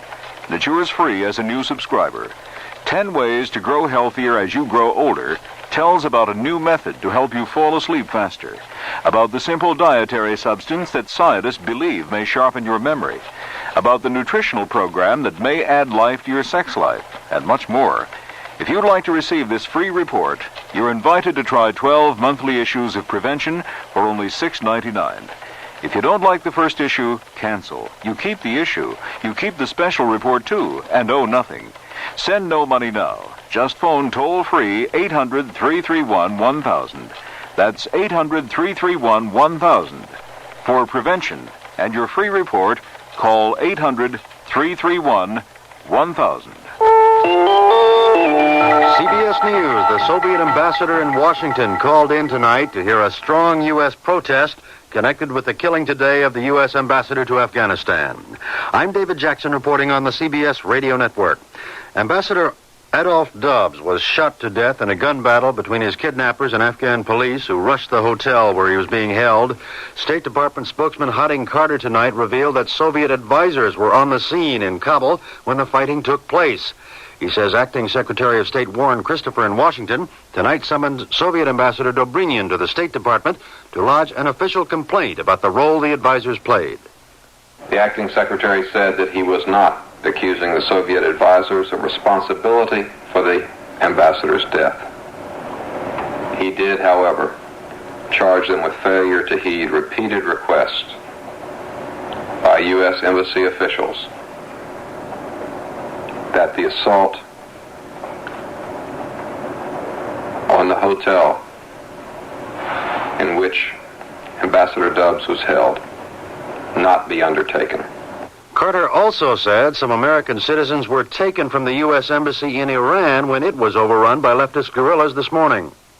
On the question of Americans missing from the compound, the last report we have is that some 18 Americans may in fact not have returned to the compound. However, it at least seems on the basis of the latest reports that their whereabouts is known and that they are reportedly going to be returned or are returning and are in any case physically okay. More news in a minute. I had it when I woke up this morning. Sinus, my worst ever, until I took Sign-Off. Send for Sign-Off. Sign-Off gives you all the pain relief of aspirin, plus relief from sinus pressure, congestion, even postnasal drip. Send for Sign-Off. And for the fastest known form of congestion relief, Sign-Off Spray, Sineoff. Sign-Off. The sinus medicines in the bright red box. Is here. For occasional use only as directed. Here's news from Amana. You can get a $50 rebate check direct from Amana when you buy the Amana Touchmatic 2 radar range, the microwave oven that cooks by time, cooks to temperature, even holds at temperature to tenderize economy cuts of meat, and holds at serving temperature for late arrivals. So automatic it even remembers the time of day. So buy your radar range from your participating Amana retailer and get a $50 rebate check direct from Amana. Offer expires February 28, 1979. A cool reception for President Carter on his first day in Mexico. David Dow reports from Mexico City. Just 6 hours after arriving here, President Carter received the first pointed evidence of a new Mexico, backed by new oil wealth, determined to use that for new leverage and equality with the U.S. It came in the form of a luncheon toast by Mexico's president, Jose López Portillo, which sounded more like a stern lecture to the U.S. president. Mexico has suddenly found itself the center of American attention, said López Portillo. Attention that is a surprising mixture of interest, disdain, and fear, much like the recurring vague fears you yourselves inspire in certain areas of our national subconscious. At another point, the Mexican president warned that surprise moves are poisonous fruits, an apparent reference to the sudden scuttling by the U.S. of a deal for Mexican natural gas a year ago. The tone of Mr. Carter's toast was conciliatory, with attempts at humor, alluding even to an attack of Montezuma's revenge the president said he suffered in a previous visit during a performance of Mexico's famous Ballet Folklorico. David Dow, CBS News, with the president in Mexico City. The big three U.S. car makers in Detroit report overall new car sales picking up, increasing 14.3% in early February. GM and Ford scored the gains, but Chrysler sales were down about 3%. Now this. Fred, it's after midnight. Oh, look what you've done. Will you stop eating and go to bed? You'll never get up in the morning for work. I can't get to sleep. I took an aspirin, but I'm still wide awake. Well, what did you expect? Aspirin's for headaches. You need a sleeping aid to help you fall asleep. I'll get you some Compose when I go shopping. Some what? Compose. Go to bed, will you, while I clean up this mess? Headache? Take aspirin. Sleepless night? Take Compose. C-O-M-P-O-Z. Taken as directed before you go to bed, Compose actually helps you fall asleep when you want to fall asleep at bedtime. So what else happened at the office today, Fred? Did you get the order for that new job? Fred? Fred, you asleep? That's Compose for you. Headache? Take aspirin. Sleepless night? Take Compose. C-O-M-P-O-Z. Take only as directed. Compose is available at all drug counters. The Illinois State Senate today rejected a rule change that would have made it easier to pass the Equal Rights Amendment there. Observers say the defeat drastically reduces chances ERA will be approved in Illinois in the next 2 years. It's the only northern industrial state that has not passed ERA and has been the focus of a strong pro-ERA campaign. David Jackson, CBS News.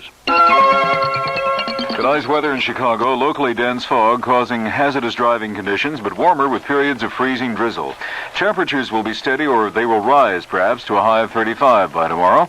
Tomorrow we expect more freezing drizzle, becoming just plain drizzle, and snow likely by evening. Then on Thursday night, snow continuing with several inches accumulation possible. Windy with blowing snow and bitterly cold with lows 0 to 10 below. Friday, chance of snow flurries again at a high around 10 degrees. It's 27 degrees at all the reporting points in Chicago. The humidity's 100%. The wind east, 7 miles per hour. First in news, we're CBS, News Radio 78, WBBM, Chicago. It's 9:32. This is Alan Bickley on News Radio 78. In the news tonight, I-57 murderer Henry Brisman, now serving a 1 to 3,000-year prison sentence, has been indicted by a county grand jury on charges of murdering a fellow.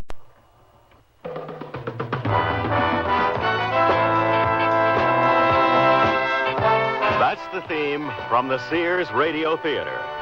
Tonight is a comedy with Andy Griffith as your host. Here's a preview. I am a talent agent, and I'd like to, excuse the expression, handle you. Why? I mean, why me? The Sears Radio Theater will begin after this message from your local station. Tell them plaids are out anyway. Yeah, we'll back order his silly trousers. We get the piece goods on the 4th, we finish them on the 15th, we ship them on the 15th. That means you receive shipment on the 18th. Oh, no. That's a Sunday. The 19th, at the absolute latest. I'm very sorry. Thank you. Nobody but nobody showing cuffs this year. They're a waste of good polyester, which, by the way, no one's buying either this year. Yeah. Oh, okay, baby. Ciao. Boy, the things people expect from you these days. Here's that invoice, Mr. Stanley. Are you feeling all right? You're sweating. It's heartburn or something. Get me a seltzer. I feel nauseous. It could be heartburn. It could be heart attack. Know the symptoms of heart attack. Contact your American Heart Association. We're fighting for your life. What's your trivia specialty? Entertainment, sports, recent world history, or maybe potluck? Hi, I'm Bill St. James, and beginning Monday between 10 a.m. and 4 p.m. on my show and the William B. Williams Show, you'll get a chance to test your skills when we play the trivia game. To become eligible, just send a card to Trivia, WNEW, 565 5th Avenue, New York, 10017. Be sure to include your name, address, phone number, and the category you'd like to be trivial in. Entertainment, sports, recent world history, or potluck. If your card is selected, Willie or myself will ask you a trivia quickie. If your answer is correct, according to our sources, you'll win $10 and a shot at a Jim Lowe trivia toughie worth $100. And all contestants who play become eligible for a weekly drawing when we'll give away a complete AM/FM stereo music system. The Triviality starts Monday, so get your name, address, phone number, and trivia category in the mail to Trivia, WNEW, 565 5th Avenue, New York. It's fun, the price is right, and who knows, you might even learn something. This is Andy Griffith. Now you take a dark room, send a beam of light across it, and let me tell you, you just may see some magic. At least that's what our friend Harry Silverman hopes every time he steps into a Hollywood studio projection room. That pot of gold at the end of the rainbow may be one thing to you and another thing to me. But to Harry Silverman, it's something else altogether. Harry's rainbow is that beam of light. And the pot of gold he hopes to find at the end of it, well, who knows? One time, Harry thought he had found it when he saw a screen test of a Siamese cat who could disco dance. But that's where Harry is right now, in fact. Sitting alone with his ulcer in a projection room at the studio, watching a cloud of smoke from his Panatella drift along that special rainbow of his to... Well, Harry has his eye on a different breed of cat today. as he sinks back in the deep leather chair and ponders the lives and legends of Hollywood's sex kittens, there was something they all had, besides guts and bravado and a sense of humor. Underneath, where they hoped it didn't show, no matter how much they took off, there was always that little girl lost, lonely and scared and looking for Daddy. Pardon me. Could you help me, please? Something's caught Harry's eye. A shapely honey blonde, sizzling the right-hand corner of the screen, coming on a little like Monroe, a little like Harlow, and a lot like that pot of gold Harry's been waiting for. Harry pushes his horn rims against the bridge of his nose, takes a long squint through his bifocals. Yep, it's there all right. That little girl lost look. That blonde is giving Harry the feeling he'd like to go right out and adopt her. That is, if it's okay with his wife and kids. Which is how we begin our story.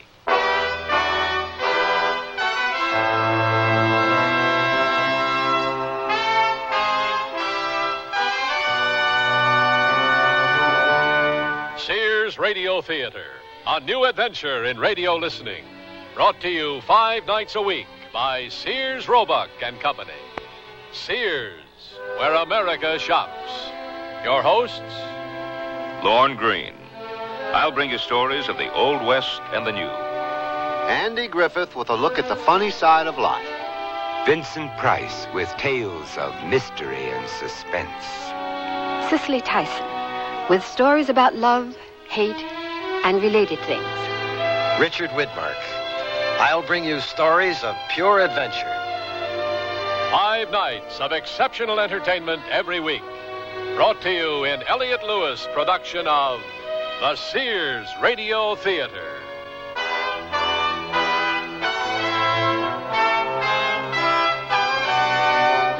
Our story, The Care and Feeding of a Sex Symbol, by Shirley Gordon. Our star, Alan Young. Come, spin the wheel of fashion. Discover a fortune of spring separates at Sears Junior Bazaar. Silk blend skirt and pants in dusty pastels. A blend of polyester, rayon, and silk, making them easy care, wrinkle resistant. Top them off with white-on-white polyester and cotton blouses. Fashion is your fate at Junior Bazaar. Available at most larger Sears retail stores. The word's out and spreading fast about the jeans from Sears Men's Store that grow old beautifully. It's a sure sign they're fitting fine and feeling good. For the denim that keeps going strong a long time. Get them trim cut, regular cut, even get them pre-washed. The jeans that grow old beautifully. Now at most Sears retail stores.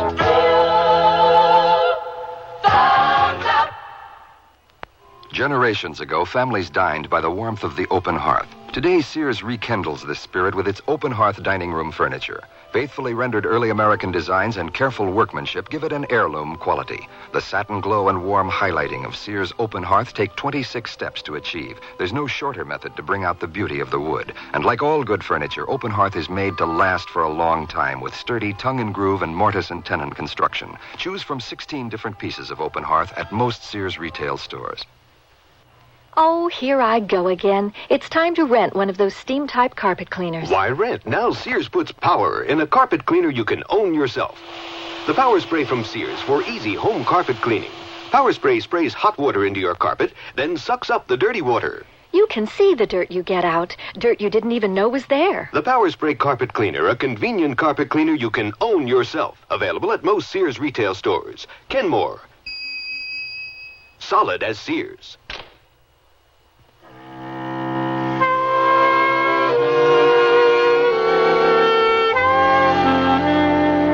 I'd like to share a notion. If you have a dream, pursue it. Agreed?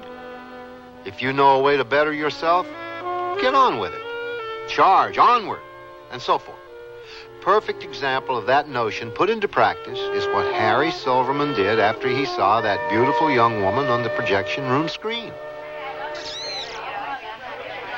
Are you, Mr. Silverman? Yes. And you're Miss... Susie. My astrological advisor says I should use only one name. It'll be lucky for me. You know, like Einstein. Einstein didn't have just one... never mind. Sit down, Susie. I'm sorry I'm late. I ran out of gas. That's all right. I'm glad you could make it. Me too. I'm starved. Yeah. Oh, here's the waiter. You want a drink first? Oh, sure, but I want something to eat with it. You know, Carl, my usual appetizer. Yes, miss. And I'll have whatever Mr. Silverman's having to drink. But you don't even know what it is. I like surprises. Is that why you drive around with an empty gas tank? My car stopped right in the middle of Sunset Boulevard. There were all these cars honking and yelling behind me. And you know what they were mad about? You were in their way? They were mad because I didn't have my hood up. You know, the front part of the car that the engine is under. The hood, yeah. Listen, Susie, the reason I... How was I supposed to know what you're supposed to do when your car stops in the middle of the street? They don't tell you that when you buy the car. You got a point. It should be in every new car manual. Look, Susie... This policeman comes along and hollers at me. Lady, why haven't you got your hood up? I don't even know how. Ladies shouldn't have to do such things. That's just what that nice policeman said. Later. Chivalry is still with us. Listen, Susie. Did you know that most policemen are over 6 feet tall? Anybody in a uniform looks big to me. Me too. Here are your appetizers, miss. Oh, good. Help yourself, Mr. Silverman. No, thanks. I have a little stomach problem. You probably don't eat enough. Susie, don't you have to watch your diet? I mean, in your business. Please, don't talk about dieting when I'm eating. It makes me nervous. What did you want to see me about, Mr. Silverman? Harry. Harry. Well, I think you and I could make a beautiful symphony together. What I mean is... I may not know how to put the hood up on a car, Mr. Silverman, but now you're speaking a language I understand. Wait a minute. I'm talking strictly business. Okay. I'm listening. You sure you can eat and listen at the same time? Just let me hear your... Excuse the expression.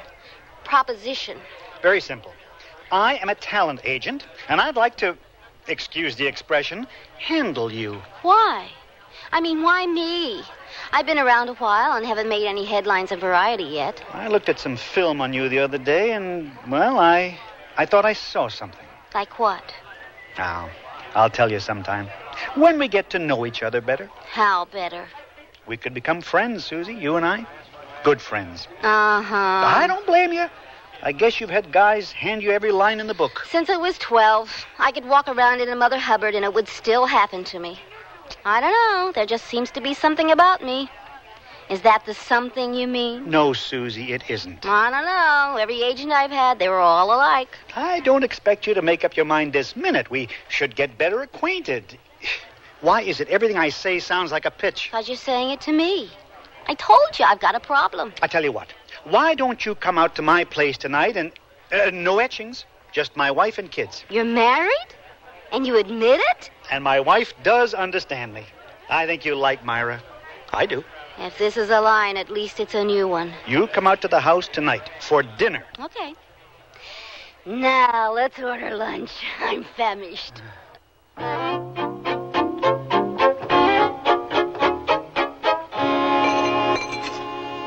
One lamb chop and a lettuce leaf? Oh, don't you think that's kind of a skimpy meal to offer a guest? If lunch today was an example, this girl's calorie intake per day must look like the national debt. Well, isn't that kind of her business? Not if she becomes my business. You're really sold on this girl. Let me put it succinctly.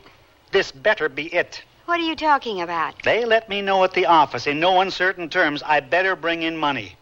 I'm not earning my phone bill, is what they said. Find someone, sign someone who gets big money or look elsewhere for employment. You never told me. I didn't want to worry you. But now you can understand that this girl is very important to our future welfare because my head's on the chopping block. And also, you know how long I've been trying to get something going in our savings account. I know. And all I've ever brought in is peanuts. If it weren't for your job, your salary... Harry, you know I like working. But you shouldn't have to. It should just be the frosting. For the last year, I haven't brought home any cake. But now this girl may finally be our lucky angel. Oh, Harry... Myra, you're not ashamed of what I do for a living, are you? Maybe even a hard-working agent is a dirty word. flesh peddler? Darling, if you decide to take on this girl, she's going to be she's going to be so lucky to have you. I don't know. Say I helped to make her the hottest thing at the box office. Another Monroe, maybe. Oh, now, just because poor Marilyn... But that doesn't mean... After all, there have been lots of others. Jean Harlow ended up better at 27. And remember Clara Bow, the it girl, 40 years later. She still couldn't sleep nights. Well, what's wrong with the way Shirley Temple's turned out? And she was the hottest thing at Shirley Temple? What kind of sex symbol was she? Well, that brings up a point, my loving husband. How come this time you've latched onto a sex symbol to make it big with? Why not some adoring mother's little ruffled darling or a nice, lovable, baggy pants comic? Well, a man spends the better part of his life on his job. He ought to try to make it as pleasant as possible. Hey, what's that you're sticking in the oven anyway? Coconut custard pie for dessert tonight. A coconut custard pie? But I just told For you... our children. It's all right if they eat, isn't it? They have a few years before they have to worry about becoming sex symbols. I hope. Well, just keep it out of Susie's sight. Oh, don't worry. Our kids are very good at making a pie disappear. And speaking of our offspring, it's about that time. And it's your turn, Dad. Where are they at today? Lisa's at ballet and Buddy's at Little League. Well, I should be grateful. At least it's not the other way around. It's the other way around tomorrow.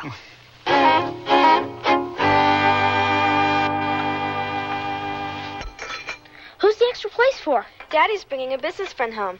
Why don't you get out an extra napkin? I hope he doesn't like coconut custard pie. Daddy says we have to have our dessert upstairs after dinner. How come? I'll get it. Remember now, kids, 10 years off for good behavior. Hi. Susie. I'm sorry I'm late. Is that always your opening line? You're not late. You're right on time. I am? I said 7:30, and you're practically on the dot. Oh, well, that explains it. I thought you said 7. I got lost trying to find your house, so I would have been late if I hadn't been early. You should let me come and get you. Oh, it was all right. There was this nice man at the gas station. Here, let me take your coat. Oh, you could just throw it any place. Oh, you can throw it my way. Hello, I'm Myra. The woman who makes it safe for me to be out at night. You are for real. And 2 kids, just like you said. Lisa and Buddy, this is Susie, kids. How do you do? Fine, thanks. Hi. Hey, you're cute. I hope you're not going to mind a rather plain meal. Harry's stomach, you know. But there's a coconut custard pie for dessert. You want to have it upstairs with us? Why don't you have it downstairs with me? Why not? Come on, Susie. I'll show you where you can freshen up while Harry fixes the drinks. I think you had the most beautiful mink I've ever seen. It was a present. Oh? To myself. A heck of a lot of 6 o'clock calls earned me that little number. Dad? Yeah, Buddy? I forgot. What kind of business did you say you're in?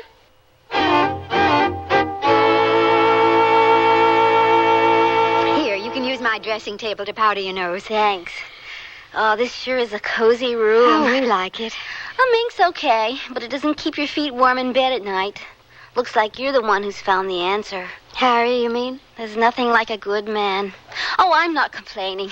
Like my mother always says, we get what we ask for in this life. Of course, I haven't exactly gotten what I've asked for so far. But maybe now that I have your husband, professionally, that is. Check. Who knows? I may set this town on its ear yet. I don't see why not. And I guess that wouldn't be too bad for Harry either, would it? No. I guess it wouldn't be too bad. Then let's go drink a toast to Harry and me, with your blessing. 10-4, good buddy.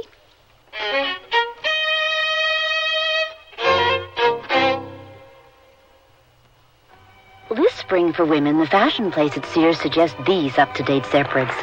They're comfortably casual, yet dressy and lighthearted enough to go anywhere this spring. Margaret mixes Sears texture blazer and the small collar striped shirt with trousers, while Wendy wears a shawl collar blouse and the slimmed-down dirndl skirt. Color coordinated, these great-looking separates will come together beautifully for you. Spring's mixable, matchable, up-to-date separates. Get them at most larger Sears retail stores.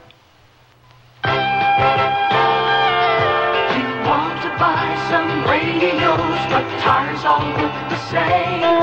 You've got to have good feelings. You've got to trust the name. You know our reputation. Remember what we said. When Sears is behind you, you come out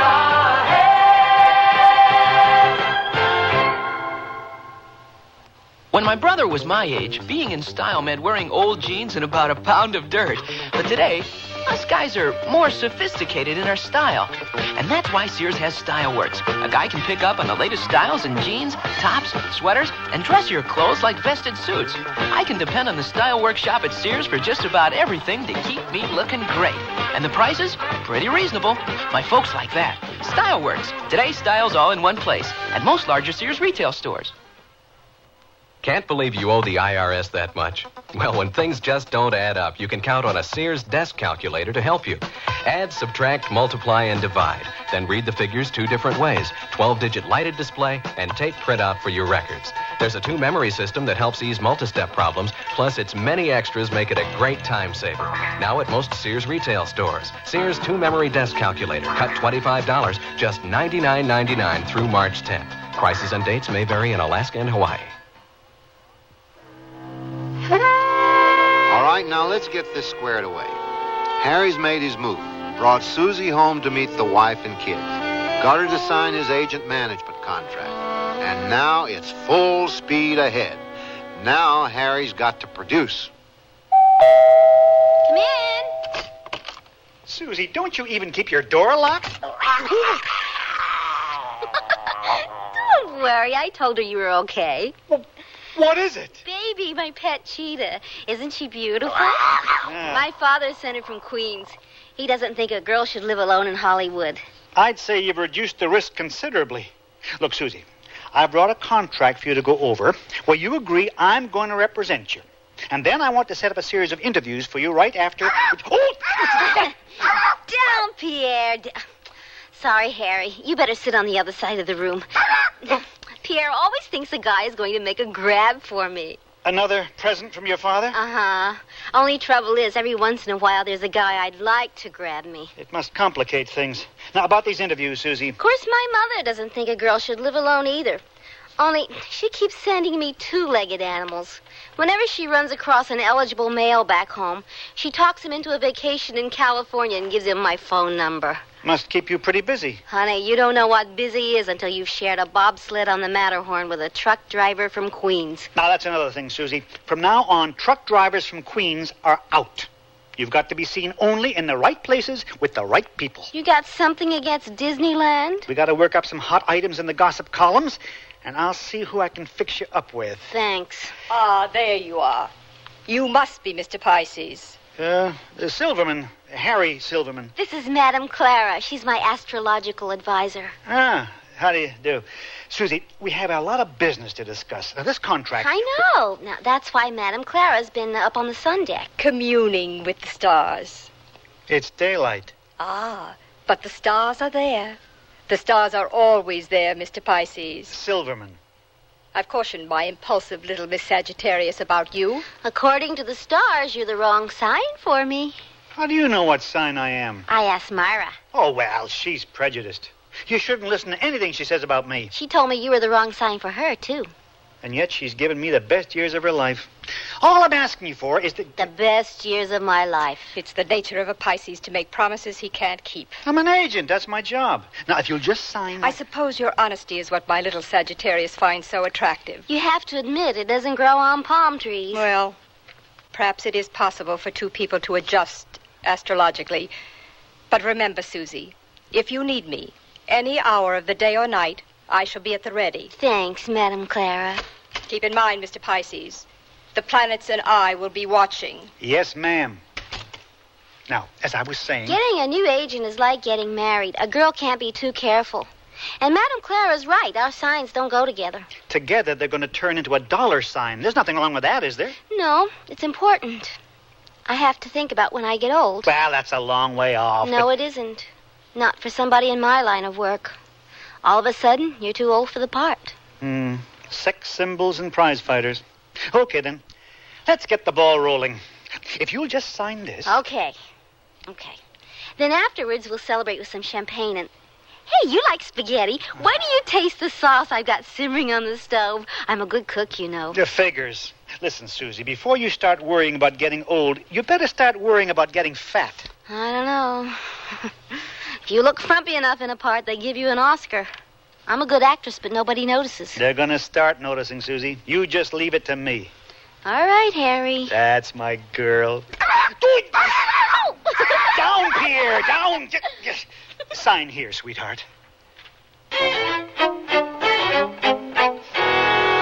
I'm Charles Scott King, WNEW News.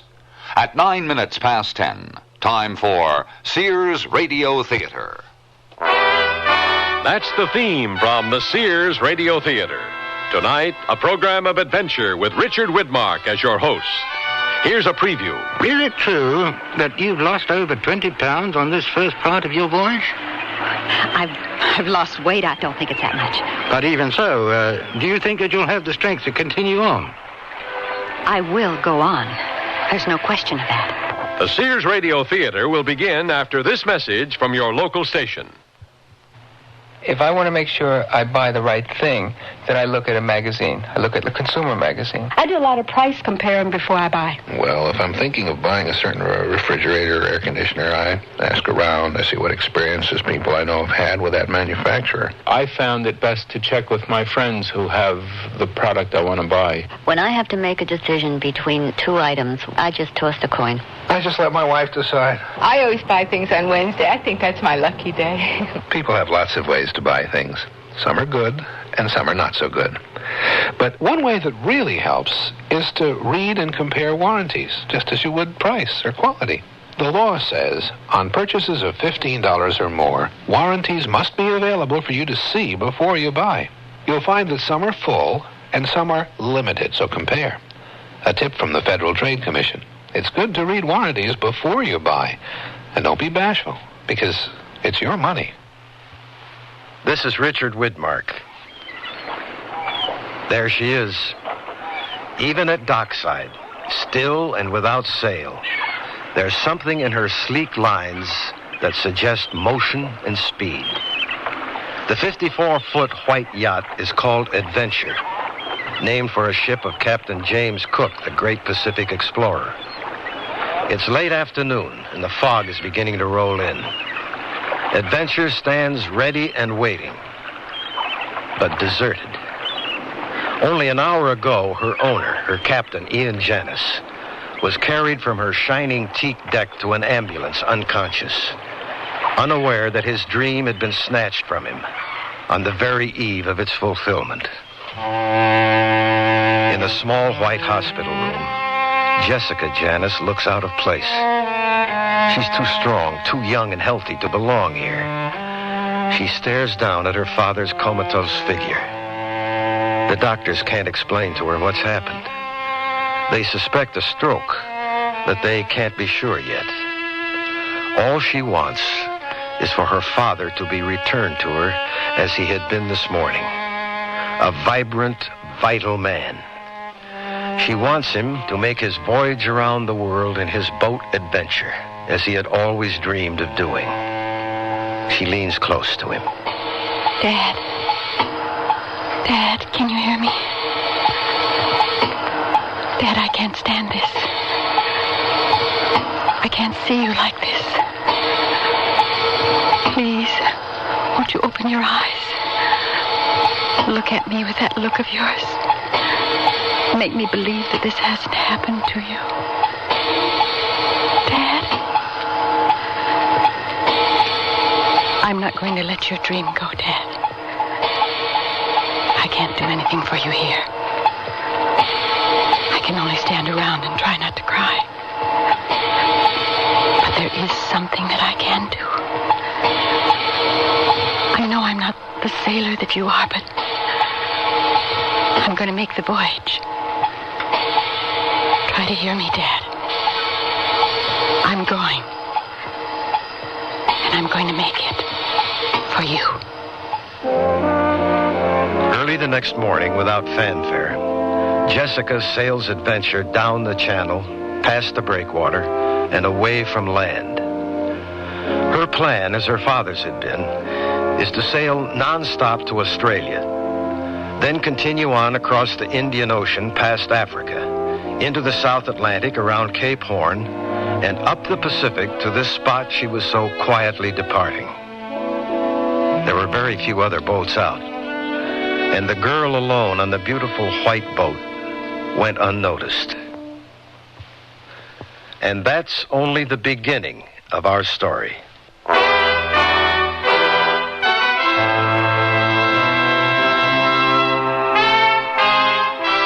Sears Radio Theater, a new adventure in radio listening.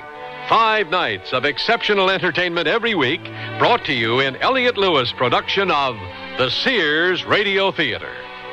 Our story, The Lone Voyager, by Pamela Russell. Our stars, Janet Waldo and Len Berman. The Sears Radio Theater is brought to you by Sears Roebuck and Company. Sears, where America shops for value. I love to eat. But it takes so long to cook. That's why we both love our new Kenmore microwave oven from Sears. I can cook a 5-pound roast medium rare in just 30 minutes, or 3 strips of bacon in 3.5 minutes on a paper plate.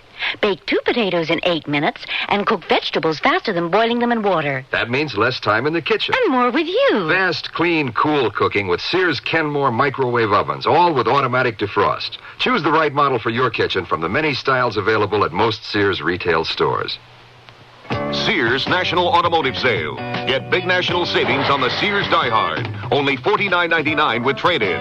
You save $8 on the maintenance-free battery that starts nearly every car at Indy. And save on Sears Dynaglass belted 28 tires. They're on sale now at 40% off spring 1979 general catalog prices, plus federal excise tax. Dynaglass belted 28 tires. Save 40% at most Sears Tire and Auto Centers. Prices may vary in Alaska and Hawaii. Stop at Sears.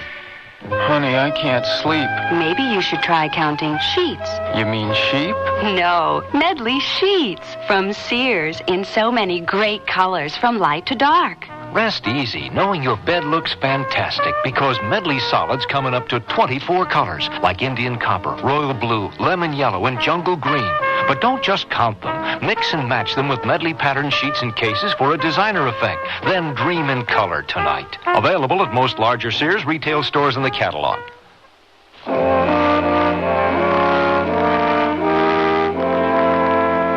Out on the dark open sea, the boat Adventure moves along silently. On a staff at the stem of the yacht hang 2 red lights set several feet apart. These out-of-control lights glow like unblinking red eyes, staring out into the blackness, warning other vessels that the occupant of Adventure is asleep. But Jessica Janis is not asleep. She lies awake on the narrow bunk in the forward cabin, wondering, thinking, and questioning. It's so quiet, so unbelievably quiet. I feel as if I'm the only person on Earth. I wonder if this is how Dad feels. Is this what it's like to be in a coma? Such enormous, all-encompassing quiet. I wish I could know if he'd heard me when I told him that I was going. I hope he knows. Somehow I feel that he does. It should be Dad out here instead of me. It was his dream to sail around the world alone, and he's in that hospital with that awful machine beside him, whining, breathing for him. It seems so strange and wrong. Dad never wanted anyone to do anything for him. That's what Mother always said. Her voice so sad, so defeated. I guess that's why they divorced. He'd never let her do anything for him. And now I'm doing this. Now he has to have everything done for him. How he must hate it. Maybe it's wrong that I'm here. But who better than I? I've been helping him plan this trip for over a year. I know every chart. I know every inch of Adventure. And I love her almost as much as he does.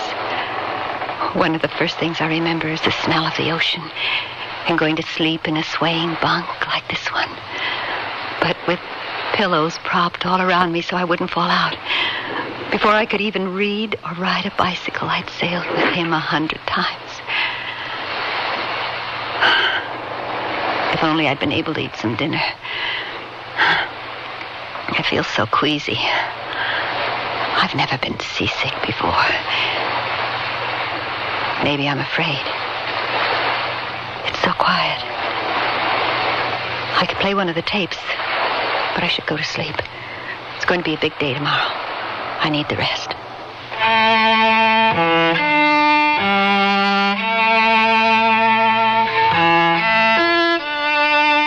I made over 130 miles today.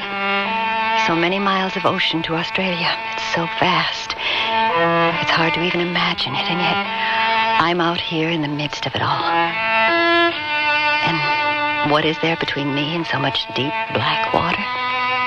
A hull 7/8 of an inch thick. I keep feeling there should be more exhilaration, more excitement. But I can't quite make myself believe where I am and what I'm doing. What I'm attempting to do. I've begun a solo voyage around the world. Very few have ever embarked on such a trip, and fewer still have completed it, and yet that's what I'm doing. Maybe when I convince myself of it, I'll feel excited and exhilarated, or maybe the excitement and exhilaration should rightfully be saved until the end. I'm so tired. But I can't make my thoughts stop. I feel very close to something. Perhaps it's just sleep. But I think it's myself. I've never been quite so alone in my life.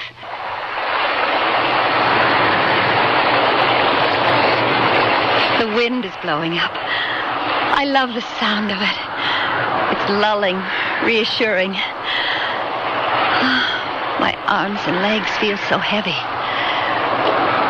I'm tired, very tired. My eyes are finally closing. One more deep breath and I'll be asleep. I'll be asleep, and when I open my eyes again, it will be light, and my first night alone on the ocean will be past.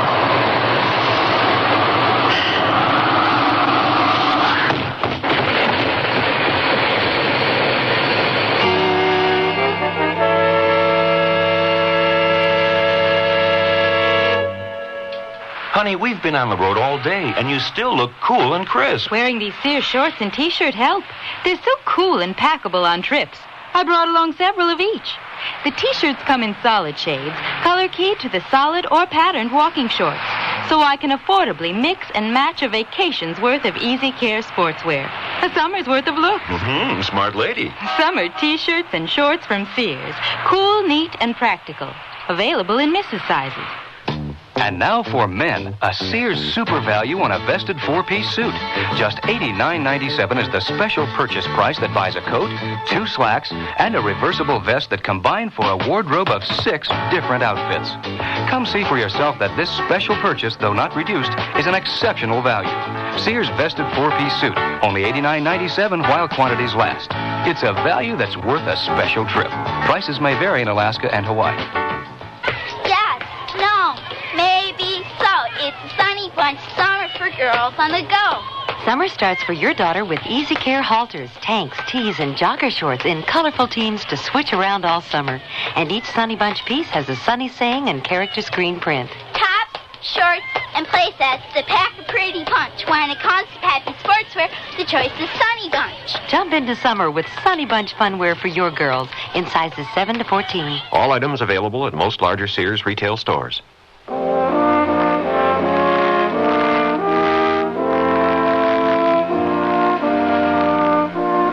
Adventure sails swiftly in the fast-approaching darkness. There's little twilight. It is bright blue-white day, and then black night. The second long night out on the sea is just beginning. Jessica, after a day of strenuous single-handed sailing, sits below, exhausted, muscles aching, hunched over her journal. She is writing of the previous night, when wrenched from sleep by the sound of a terrible crash. She had feared that her voyage, just begun, was at an end. And even possibly, her life. I ran up on deck not knowing what I'd find there. I was confused, disoriented, still groggy with sleep, and frightened, terrified, my heart thudding in my chest. I couldn't believe what I saw. I had visions in my mind of disaster and destruction, but instead I found everything in order. I ran crazily from stem to stern, thinking perhaps I had dreamt that horrible sound, but I knew that it was no dream. The boat was going beautifully. I checked the self-steering gear on the tiller. It was functioning properly. I looked to the mast and the main boom. I'd feared finding them broken and adrift, but there was nothing but peaceful, blind motion. I stood at the stern and tried to think what could have happened. And then, in the rushing white wake so near, so very close to me, I thought that I saw a huge, shadowy form. My heart, which had calmed and started to go evenly, jumped and began to race once again. The form was too big to be anything but what I feared most. It had to be a killer whale. I knew that was what adventure had come up against. I tried to remember all that I knew about killer whales. The one fact that kept playing over and over in my mind was how they did battle. They would jump upon their opponent until it grew exhausted and finally died. I tried to put from my mind the vision of a killer whale jumping on adventure. I bent down closer to the water to see. But it was impossible. I went below. I couldn't sleep again. This morning I replaced the cutlery in cans that had been thrown about and scattered across the cabin. They were my only proof that the night before had not been a nightmare. I was glad for that proof. Nightmares frighten me far more than any reality. I made my 140 miles today. It was good sailing. But through the tiredness, I can only feel a twinge of accomplishment. I thought that I was in better shape than this. I'm only 27 after all, but I think that more than any physical exertion, the idea that everything rests totally on my shoulders wears me out. I begin to understand Dad and his great love of independence. The sea fosters that love for its cruel and its ability to destroy the weak and dependent. I'm going to try and reach Los Angeles on the radio telephone tonight. I suppose that I'm not yet so independent that I don't long to hear the sound of a human voice other than my own. Hello? Hello, Los Angeles. This is Adventure. Hello? This is Angeles. Los Angeles. Could you? Los Angeles. I'm not receiving you. Hello, Los Angeles. We have report of a... I'm not reading Los Angeles. Los Angeles. Winds up to 80 knots. Hurricane. I'm not receiving you, Los Angeles. Do you hear me? I'll try another transmission later. Hurricane. Warnings. Hurricane. Up, Baja. Hurricane. Hurricane off Baja. I'm headed straight into it.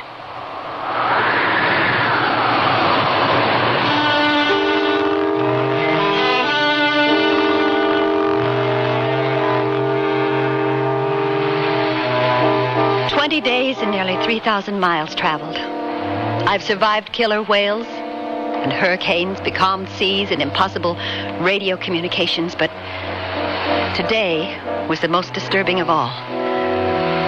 A tanker was coming up fast to the windward of me. I tried to contact them with a signaling lamp, but they didn't see me. The tanker took all the wind, and for a time I lost control of Adventure. Luckily, the rigging was not damaged, but the incident troubled me greatly and still does. I felt as they passed me that I didn't exist. I was invisible, lost somewhere between heaven and earth. Then the tanker disappeared on the horizon, and I was alone on the sea once again.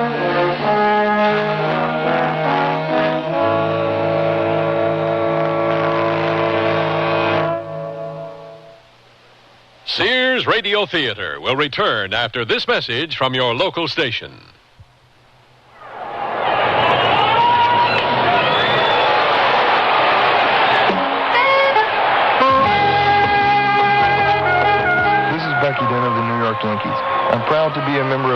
and I'm equally proud of my family, Stormy, my wife, and our 2 children. They're both healthy, normal kids.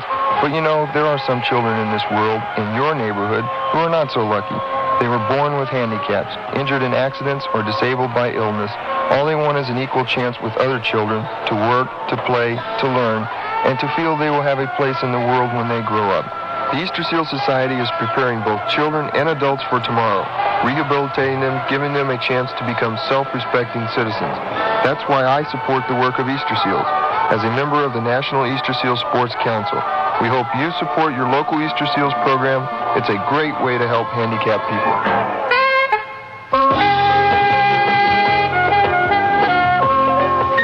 You've changed, Bernard. You're not the man I married. What do you mean, Francine? Remember the way you were, vulnerable. You made mistakes. But now look, you're confident. Everything you do turns out right. It's that book you sent away for. It's just a catalog from the Consumer Information Center. It lists more than 200 federal publications you can send for on building, fixing, eating. Buying, selling, working, playing, living. And more than half of them are free. Yes, Francine, the man you married is gone for good. All right, Bernard. But would you make just one more mistake for old time's sake? All right. For you, I'll just replace that window glass like I used to. Whatever you do, learn to do it better. Send for your free catalog. Just write Consumer Catalog, Pueblo, Colorado, 81009. Francine, send for that publication on first aid. What was that address? Pueblo, Colorado, 81009.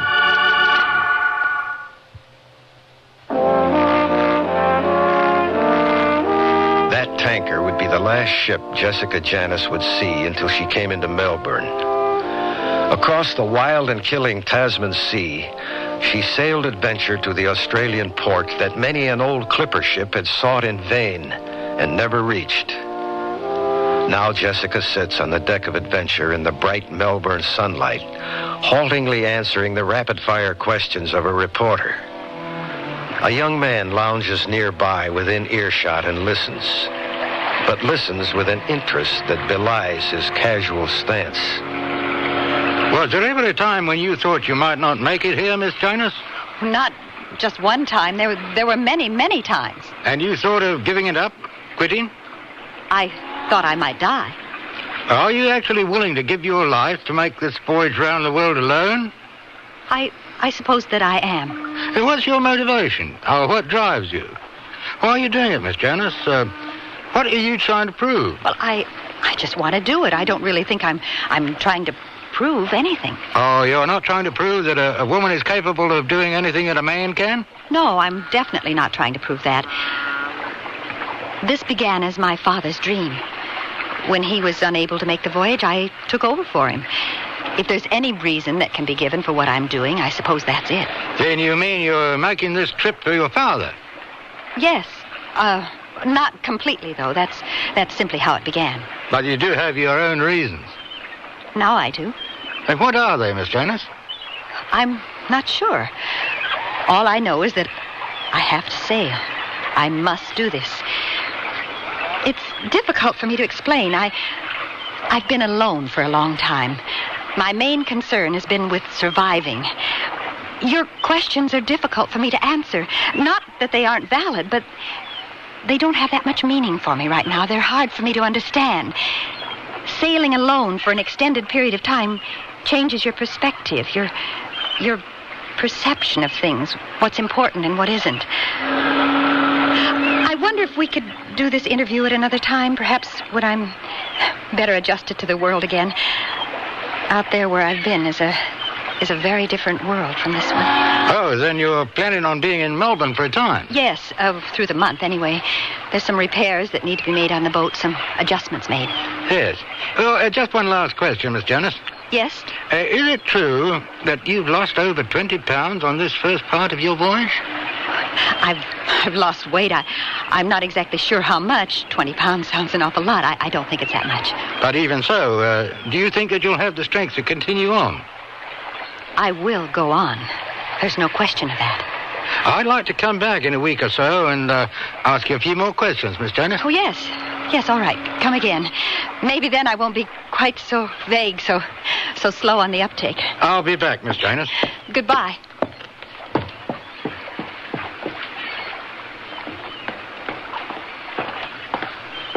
Hello. Hi. I'm David Flynn. The architect? Yes. Oh, I've been expecting you. Come on board. I've gotten glowing reports about you from my friends here. Are you as good as they say? Yes. Probably better. And modest, too. I never counted modesty as a virtue. Usually it's just a lie. I suppose. I think I just missed seeing you about 10 years ago. That's right. You were crewing on your father's boat. We won that year. Barely. You just beat my father. And I suppose you think if you'd been with him, he would have won? I do. Oh, I remember how angry I was when I couldn't go on that race. I had to return to Oxford. It was my first year up there, and it wasn't easy. Oh, I was angry when I missed that race.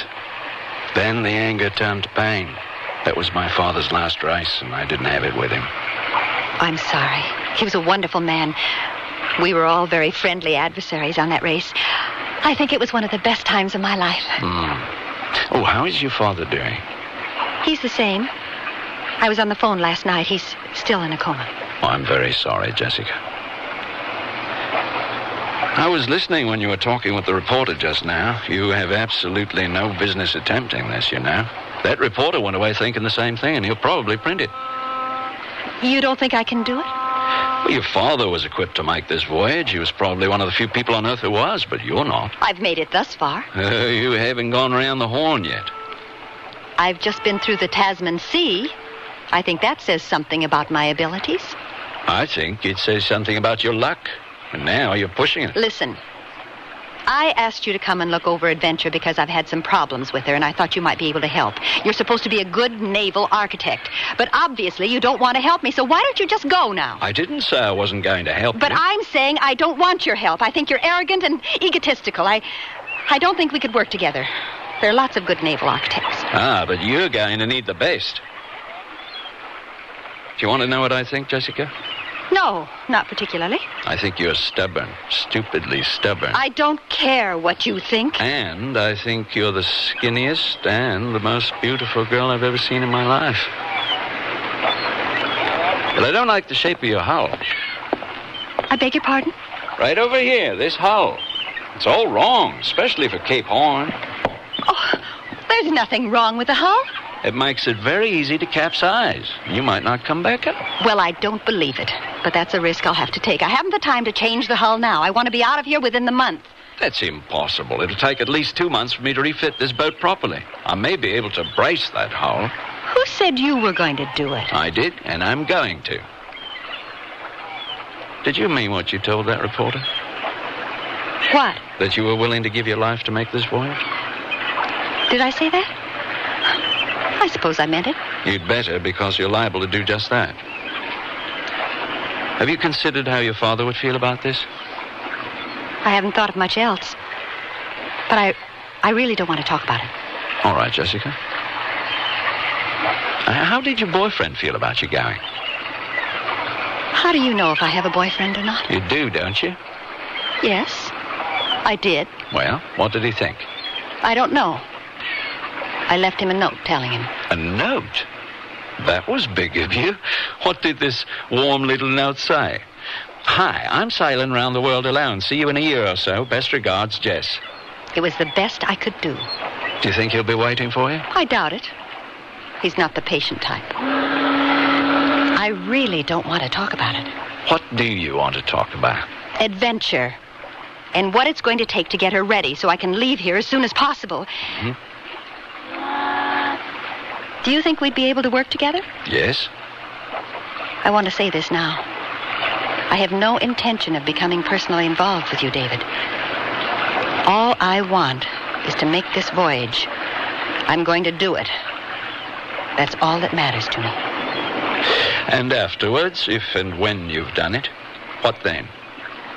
I'll think about that then. Are you leaving? I'm going up to check the rigging.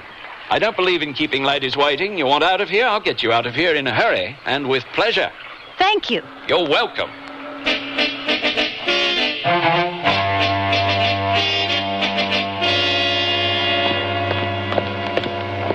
Jessica, close that book. I want to talk to you about the self-steering gear. Is there something wrong, David? No, it works properly. Well, what then? You shouldn't rely on it when you're rounding the horn. Oh, I can't stay awake 24 hours a day for days on end. Exactly my point. In those seas, you have to be constantly alert, aware of your course, and paying close attention to the sails. At all times, Jessica. You shouldn't be sleeping below, depending on that self-steering gear. In other words, I shouldn't go, and this is just one more in a long line of your lectures. I know. We've both been working very hard these last 2 months, getting you ready to go, but I've never wanted you to, not from the first day. I don't know why I wanted to work on adventure. Call it perversity. Or maybe I just wanted to be with you. David, you remember what I said? I don't want to get involved. That was the rule. No involvement. So I broke it. I didn't. Are you sure of that? No. No, I'm not. You're a hazard. You should be listed in the Admiralty's sailing directions along with all the other treacherous currents. I'm feeling a little off course. Maybe. Will you put aside the sailing directions and the pilot charts for a little while and come for a swim with me? Oh, I really should. Come on, I'm all finished here. I've checked and rechecked everything on Adventure. She's ready. The sails have just come back. Oh, they're back? How do they look? Good. Oh, then I can leave? Anytime. Jessica, come for a last swim with me. I'll race you out to the raft. All right, David.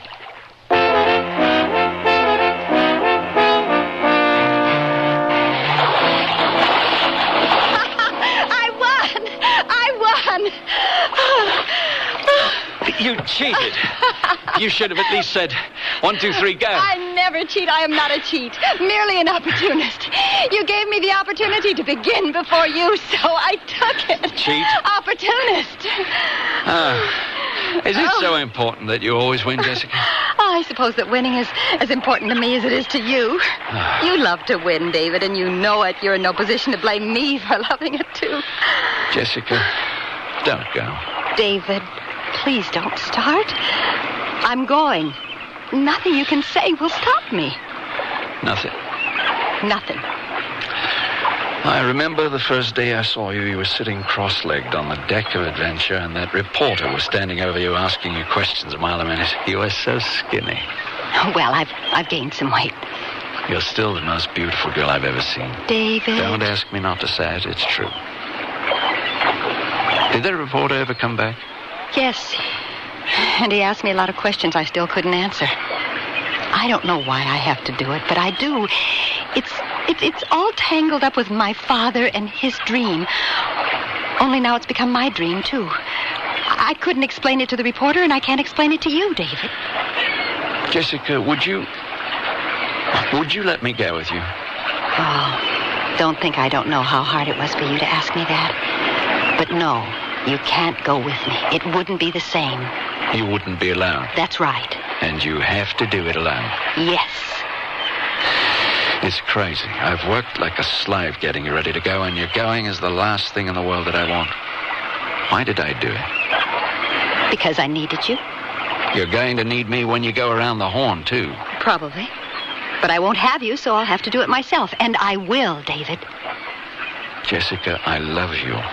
And that's crazy, too. I know it. My parents were divorced when I was 13, David. It tore me apart. I didn't understand. I truly believed that they loved each other, and they did. But that wasn't enough. Dad had this need, this obsession to be his own man, to go his own way, not to be answerable to anyone or anything, to be alone.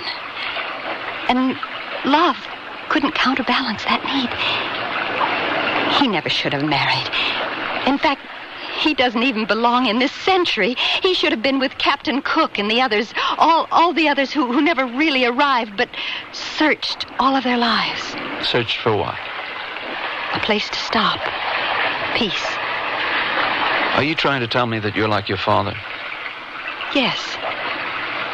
I didn't even know it myself until I began this voyage. I have to do it. Maybe I'll feel differently after it's over. I know that right now it would be very easy for me to stay here with you. But I can't. I don't know if I'll be there when you've finished your voyage. I wouldn't expect that. I wouldn't ask it of you. Damn it, I know. And that's just the reason that I'll probably be there waiting for you. Come on, David. I'll race you to the beach. No, I don't want to race with you anymore, Jessica. When are you planning to leave? Tomorrow morning. Are you coming, David? I'd like to have you take a look at that wind direction indicator. Yes, Jessica, I'm right behind you.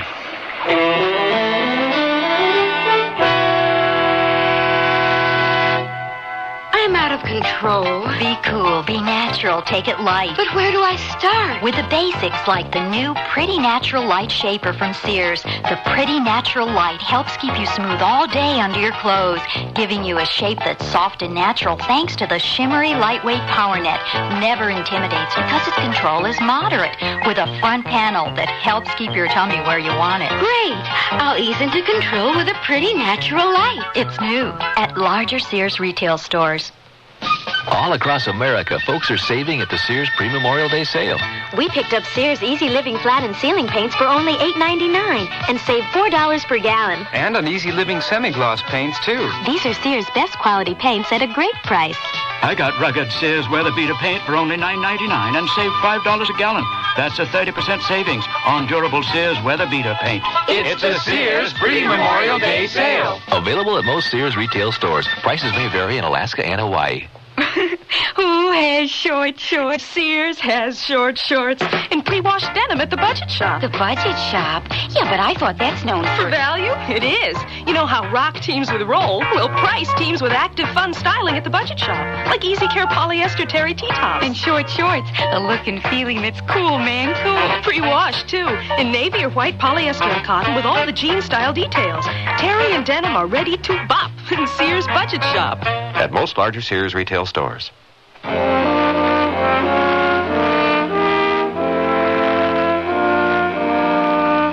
Richard Widmark again.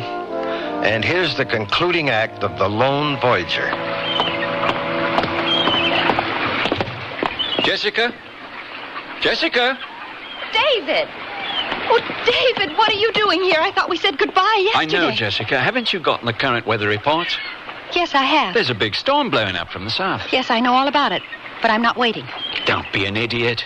You can postpone leaving for one day. What possible difference would one day make? I can't wait, David. Not for a day, not for anything. I have to go now. Why?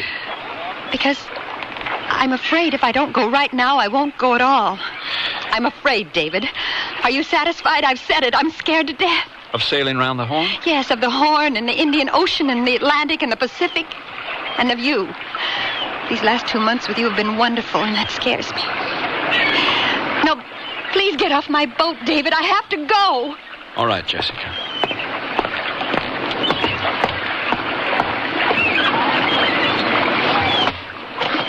You're free, Jessica. Goodbye. Goodbye, David. I love you.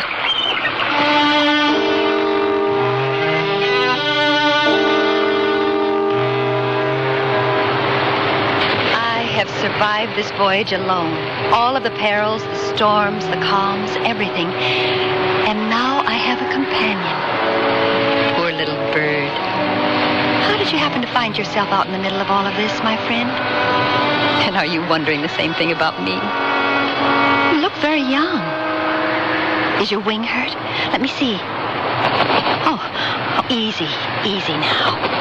I'm not going to hurt you. I want to help you. Let me look at that wing. You must have been blown up against my mast. The wind is nearly force 6 out there. Poor little bird. You stay right there. I'm going to see if I can't rig up some kind of splint for your wing.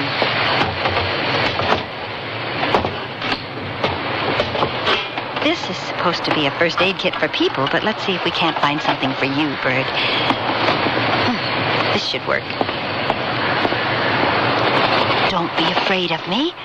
This will help you, I promise. You won't like it much now, but it'll make your wing better, and when you're all better, you can fly again. But not into another storm like this one, I hope. There now. I'm going to put you in this carton, and I want you to stay there. It seems to be calming down a little. I'm going to try and reach Melbourne on the radio now. Will you stay in the box for me? There's a good bird. You'll be better in no time.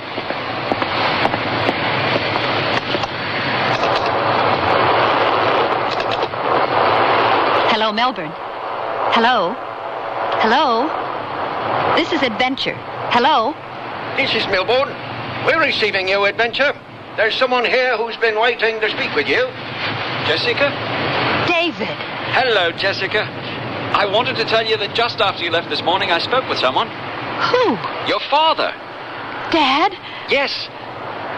Wait, on the telephone. He said... Wait, I can't hear you, David. I'm losing you. What did he say? Is he all right? David? He's very proud of you, Jessica, of what you're doing. How is he? How is Dad? There's still some paralysis, but the doctors are very hopeful. And he said that he was proud of me? He's glad then, David? Yes. And Jessica? Yes, David. I am too. I was wrong to try and stop you. Now don't get cocky, you're not home yet. There's still the horn. You're sailing into the most dangerous... David?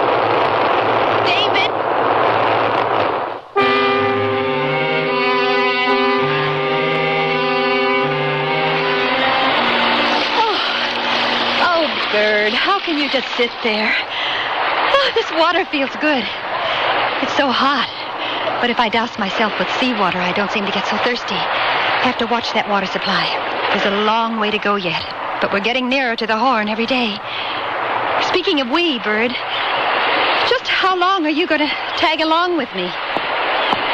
How's the wing? The splint's been off for days, and you haven't even tried to fly. Oh, look what a beautiful day it is, Bird. Don't you just ache to fly up into that blue sky? Well, don't you, Bird? Or are you scared? Well, you can stay with me for as long as you like. I understand all about being afraid. I'm afraid too, Bird. Maybe you'll still be with me when we get to the horn. And you'll see one of the things I'm scared of.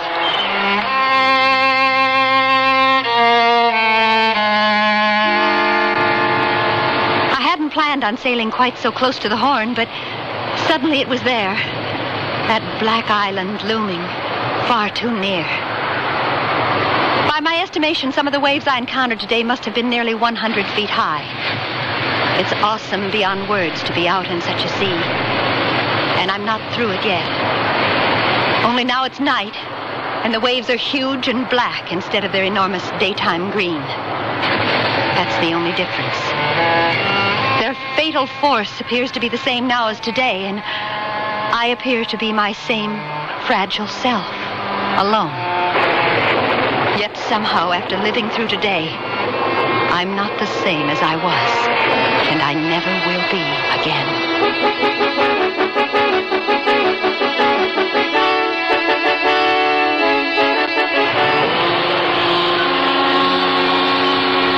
Standing here with this excited crowd that has gathered here today to welcome home Jessica Janis after her successful solo voyage around the world. She's coming up the channel now. Our cameras are on her.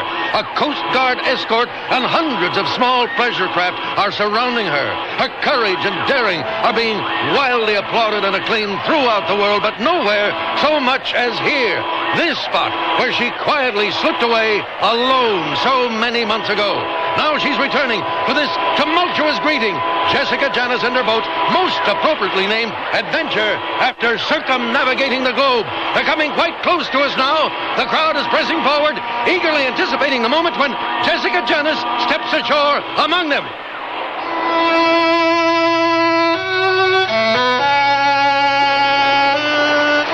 Well, Bird, this is it. It's over. I did it. Do you believe it? I'm not sure that I do. Would you look at all those people, Bird? Just look at them. I think I see Dad. Yes, it is Dad. And David's with him. You know what, Bird? Now, for the first time, I really know I've done it. I can do it alone. I know that I can. And now I don't have to anymore. What about you? What am I going to do with you? Are you still afraid, Bird? Oh, come on. Fly for me. End it perfectly for me. Fly, Bird. Fly for yourself. Goodbye, Bird. Goodbye.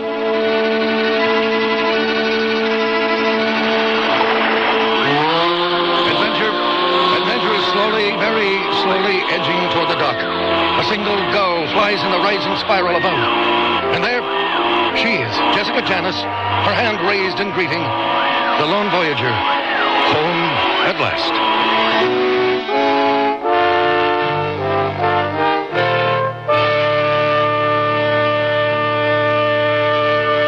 Sears National Automotive Sale. Get big national savings on the Sears Die Hard. Only $49.99 with trade-in.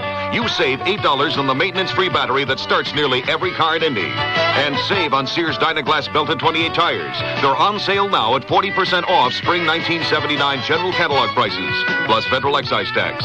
Dynaglass belted 28 tires. Save 40% at most Sears Tire and Auto Centers. Prices may vary in Alaska and Hawaii. Stop at Sears. A medley of moods above your windows, easily created with Sears decorative Travers drapery rods, finishing touches that you install yourself. Capture the rich look of fruitwood, antique designs, brass or copper, all with finials that are antique finish by hand. Chrome color rods gleam brilliantly, and Sears Tri-Mention rods keep a country sculptured wood effect always in view. All are strong, adjustable steel rods with plastic trim. Sears decorator rods, the crowning touch to your rooms.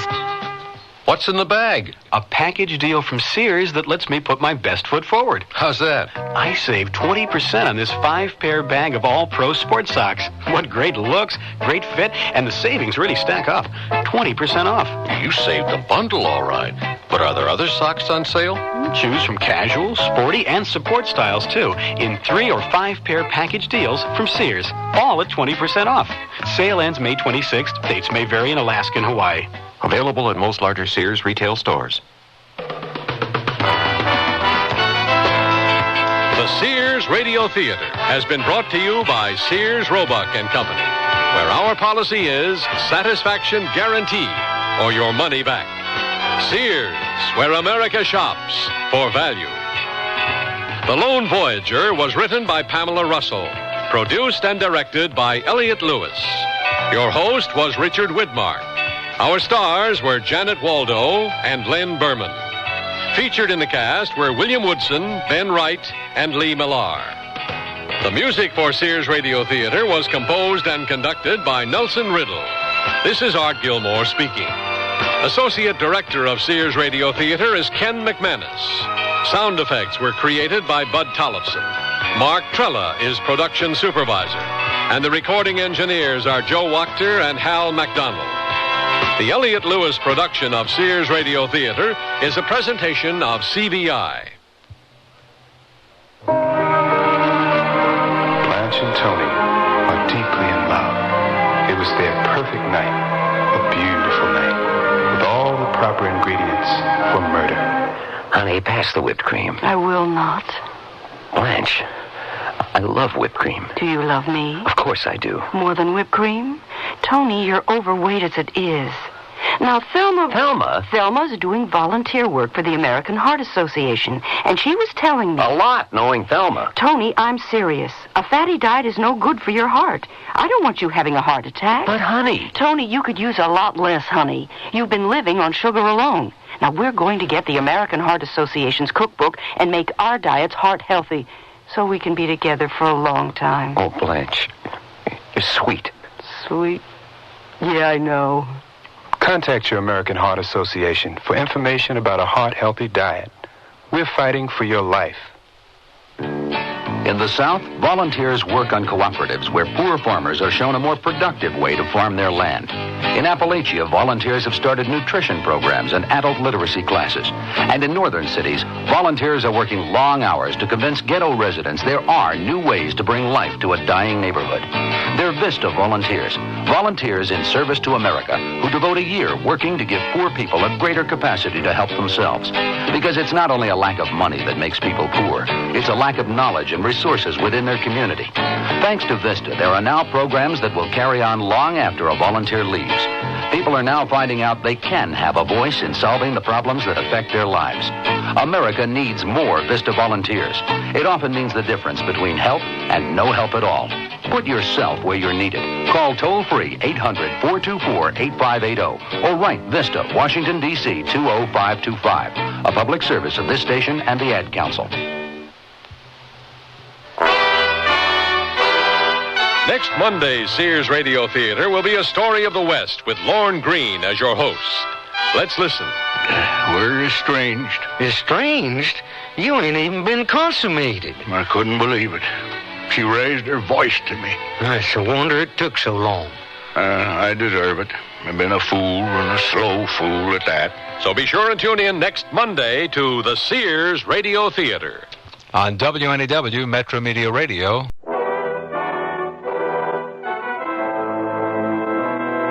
That's the theme from the Sears Radio Theater. Tonight, a program of mystery with Vincent Price as your host. Here's a preview. You got a gang of good old boys ready to run you out of town on a rail. Why? What did I do? Your Mom Marie's granddaughter. What's wrong with that? Nobody told you she was a witch. The Sears Radio Theater will begin after this message from your local station. This is Vincent Price. We are on a lonely stretch of highway in southern Louisiana, southwest of Baton Rouge, not far from Plaquemine and Breaux Bridge, Napoleonville, and a little farther west, the thriving community of Lafayette. As you may have guessed, we are in that exotic area settled long ago by people of French ancestry, an area sometimes called Cajun country. The land is marked by moss-covered trees, lush green foliage, and countless miles of bayous, small rivers with slow, almost imperceptible currents that twist and bend their way past old plantations, rich farmland, and disappear into dark jungles and forests and murky swamps. Yes, there are alligators in the bayous beyond number, but there are other things even more fearful. Feu follet, for example, or loup-garou, evil spirits of the swamp who can change themselves into werewolves and whose black magic can terrorize an entire village. The car has turned onto a gravel road and paused before a sign that reads, "Welcome to Mercy, Louisiana, population 205. We can see the driver consult a map. Obviously, she is a stranger in these parts. Right 10 miles to Dead Creek. Dead Creek. Next, it'll be Hangman's Harbor. Incredible.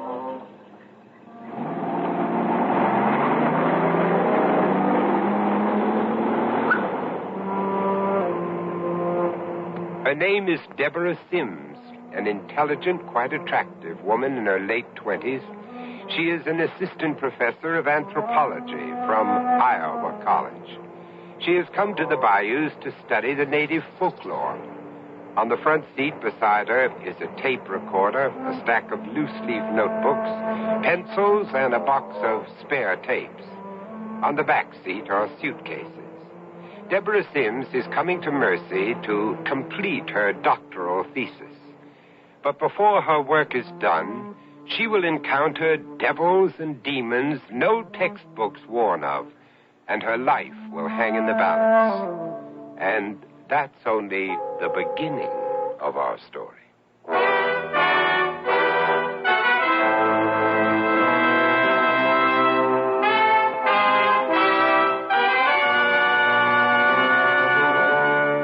Sears Radio Theater, a new adventure in radio listening. 5 nights of exceptional entertainment every week, brought to you in Elliott Lewis production of the Sears Radio Theater. Our story, Cajun Death, by William Frew. Our stars, Linda K. Henning and Tommy Cook. The Sears Radio Theater is brought to you by Sears Roebuck and Company. Sears, where America shops.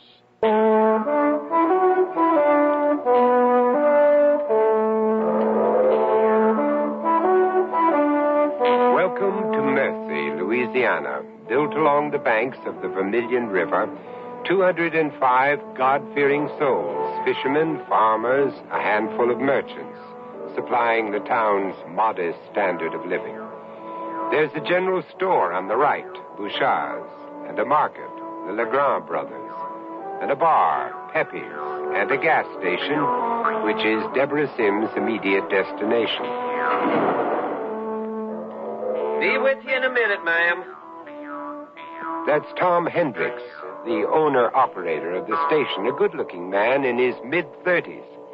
He's filling the tank of a van belonging to one Bobby Duquet, local ne'er-do-well, whose major occupation is guzzling Boilermakers and shooting snooker. Howdy, ma'am. See by that there license plate, you all are from Iowa. You're quite observant. Would you fill it up with unleaded, please? Oh, well, for a pretty lady like you, I surely would be obliged. Even if the truth is, I don't work here. Oh, I'm sorry. I thought No need to be sorry, ma'am. I just plain like to help strangers, especially the female kind, especially when they're from Iowa. My name's Bobby Duquet. What's yours, sweet thing? Deborah Sims. Do you know how to get to Jed Buffum's cabin? Buffum's? You going way out there, Debbie? That's knee-deep in the bayou. Check your oil and water, ma'am. Oh, well, now, we got the genuine owner of the establishment here to take personal care of you, Debbie. How about that? Knock it off, Bobby. Jed Buffum's place, 10 miles north of town. You turn left at Crawford Junction, about another 2 miles, and you're there. Thank you very much. Or better yet, Debbie, I'll just take my van out of this here rip-off joint and lead you all the way there myself. Now, you ain't had a better offer than that all day, have you, Debbie? My name is Deborah. That's Debora. And that's an easy offer to refuse. Leave the lady alone, Bobby. That'll be $5.80, ma'am. Thank you. If I can assist you while you're in town, don't you hesitate to call on me. I'm Tom Hendricks. Hoo-wee. Ain't old Tom the slick one. Tell you, Debbie, between him and me, there ain't no contest. He got the gas, but I got the class. You couldn't prove it by me. Thank you, Tom.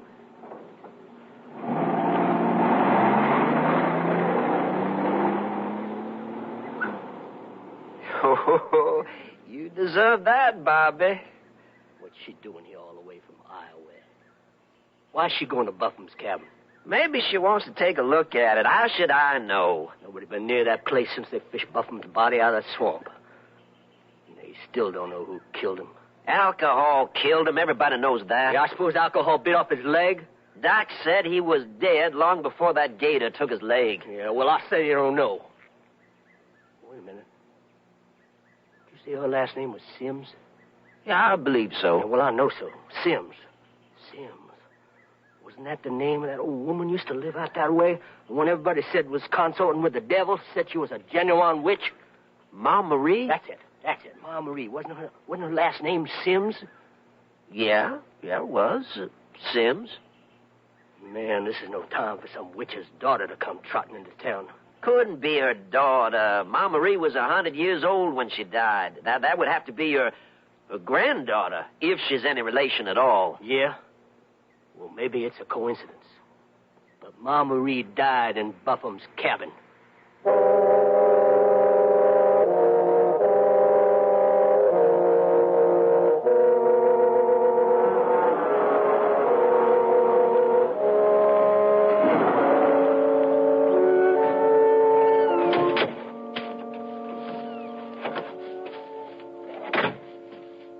Looking for someone, ma'am? What? Oh, I didn't see you. Where did you come from? Well, name's Preacher Coxey. I live down the road a piece.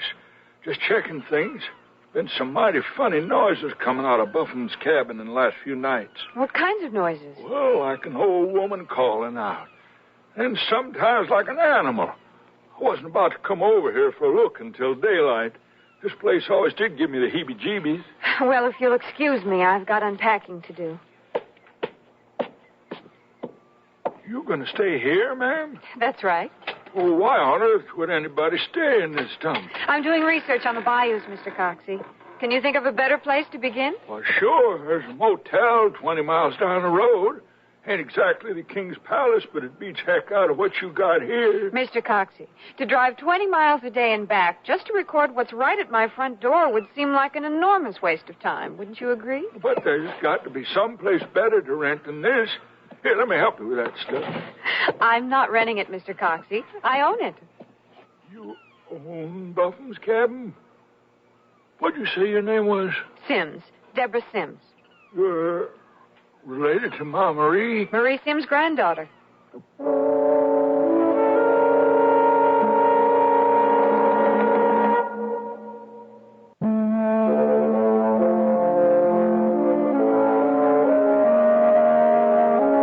What'd you say your name was? Sims.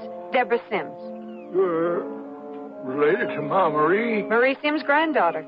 Was she called Ma Marie? You didn't know her? I'm sorry to say I didn't. She was my father's mother. He was killed in the Korean War when I was very young. I only know her by the letters she used to write me.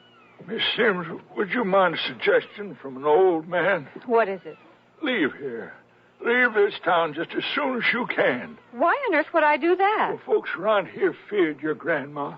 They say she cast evil spells, made crops turn bad, even worse things. Mr. Coxey, I'm a social anthropologist.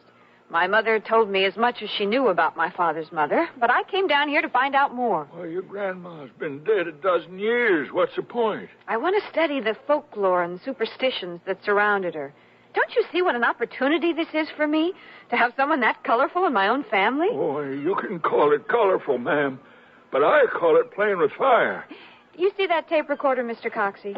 Before the week is over, I want you to promise to tell me every story you've ever heard about Grandmother, okay? Well, if you really want to hear it. Oh, yes. Oh, I just know this is going to be the most memorable summer I've ever spent. All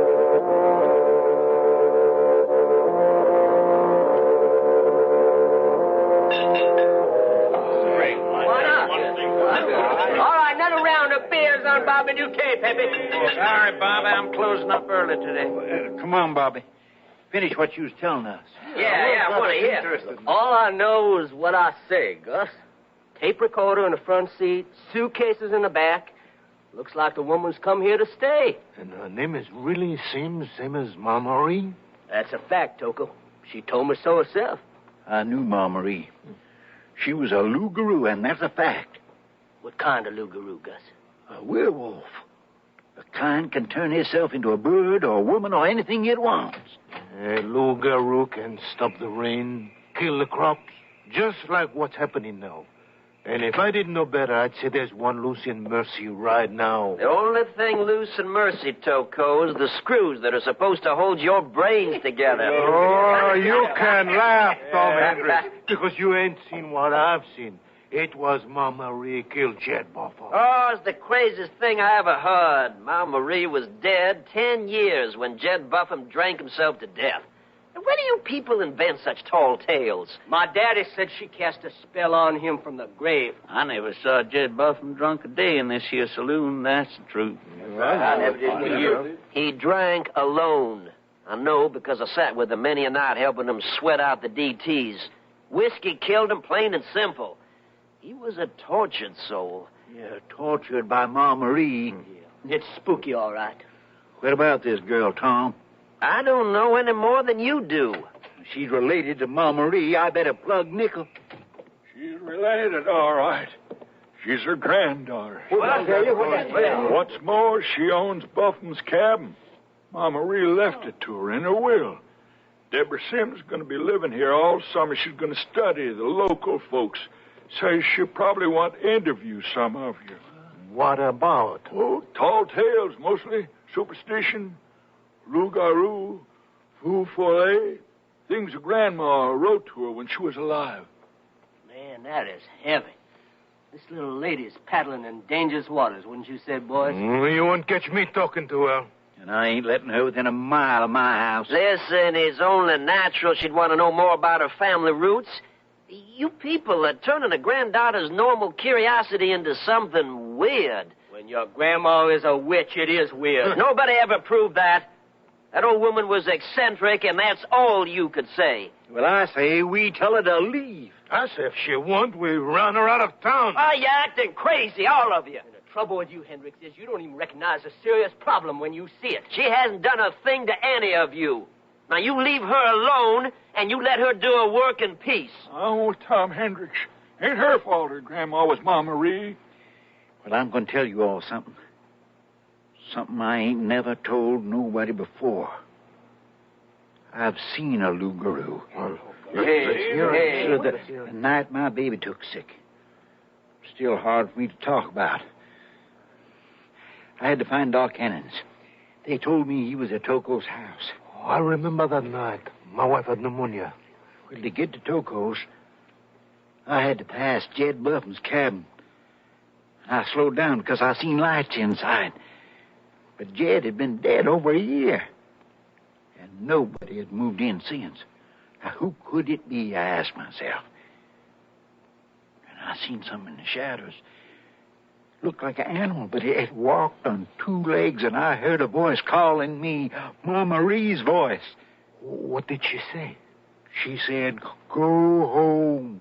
Your baby is dead." Oh, no.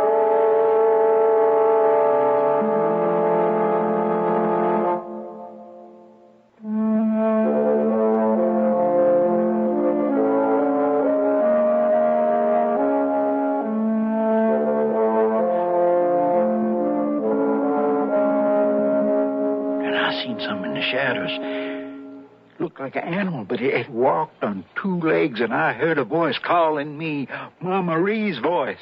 What did she say? She said, "Go home. Your baby is dead." Oh, no. And when I got home, my baby was dead. Ma Marie killed him. She cast a spell. It is impossible.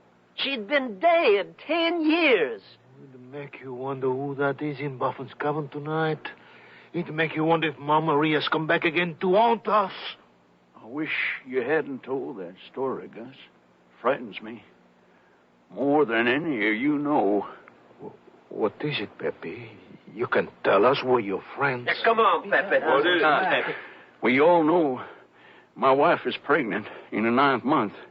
This morning she began to get bad pains, and we went to the doctor's office.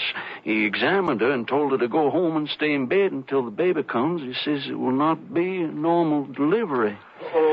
Well, when we were at the doctor's office this morning, we saw the Sims woman drive into your gas station, Tom. We were both watching her when the doctor told us. Believe me, Pepe, it was pure coincidence. And what will you say if my baby dies? Ma Marie's granddaughter must live at once. I'd say so. You are making a mistake, all of you. Ask Pepe. It's his baby due any minute. Pepe? I want her out of town tonight. I am warning you. If you people hurt that girl, I'm going to report you to Ed Beaumont. Oh, come on, Tom. Our local peace officer's in New Orleans at the police convention, and you know it. He won't be back till next week. I don't want to wait until next week. Me neither. She's got to leave. And right now. Yes.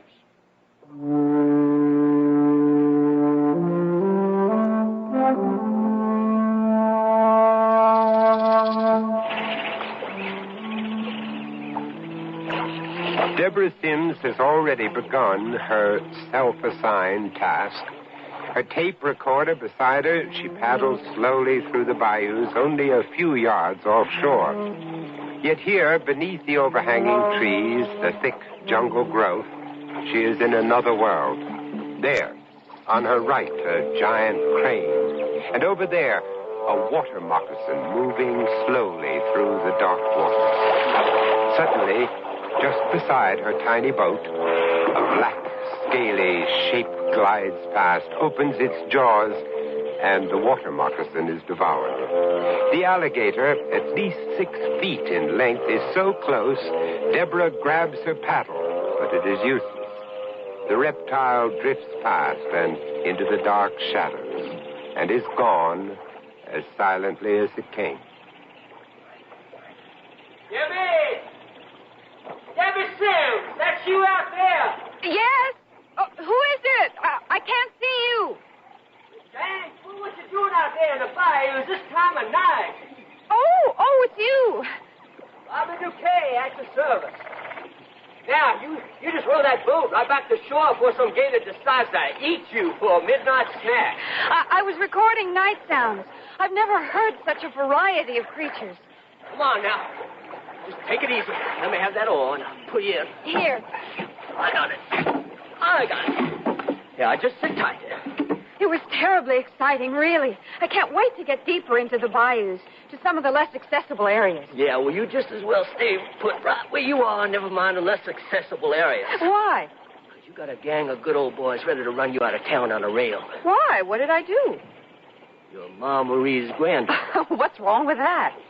Nobody told you she was a witch? That's nonsense. She was an eccentric old woman who liked to live alone and commune with nature. That hardly makes her a witch.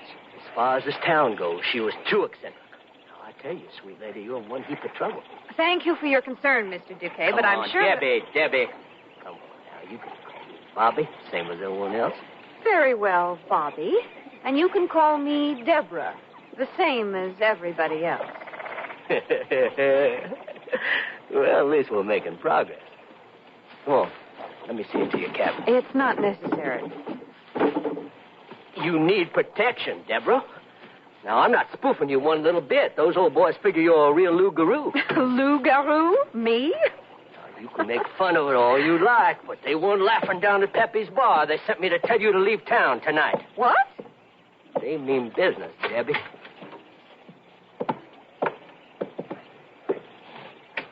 Hey, you really cleaned this place up. It's just a beginning. In a few more days, you won't recognize it. Too bad you have to leave after all this work. I'm not going. Come on now, you listen to me, Deborah Sims. I didn't drive all the way out here just to josh with you. Now, we got the worst drought on our hands in years. The fishermen doing so poorly they can't even make a living. We got a couple of animals that wandered off into the bayous and didn't even come back. Animals in the bayous? Yeah, Data probably got them. Maybe they drowned. It don't matter. Folks around here see some kind of black magic now mixed up in it. Ma Marie's kind of black magic. And they blame me? That's about it. Well, you tell them they don't frighten me. And also say that I'm staying.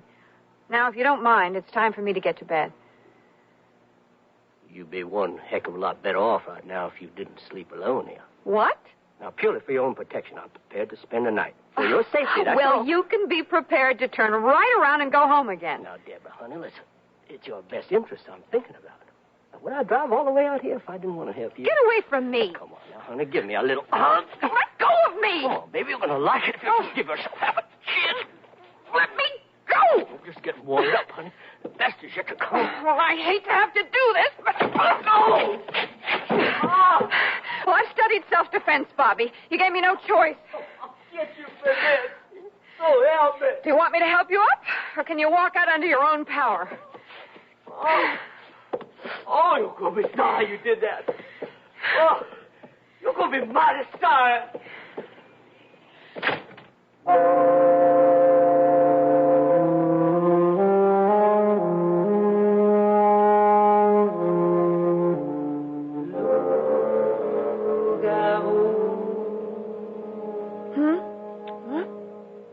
What? Who is it? Who's out there? Who is it? You're not frightening me, Bobby Duquet. You hear me? You're not going to frighten me away from here. Go home and let me sleep. Well, that's better. And tell the rest of them I'm not leaving. What? Who is it? It's me, Preacher Coxey. Are you all right? Just a minute. I heard you calling, Miss Sims. You sure you're all right? Oh, it was that fool Bobby Duquet trying to frighten me, making crazy noises, waking me up. I didn't see anybody, Miss Sims. I've been outside for the past hour. You didn't see anyone? No, ma'am. Didn't see and didn't hear nothing either. doing here? Well, Bobby and a couple of the boys were getting liquored up in town, and I was afraid they might drive out here and do something they could be sorry for in the morning. Then there wasn't anybody outside my window? No, ma'am. I've been here all along. Thank you, Mr. Coxey. I really appreciate your concern. I guess I don't understand these people as well as I ought to. No, ma'am. This here's bayou country. Not like Iowa. Not at all. I think you ought to reconsider about leaving. They're not going to give you any peace until you do. No, my mind's made up. This is exactly what I came here to learn about. The fact that it's happening to me will make the experience all the more valid for my dissertation. Thank you again. I'll say good night now. Good night, Miss Sims. If you need me, I'll be out that way, sleeping in the back of that old van there. Oh, yes, I see it. Good night. Good night, ma'am. I've got to record all this. It's invaluable. February 10th, second day. Tonight I was awakened by... What on earth? The storage room?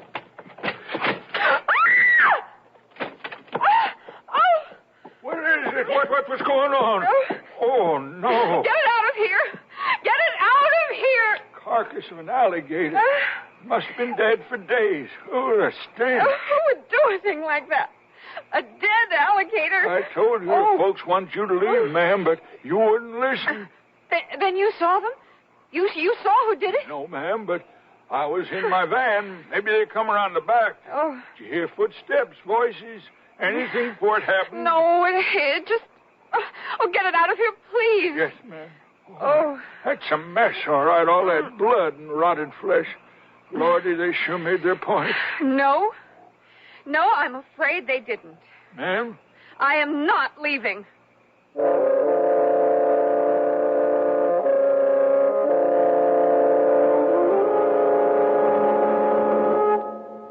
Vincent Price again. And here's the concluding act of Cajun Death.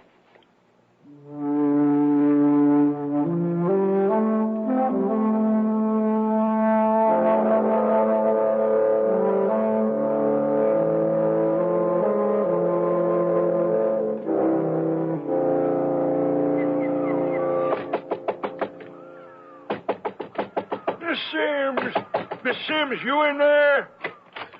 Yes? Oh, it's you, Mr. Coxey. Say, you don't look well, Miss Sims. Oh, I'm all right. I couldn't get to sleep. I had to take a sleeping pill. Well, I hate to wake you up with bad news. What is it? It's your car, ma'am. What about it? Somebody must have done it during the night while we was both sleeping. Done what?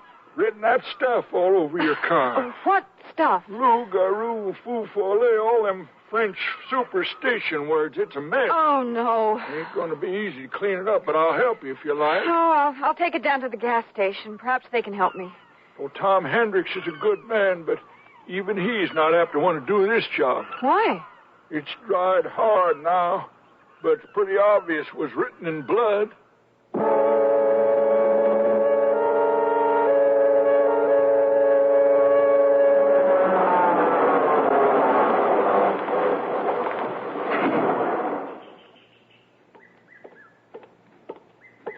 Help you, ma'am? Hey, what happened to your car? A souvenir left by some of your friends. Alligator blood. Mr. Coxey and I cleaned it up as best we could, but it sure could use more work. Well, I got a young man who does cleanup jobs, but from the looks of it, it'll take him a couple hours at least. Oh, and just incidentally, Miss Sims, the folks who did this are no friends of mine. Not Bobby Duquet? No, ma'am. He's a born troublemaker. Daddy died, left him a fat bank account in one of the best plantations around. Bobby hasn't done a lick of work since he left college. And the rest of his friends? Oh, they're not bad folks at heart. But times have been rough this year. Bad crops, empty fish nets. And like most people, they're looking for somebody to blame. Well, I'm not going to be their scapegoat, Mr. Hendricks. I don't blame you, Miss Sims, but sometimes you just have to accept reality. Loup-garou and fou-follet are reality? Maybe not to you and me, but to them they are.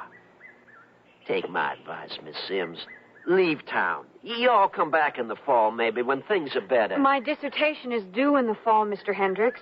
I've put in a lot of years working for my doctorate. It means a very great deal to me. I'm not going to give it up just when I'm finally reaching my goal. All right. Have it your way. But if you need help, don't you hesitate to call on me. Thank you. I appreciate it, really. Now, if you'll take care of cleaning up this trick-or-treat mess the good old boys left on my car, I'll get to work. We'll have it done by 3 o'clock at the latest. Thanks. I wish there were more like you and Mercy, Mr. Hendricks. Well, it's mutual, Miss Sims. It's Deborah. Okay, Tom? All right.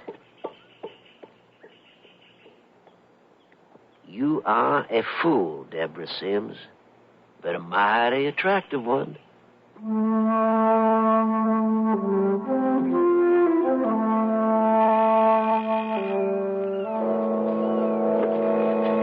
What do you want? Oh, I'm Deborah Sims. I'd like to talk... I know who you are. Get off my property. You're Peppy, the man who owns the bar? That's right, and you're trespassing. Well, I just want to interview your wife. I understand she knew my grandmother. You stay away from her. Do you understand? I don't want you to come near her. Oh, Mrs. Pepper? Yes? Go back inside, quickly. What? But I only wanted... If you ever come near my wife again, I'll kill you.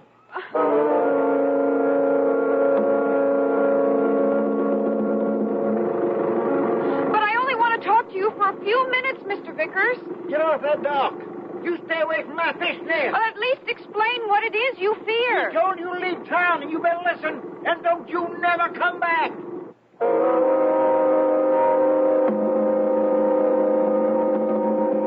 I'm telling you for the last time. If you earn off my land within 1 minute, I'm going to throw you off.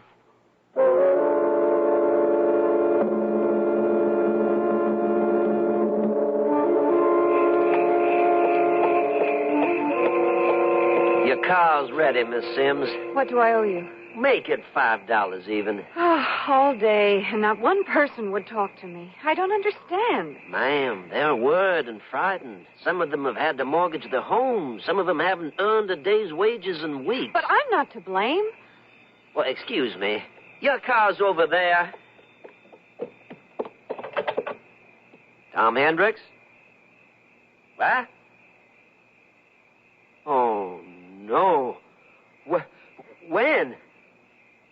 Yeah. Why? See, yes, yeah, okay. Yes, thanks. Deborah. What is it? What happened? Get in that car of yours, and you drive out of town as fast as you can. Oh, why? What happened? Peppy's wife was rushed to the hospital an hour ago. The baby was born dead.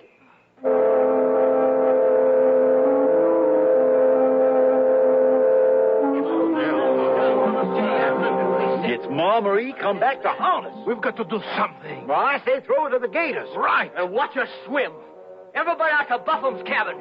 Get rid of her, we'll get rid of the Lugaroo once and for all.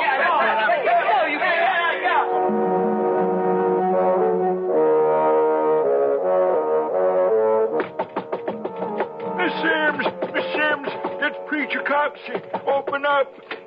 Yes? There's a half-dozen men on the way out here right now coming to get you. What?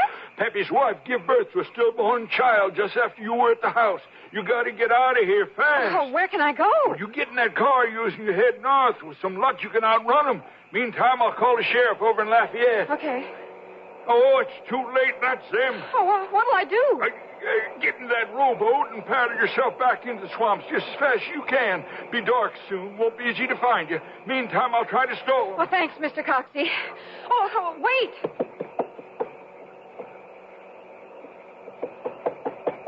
What do you need with a tape recorder at a time like this? Well, I haven't got time to explain.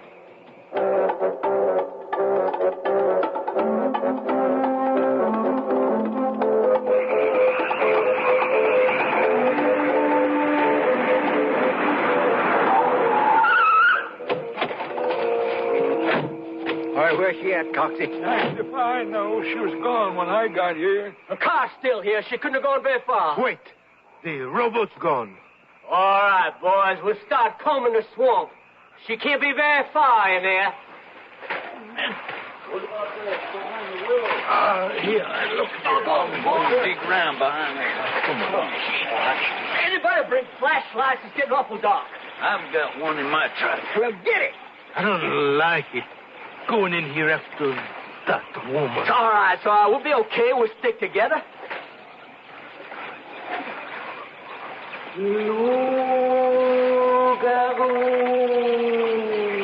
What's that? Oh, it's just a hoot owl. Come on, boys. I left my flashlight at home.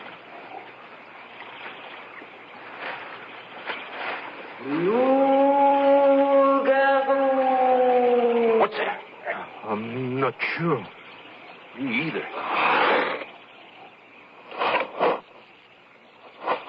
Look, what are those lights? Carefully. I've seen them before. Swamp devils. Oh, no, that's crazy. There ain't no such thing.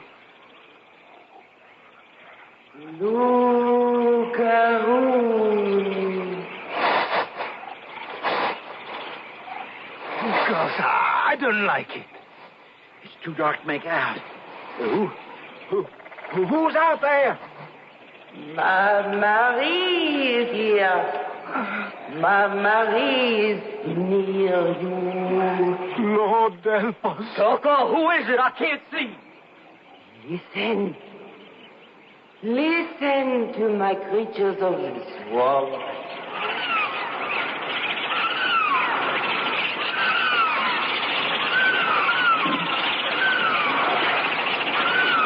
We gotta get out of here.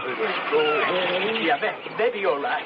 If you are my granddaughter, you are me. I will make you vanish in the bayous, never to be seen again.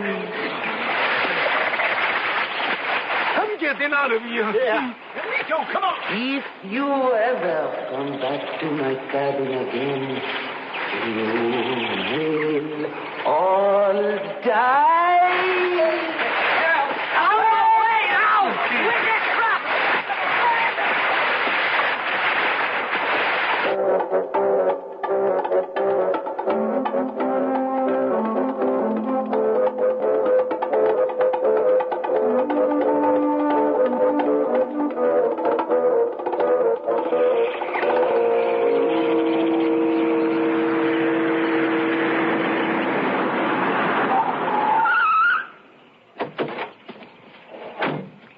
Coxie, what happened? Why did they run away? They heard and saw the real thing. What? It's a fact. A voice from the past, Ma Marie's voice.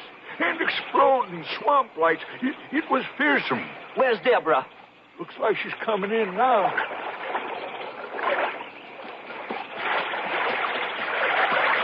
You all right, Deborah? I'm okay, Tom, thanks. Would you mind getting my tape recorder? Sure thing. That's where the sounds were coming from. Your tape. I'm not sure. Hey, the tape is stuck. Look. The machine isn't working. Deborah, where did the sounds come from? And Ma Marie's voice? I don't know, Tom. Honest, it was just there, all around me. The sounds, the voice, the presence. I can't describe it. Deborah, was it you?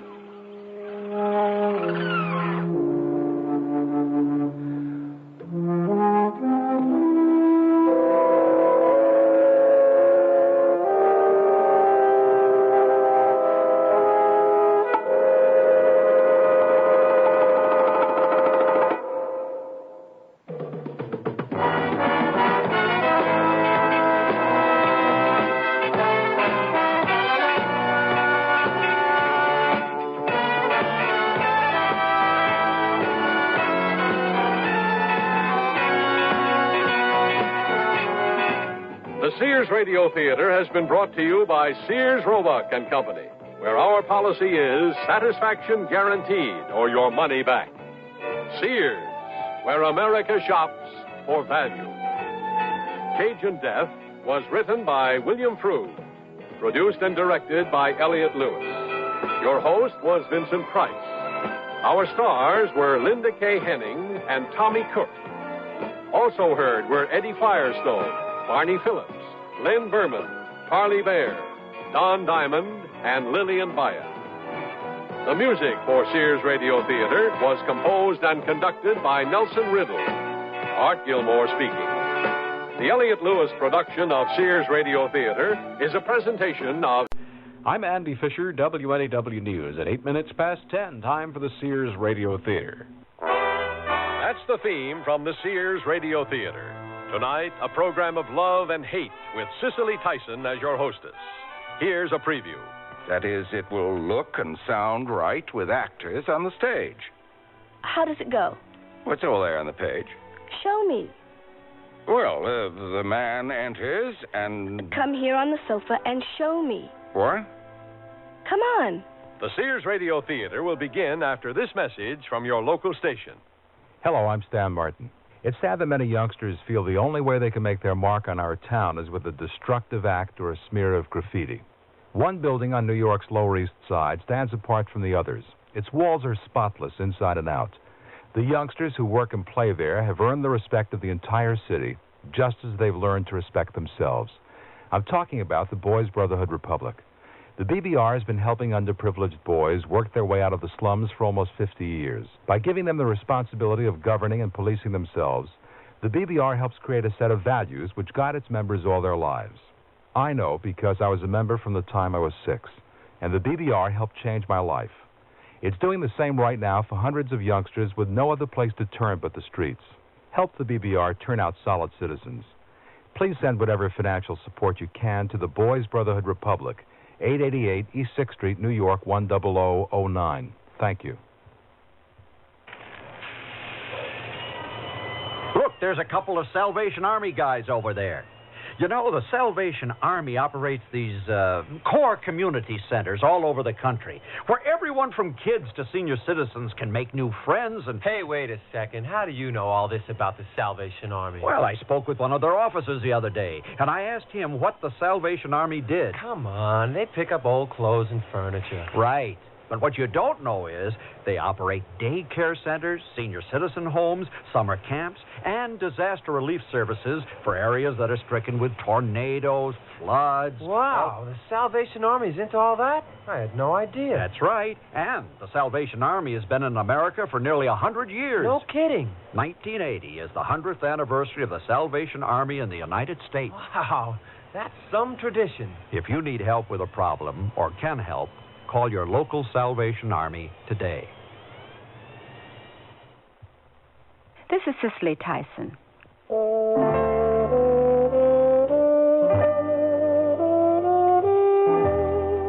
My name is James Markham. I am a playwright, and I live in a penthouse apartment high above Riverside Drive. When I was a young man, some years ago to be sure, I often heard from an aunt renowned in our family for her folk wisdom that all is not always as it appears to be. I am with you now to relate a series of events which will prove beyond any doubt that my aunt knew whereof she spoke. Mildred, is this clock correct? Mr. Markham, you paid $3,000 for that antique clock when $3,000 was a lot of money. So, of course, it's not correct. It's 3 minutes off. It's 9 o'clock? That's right. And you've been pacing and waiting and asking me the time since 7, give or take 3 minutes. You want I should put the hors d'oeuvres back in the icebox? Refrigerator, Mildred, not icebox. None of us are getting any younger, Mr. Markham. And that's what they called it when I grew up. Your tie's straight. Stop fiddling with it. I'm leaving now. When you go down, tell the doorman that I can't see her. Huh? Who? Who are you waiting for?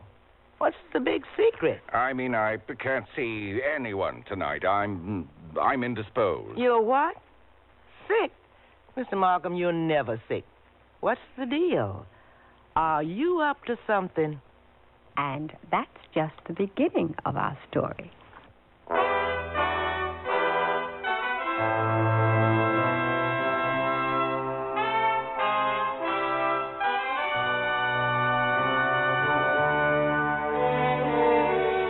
Sears Radio Theater, a new adventure in radio listening. 5 nights of exceptional entertainment every week, brought to you in Elliott Lewis' production of the Sears Radio Theater. Our story, Who's Who, by P.M. Klepper.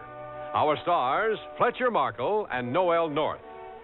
The Sears Radio Theater is brought to you by Sears Roebuck and Company. Sears, where America shops for value.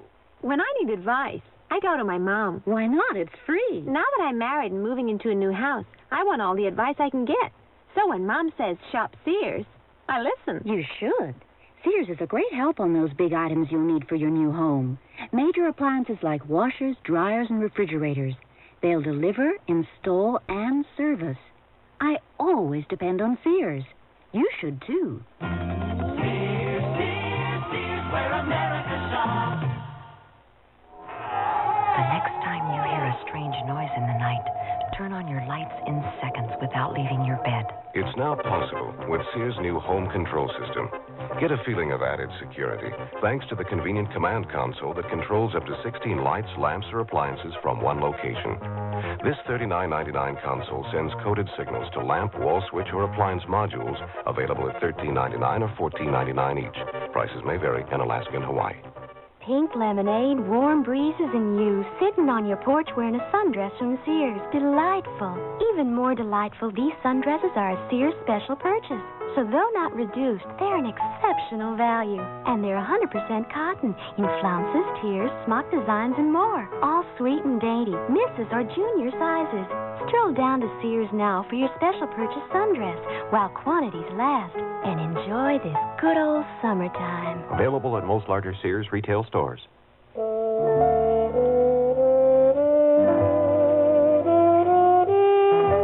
When last we spoke, I was being asked a series of questions. Continue, please.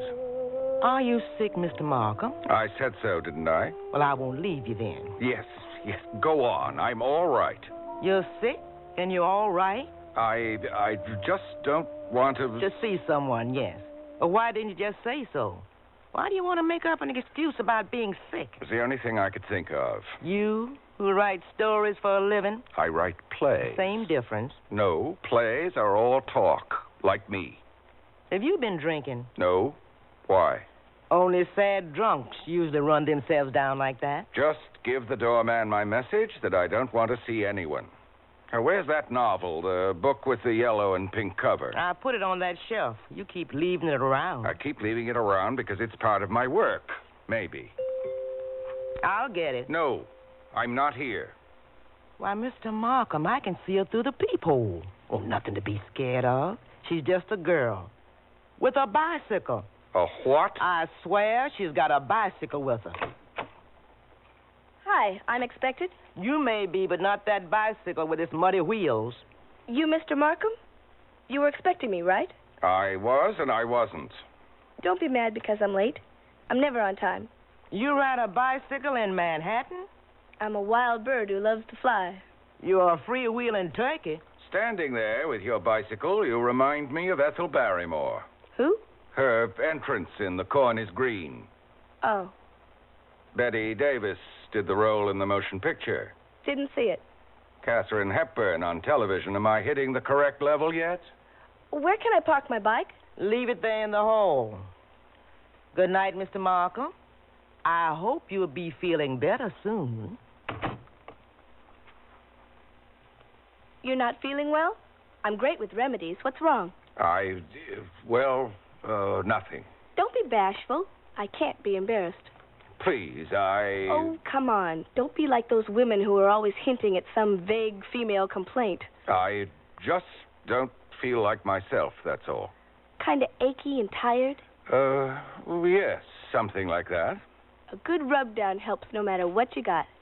How can you be sick with your coat on? What? Sitting around in your own apartment fully dressed, coat and tie and all? You can't be sick like that. Take off your coat and shirt, and I'll massage your back. No, please. Come on, let go of your coat. Okay, keep your shirt on, as they say. Lie down. Really, this isn't My hands are warm, and I promise not to tickle. There. How does that feel? Well, stimulating. tried too hard? I feel almost too healthy. Thank you, Tony. Your name is really Tony? Yes, Tony with an I. What? Tony. It's spelled Toni, not with a Y. That's a boy's name. Tony with an I. How Tony? I don't get you. Tony, the kind of Tony that means high-toned, stylish. Never heard of that. Must be an old-fashioned word. I'm an old-fashioned person. Tony, I have a Tony. You have a what? A Tony. You don't know what a Tony Award is? It's given for outstanding work on the New York stage. Oh, like in television. The Emmy. You could say that. I did say that. You don't know what a Tony is, yet you want to write a play. Maybe I want to write a play. What'd you think of it? My novel there, That Festive Summer? Isn't it an icky cover? Yellow and pink? It's very good. The cover? The story. Well written. Are you going to help me adapt it for the stage? If I decide to do it. This producer wants to put it on Broadway, and he says you write plays. That right? Yes, I write plays. Did you think I got that Tony Award for being the best usher? Okay. You write plays. Let's face it, I'm ignorant. In the town where I was brought up, there weren't any stage plays. Well, they did have books, didn't they? Such as in my library here. Wow, you got a lot of them. Who are those guys on the wall? All those pictures? Who are portraits of the great playwrights. Sophocles, Plautus, Marlowe, Johnson, Shakespeare. Oh, yes, I recognize him. Who's that? Looks like an old vaudeville performer. That's Molière, the greatest writer of French comedy. May I get you a drink? What do you got? Everything. Anything. Name your poison. What? That's another old expression. I'm not used to a choice. Places I go, it's beer or cheap muscatel. This 20-year-old Scotch, just a bit younger than you are, is very good. Or, if you like, I'll break out a bottle of champagne. Got diet soda? No. Some mineral water will be fine. You expecting someone else? No. What's all this food? Hors d'oeuvre. For you. I'm an honored guest, huh? I'll have some. Caviar? Liver pate? I hate this kind of junk. Perhaps next time, if there is a next time, Mildred, my housekeeper, will send out for a pizza. Your novel has possibilities as a stage play. We might make it work. I told the producer I'd think about it. Doesn't the prospect of having a play on Broadway excite you? Perhaps. Well, if you say it like that, obviously it doesn't mean much, and you shouldn't get involved. Involved? What's involved? You write a play, it's put on, so? It's a long, laborious, frightening process, young lady. Perhaps you should stick to novels. I don't know that I intend to do that either. I wrote a book. That doesn't make me a lifetime writer. I just wrote down a lot of personal stuff I wanted to get off my chest. You could have told a bartender. Don't make me out a dedicated author. I'm not trying to make you anything. I'm trying to figure you out. It's simple. My publisher wants a big stage and screen hit out of this first novel, so I'll be rich and happy, and I'll give him my second novel, in case I should write one. And the stage producer put me in touch with you. They wanted an experienced old pro to help me. I really don't know if I have the time. So many other projects, and my social life is full. Parties, openings, club acts to catch, weekends in the country. Well, I'll tell them that we met and... I didn't say no. You don't seem overly enthused. As with you. But we might work together and make something of that festive summer. Okay, let's try it. See how it goes for a few days at least. You'd better get to bed and get over whatever you got. I have a date with Al. It was for much earlier, but as I say, I'm never on time. Tomorrow morning, we'll begin. Tomorrow already? Well, okay. Get well. I assure you I'll be in top shape. I couldn't take another of your massages.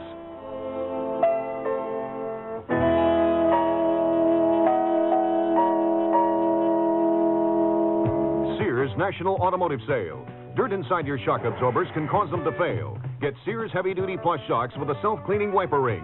On sale now, only $7.99 each. You save 20%. Installation available. And save now on Sears SuperGuard steel-belted radial tires. Steel-belted strength, smooth ride, radial performance. Super values, too. Save $40 to $76 on a set of 4. Sale ends June 30th at most Sears Tire and Auto Centers. Prices and dates may vary in Alaska and Hawaii. Why not ruffle up a window with tradition from Sears Open Hearth Collection? Our inheritance Cape Cod curtains have plenty of big, fluffy ruffles for that traditional New England look that's become an American favorite. They're an easy care perma-pressed fabric made from 65% Codell polyester and 35% cotton, completely machine washable. Choose from 14 distinctive colors, one of the largest selections to be found anywhere. So carry on a decorating tradition, the Cape Cod look from Sears, available at most larger Sears retail stores. They wear them in Alaska, in Texas, in Maine. Wherever the territory's tough, the kids wear Sears Tough Skins, the toughest jeans in Sears Tough Jeans territory. Fashioned from a perma-pressed tri-blend fabric so tough, kids can actually jump on trampolines made from it. Sears Tough Skins in boys and girls sizes. Now in latest spring colors, styles, patterns. Brushed finish, too.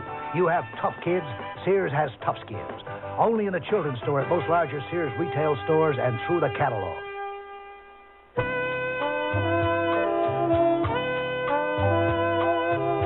Bargain was made. The question it posed was a simple one. Could a young and immature girl contribute anything worthwhile to a business arrangement with an older, wiser, more mature and creative person such as me? It occurred to me at the time that it made an interesting problem. More call for Mr. Markham? No. My, aren't we grouchy today? No, the clock isn't correct. It's 3 minutes off, so it's exactly 1. She was supposed to be here early in the morning. I know, but she's here now. Good morning. Good afternoon. I beat him to that. Good morning, Mr. Markham. Ooh, it's colder in here than outside.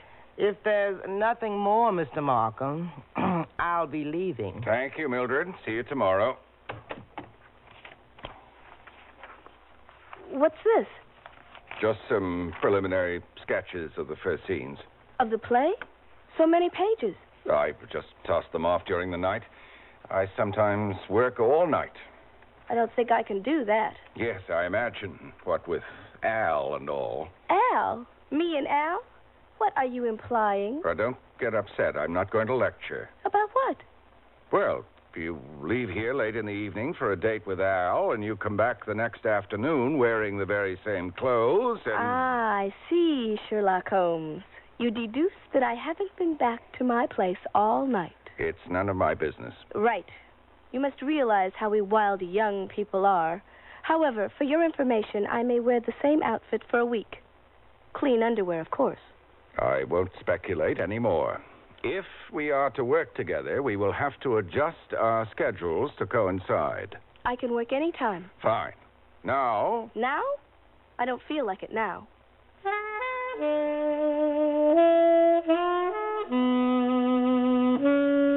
Tony, the basic problem with the tone of the play is trying to reconcile the tragedy of the father with the commonplace comedy of young love. Whoa, wait just 1 minute. Tragedy of the father? The old man isn't tragic. And that about being commonplace? Oh, come, Tony, you can't really believe that this is such an unusual story of young love. It's the ordinary story of millions of girls. Ordinary? This is different. I don't understand your umbrage. I think you handled the situation admirably, subtly allowing the reader to enjoy the humorous aspects of young puppy love. There was nothing subtly humorous about this puppy love. You're joking. You mean you didn't intend it to be funny? Funny? Yes. Well, it's touching, of course, in a lightweight sort of way, but, my dear, you'll know the difference when a real love, a mature love, comes along. You? Me? Me? Surely you don't think that I mean at you and me. When it comes to women, you can't trust any guy, no matter what his age. You bring me here and always send the housekeeper away. In the first place, young lady, it's presumptuous of you to think you're my type. Secondly, you have the gall to suggest that were I in the mood to indulge in a romantic interlude, I would have to resort to an elaborate procedure. I assure you, I have no monkey business in mind, just the business of playwriting. Business? Yes, a skillful craft.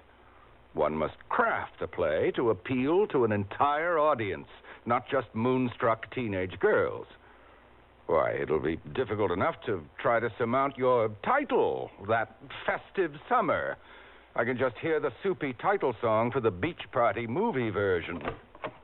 For your information, beach party movies were passé years ago, but then so were you.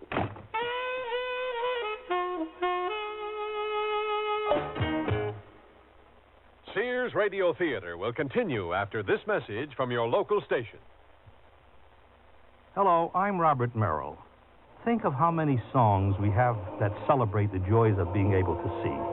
Yes, good vision is something to sing about. There'll be bluebirds over. But today, 1 million people run the risk of losing that joy of seeing. They have glaucoma, and they don't even know about it. They feel no pain, so they take no action. Glaucoma can easily be detected, and its progress definitely halted. People over 35 should be tested for glaucoma every 2 years, oftener if a member of the family has the disease. Undetected cases of glaucoma contribute to the more than half of all blindness that is needless. Don't let your family's eyes become part of that statistic. To learn more, write to Prevent Blindness, 79 Madison Avenue, New York, 10016. What in the World happened in June? Brought to you by your local Navy recruiter. June is admissions day for New Hampshire and Virginia, admitted in 1788, Kentucky in 1792, Tennessee in 1796, Arkansas in 1836, and West Virginia in 1863 as our 35th state. The Continental Congress appointed a committee to draft the Declaration of Independence in June of 1776. In June of 1782, the design for the Great Seal of the United States was adopted by Congress. The U.S. Navy Yard at Portsmouth, New Hampshire, was purchased in June of 1800. The first course in flight instruction was started in June of 1925 at the U.S. Naval Academy. In June of 1935, the self-help organization Alcoholics Anonymous was created. In June of 1966, the U.S. achieved the first soft landing on the moon. What in the World happened in June is brought to you by your local Navy recruiter who will answer your questions about Navy opportunity. Or in the continental United States, call 800-841-8000. In Georgia, 800-342-5855.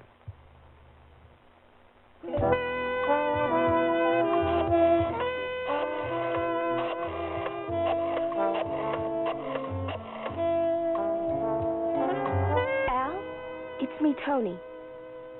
I know, sweetie. I meant to be there. I know what time it is.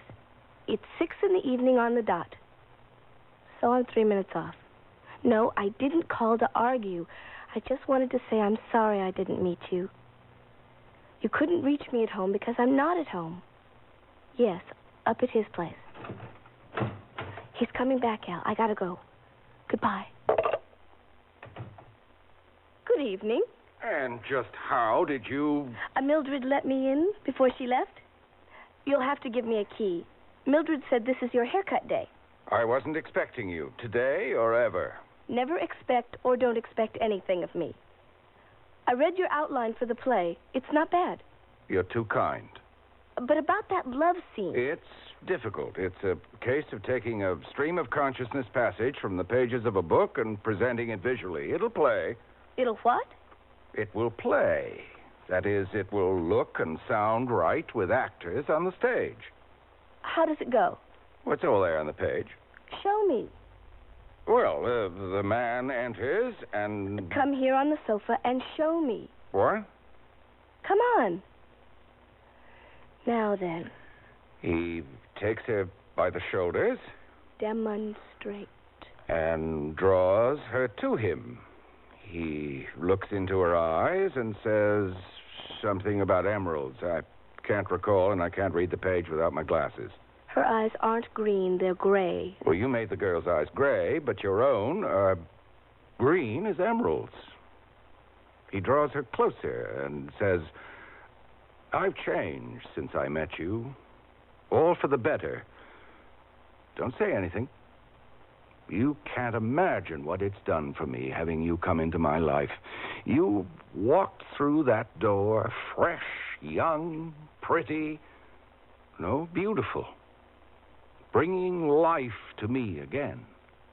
I'm not young, and I hate to think of trying to survive a rebuff from someone about whom I care so much.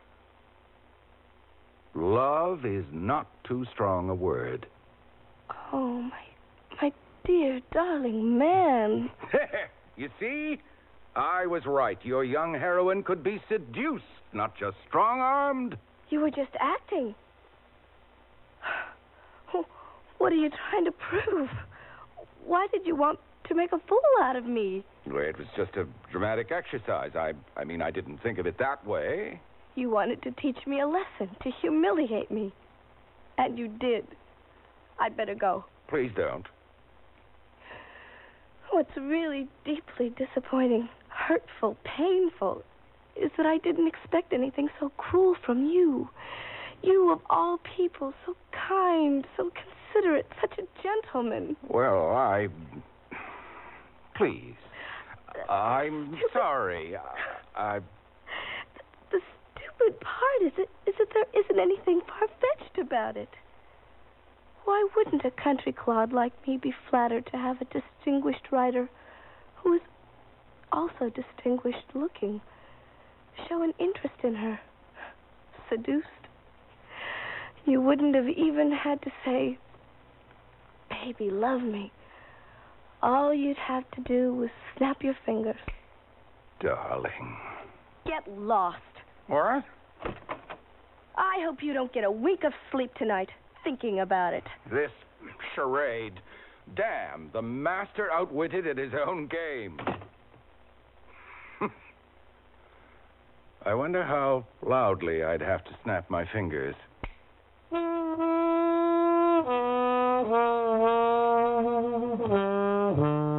I'm exhausted. I can't keep working on and on like this. You young people, learn not to burn the candle at both ends. Live moderately as I do. Never been sick a day in my life. Let's take a break. You want some coffee or a soda? When I say break, I mean let's break out of here.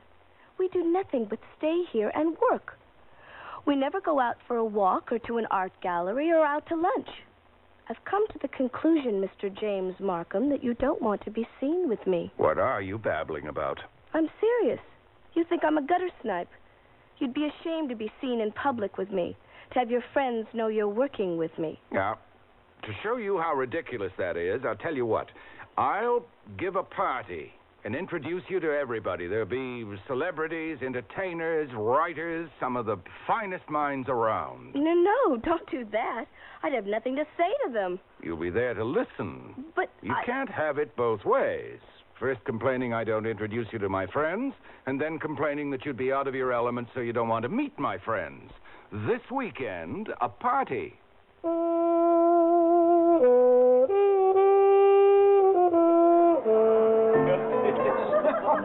Why did you insult that European diplomat? I never saw a real-life person with a monocle before, and I told him... But you'd only seen one on a dummy, Charlie McCarthy. Save that line for your second novel. You out of catsup? I could not be out of catsup because I never have any. What are you, a food freak? What would you use catsup on? Not that beef stroganoff. I'll see what you have in the kitchen to cover the taste. James! Margaret, darling, how are you? Nice of you to come. Oh, I always come to the parties the distinguished Mr. Markham gives. Doesn't happen often these days. What's the occasion? I just wanted to introduce someone. Then it's true. You and... Oh, no. No, Margaret. After all the tempting offers you've had from a variety of women and turned down, graciously, of course, is that the pretty little thing? Well, yes, that's Tony. Ah, how quaint. You don't usually see denim cutoffs at a dinner party. Introduce us, James. Tony, I want you to meet Margaret Mason. How do you do? Hello. Aren't you going to say something flattering? That you like my work? What do you do? Tony, Margaret has been a star of stage and screen for longer than you've been alive. Oh, sorry, Miss Mason.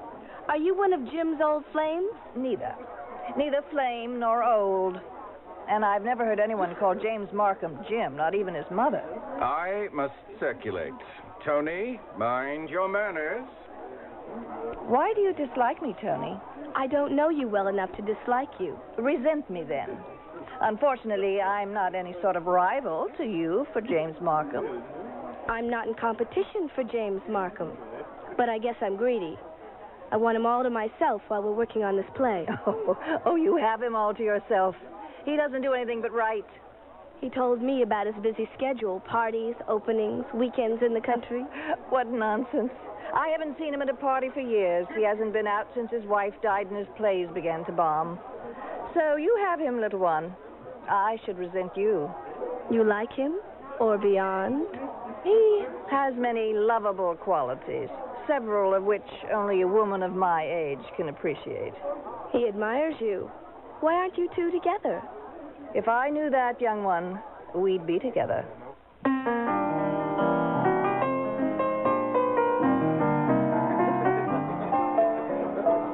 Why don't you try to get along? Be gracious in your ignorance. I told you not to talk, but to listen. You aren't listening. If you did, you'd hear that most of these celebrities talk just like ordinary people ordinarily do at parties. Surface talk. All right. Sneer at my parties and my acquaintances. How about those in your social circle? What? You give a party. Let me in on the wild and wonderful doings and the productive ideas of your bohemian world. But I'm challenging you. Okay. Okay, you're on.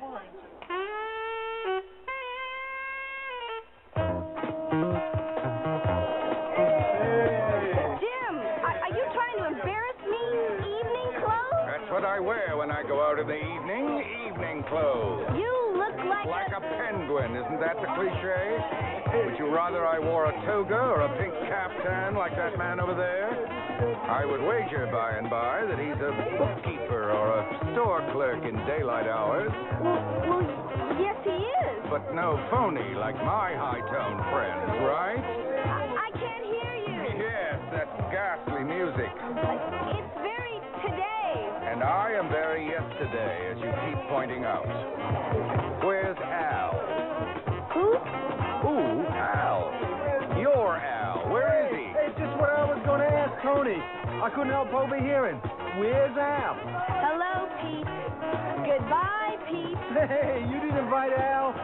He's probably strung out someplace. Big night. Al? So long, Pete. Okay. You didn't invite Al. But you bring on this old goat? Pay no attention. To what?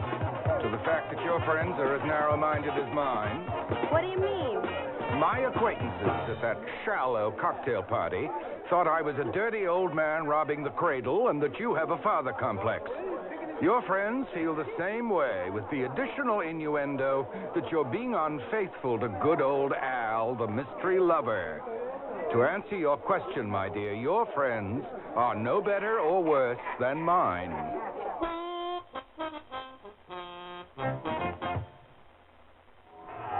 The next time you hear a strange noise in the night, turn on your lights in seconds without leaving your bed. It's now possible with Sears' new home control system. Get a feeling of added security thanks to the convenient command console that controls up to 16 lights, lamps, or appliances from one location. This $39.99 console sends coded signals to lamp, wall switch, or appliance modules available at $13.99 or $14.99 each. Prices may vary in Alaska and Hawaii. Welcome summer with open arms in a sleeveless knit shirt from Sears. Tailored as can be, with a pert little collar and pocket, but bare, because each shirt's completely sleeveless. Cool on the go, and great for carefree sunning. Choose several in colorful solids and prints of easy care polyester and cotton knit. You'll find summer goes arm in arm with sleeveless shirts in Mrs. and women's sizes in the sportswear department at Sears. Sears wants to break the ice when it comes to buying a Kenmore refrigerator, so we're taking $50 to $100 off 3 models through June 30th. You save $100 on the 19 cubic foot side-by-side and $70 on the 17 cubic foot top freezer refrigerator. Both have automatic ice makers and Sears exclusive humid drawer. Save $50 on a Kenmore 17 cubic foot refrigerator freezer without ice maker. All are frostless. Kenmore. Solid as Sears. Dates may vary in Alaska and Hawaii. All items available at most larger Sears retail stores.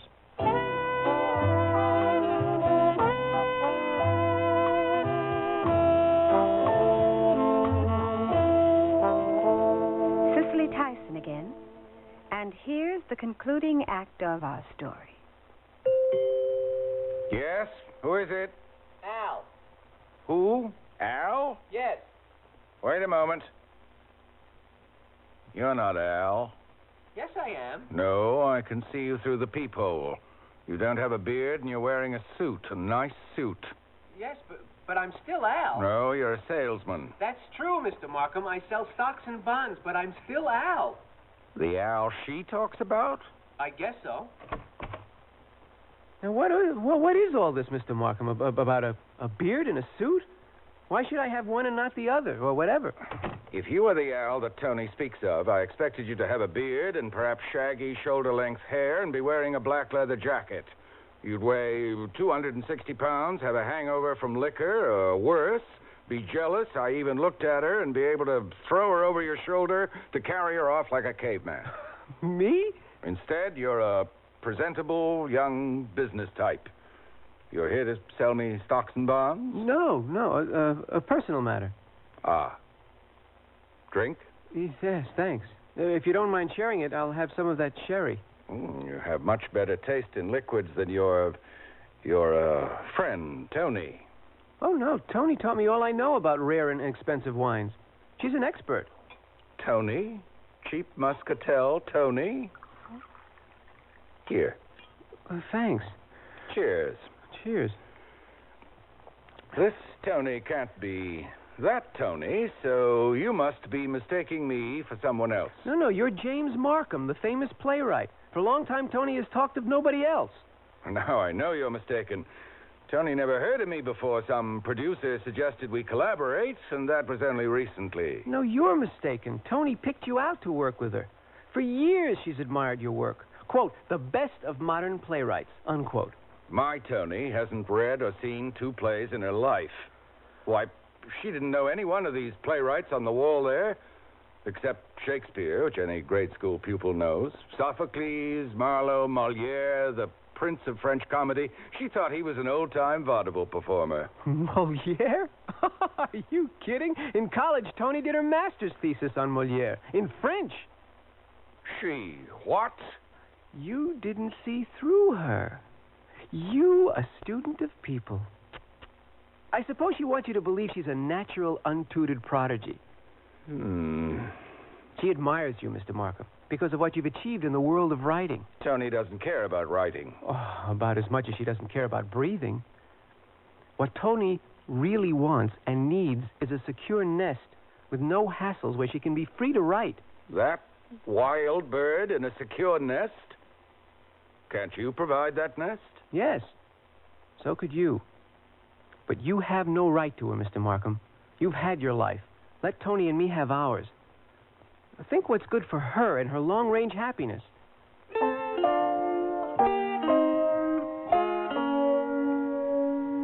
What's the book, Jim? Collected plays of Molière, the vaudeville performer there on the wall. Producers asked me to do a modernized version of one of his plays. It's an early work titled Les Femmes Savantes. I know femme means women or ladies. I guess savant must be a family name. It's not one of his early works, and the title translates The Learned Ladies. Uh-oh. It's so early in the morning, I wasn't thinking. Yes, my wild, untutored songbird. Al told me of your excellent upbringing. You deceived me about Al, too. You led me to believe that he was a wild-eyed savage taking his pleasure where he could grab it. And he's a respectable young man who wants to marry you, which seems an honorable intention. Marriage seems to be in again these days. I'm not everybody. I'm me. I don't want to be like everybody else. I want to be different. Look, The reason I seem to be interfering in your life... Seem to be? ...is because I like you very much. I care too much about you to have you... You care? No way. You care for me as a source for a play. Wrong. Tony, if you don't stop this posturing, you'll become what you want everyone to think you are. You act cheap, you talk cheap. The thing you do well is right. You're incredibly talented in that, but you're still a child in temperament. And you'll dissipate that talent unless you learn discipline. Speaking of posturing, how about you? Me? Yeah. First you lie to me about your social life. You don't have one. Then you act so nonchalant about whether you'll work on this play or not, when the truth is you're dying to write another hit. You want it so bad you can taste it. Is there no end to your vulgar expressions? Under all that formal, gentlemanly veneer is just one thing, pure, naked ambition. It's true. I do concentrate on writing. One can't expend energy in every direction and still accomplish anything. At your age, you mean? Touché. Well, you're always twitting me about my youth. The difference is you have a chance of getting over youth. Where's my coat? Draped over the desk where you threw it. I won't be back. I'll send you a gift. You don't have to send me anything. A farewell gift. When I get to the end, I'll send you my completed draft of the play. But... Do with it as you will. Use it as shelf paper or to start a fire in the hearth. I give it to you.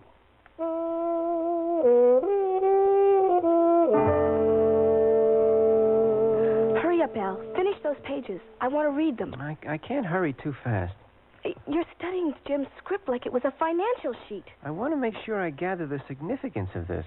It's just a draft of a play. He's got things in here that aren't in your novel. Such as? Such as he has the father contemplating suicide.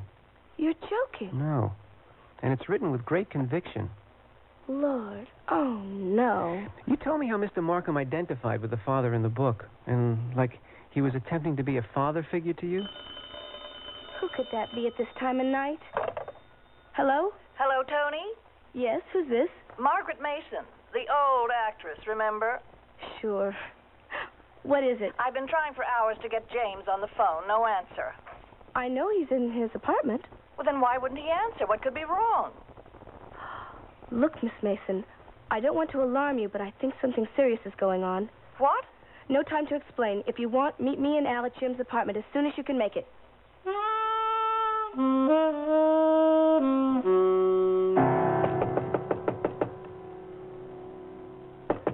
Oh, you don't really think that what he wrote in the play about suicide, that he tried something like that in real life? Suicide? Suicide? What are you saying? James! Al, just get the door open. Jim! James, are you in there? I'd better use my key. Ah, good. He didn't put the chain on. I hear something. What? What is it?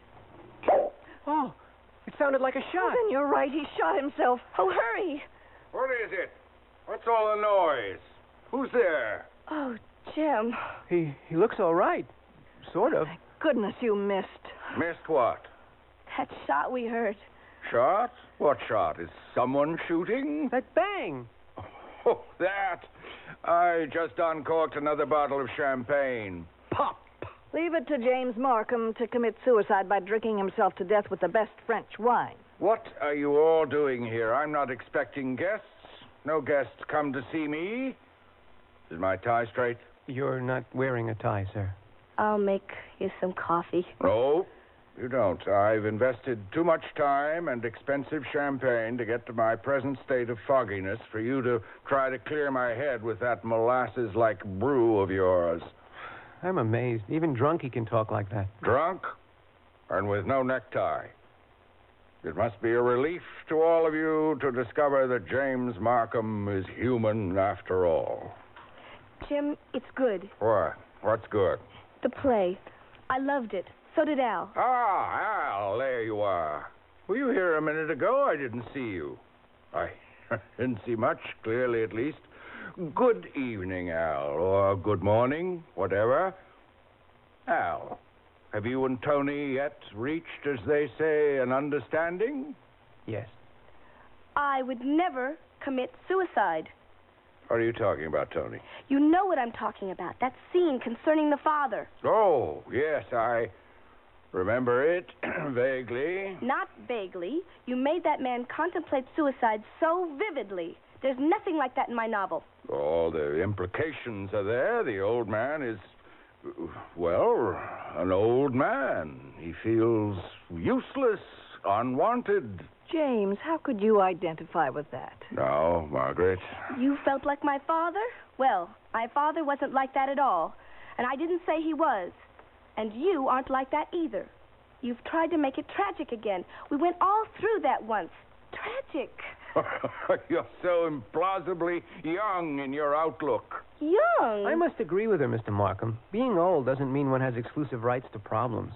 Old or young, life can be cruddy, and life can be wonderful. And I'm here to help you make a marvelous play out of this. We're going to do some daring things. We're going to risk and reach. Really? You and me? You're returning. It'll give us both something to live for. That dark, gloomy, suicidal stuff is no place in that festive summer. And about that carnival scene... We aren't going to discuss work now. You're the one who's always saying we should get down to work. Well, we're going to work, and we'll work till we get it right. Tony, it's almost sunrise.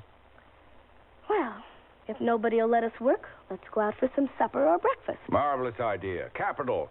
Some of those little greasy spoon cafes are still open. You, James, you go out? We'll show him some people in life. Let's go. I have to be at work in a few hours. Oh, come over here on your lunch hour and pick me up. Okay. How romantic. Well, Margaret, since the young'uns will be abandoning me this afternoon, how about you and I don't know what you have in mind, James, you attractive old devil. But fine. It's a date.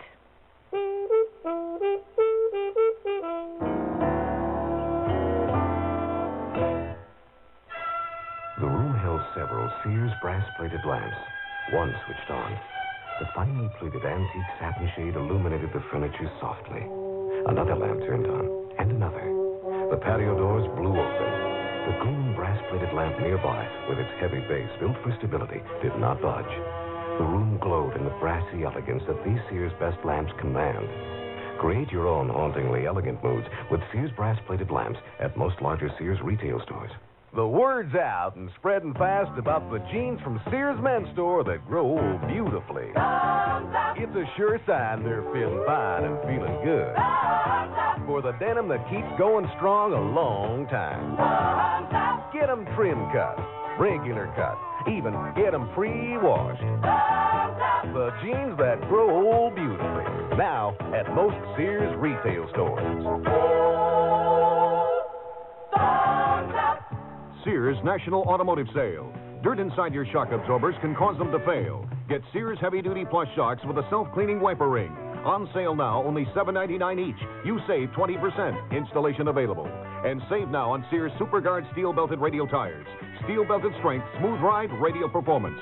Super values, too. Save $40 to $76 on a set of 4. Sale ends June 30th at most Sears Tire and Auto Centers. Prices and dates may vary in Alaska and Hawaii.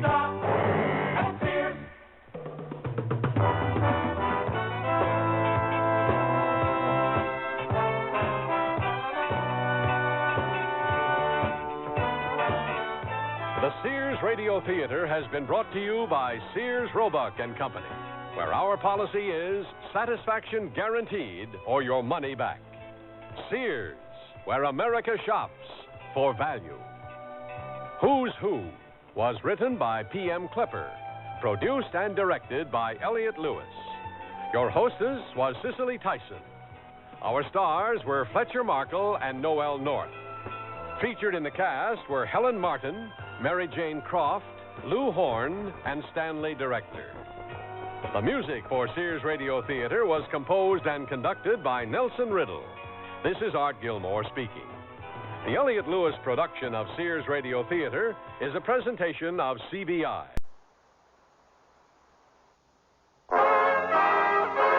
That's the theme from the Sears Radio Theater. Tonight is a program of adventure with Howard Duff as your host. Here's a preview. I've been doing some detective work on Sutherland and his drug therapy program. You found out anything? Some. Nothing concrete yet.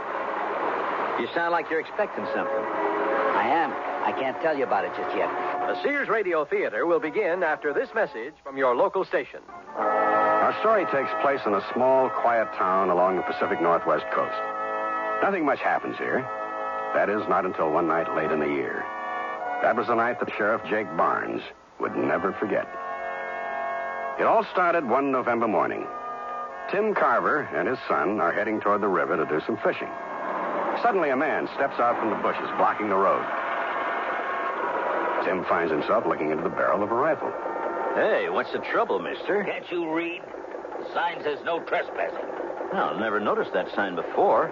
I've been using this road for years. But you won't be using it anymore.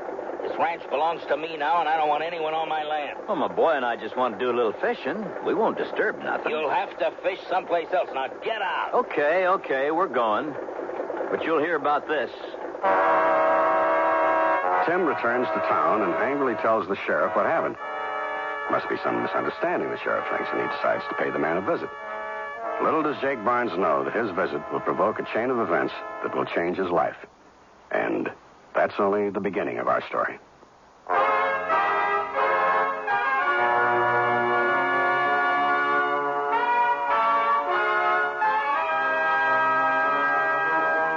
Sears Radio Theater, a new adventure in radio listening. 5 nights of exceptional entertainment every week. Brought to you in Elliott Lewis' production of the Sears Radio Theater. Our story, The Value of a Hunch, by Anne Heath. Our star, Vic Perrin. The Sears Radio Theater is brought to you by Sears Roebuck and Company. Sears, where America shops for value.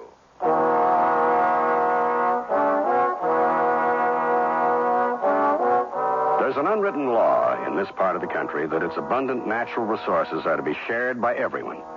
Neighbors being chased away at gunpoint is not a usual occurrence. Who is this newcomer, and what could he be protecting? I've been sheriff of this county for 15 years. I was proud of the low crime rate. As for violence, well, on Saturday nights, some local boys might get a little drunk and smash the mailboxes out on Route 1. One night they let some cattle out, too, but the next day they helped round them up. There were no hard feelings. The hostile way this new fellow was acting reminded me of big city ways. Such ways had no place in these parts. I figured the stranger had listened to reason once he understood our local custom, and I hadn't met John Sutherland. Morning. You, Mr. Sutherland? Yes, I am. Well, my name's Jake Barnes. I'm the sheriff hereabouts. What brings you out this way, Sheriff? Anything wrong? No, nothing serious. Just a little misunderstanding. Misunderstanding? Well, I'm told Tim Carver and his boy were out your way this morning. There was a man, yes. And you refused to let him go to the river to fish? I did. This is private land, Sheriff. Indeed it is. But you see, folks around here have been using that road for a long time. The river's a mighty good place to fish for salmon. I'm sure there are other places. Yes, but that's not quite the point. You see, Mr. Sutherland, all the ranchers around here allow the local boys to fish the streams that run through their property. No one has ever refused access to the river before. What the other ranchers do is their business. I have the right to refuse access to anyone. Now, don't get heated up. I didn't come here to argue your right to do as you see fit. I just thought if you understood how we do things around here... Look, Sheriff, I have a good reason for not wanting people coming onto the ranch. Oh? I didn't want to tell anyone, at least not right away. I didn't want people to get the wrong impression. But I guess you have a right to know. Know what? You see, Sheriff, I'm using the ranch as a base for my drug rehabilitation program. Drug rehabilitation?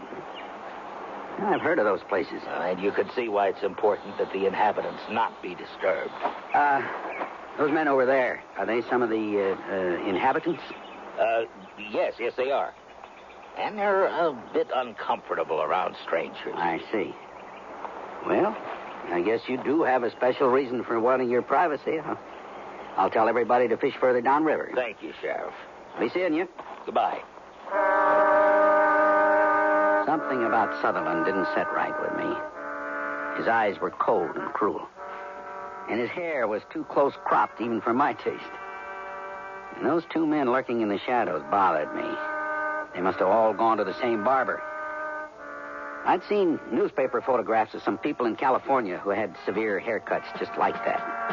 They were part of a group that began for the purpose of drug rehabilitation, but soon turned into a violent cult. Police found a huge stockpile of arms at the organization's headquarters. Maybe this was a splinter group. Last thing I wanted in my county. Oh, I'm chilled to the bone. Me too. This nighttime stakeout just ain't my cup of tea. You know, we've been on this hill every night for a week. Nothing's happened. Except for those flashing lights down there. Yeah, them are kind of weird.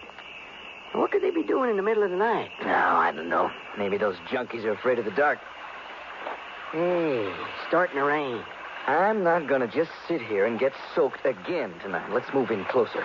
Maybe we can see what they're up to down there. Jake told us to stay out of sight. Nobody will see us in the dark. Come on, follow me. Okay. Just remember whose idea this was. Hey, Bill, help me, will you? I'm stuck in this here dang hole. Can't you watch where you're going, Joe? There. Now, stick close to me. Thank you. Hey, look at this. At what? Here on the ground. Tire tracks. Hey, them are huge. What could make tracks that size? Nothing I've ever seen. we must be in the land of the giants. Now, listen. Sounds like those Dobermans we saw through the binoculars. Let's get out of here. Yeah, I'm right behind you. Oh, my God, that's a bull. Hey, he's coming after us. Oh, run for your life.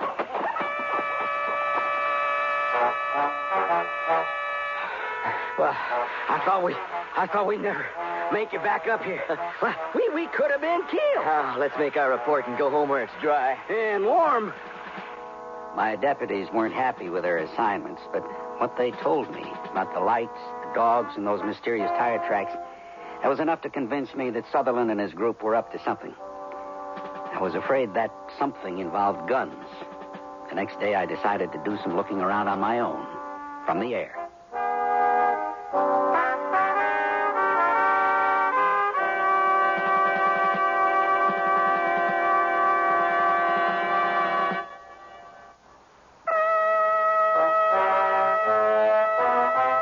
Ordinarily, Jake Barnes is an easygoing man.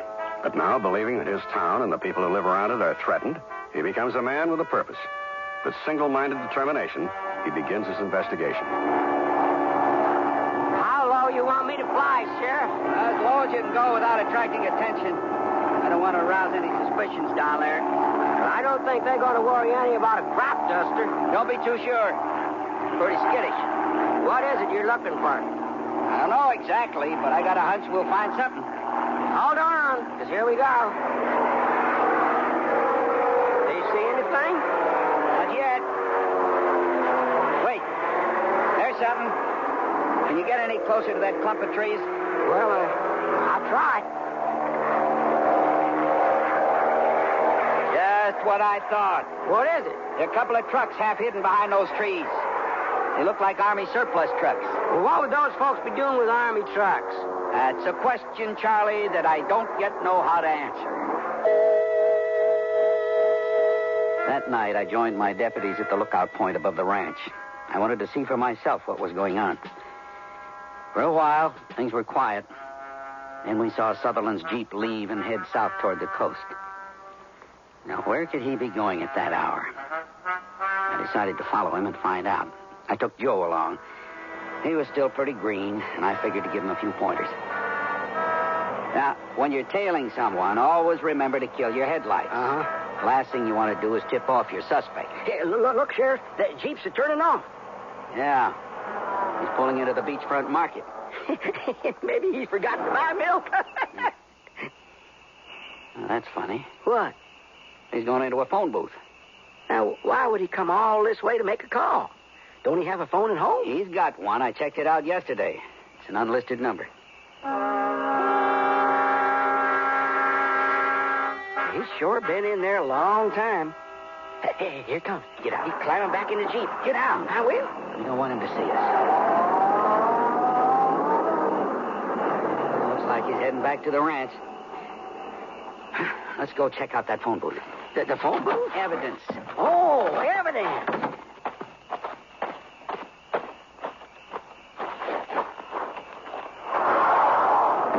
Well, looky here. What do you make of this? Well, them look like the rolls you put coins in when you go to the bank. It's just what they are. And these are the quarter size, and they're both empty. Who is that guy calling? The Kremlin? Wouldn't surprise me. Come on, let's get back to the car. Sutherland's surreptitious long-distance phone calls seemed to fit in with my hunch. But I needed something more conclusive.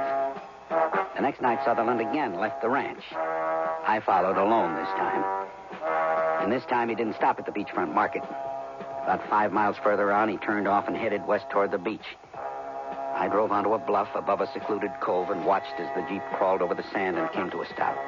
For a while, I sat in the darkness listening to the sound of the waves rolling on shore. I thought I saw a light blink from somewhere off the coast.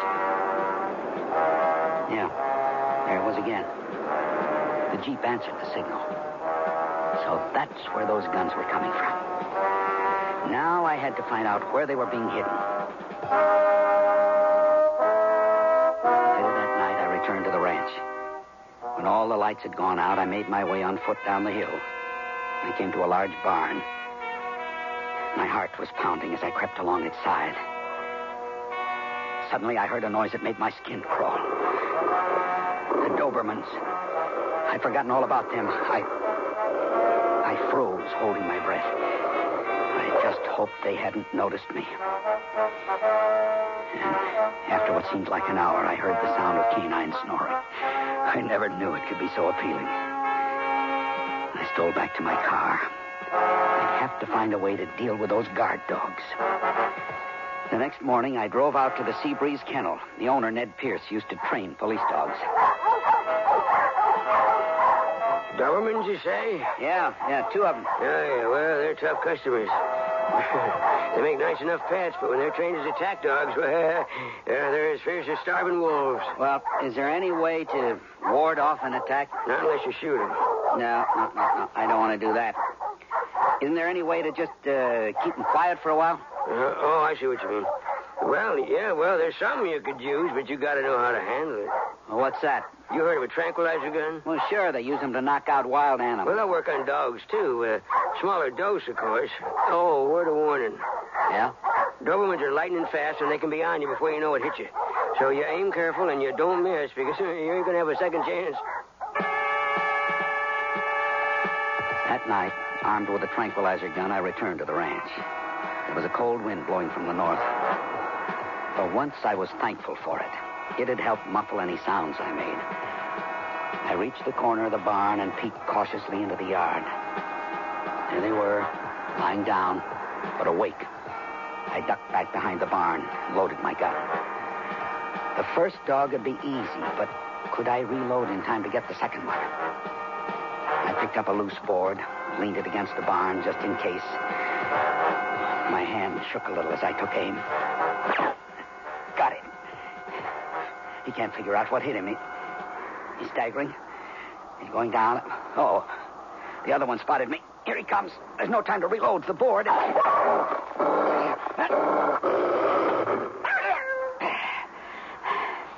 Sorry, fella. I really hated to do that, but it was you or me.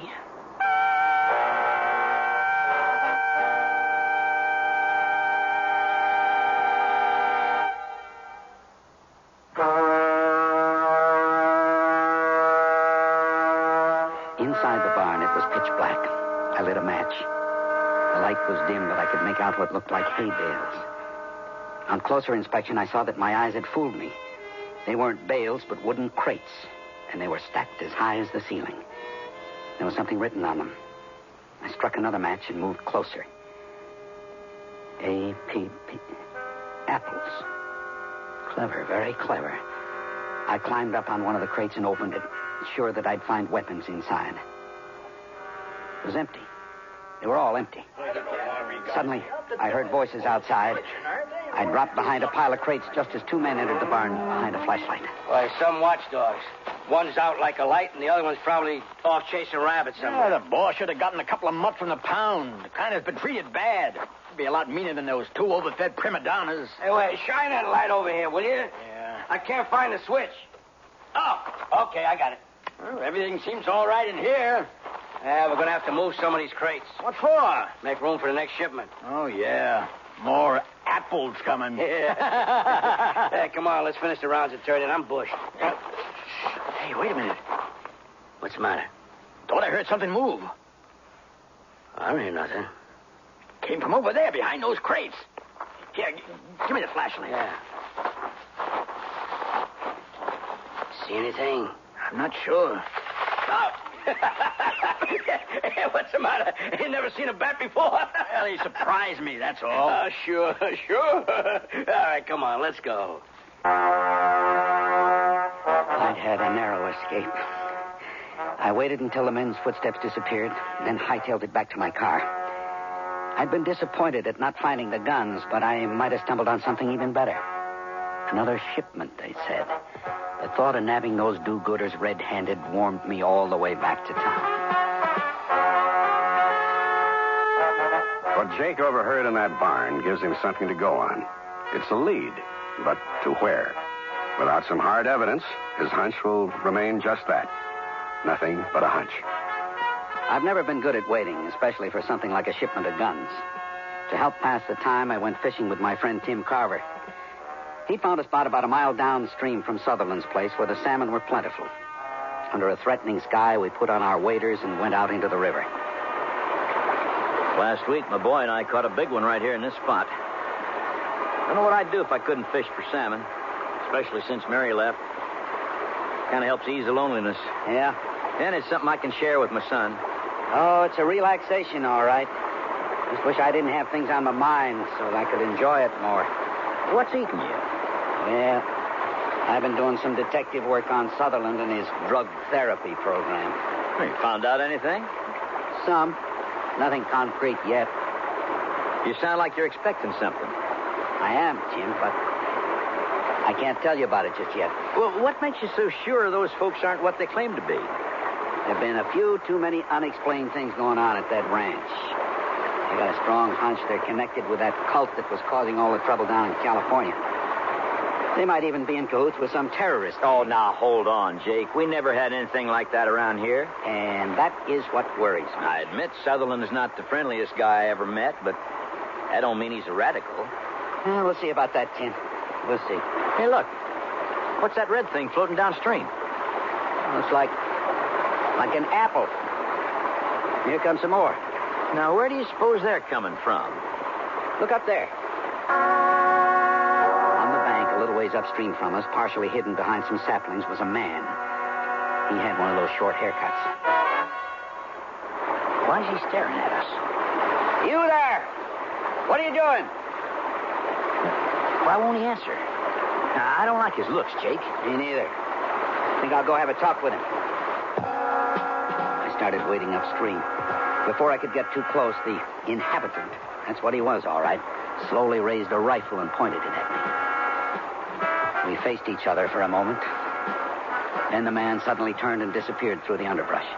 By the time I climbed up onto the bank, he was gone. He'd left his jacket behind. I bent down and picked it up. It was an Army field jacket, the camouflage variety. A little further on, I found some tire tracks in the grass. Nearby, there were a bunch of apple crates scattered on the ground. Most of them were still full of fruit. Now, under ordinary circumstances, I'd have brought that man in, but this time I let him go. I was pretty sure he hadn't recognized me, and I didn't want to jeopardize that shipment. I kept the jacket as evidence. When I returned to town, I was surprised to see Sutherland's Jeep in front of my office. He was waiting for me inside. Right away, I could tell this wasn't going to be a friendly visit. And then I saw the barn board, the one I'd used on that dog. Sheriff, one of my dogs was killed last night. I want you to find out who did it. Killed? I paid $1,000 for those dogs. Their training alone costs half that much. Now, I want to know who's responsible. Are you sure it wasn't one of your own people? I don't know one of them who'd do a thing like that. Well, I don't know anyone either. Why would somebody want to kill a dog? Maybe he had a reason. What would that be? Whoever killed that dog did it because he didn't want to be discovered. He couldn't have been a burglar. Why not? Well, how much could he carry on foot? No, I think the man who killed my dog was there to spy on us. Spy on you? Why? Because some people think we're freaks, weirdos. Sutherland, I think you're on the wrong track. I can't believe anyone would We have nothing to hide, but I won't be spied upon. I'm going to instruct my men to shoot any intruder on sight. Now, wait a minute. You can't do that. I can and I will, Sheriff. Unless you find whoever killed my dog. And when you do, I want to see him. He won't be easy to track down. Then you better get started. Good day, Sheriff. If Sutherland was guilty of any crime, he sure didn't act like it. He was a tough one. But despite his convincing bluff, I was more sure than ever that he did have something to hide. A week passed, and nothing happened. I began to fear Sutherland had been spooked into calling off the shipment.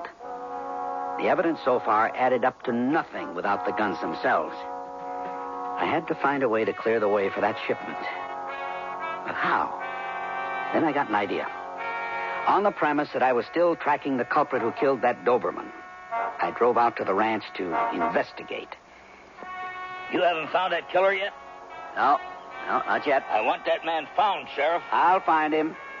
Thought I'd look around a bit if you don't mind. Maybe find some clues. I'll go with you. Where did you say that dog was killed? It was over by the barn. That big one over there? Yeah. Follow me. The dog's body was found right here. I don't see any signs of a struggle. Why should there be? That dog didn't have a chance. Looks like there's still some blood on the ground. Here's something. What is it? Well, it looks like your dog got a piece of that guy before he died. Here's a scrap of cloth that seems to be torn. Let me see that. It's a funny kind of material, isn't it? Looks like camouflage. It is camouflage. Does that mean anything to you? I'm afraid it does. Didn't I see one of your people wearing a jacket like that? Yeah. Luke. He hasn't been wearing it lately. Well, I think we may have found your man. You want me to take him in? No. I'll deal with him myself. My determination to uncover this cult or whatever it was had caused me to do something I'd never done before. I had implicated an innocent man, and for an act I myself had committed. I consoled myself with the thought that Luke, along with his friends, would soon be accused of a far bigger crime, because now that shipment would surely go through. On Thanksgiving Eve, Sutherland's ranch was still under 24-hour surveillance. Tim's boy was spending the holiday with his mother, so he invited me and my deputies to share a turkey with him. We ate on rotating shifts, two of us sitting down at the table while the other kept watch from the bluff overlooking the ocean. It was Joe's turn as lookout. More turkey, Jake? No, thanks, Tim. I'm kind of off my feed lately. How about you, Bill? I'll have some more. Your cooking's not half bad. Well, thanks for the compliment. Jake, there's something I got to say to you. What is it? You've been my friend for years. I've always respected you for having more good sense than most men. But I think you're carrying this surveillance business too far. I don't think so, Tim. I got to play out my hunch. But it's been weeks now. If those guys are up to something, it has shown up by now. I hate to say this, Jake, but Joe and I are getting mite tired of hiding in the bushes for hours, shivering our tails off and getting soaked to the bone. All because of one of your hunches. Can't you see that we're getting close? Now, that shipment will be arriving any day now. And when it does, our trap is ready to spring. What trap? You know as well as I do we're undermanned, not to mention underpaid. And what if you say is true? Pretty soon we're going to be outgunned to boot. Well, I've taken care of that. What do you mean? I've alerted the Coast Guard, and the SWAT team is on non-drinking status. They're ready for action when I give the signal. The SWAT team? Yep. Jake, you've been watching too many cop shows on TV. From now on, this operation will be referred to as Code Apple. It's time I relieve Joe. He'll be getting hungry by now. I've seen it! Take it easy, Joe. I've seen the signal light. Where? Yeah, off the coast, about 2 miles out. At last. Come on, let's go.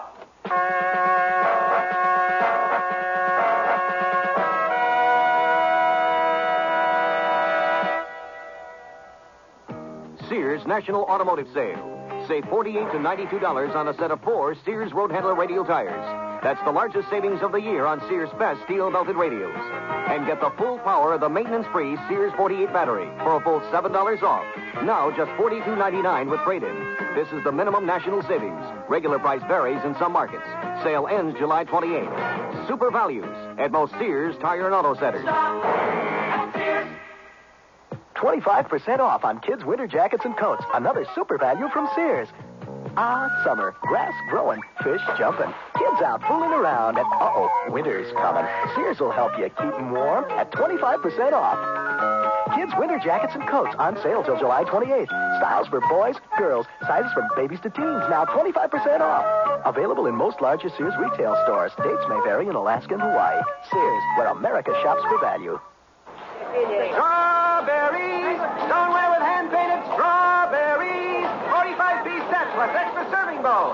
Sears strawberries! Sears hand-painted strawberry stoneware has delectably sweet country looks. And durable, this dishwasher-safe stoneware resists chipping, cracking, or fading, even when exposed to your oven, freezer, or microwave oven. Enhance your table with these pretty strawberries from Sears. Strawberries! Sears stoneware with hand-painted strawberries! At most larger Sears retail stores.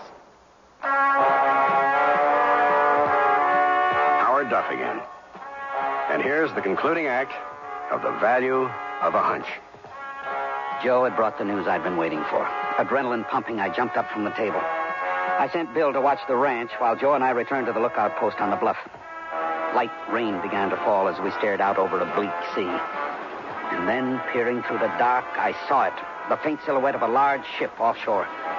There she is, Joe. Well, how big is she? Here, look for yourself. Oh. I can't quite focus. Oh, there, I see her. Wow, she's big. Looks like a trawler. Those guys must be starting an army. What do you suppose they aim to do? I don't know. All I know is we got to stop them. That must be Bill. This is 22 Baker, 43. This is 21 Charlie 40. Thought you'd want to know Sutherland just left the ranch. Which way was he headed? South, and he was hightailing it. Okay. Sit tight till I give the word. Right. There's one more thing. What's that? I'm sorry about what I said. You had a right to speak your mind. After all this is over, I'll buy you a beer. Hell, I'll buy you a whole six-pack. It's a deal. Good luck up there. Thanks. 10-4. I radioed the Coast Guard to stand by. Now I was faced with a big decision. To order in the troops or to wait. I knew Sutherland was clever, and I knew he was cautious. I gambled that he'd ordered a heat run to see if they were being watched by police. I just prayed I was right. Joe and I kept watch through the night. Toward midnight, the rain let up and the fog began to close in. We pulled blankets around us and listened to a lone foghorn as it sounded its melancholy warning. The steady rhythm of the waves breaking on shore seemed to repeat, "You've made a mistake. Mistake." I had nightmare visions of apple crates filled with guns and ammunition slipping through my fingers. The next morning, I woke with a start. I didn't know when I'd fallen asleep. The day was gray and unforgiving. Sheriff? What time is it? Almost 6:30. How long was I out? I don't know. I fell asleep, too. You what? Well, did I do something wrong, Sheriff? Give me those binoculars. I know they're here somewhere. Oh, here they are under the blanket. Yeah. Give me here. No, I can't see a thing. They must have pulled out during the night. I just hope we didn't miss the boat last night. No pun intended. Well, I'm a real light sleeper. I would have heard if anything had gone on down there. I doubt it, Joe. Those waves are loud enough to cover any noise. And I'll wager those crooks know how to work fast and quiet. Well, I still think I would have heard them. Well, we got no choice now but to wait. We'll know by tonight. Our vigil continued through the following day. And that night, Bill joined us on the bluff. Things were quiet, too quiet. Then, along about 10 o'clock, we noticed some activity down on the beach. I started breathing a whole lot easier. Joe spotted the ship again. She had no lights on. Then we saw something we'd never seen in this part of the country. Hey, what's that? Where? Down there on the beach. See? It's moving toward the water. Huh. Looks like one of those landing crafts the Army used during the war. I'll be darned. It's an amphibian. So that's the giant that made those tracks we saw that night near the ranch. Uh-huh. Well, this is some operation, boys. Hey, looky, there's Sutherland's sheep. Yep, hand me the phone. This is 22 Baker 43 calling Coast Guard. Can you read me? Affirmative. 10-5. Code Apple is a go. How soon can you get the boats and choppers here? I need a 10-20, Sheriff. Our CP is on a bluff above Seal Cove. The party's about to start on the beach right below us. The boats are heading out now. I can have the choppers there in 5 minutes. Well, don't move in till you see my signal flare. We'll be watching for it. 10-4. Down below, dark figures began darting around as the amphibian brought in its load. Apple crates, dozens of them. The men started unloading and carrying the crates to the waiting Army trucks. Sheriff, are we going to move in? No, not yet. But they're going to get away. No, they won't. Not this time. Suddenly, an unexpected thing happened. As one of the men lifted a crate onto the truck, he lost his grip and it fell, spilling its contents onto the sand. I squinted through the binoculars. What I saw was not what I expected. Sprawled there on the beach were not weapons, but neat cardboard packages wrapped in plastic.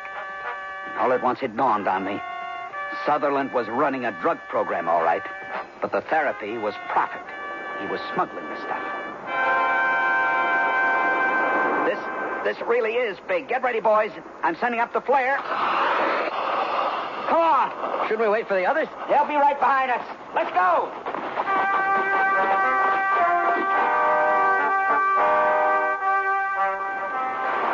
This is the last one. Careful now. Don't drop it. Oh, what a blow. This ought to bring at least 30 big ones. Yeah, maybe more. And the word is we'll be moving operations after this run. Oh, where to? It's a secret. Boss doesn't trust anybody anymore. Police! You're under arrest. Don't move. Anybody. Knock it off. Who's playing games? This is no game. This is a bust. Hey, they really are cops. Let them have it. We're outnumbered, Sheriff. Where are the reinforcements? Here come the choppers. Opening up on the choppers. Well, give them some cover fire. Hey, there's a SWAT team. A SWAT team over here, boys.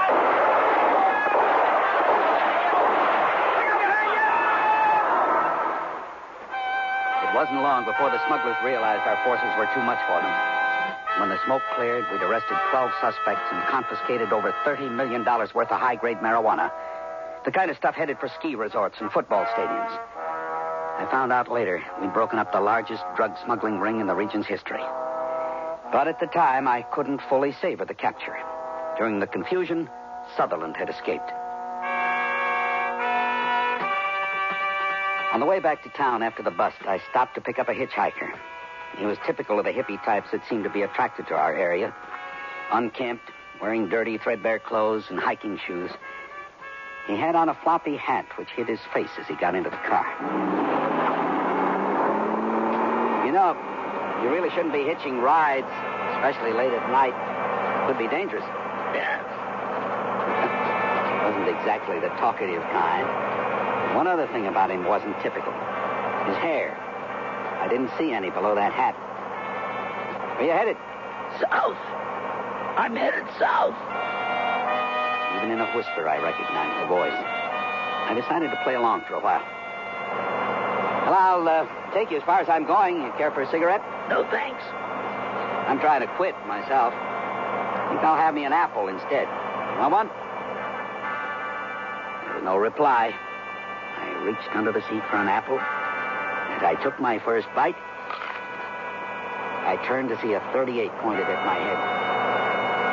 So you know, Sheriff. I did have a hunch it was you, Sutherland. Take me to San Francisco. Afraid I can't do that. Do as I say or I'll blow your head off.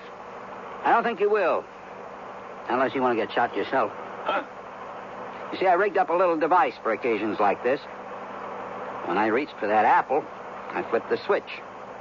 Right now, there's a gun somewhere in this car, and it's pointed in your direction. All I have to do is press a button with my foot. How do I know you're not lying? You don't. You want to take that chance?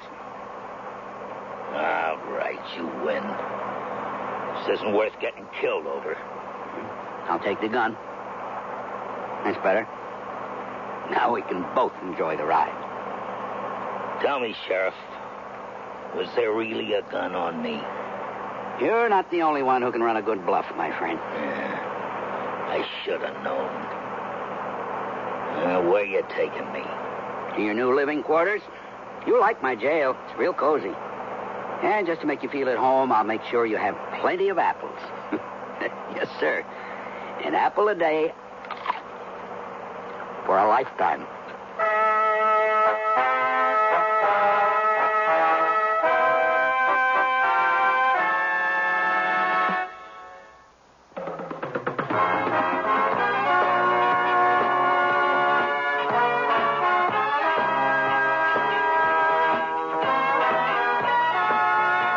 The Sears Radio Theater has been brought to you by Sears Roebuck and Company, where our policy is satisfaction guaranteed or your money back.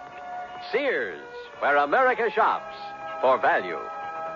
The Value of a Hunch was written by Ann Heath, produced and directed by Fletcher Markle. Your host was Howard Duff. Our star was Vic Perrin. Featured in the cast were Marvin Miller, Jack Crucian, Stephen Markle, Jack Carroll, Dawes Butler, and Howard Culver. The music for Sears Radio Theater was composed and conducted by Nelson Riddle. This is Art Gilmore speaking. Associate Director of Sears Radio Theater is Ken McManus. Sound effects were created by Bud Tollefson. Mark Trella is production supervisor, and the recording engineers are Joe Wachter and Hal MacDonald. The Elliott Lewis production of Sears Radio Theater is a presentation of CBI. Next Monday's Sears Radio Theater will be a story of the West with Lorne Greene as your host. Let's listen. Terrible. They chase the stage, they surround it, and then they shoot everybody. Apaches? Men dressed like soldiers. He's a lying polecat. Troopers, me eye. What's your name? Lopez, mi coronel. So be sure and tune in next Monday to the Sears Radio Theater. Entertainment with great music and more. People like Otis Thomas and Laurie Allen on KMOX FM, St. Louis. KMOX FM. CBS News. The Sandinista-supported junta in Nicaragua may take moves to have former President Somoza extradited. This is John Bohannon reporting on the CBS Radio Network. There's been some talk that the new regime in Nicaragua will ask the United States to help in returning Somoza to face a number of charges, including misappropriation of money. George Nathanson has the latest. As the present extradition treaty between Nicaragua and the United States does not take into account political crimes, the sources here say the Nicaraguan request to extradite Somoza would be based on fraud and misappropriation of public funds. According to reliable sources, the junta is building a strong case against the former dictator. In a recent statement, Sergio Ramirez, nominal leader of the five-member junta, said that proof has been found that the Nicaraguan Central Bank issued checks to Somoza directly or to persons close to him in varying amounts totaling more than $8 million. The checks were drawn from public institution accounts and dated just prior to Somoza being thrown out of office. Ramirez said the checks were intercepted in the United States and have been returned to Nicaragua. George Nathanson for CBS News in Managua. Somoza had been living in exile in Miami, but about a week ago he left aboard a chartered yacht for what was described as a vacation, perhaps in the Caribbean or in Europe or somewhere else. A spokesman for the new Sandinista-backed revolutionary government in Nicaragua says the regime is ready to hold elections. The election, says the spokesman, will be completely free, something he says Nicaraguans have never seen. Cuba has reestablished relations with Nicaragua after a break of 18 years. President Carter has asked Mayor Neil Goldschmidt of Portland, Oregon, to be his new transportation secretary, and he wants former Mayor Moon Landrieu of New Orleans to be Secretary of Housing and Urban Development. Earlier today, the Senate confirmed the nominations of Patricia Harris as Secretary of Health, Education, and Welfare, and the nomination of W. Graham Claytor as Deputy Defense Secretary. Mr. Carter is now at Camp David. Michael Shetley of Daytona Beach, Florida, has an experimental car, a 1979 model, which he calls a turbo diesel. He's been claiming that his car gets up to 110.6 miles per gallon. But the Environmental Protection Agency tested the car and reported that it got only 34 miles per gallon in city driving and 52 miles per gallon on the highway. That's described as no better than most fuel-efficient cars now available. But Michael Shetley says the EPA is wrong. It was a complete conspiracy to downgrade the American people and myself, and they were successful at this point. And I'm glad to see that it happened the way it did, because I have got some facts and some documentation that we will use next week to prove that the EPA is nothing but a ripoff. The EPA also says Shetley's car flunked pollution standards.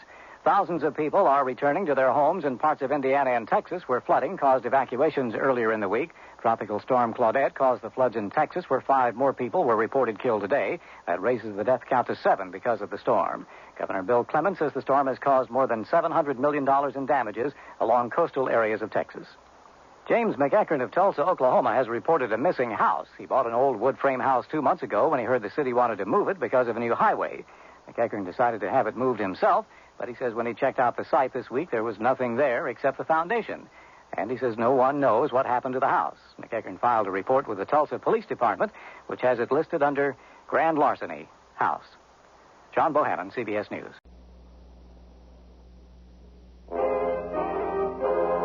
That's the theme from the Sears Radio Theater. Tonight's story is a comedy with Andy Griffith as your host. Here's a preview. Citizens of Yo Huppetsville, I know that you will stay calm, as I will stay calm, in this time of crisis. Citizens, we are out of oil. Run for your lives. The Sears Radio Theater will begin after this message from your local station. This is Andy Griffith. Yo Huppetsville is like most any village, I suppose. Over there on the courthouse is the town clock. I guess that clock has been telling time for as long as anyone can remember around here.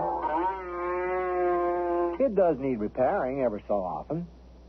But next to the village hall, there is the mayor's office.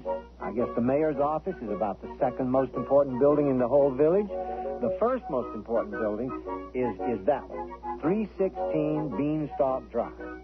Just think, 165 stories for the sole purpose of housing one company, Energy Incorporated.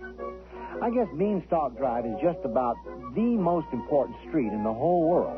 Of course, that's because of one man, Jack, the village hero.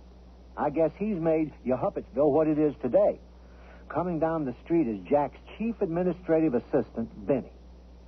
Looks like he's going into a phone booth over there on Nome Street. Fremmer? Hey, let me speak to His Honor. Mayor? Hey, this is Benny. Jack wants to see you and me over at the 316 building. He thinks we're all in big trouble. Trouble? Trouble? Big trouble?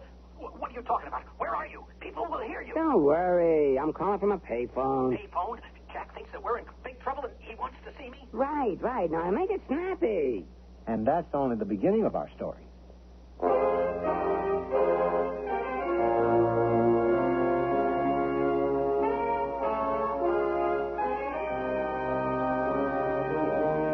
Sears Radio Theater, a new adventure in radio listening. 5 nights of exceptional entertainment every week. Brought to you in Elliott Lewis production of the Sears Radio Theater. Our story, Jack and the Energy Crunch, by Michael Utvich and Michael Gelman. Our stars, Les Tremaine, Robert Towers, and Jesse White. The Sears Radio Theater is brought to you by Sears Roebuck and Company.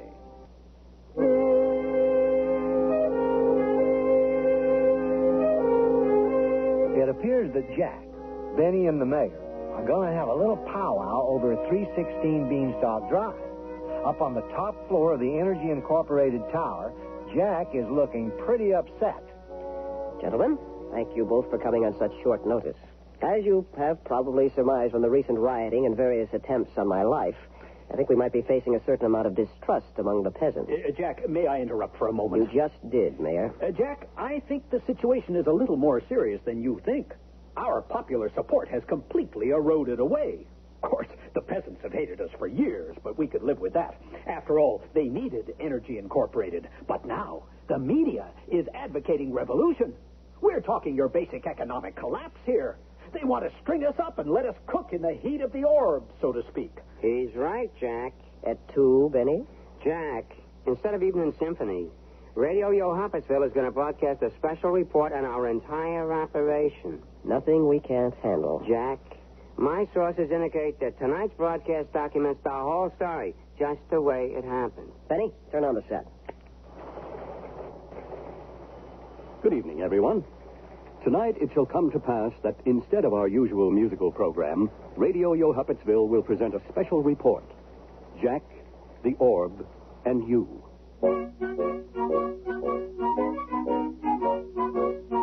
Once upon a time, there was a village called Yo-Huppetsville. For a long time, peace and tranquility reigned in Yo-Huppetsville. The people lived out their simple lives working the land. Now, they didn't know they lacked certain necessities, like hairdryers, microwave ovens, and customized dune buggies, for they were an ignorant lot. They were content to idle away their spare time with feasting, dancing, and casino gambling. One day, it came to pass that a local tinkerer named Sam the Tinkerer invented a strange and wondrous thing he called the whiz-bang. Sam took his new invention into the village square and set it out for all to see. The mayor spoke to the people. Citizens of Yo-Huppetsville, I give you the man of the hour, Sam the Tinkerer. Hey! And so, Sam the Tinkerer turned a strange knob on the whiz-bang, and it suddenly sprang to life, whizzing and banging.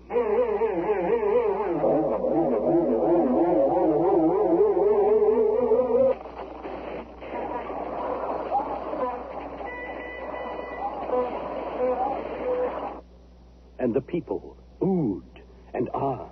Ooh! Ah! And the mayor proclaimed it a special day. I hereby proclaim this Sam the Tinkerer Day.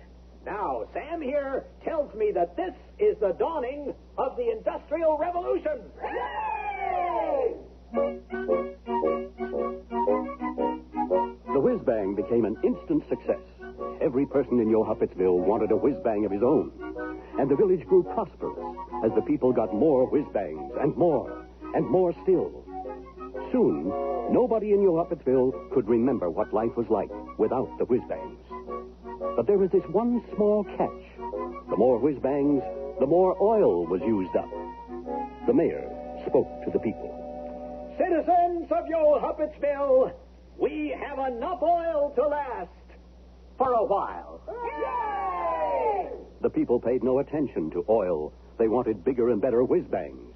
And all seemed copacetic until one day the mayor sorrowfully spoke to the people. Citizens of Yo-Huppetsville, I have a grave announcement to make.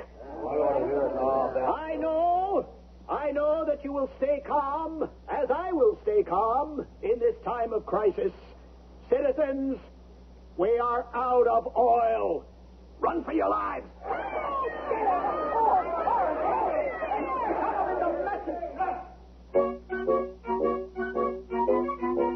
Now, as luck would have it, Yo-Huppetsville had a hero in residence. His name was Jack, though most called him Jack the Giant Killer. For in his day, Jack had been as big a hero as any village could ever want. But time is the enemy of youth. And Jack the Giant Killer was no longer able to climb beanstalks or consort with magic demons. So the duties of hero fell upon Jack's son, Jack Jr. Now, Jack Jr. was a nice enough fellow, but he wasn't exactly the hero type, if you know what I mean. Jack Jr. had never served as a hero before. That sort of duty doesn't come along every day. But the mayor felt he had no recourse but to send for Jack Jr. to bail him out of a very sticky jam. And so it came to pass that Jack found himself in the mayor's office. Jack! Oh, good to see you, boy. Thank you, Your Honor, sir. In the old days, Jack, your father and I were very good friends. Do you have any idea how long it took to get rid of that last giant he killed? It took so long that... But I guess you've heard all the jokes. Yes, Your Honor, many times. Jack, why don't we get right to the point? Excuse me, Your Honor, but I'm not big on being a hero. You see, I'm really a poet. There was a young hero from Trent who had a most unusual... Jack, like it or not, you are the village hero, and right now, the village really needs a hero. Think of your father. Think of me. Think of the reward. The reward? Well, funds are a little low right now, but I'm sure the village council will see their way clear to slipping the village hero a little something. After your return, of course. I will go forth for the villagers, Your Honor, and not for your rewards of gold. Gold? Who said anything about gold? I was thinking maybe a trophy or something. The very next day, Jack and the mayor stood before the villagers. And so, my fellow citizens, Before Jack departs on an adventure he may never return from, he wants to say a few words. There aren't many people here, Mayor. Most people had to work, Jack. Even Dad didn't make it. Jack, please say something to the peasants. Time is running out. Very well, Mayor. Ladies and gentlemen, I am going forth to find more energy for our whiz-bangs. If I don't come back, I would like to leave you with these words. There was a young hero from Trent who had a most unusual... Yeah, that's great, Jack. I wasn't done yet. I know. And with that, Jack set forth on his amazing journey. Radio Yo Huppetsville will be back in a moment.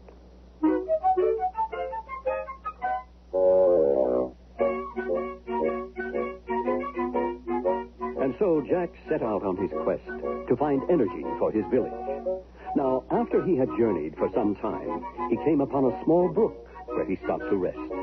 He had been sitting by the brook for a short time when an old man emerged from the bushes. He had an air of knowledge. He was clothed in white and wore a plastic pencil case in his shirt pocket. Hello, stranger. Hello, Jack. You know,